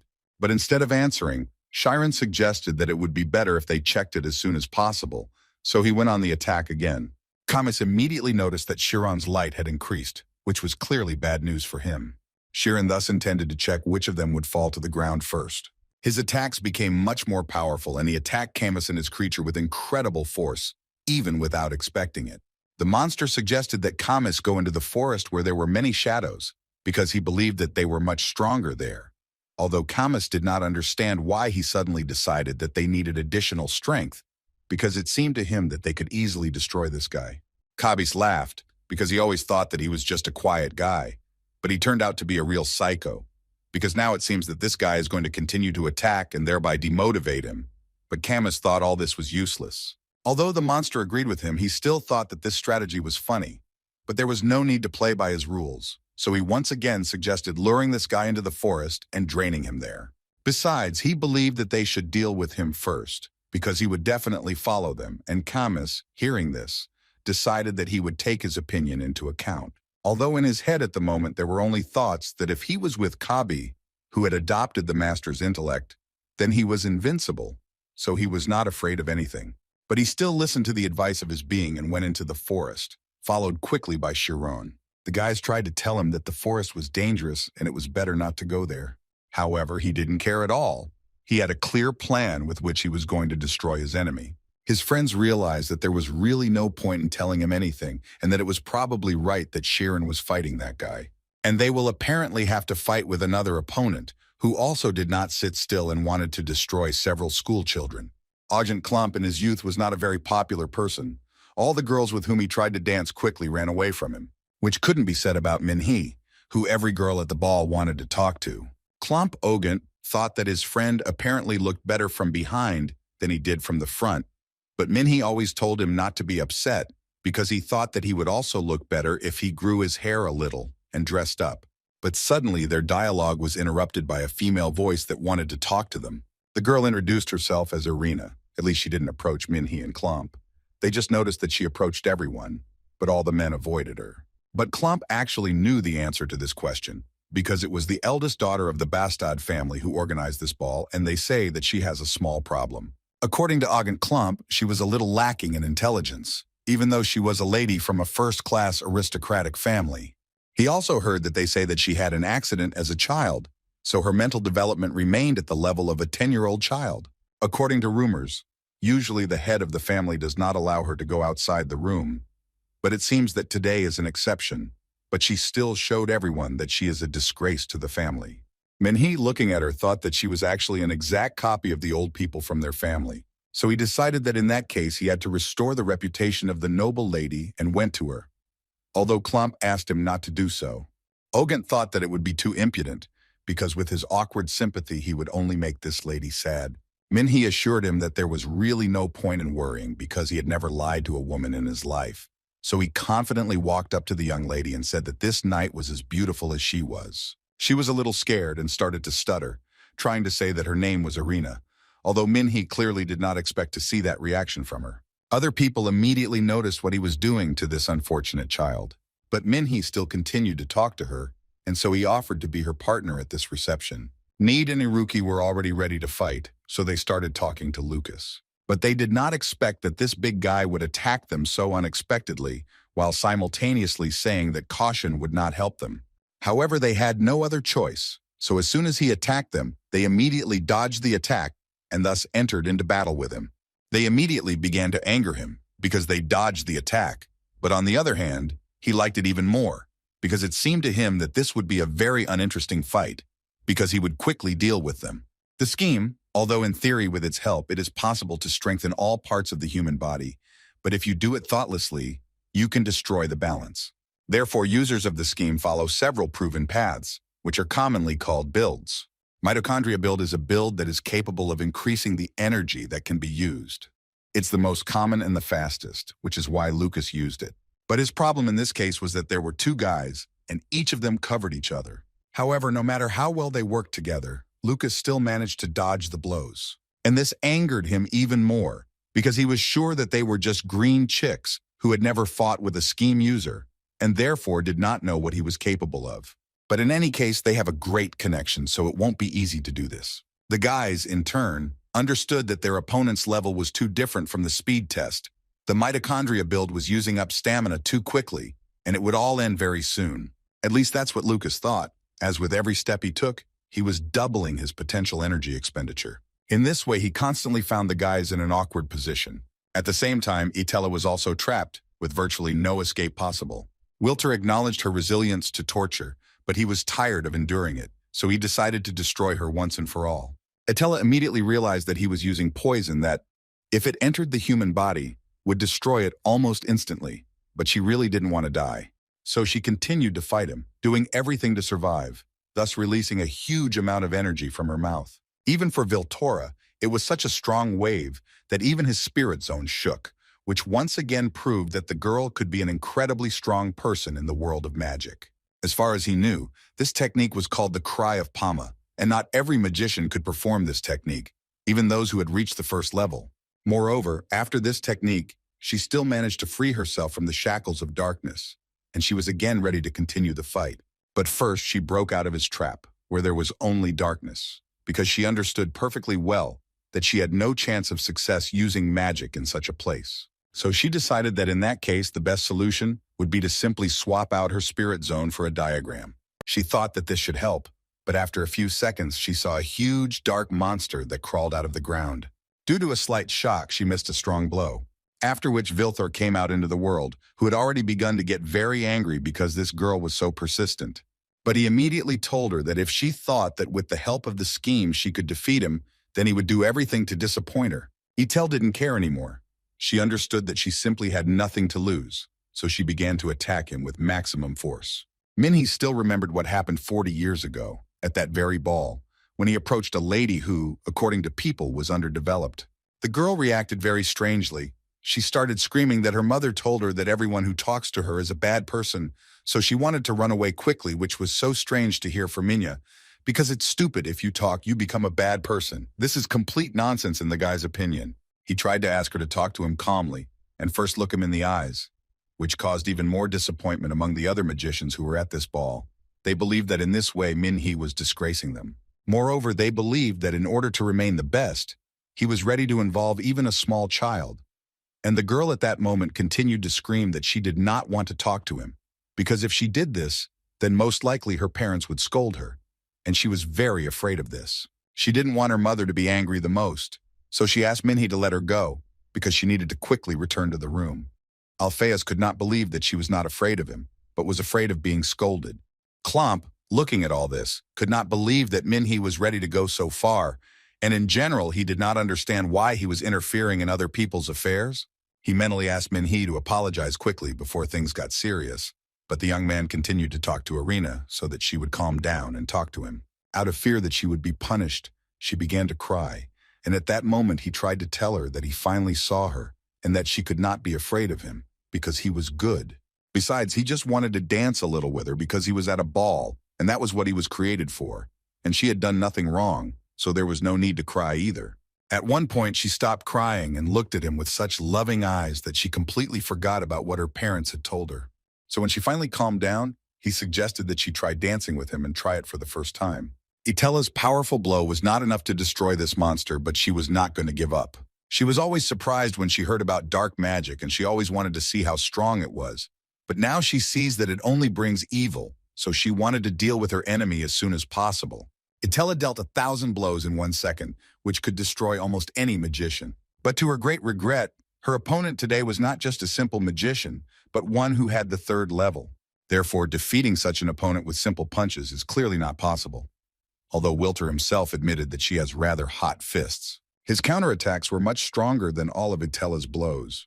which made the girl feel that sooner or later she would still lose and he would destroy her completely. However, her specialty has always been that even in the most difficult situations, she was ready to deal serious blows to her enemies, even when her strength was running out. Itella created a wave that directly destroyed not the outer side of the defense, but immediately the inner one, and caused the effect of an intervention of continuing waves, which became tens and hundreds of times larger. But as was evident from Viltora, he absolutely did not care. He could only repeat to the girl that she had apparently gone crazy when she decided to attack him in different directions, so he told her that if she had focused on one thing, then perhaps she would have had a chance. But instead of becoming the top of this world, she would simply die. And all this, as it seemed to him, was due to a useless search for truth, because of which such talent had rotted, which was very difficult to perceive.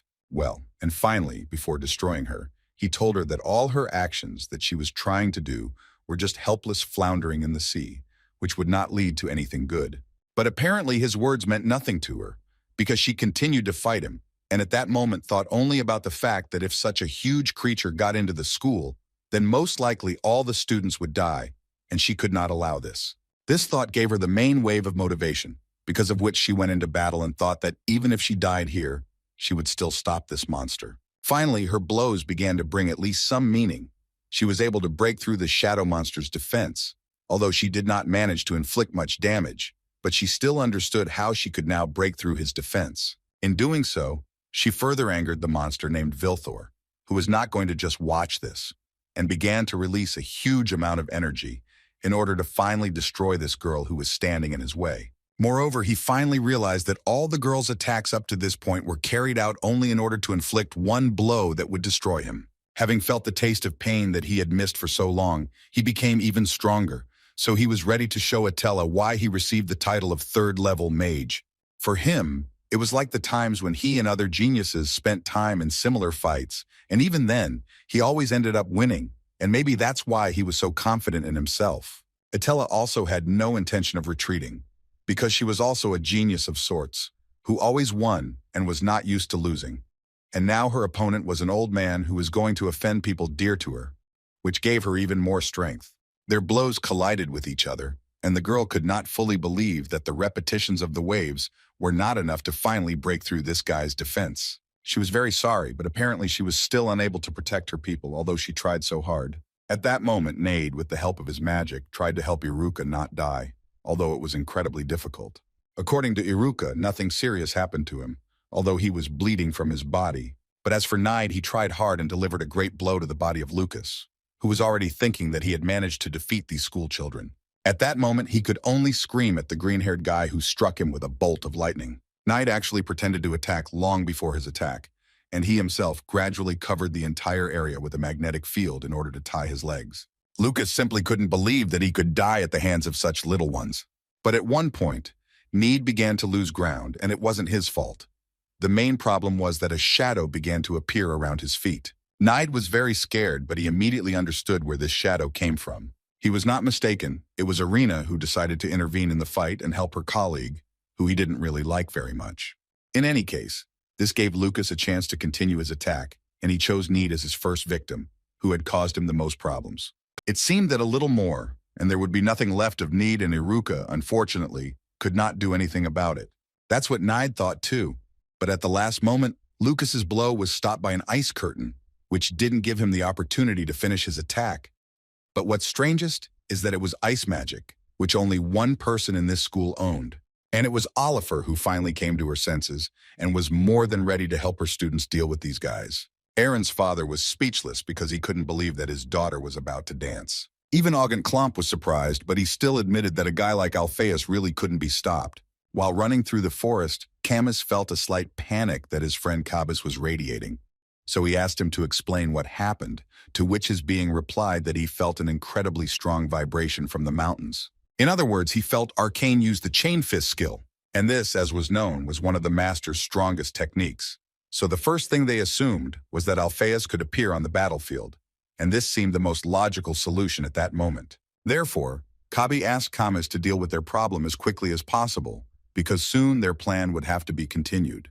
However, it was not so easy to do this because Chiron not only did not die being dried out by the darkness, but also perfectly blocked their movements, like mirror chess. So they decided to checkmate this guy, or in other words, destroy him finally. Wilter stood in shock that the magic of that crazy old man was broken, and that Oliver was able to escape from the spell. Looking at Oliver, they, together with Aaron, thought that the sacred abyss of the master could only be broken by a high-ranking monk or archmage. That's why they were surprised that some teacher from a magic school was able to do this. But Iruki and Nade were incredibly happy that their teacher had finally come to her senses and could help them. But suddenly their joy was interrupted when Need's hand was frozen. And as soon as this happened, Iruki immediately noticed that something was wrong here. Apparently she woke up but doesn't understand what she's doing because snow started falling on each of the students, which is why they might just freeze in the future. After which she continued to attack Lucas, who was distracted for a second and because of this received a blow to the body. He got down on one knee and started asking her to stop, because at this rate, she could easily destroy her little ones. Sometimes there are people who attack many times until they almost destroy their own body.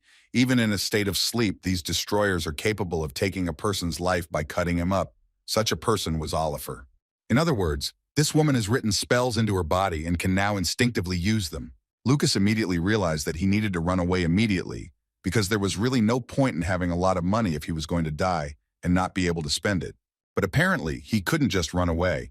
At one point, his run was stopped by the fact that his body seemed to be paralyzed. If you dig a little into Oliver's history, you could say that she was only 20 years old when she received the rank of 6th level. As the best omniscient magician in the glaciation, she has earned her level. Lucas's legs were completely covered in ice, which is why he couldn't continue running, which made him very angry because he was told that this was a cheap, simple school. He was told several times that both teachers and students were incapable of anything. But now he understood perfectly well that he had been deceived, which is why he would die. Arena also came under attack and could have died, but she was saved at the last moment by Need, who saw a particle of kindness in the girl's eyes. After he did this, he immediately asked the girl to remove control over the students. She didn't have time to answer him before he continued, telling her that if things continued like this, everyone could die. Arena began to cry because she understood perfectly well that in reality, no matter how much she wanted it, she simply did not have enough time to do it. Their dialogue was interrupted by Iruki, who said that he could do it. Apparently at that moment, an idea appeared in his head of how he could do it. At that moment, complex calculations were going on in his head. He determined that the weight of the ice, or rather the glaciers, was approximately 15 tons. Then he began to calculate the vectors, after which the best solution that would help them save the students was to break the glaciers into thousands of pieces. He understood perfectly well that even a small error in calculations was unacceptable and would most likely lead to tragic consequences. Nide, upon hearing his idea, immediately began shouting that it was simply impossible and that he urgently needed to stop. That's why he started yelling at Arena to stop chatting and immediately remove the mind control. Because if she didn't do it, she would be involved in all the deaths of these poor people. But she had already tried several times to tell him that she was not capable of doing something like that. After all, at that moment she was thinking only about Canis, which is why she absolutely didn't care about anything that would happen to these people.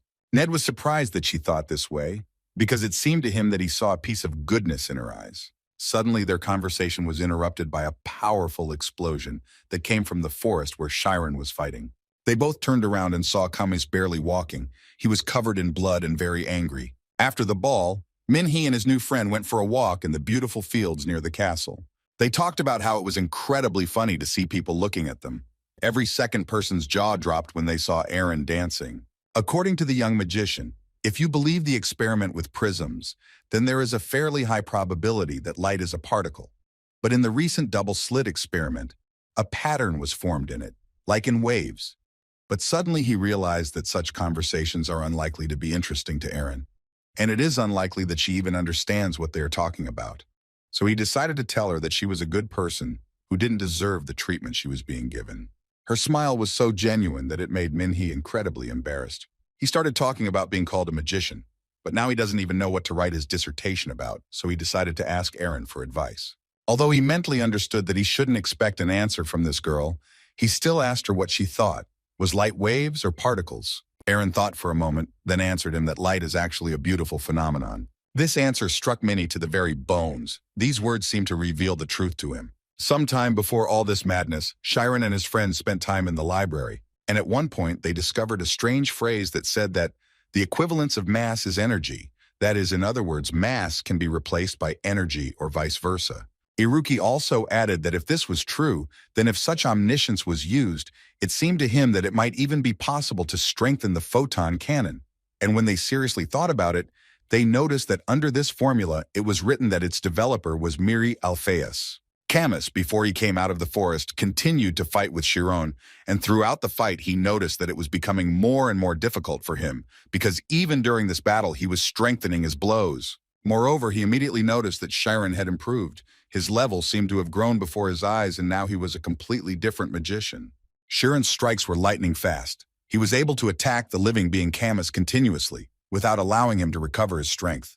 Although the monster continued to pretend that this excited him even more, and therefore he asked Chiron to continue doing this. Chiron, in turn, was not going to remain silent either, so he answered them that up until this point there had been a warm-up, and when he began to attack them seriously, then they would understand that this fight would not last long. And apparently his words were not empty space, because at some point there were so many blows that Canis and his creature could not block, and all that was left for them was to try to dodge the blow. But doing this was not as easy as saying it, because they understood that if they retreated now, they would lose the battle, at least in spirit. So Canis ordered his creature to take away his mental powers, even though his friend told him that it was a mistake, but the guy was not going to listen to him. After another clash, Nade and Iruki just stood and looked at the sky. There was an incredible light, so they immediately realized that apparently Chiron used a photon cannon, and this time it was his strongest blow. Apparently he used a formula in the spell that he discovered only yesterday. But when he came back, the first thing he told them was that he didn't think he could win, which made him feel very uncomfortable in front of them. Need immediately began to panic, because he did not understand what they would do then if he spoke like that. Chiron did not know what to tell him, only that his opponent was incredibly strong. Plus to everything, he had never encountered this kind of magic before. But they still couldn't believe it, because it seemed to them that his photon cannon had become much stronger. But at the same time he still said that he couldn't win. Iruki, looking at this guy, understood that most likely Chiron still felt enormous pressure on himself. After all, thanks to the fact that they dealt with the affairs from the other side, he was able to show his weakness for the first time when he could not defeat the opponent he had taken on. But they still thought he did a pretty good job. However, now they will all fight together because this guy can only be defeated through teamwork. So Iruki decided to tell their enemies that now it would be hard for the two of them to deal with the three of them. So he asked them to admit defeat and let the students go, and then they wouldn't destroy them. Nate also joined in these words and added that it was important to do this before everyone was alive and no one died. But in response, they received only another threat. Camus told them that the war was far from over, and according to him, the master would come and punish them all. Iruki and Nade simply did not understand what they had done to them that made them come to their school and now want to punish them for something. In response to this question, Camus told them that they should ask Alphaeus this question when they go to hell with him. According to him, he committed an unforgivable sin, which surprised the guys even more. Camus also added that Mini Alphaeus built this disgusting school by stealing what belonged to his master, and therefore everything they used was also stolen. Iruki continued to talk to him and said that even if you were kind to him and imagined that his words were true, he still didn't understand what all these people were guilty of. Camus believed that discussions on such meaningless topics were not important. And all because he is the master's substitute and does everything that his master ordered him to do. With these words, he made it clear to the guys that he apparently intended to continue until the very end. And before Camus could answer, Chiron stepped forward again and seemed to be preparing to enter the battle again. In response to his actions, Camus told Chiron that since his words were not working, he decided to measure their strength again. But he was still confident that the result would be the same. However, his words were suddenly interrupted by Kabi, who covered Camus with his hands, saying that in fact Chiron was now dangerous, because looking at his spirit, it became incredibly scary. This made Camus angry because he didn't understand what was being discussed, since it seemed to him that he would be able to block him if he used all his moral strength. At that moment, Chiron didn't say a word. He only whispered to himself in a quiet voice that this was his last chance. Camus continued to shout that he was the archmage's apprentice, and no one could contradict his decision, even if he destroyed it. Chiron noted that he didn't really want to destroy him, but he was sure that if people died because of his beliefs, he would have to harm him. The girl that evening told Alphaeus that the light of the moon and the fireflies and they were all wonderful. But what Minnie was telling her did not seem so wonderful. Minhee became very interested in hearing the girl's opinion, so he continued the dialogue and asked her why she thought so.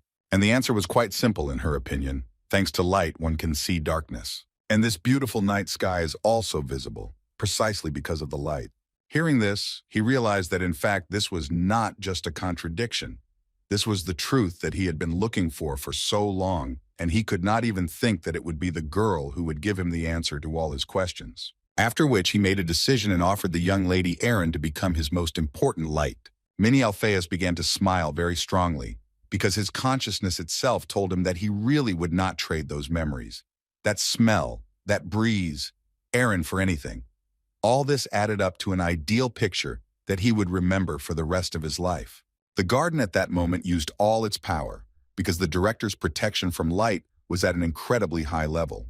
But in reality, Wilter Arcane cast such an absurd spell that it eventually worked. The battle between Kiran and Camus was interrupted when everyone around froze. The reason for this state of affairs was that Master Wilter came to them. First of all, he spoke to Kiran, who immediately understood that it was this old man who had planned all this, which he liked, so he wanted to know what the name of this daredevil was. Kiran didn't think long before saying that he wasn't going to even tell his name to some destroyer. He ordered him to immediately remove the spell from everyone, and then leave the school, which was ridiculous for him, after which he immediately said that, unfortunately, he could not do this. And all because all of Alphaeus' students must receive punishment, and he is also included in this number. Hearing this, Sharon didn't think long and immediately shot at him. But unfortunately for him, this blow was too weak and Wilter dodged it too easily. After which the old man added that given his age, he had a fairly large spirit zone, and the guys couldn't move away, so he was able to dodge it so easily.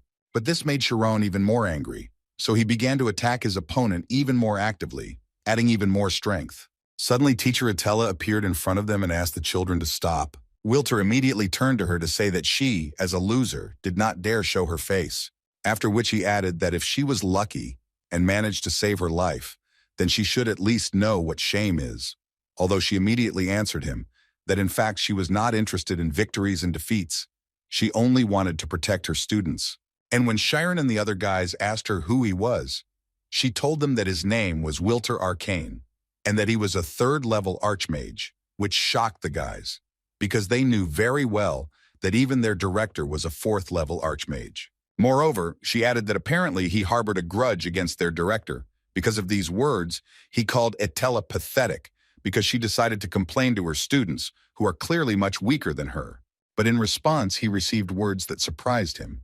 She told him that he did not need to think that he was in such an advantageous position as he thought.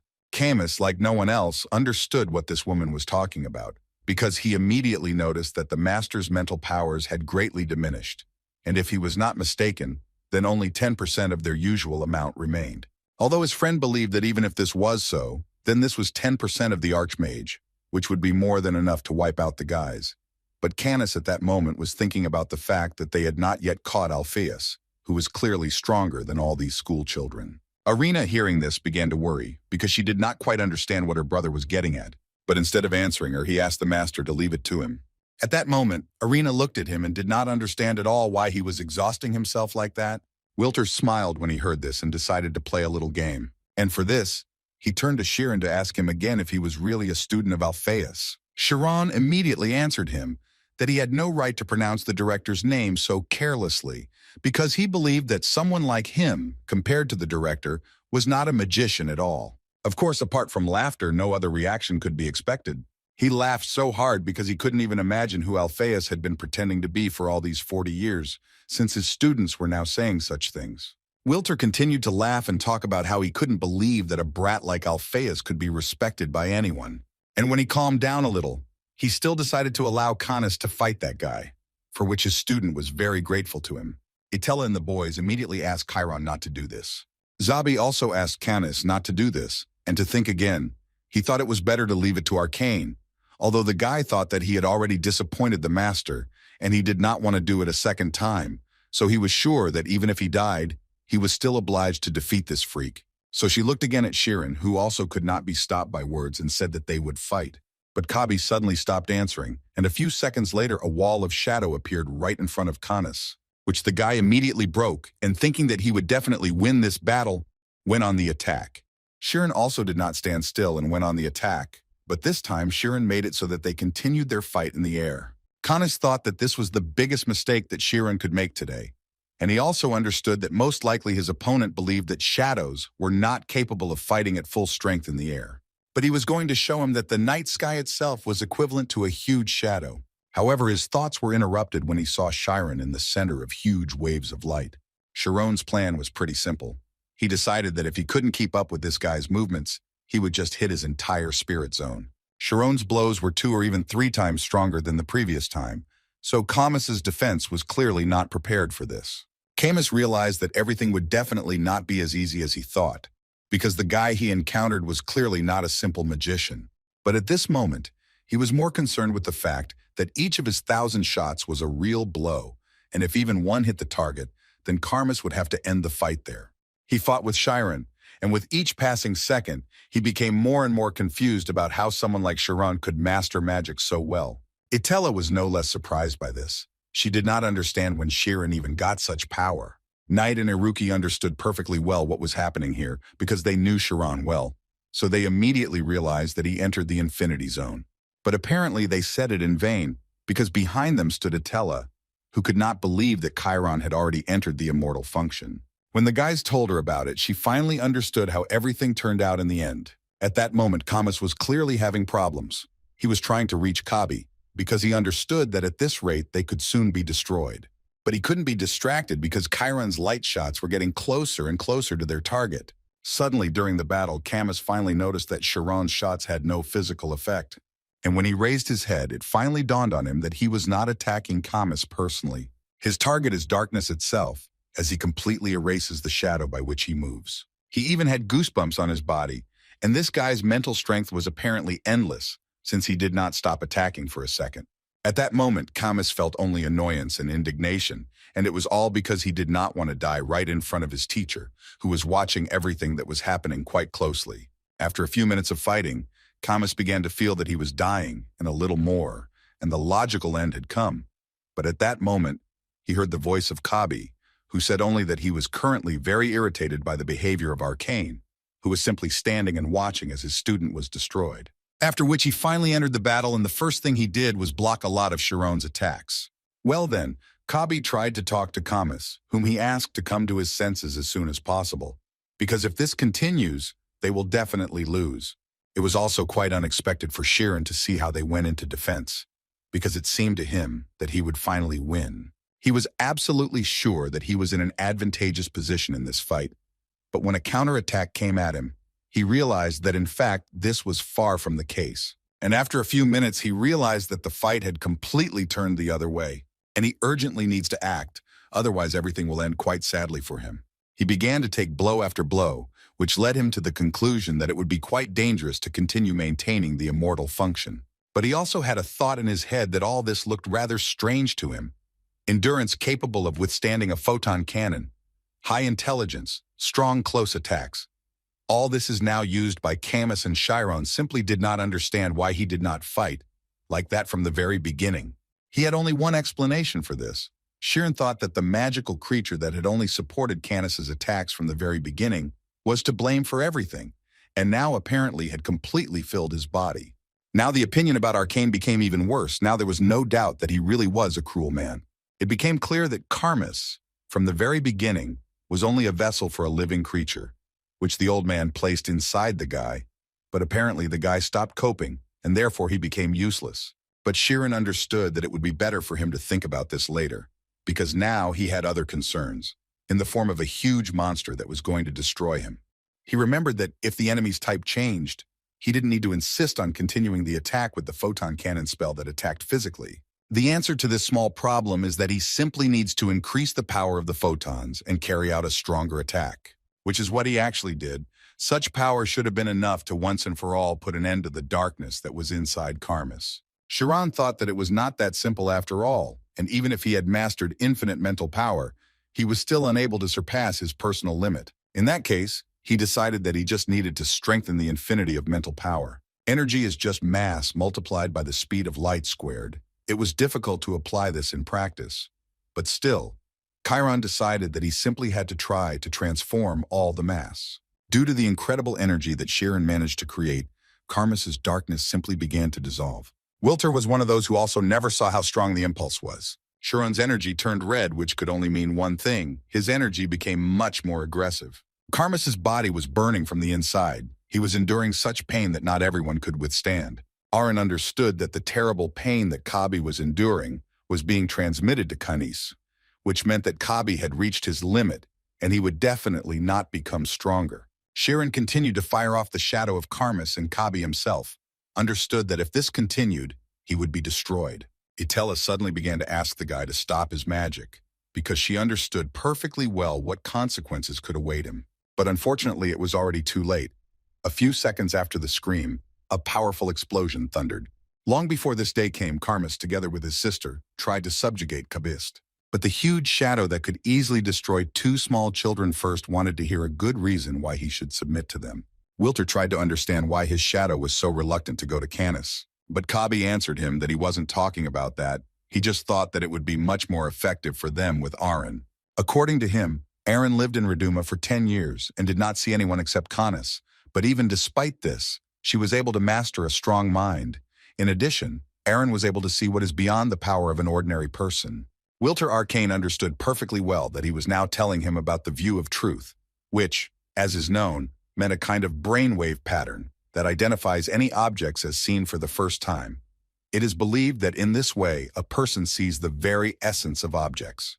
Zabi also noted that he also found and brought them by sensing Aaron's overflow, and Canis was just an addition, but Wilter assured him that they couldn't actually use Aaron. The whole point was that Aaron was still too young, so he ordered Kabi to go to Canis. Now this reason why Arcane gave Kabi to Canis resulted in this. There was 1 minute left before the explosion, but even then, Kabi understood why this happened. That's why Zabi, before exploding, decided that he was breaking his contract with Canis. The boy, on that very day, in response to the darkness's question, answered Kabi that the only reason he wanted to gain power was because he needed to protect his only light, which was Aaron.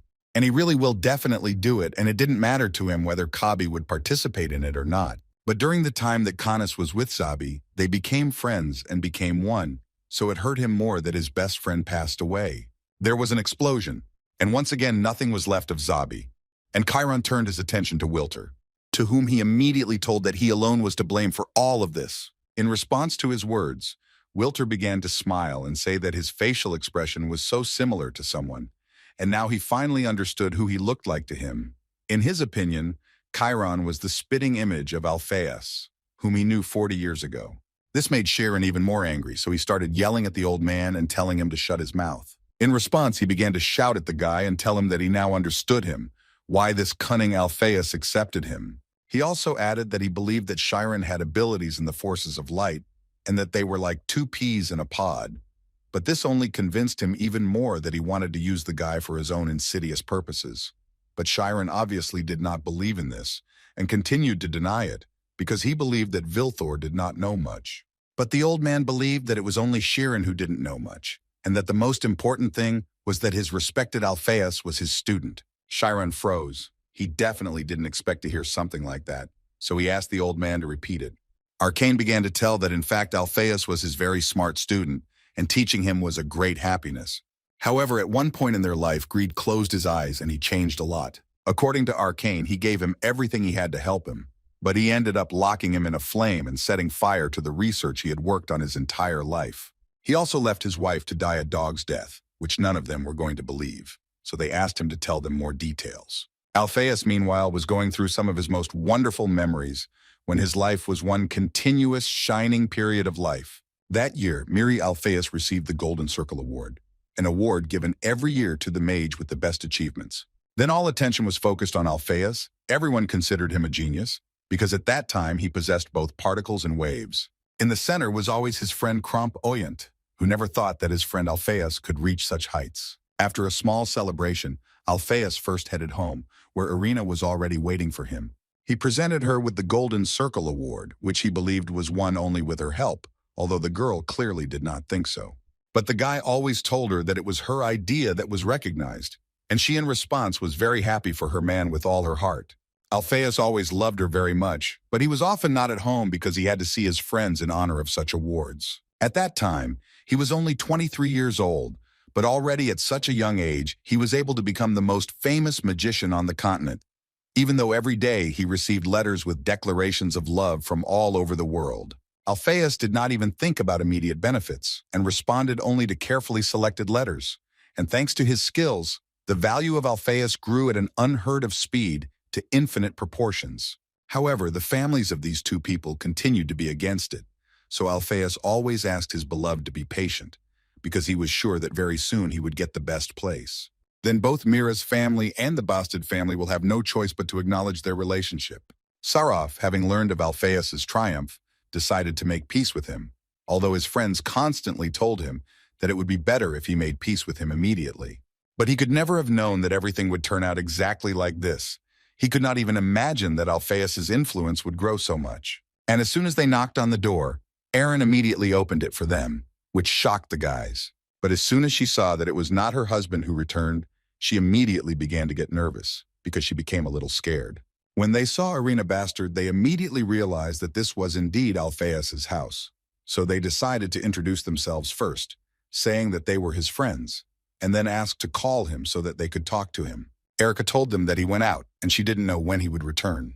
They decided to ask her permission so that they could wait for him inside, because doing it outside would be quite problematic. She had never seen her husband's friends, so she wasn't sure if she should let them into the house, but she did it anyway. After some time, Alphaeus returned home and called Arena, but she did not respond. Then he heard some rather familiar voices, and in his head he imagined the most terrible situation. And when he entered the hall of their house, he immediately heard several men talking about how Alphaeus actually built a career without writing a dissertation. He simply seduced a woman from a good family. Sarov drank too much, and therefore every time he tried to say something to Erin, which made her feel even more scared and scared. In any case, he enjoyed spending time this way, so he suggested to his friends to continue drinking. But in response, he suddenly received a blow to the face, which was incredibly unexpected, so there was no way to block it. This blow was dealt by Alphaeus, who also called Sarov names.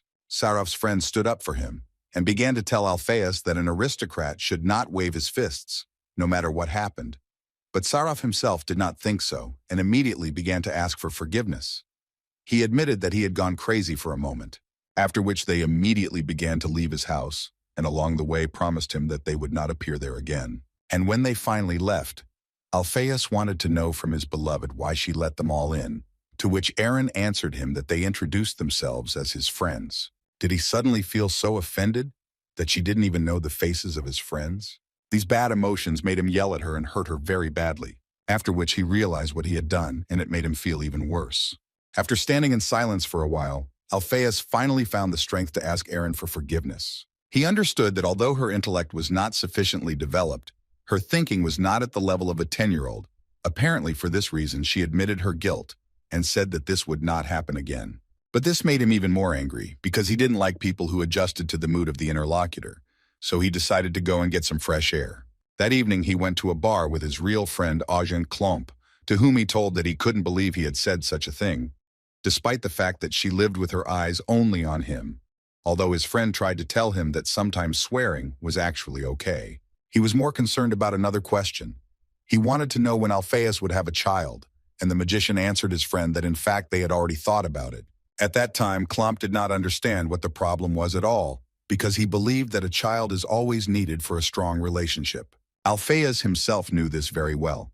The thing was that the doctor had immediately told them that it was far from clear whether she would be able to survive the pain of childbirth with the intelligence of a 10-year-old child. Klomp felt a little uncomfortable talking about it, but he still noted that Alphaeus himself went for it when he decided to marry her, and according to the magician, he does not regret anything.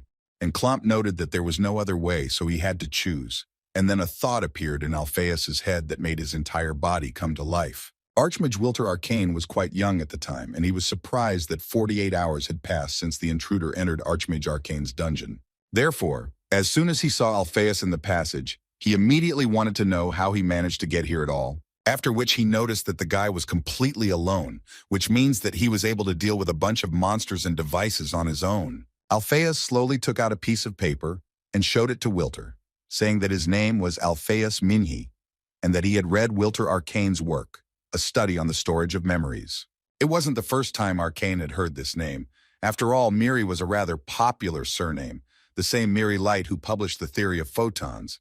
But still, he was quite interested to know what he had forgotten in the lair of the dark magician.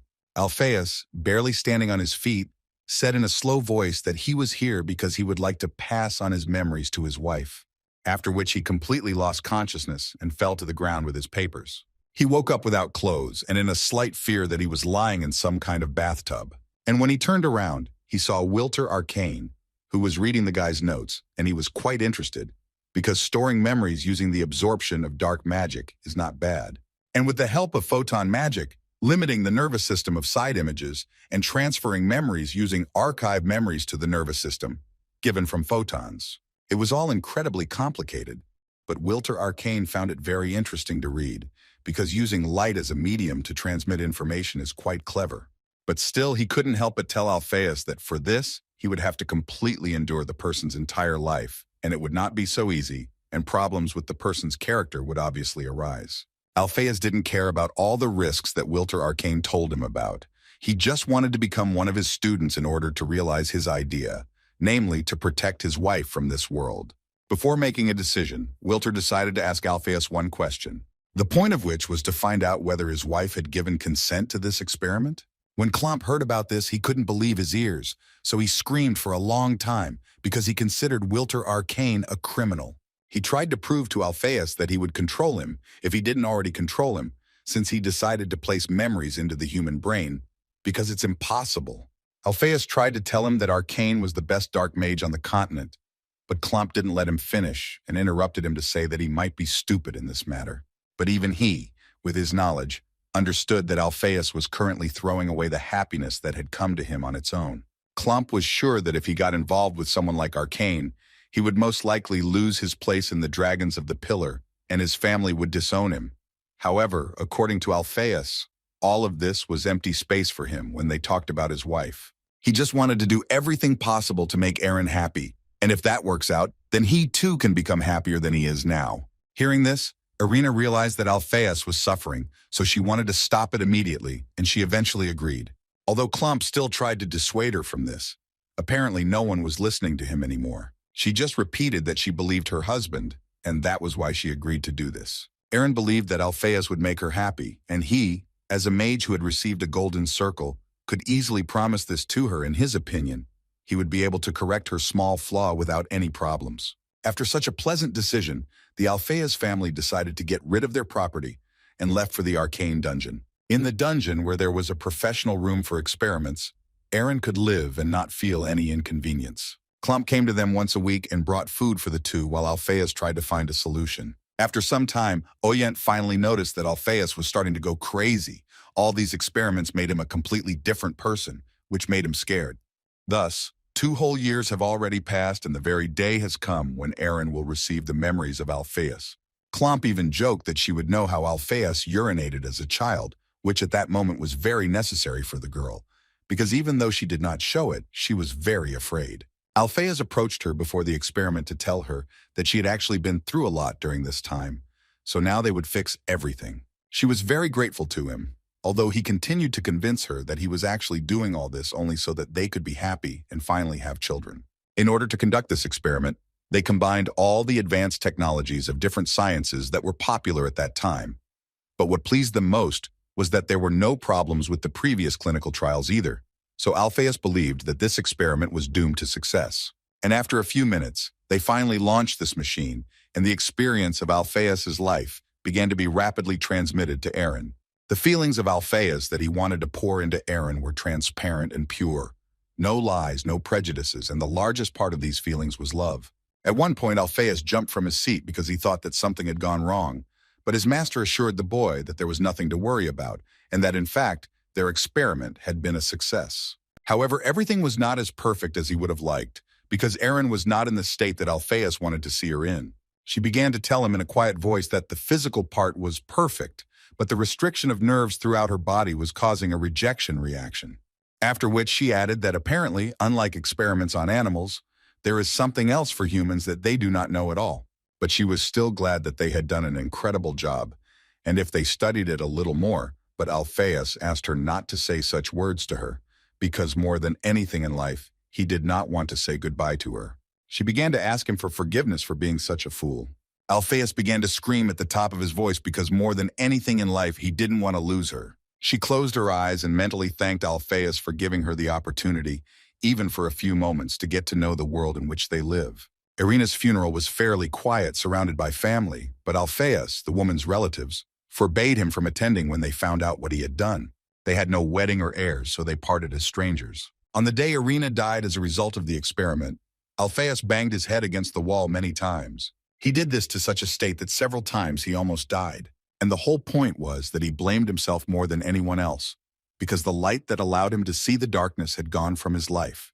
One day Alpheus returned to Viltora, and he was glad to see him, after which he immediately expressed his condolences. But then he interrupted the dialogue with him because he noticed that Alpheus was doing something very strange, and the guy was not going to answer the question of what he was doing. But after some time, he finally turned around and told Viltora that in fact, this research simply could not be carried out, and they did it in vain. But at the same time, his look was incredibly crazy. Arcane tried to shout at him to come to his senses and start thinking rationally, because he believed that his heart would not hurt for long, since their experiment ended in success. He also couldn't help but add that they had to cure people like Irina. Moreover, he was sure that they could do it. All their mental illnesses, which appeared for unknown reasons, could now be cured. However, Alpheus didn't give a damn about his words and continued to do what he had planned from the very beginning, and he was going to burn everything down to the last piece of paper. Wilter tried to the end to save the results of the experiment and how to conduct it correctly, but it was a deliberately bad idea. The old man shouted for a long time that this was not only his research, he had spent his whole life on it, but in the end, Alpheus did not listen to a single word he said, but simply continued to leave. Therefore now, Wilter Arcane was very angry at his former student, whom he helped morally, spiritually, and even materially, but he still ended up throwing him into the sea of flames and running away, and even turning the death of his wife into a useless death. He destroyed the chance, with the help of the experiment they conducted, to save tens of thousands of other people. Kiran and the other guys couldn't believe for a long time what was happening here. Could the director really have done this? At this point, Wilter continued to say that he, of course, could fully understand Alpheus's sadness. However, being a magician, he still had no right to act in this way. But in any case, he came here not just to take revenge, but to destroy all the magicians who adopted Alpheus's way of thinking. And he was even more angered by the fact that they considered him an outstanding mentor, although in fact he was reckless, arrogant, and cunning.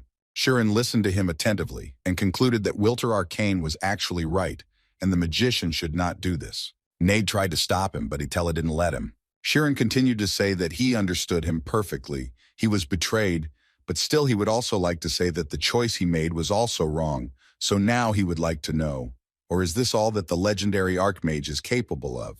After hearing all this, he decided to show them all what he was really capable of and put them on trial. But Kiran wasn't going to stop, and continued to tell him that even a person as strong as him found himself in a situation where he waited 40 years just to take revenge. But in the end, Kiran felt like he was just bored all this time, which is why he was so angry. Suddenly it dawned on Arcane. His anger somehow miraculously disappeared, and the destructive aura that was around him evaporated. He remembered the picture when he first saw Irina, who at first glance seemed to him to be an incredibly bright girl, so he quickly decided to tell her that she could now consider this place her home. It was the first time Aaron had been in a place like this, and what immediately struck her was that he must be very lonely here. This question took him by surprise because he didn't expect to hear something like that.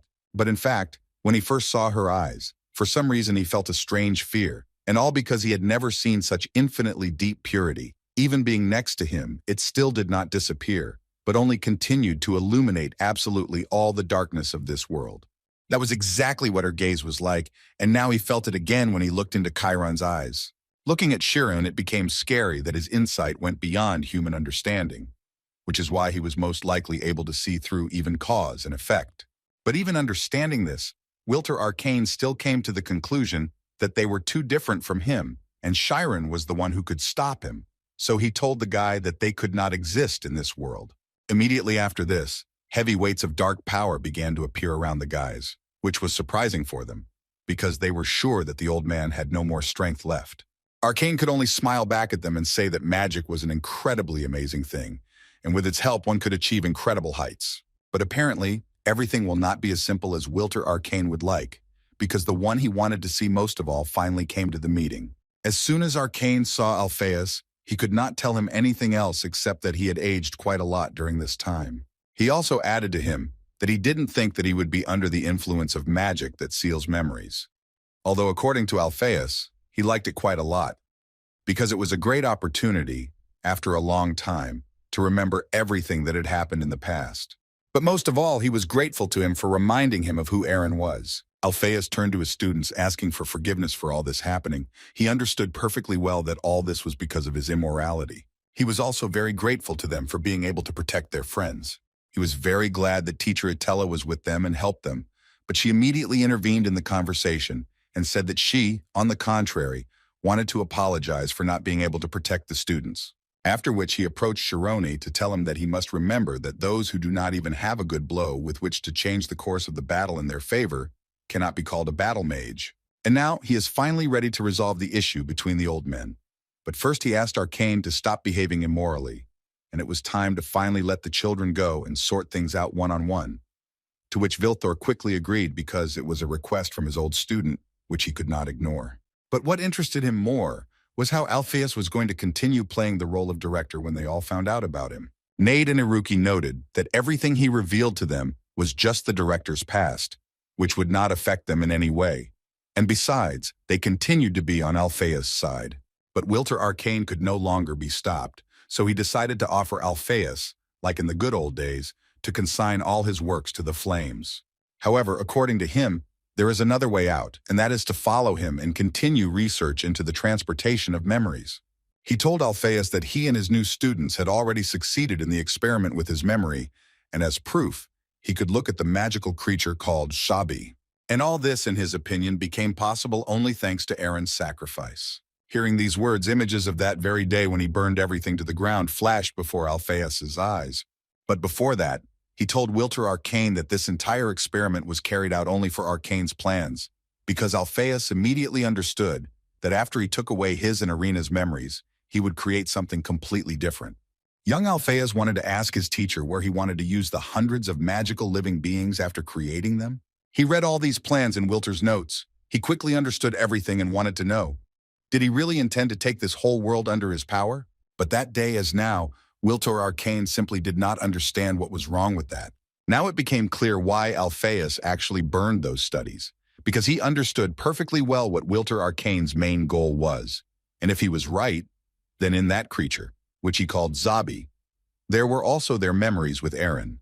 And he was sure of it, because considering that it exploded far from everyone, it only meant that it disobeyed Wilter's order, and the particle of Alphaeus that was planted in Kabi was to blame for this. Aaron, hearing that it was actually Wilter Arcane who ordered Zabi to explode, caused her to lose control of herself. She was such a fool when she decided that she was helping him, but in reality he only wanted to destroy them all, and that included Canis. Arcane got tired of this useless dialogue, so he decided to shut each of them up once and for all. He used his dark magic, which caused all the students of the magic school to fall one after another like dominoes, after which he advised Alphaeus to run away as quickly as possible.